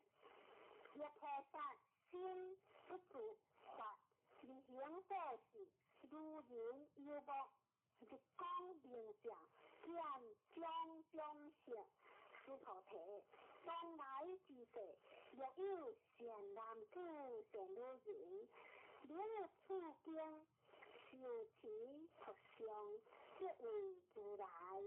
依佛智慧，识彼是人，识见是人，该必成就无量无边功德。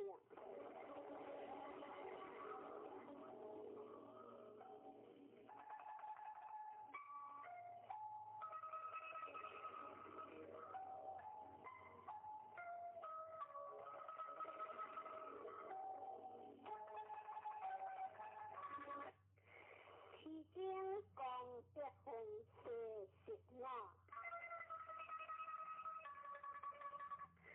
诸菩提，若有善男子、善女人，初一分以净和打定心布施，中一分受以净和打定心布施，后一分若以净和打定心布施，如是无量1千万亿劫以心布施。若有人闻此经典，信心不灭，只好定地，何况俯下受持佛相，为人解说。诸菩提，只要言之，是经有不可思议，不可衡量，无边功德。如来为发大圣者说，为发最上圣者说。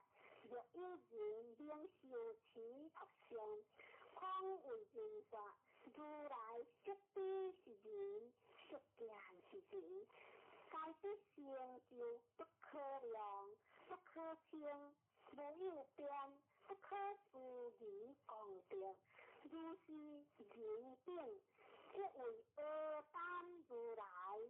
阿耨多罗三藐三菩提，何以故？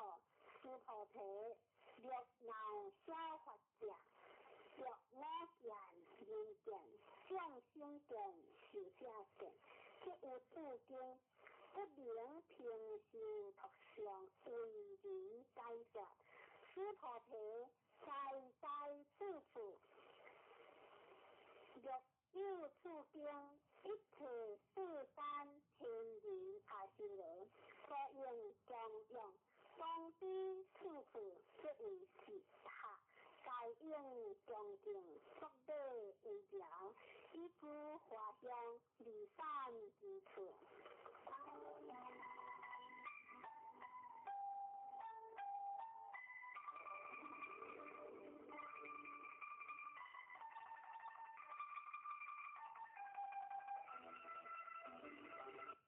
两性热香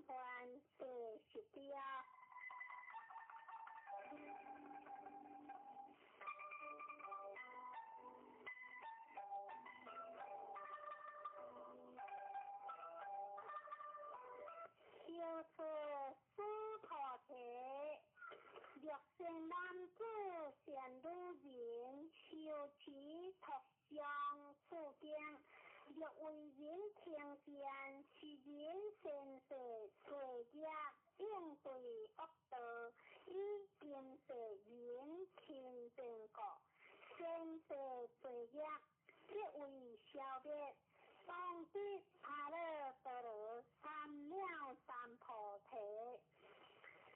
诸菩提，我念过去无量阿僧祇劫，有坚定前，一140,000万亿那由他所佛，世界中央成佛，无空得者，若有有人有何法世，令受持托上出境，所得功德。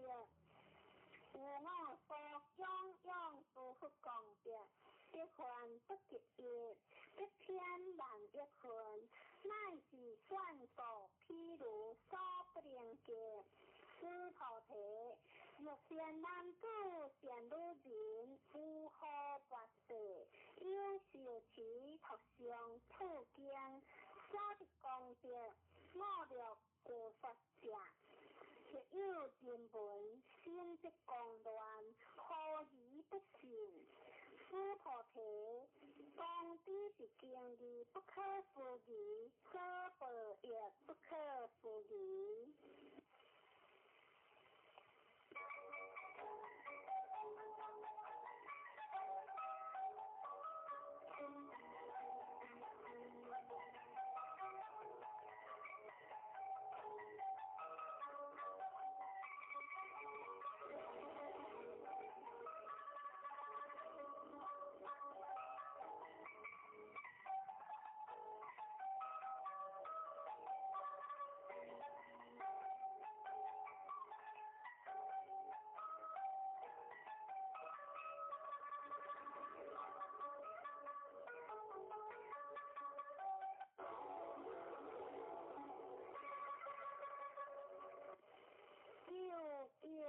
无我分世一切，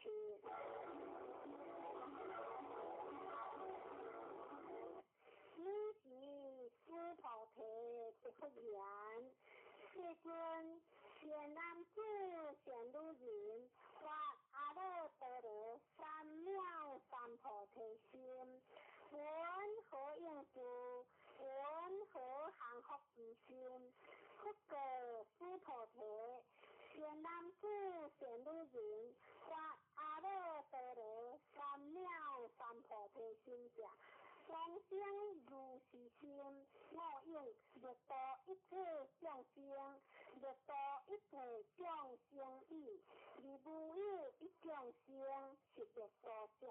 可以告诸菩提，若菩萨有我相、人相、众生相、寿者相，即非菩萨，所以结合诸菩提是无有法。阿耨多罗三藐三菩提心者，诸菩提，无以云何？如来有坚定佛所，有法得阿耨多罗三藐三菩提哈。佛也，世尊，如我该佛所说义，故如坚定佛所，无有法得阿耨多罗三藐三菩提。佛言。如是，诸菩提，是无有法如来得阿耨多罗三藐三菩提。诸菩提，若有法如来得阿耨多罗三藐三菩提者，坚定佛说不有我受记，你有来世，当得作佛，可释迦牟尼。以是无有法得阿耨多罗三藐三菩提，是故坚定佛有我受记。若是言，你有来世当得作佛，可释迦牟尼。可以讲，如来家即诸法如义。若有人言，如来得阿耨多罗三藐三菩提。诸菩提，是无有法佛得阿耨多罗三藐三菩提。诸菩提，如来所得阿耨多罗三藐三菩提，无是中，无是无虚，是故如来说一切法乃是佛法。诸菩提，这显一切法者，即非一切法，是故凭一切法。诸菩提，譬如人心中大，诸菩提言世尊，如来说人心中大，即为非大心，是名大心。诸菩提，菩萨亦如是，若不是言，我当欲度无量众生，即一名菩萨。可以讲，诸菩提是无有法名为菩萨，是故不说一切法无我无人无众生无受者。诸菩提，若菩萨不是言，我当庄严佛陀，是一名菩萨。可以讲，如来说庄严佛陀者，即非庄严，是名庄严。诸菩提，若菩萨通达无我法者，如来说名真是菩萨。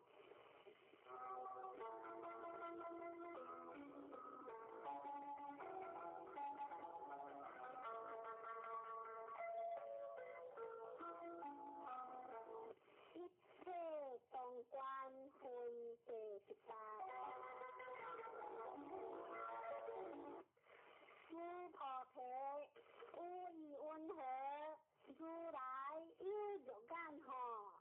如是世尊，如来有肉眼。诸菩提，无以云何？如来有天眼何？如是世尊，如来有天眼。诸菩提，无以云何？如来有慧眼何？如是世尊，如来有慧眼。诸菩提，无以云何？如来有法眼何？如是世尊，如来有法眼。诸菩提，无以云何？如来有佛眼何？如是世尊，如来有佛眼。诸菩提，无以云何？如行河中所有沙，不说是沙何？如是世尊，如来说是沙。诸菩提，无以云何？如一行河中所有沙，犹如是沙境行河，是诸行河所有沙所不世界。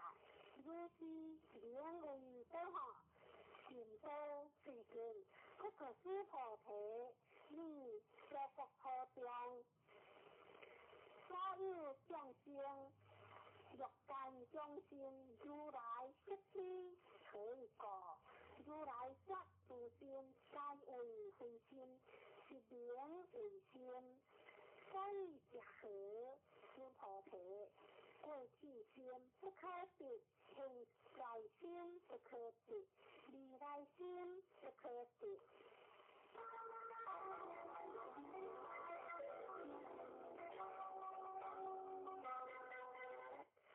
法界通化分49。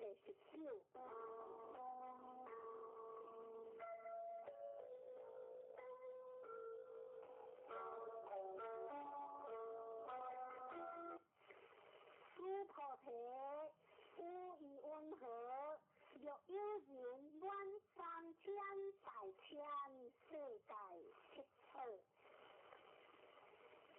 以用布施，是人以是因缘去学多学，如是世尊。此人以是因缘去学甚多。诸菩提，若学得修习，如来不说的学得多，以学得无过，如来说的学得多。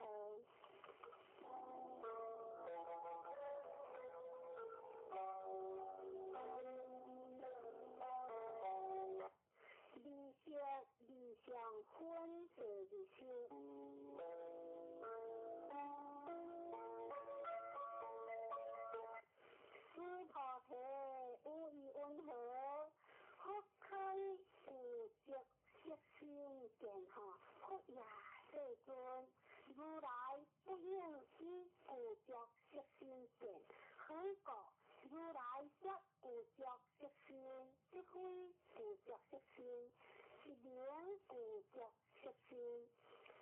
菩提，有意温和，如来可以具足诸上善行，佛也世尊。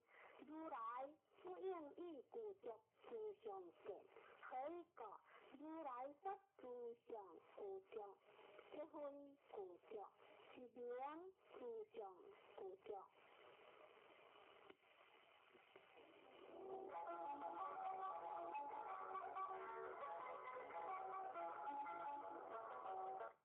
为说所说分第21。诸菩提，你不为如来作是念，我当应当说法，莫作是念可以过。若因言如来有所说法，即为谤佛，不能该我所说过。诸菩提，说法者无法可说，是名说法。你即分辨诸菩提，亦不言，世尊，所有众生有未来世，闻说是法，应信心下。不言诸菩提，智慧众生，分不众生，可以讲诸菩提，众生者，如来说非众生，是名众生。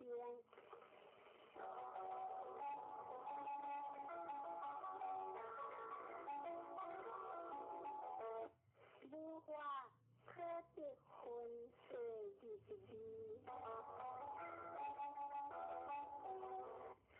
诸菩提，亦不言，世尊不得阿耨多罗三藐三菩提，为无所不得。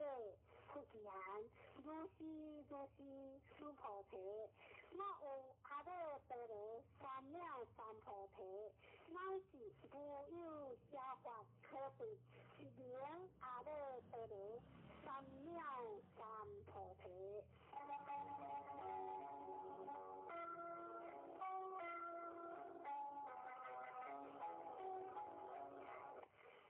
平心平身分第23。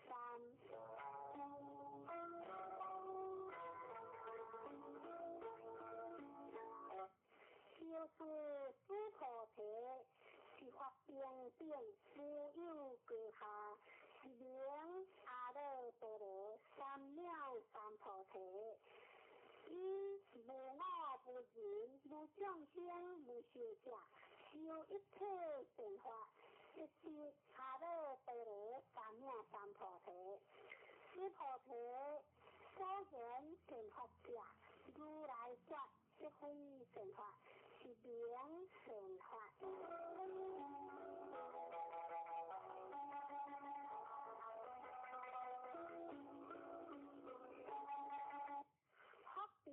无比分第24。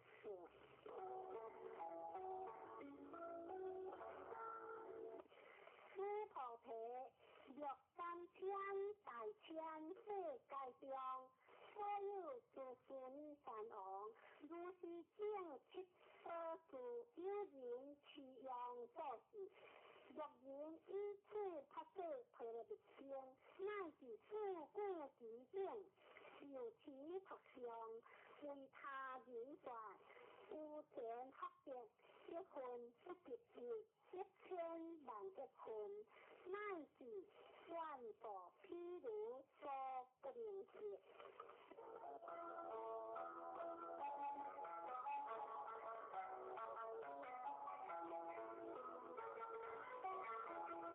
话无所话分25。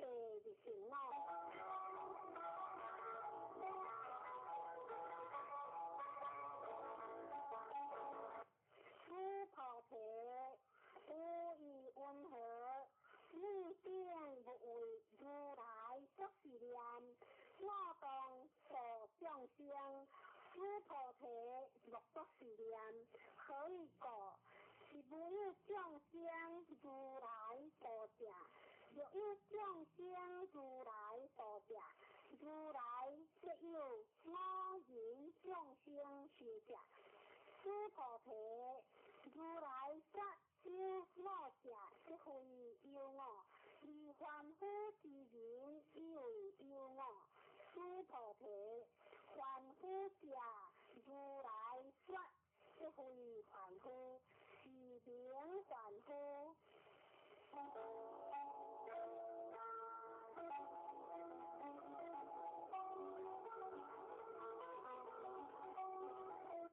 发心分相分第26。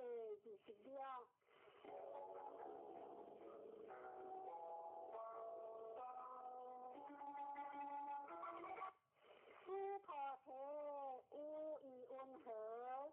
开32相观如来吼。诸菩提言：如是，以32相观如来。复言：诸菩提，若以32相观如来者，观轮圣王即是如来。诸菩提，亦复言：世尊，如我解乎所说义，不应以32相观如来。以时世尊离发之言。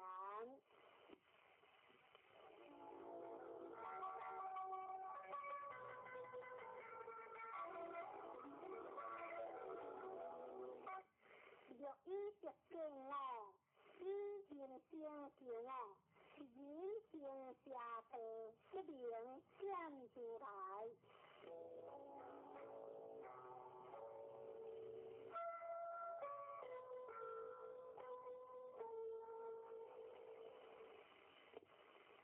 无端无末分第27。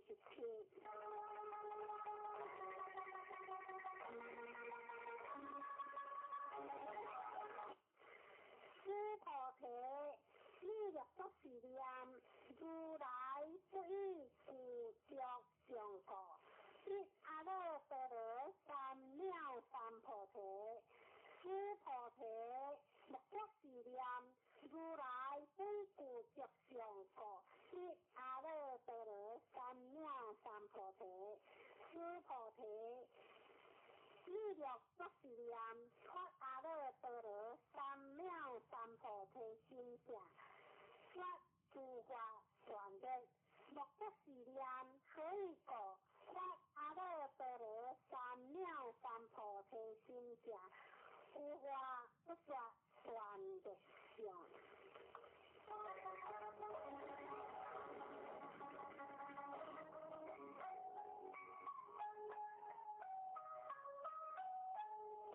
不修不贪分第28。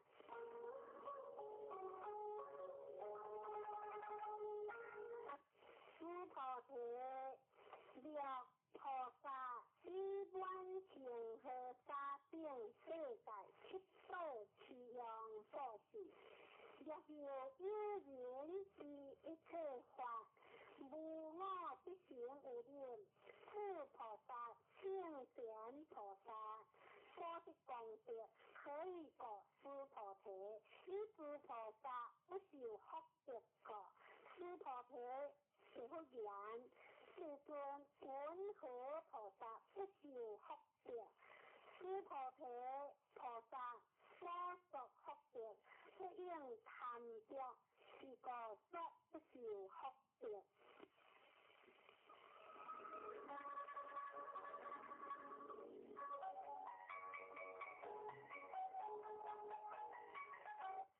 唯离成分第29。诸菩提，若有人言，如来若来若去，若坐若卧，人不解我所说义，可以过如来者，无所上来，亦无所去，故名如来。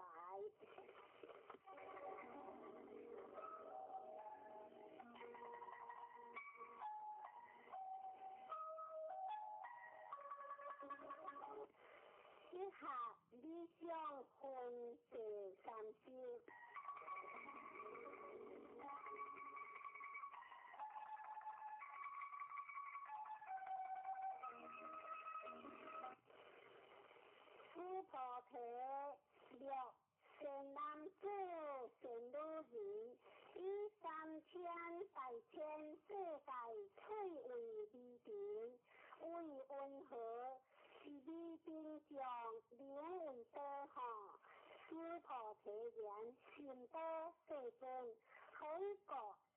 味珍重，是有食，不得不说是味珍重。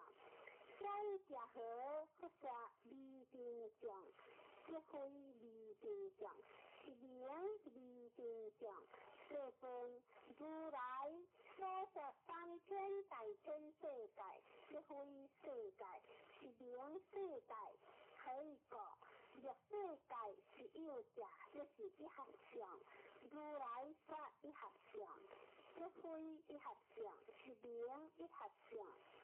诸菩提一合相者，这是不可说但凡夫之言，谈作其事。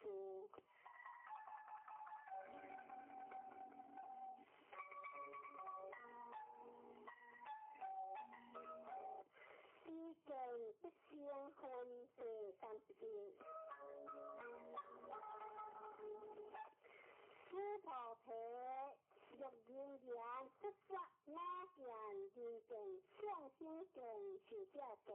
诸菩提，因为温和，是人在我所说义不也世尊，是人不在如来所说义，可以讲。世尊说哪件人见，相心见是这见，这非哪件人见，相心见是这见，是名哪件人见，相心见是这见。诸菩提，我阿耨多罗三藐三菩提心者，有一切法应如是知，如是见，如是世界，不生法相。诸菩提，虽然法相，如来说这非法相，是名法相。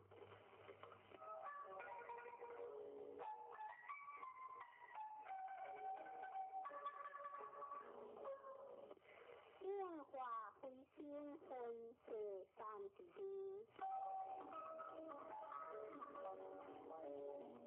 诸菩提，若有人1万无量无尽之世界七宝，其用所是，若有善男子善女人，发菩提心者，其有此经，乃是自古之典，受其特相，为人演说，其何性质？闻何为人演说？一次有相，如不动，可以说一切有为法，如梦幻泡影，如露亦如电，应作如是观。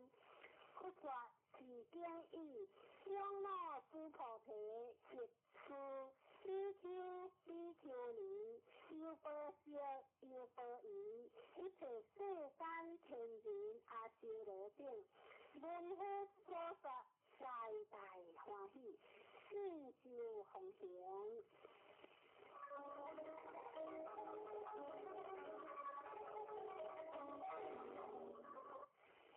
发誓可乐的心经。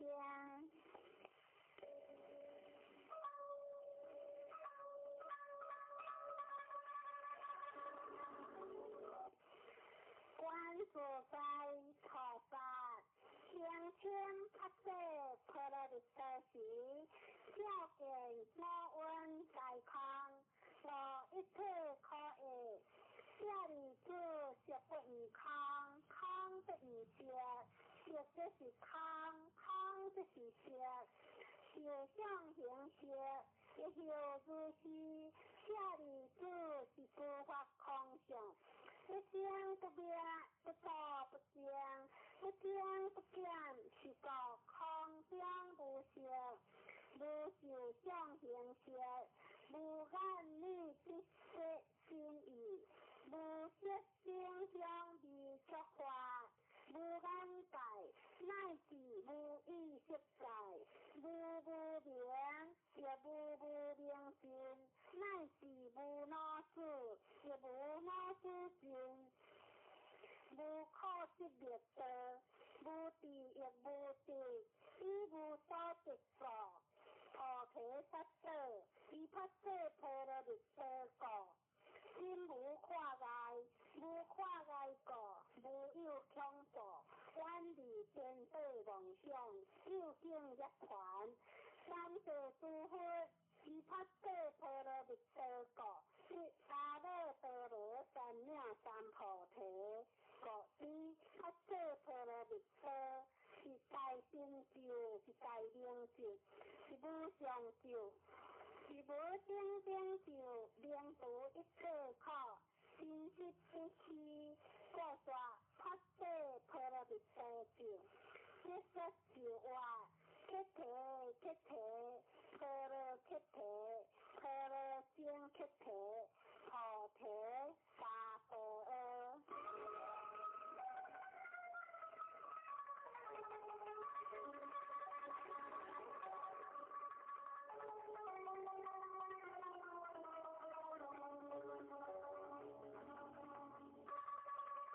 继续读大悲经。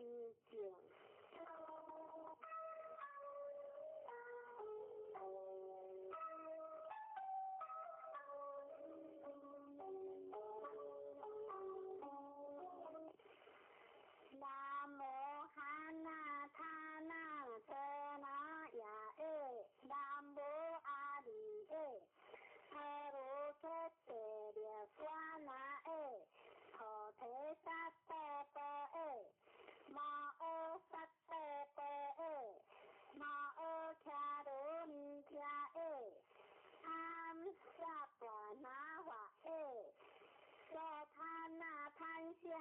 南无悉皆列色，伊王阿弥耶，婆卢揭谛悉护那灵波波，南无那那心地，揭利摩诃跋遮沙美，萨婆阿他多苏宾，阿舍因，萨婆萨埵，南无婆萨埵，南无婆伽。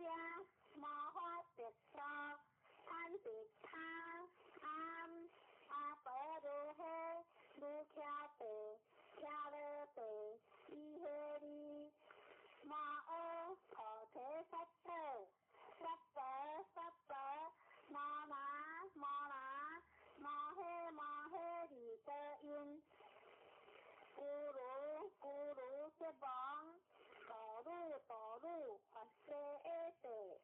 摩诃阿舍耶地，得那舍利尼，悉护那耶，迦那，摩那，目地地，伊嘿，声那，阿那三护那舍利，法三，护那舍耶，哈鲁摩那。哈鲁嘿利，沙那，悉利，沙鲁，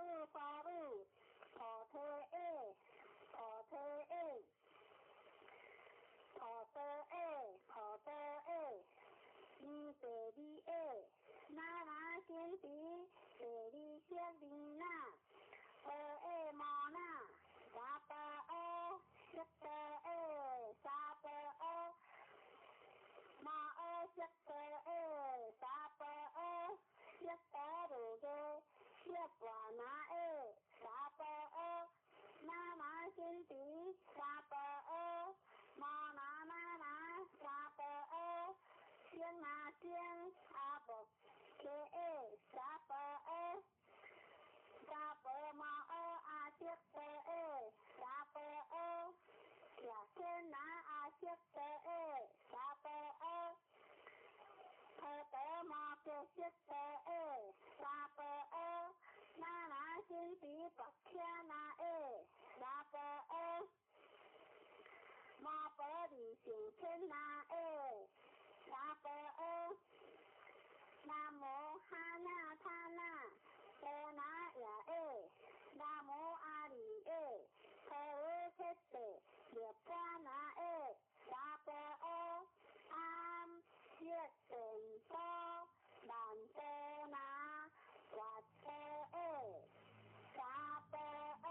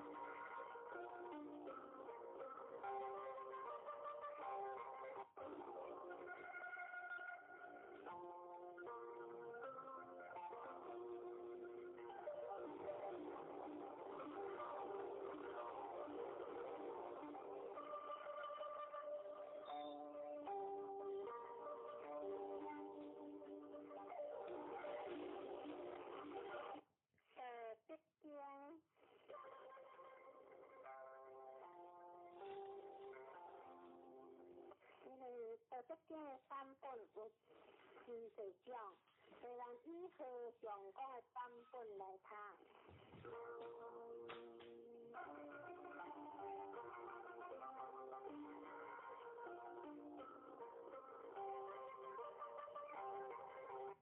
官表中第一，德可德，非常德；良可良，非常良。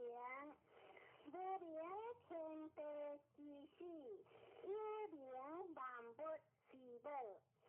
故常无药一关之疗，常有药一关之巧。质量者当出之以良，当为之贤，贤之又贤，将了之文。观照中第二，天下该知理之为理，夫恶义；该知贤之为贤，夫不贤义。故有无相生，然应相成；长短相形，高下相倾。因心相合，真好相随。是以圣人处无为之事，行不言之道。万物各言理不符，心理不有，为理不实，讲行理不孤，无疑不孤，是义不弃。安民中第三，不相贤，使民不争，不贵然敌之下，使民不为道。不见可忧，使心不乱。是以圣人之治，知之心，识之好，约之气，强之贵。相思民，无知无欲，此乎智者不敢为也。为无为，则无不治。不应相第四，可强力阳气，却不言。焉系是万物之宗，各之类，盖之坤，可之刚，党之典。三系是六准，我不知水之主，天地之先，修中将地我。天地不仁，以万物为佐果；圣人不仁，以百姓为佐果。天地之间，自有托一号，虚理不可，当理如出。多言所讲，不如修中。各品相对了，各行不死，是为天定。天定之文，是为天地经。连连欲准，相事不平。无事相对切，天长地久。天地所以名常听救者，以之不得生，故灵相生。是以圣人何之心之心先，为之心之心准，非以其无事也。故灵行之事，若水相对淡，相生若水。水生离万物而不争，故圣人之所望，各须有同。故圣德，心善焉，无善言，言善事，行善知。知善良，当善时，无疑不争。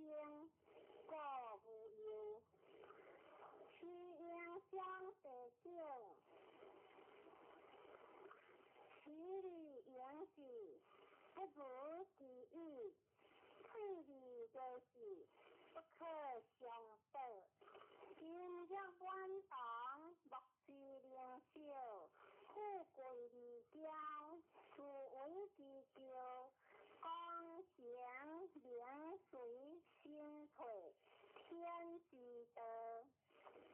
先得将得失，再应撇头意，名无离好。关系对友，名应如好。一睹天然，名无出好。爱邻治国，名无为好。天文开察，名为出好。名必复达，名无低好。先是确实，先理不有，为理不思，将理不赞，是为天别。是中乡第11，30号中一个，当今无有故之用。天地以为气，当今无有气之用。学何有以为色，当今无有色之用。果有字以为义，无字以为用。为学生第12，我识名人不忘，我因名人命亡，我为名人靠爽。批评善良，名人心发光。难得之下，名人行行。是以圣人为好不为恶，故弃必处处。飘玉江第13，飘玉玉江，贵大欢玉心。可谓飘玉玉江，飘为上，玉为下。一字玉江，一字玉江，是为飘玉玉江。可谓贵大欢玉心。我所以有大欢者，为我有心；今我无心，我有何欢？故归于心为天下者，可以治天下；爱以心为天下者，可以托天下。第四章第14。知字不见，名曰夷；听字不闻，名曰希；学字不得，名曰离。夫三者，不可避绝，故分离为一。吉祥不教，吉下不门。先行下不可名，学归无不问。是谓无状之状，无腔之腔，是谓康复。言之不见之秀，随之不见之好。一个之德，以无今之有。灵知过世，是为得志。不应将地行哦，过是成为夫者，微妙健康，心不可想，无疑不可想，各养为之养，无何欲当食穿，因何欲为树林，然何之欲切。欢喜玉冰是相识，欢喜之玉破，抗喜之玉国，欢喜之玉国，一名作一字，一经是七天，说明安依旧，当是七天，多富得甲，不有言，胡疑不言，个人是不心情，后边将第10条，第2节修正读，万不并作，我欲观之学，胡不文文，各归其经，归经或正，正或合并，合并或常，非常或平，不非常，望不相。非常阳，阳乃光，光乃昂，昂乃天，天乃德，德乃久，不兴不败。第1章第17，太上不必有时，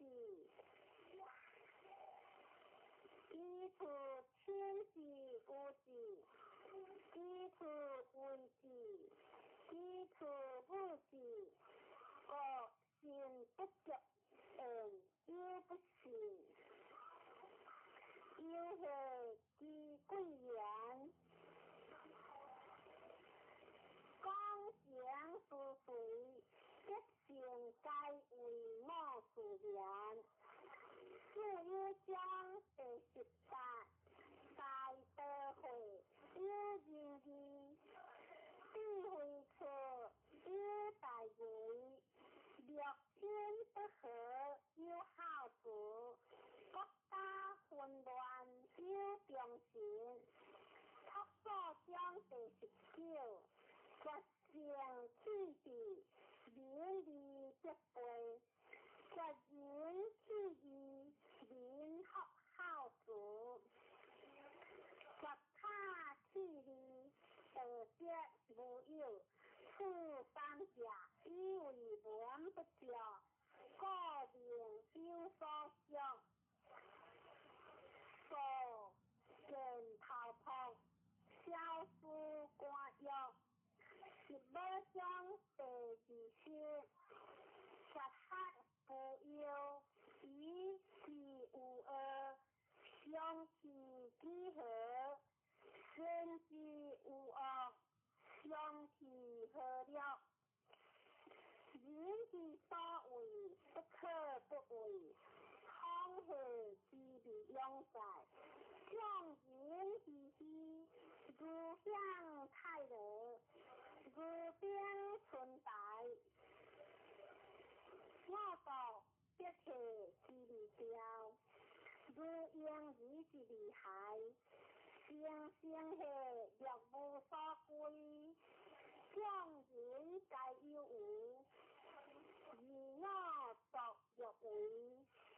我无人之心也在，根分下，众人交交，我独若分，众人擦擦，我独问问，屈下之若海，飘下若无所止，众人该有意，我独愿听遍。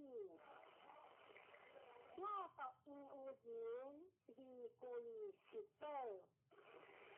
将一章第21，空直之阳，依德是强，多是为物，以空以混，或是空是其中有强，空是或是其中有无。了是明是其中有正，其中成真，其中有性，自古必经，其名不弃，以一相互。我何以知相互之言在此处？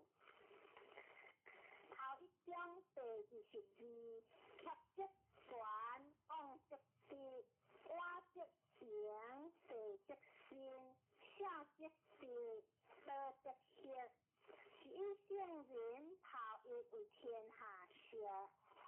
不自见故名，不自是故彰，不自发故有功，不自轻故重。虎疑不争，故天下莫名物之清。故是所谓曲折短者，气虚言在，声短而归直。中道中第23。以言辅人，飘风不将标，自物不将日。说为主者天地，天地上不能久，而方有人好。故将士有道者，道者当有道，德者当有德，失者当有失。当有道者，道业乐直至。当有德者，德业乐直至；当有失者，失业乐直至。信不着言，有不信言。不处不处将第24。知者不列，夸者不详，自见者不明，自是者不彰，自发者无功。自轻者不长，其有道也。话有失罪行，不识恶志。故有道者不处，分声中第25。有不分声，先变第声。即下了下，昨日而不改，修行而不怠，可以天下乐。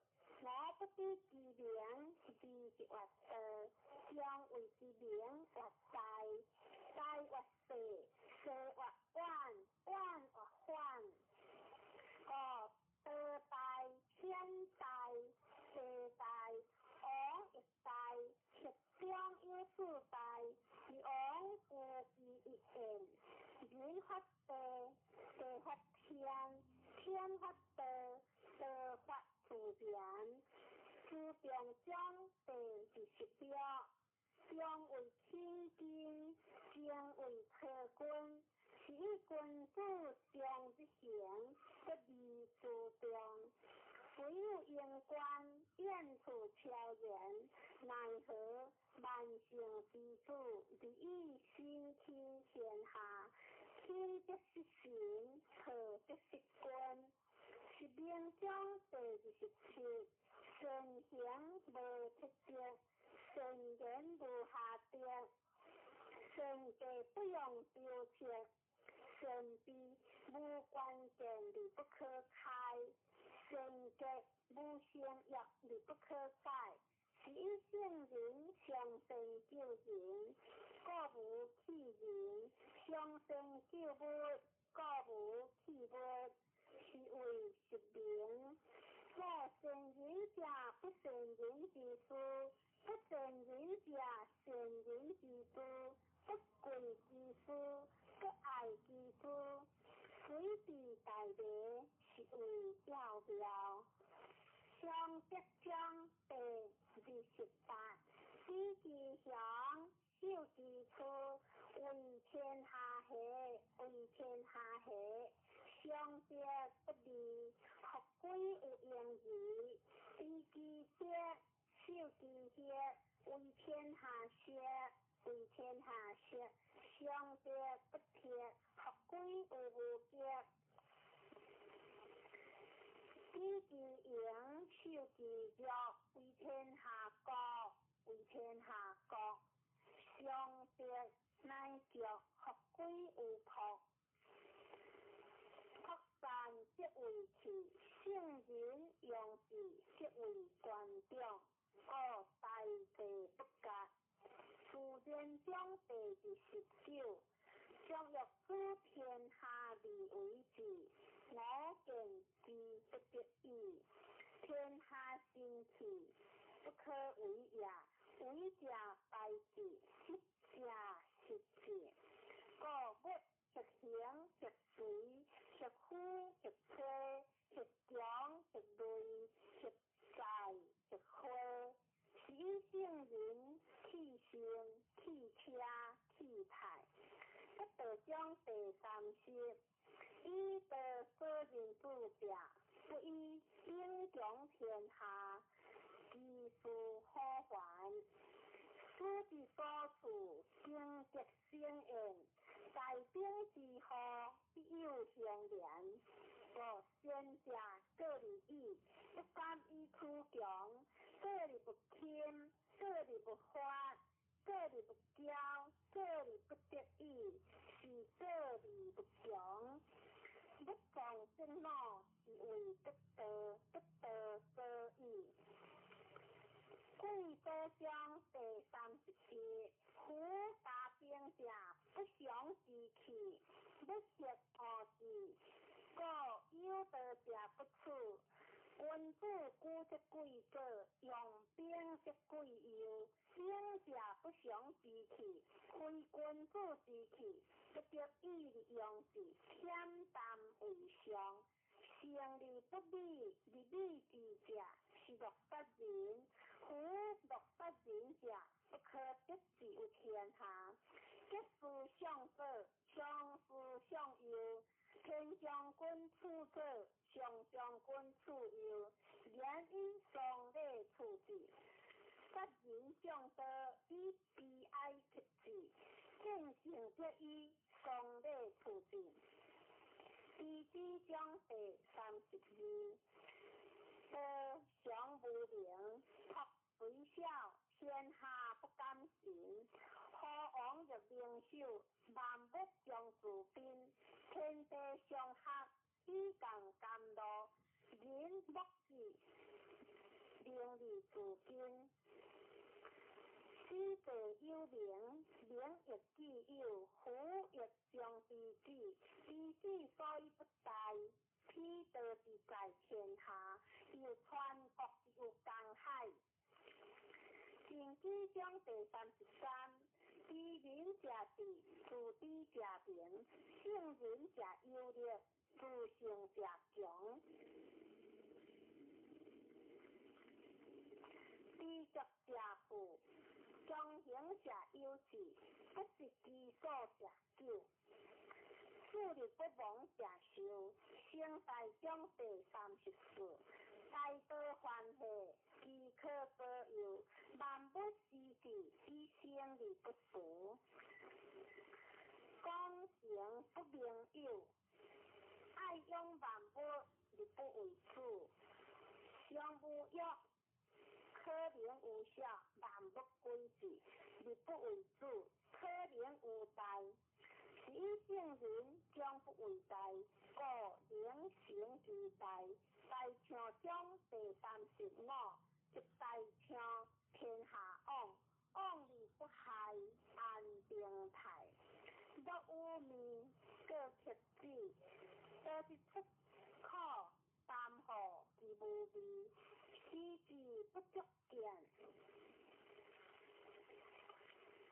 听之不足闻，用之不可以。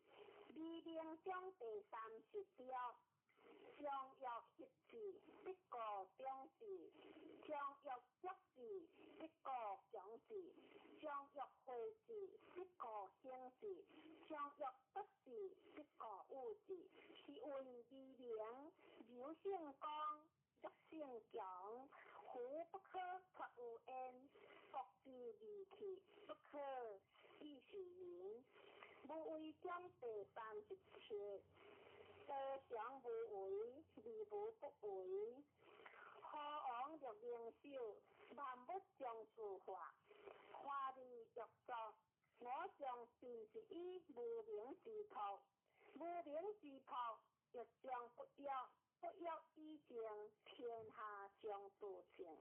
出河章第38，上德不德，是以有德；下德不失德，是以无德。上德无为而无以为，下德为之而有以为。上仁为之而无以为，上义为之而有以为。双体为字，字木字应，结两字字名字。五，识得二何识，识得二何人，识人二何义，识义二何礼。苦礼者，忠信之福，一段一手也。珍惜者，道之华，日语之死也。是以大丈夫，处其好，不顾其暴，处其失，不顾其华。各气必处处。第一章第39。识字第一者，天第一以清，地第一以灵，行第一以灵，国第一以盈。万物第一以生，虎王第一以为天下正。天地第一也，天无以清，上强力；地无以灵，上强法；神无以灵，上强压；国无以盈，上强极；万物无以生，上强力；虎王无以争，利贵高。上强贵，故贵以天为本，高以下为基。是以虎王自称高官不高，此其以天为本的推好。故必所有无有，不欲乐乐如妖，乐乐如邪。反复将世事实，患者得之当，弱者得之用。天下万物生有有，有生有无。闻道将地事实质，上师闻道勤而行之，中师闻道略准略补，下师闻道大调之，不调不足以为道。故见言有之，明道略歪，进道略退，依道略对，上德略高，大德略少，空德略不足，见德略透，直直略路，大风无我，大气万成，大音希声，大声无形。德运无名，苦以道，善在请成。长河江第42，道生一，一生二，二生三，三生万物，万物互因而投用，相去以为和。人之所恶，以高官不国，以王公以为庆。故物亦损之利益，亦益之利损。人之所教，我亦教之。强梁者，不得之事。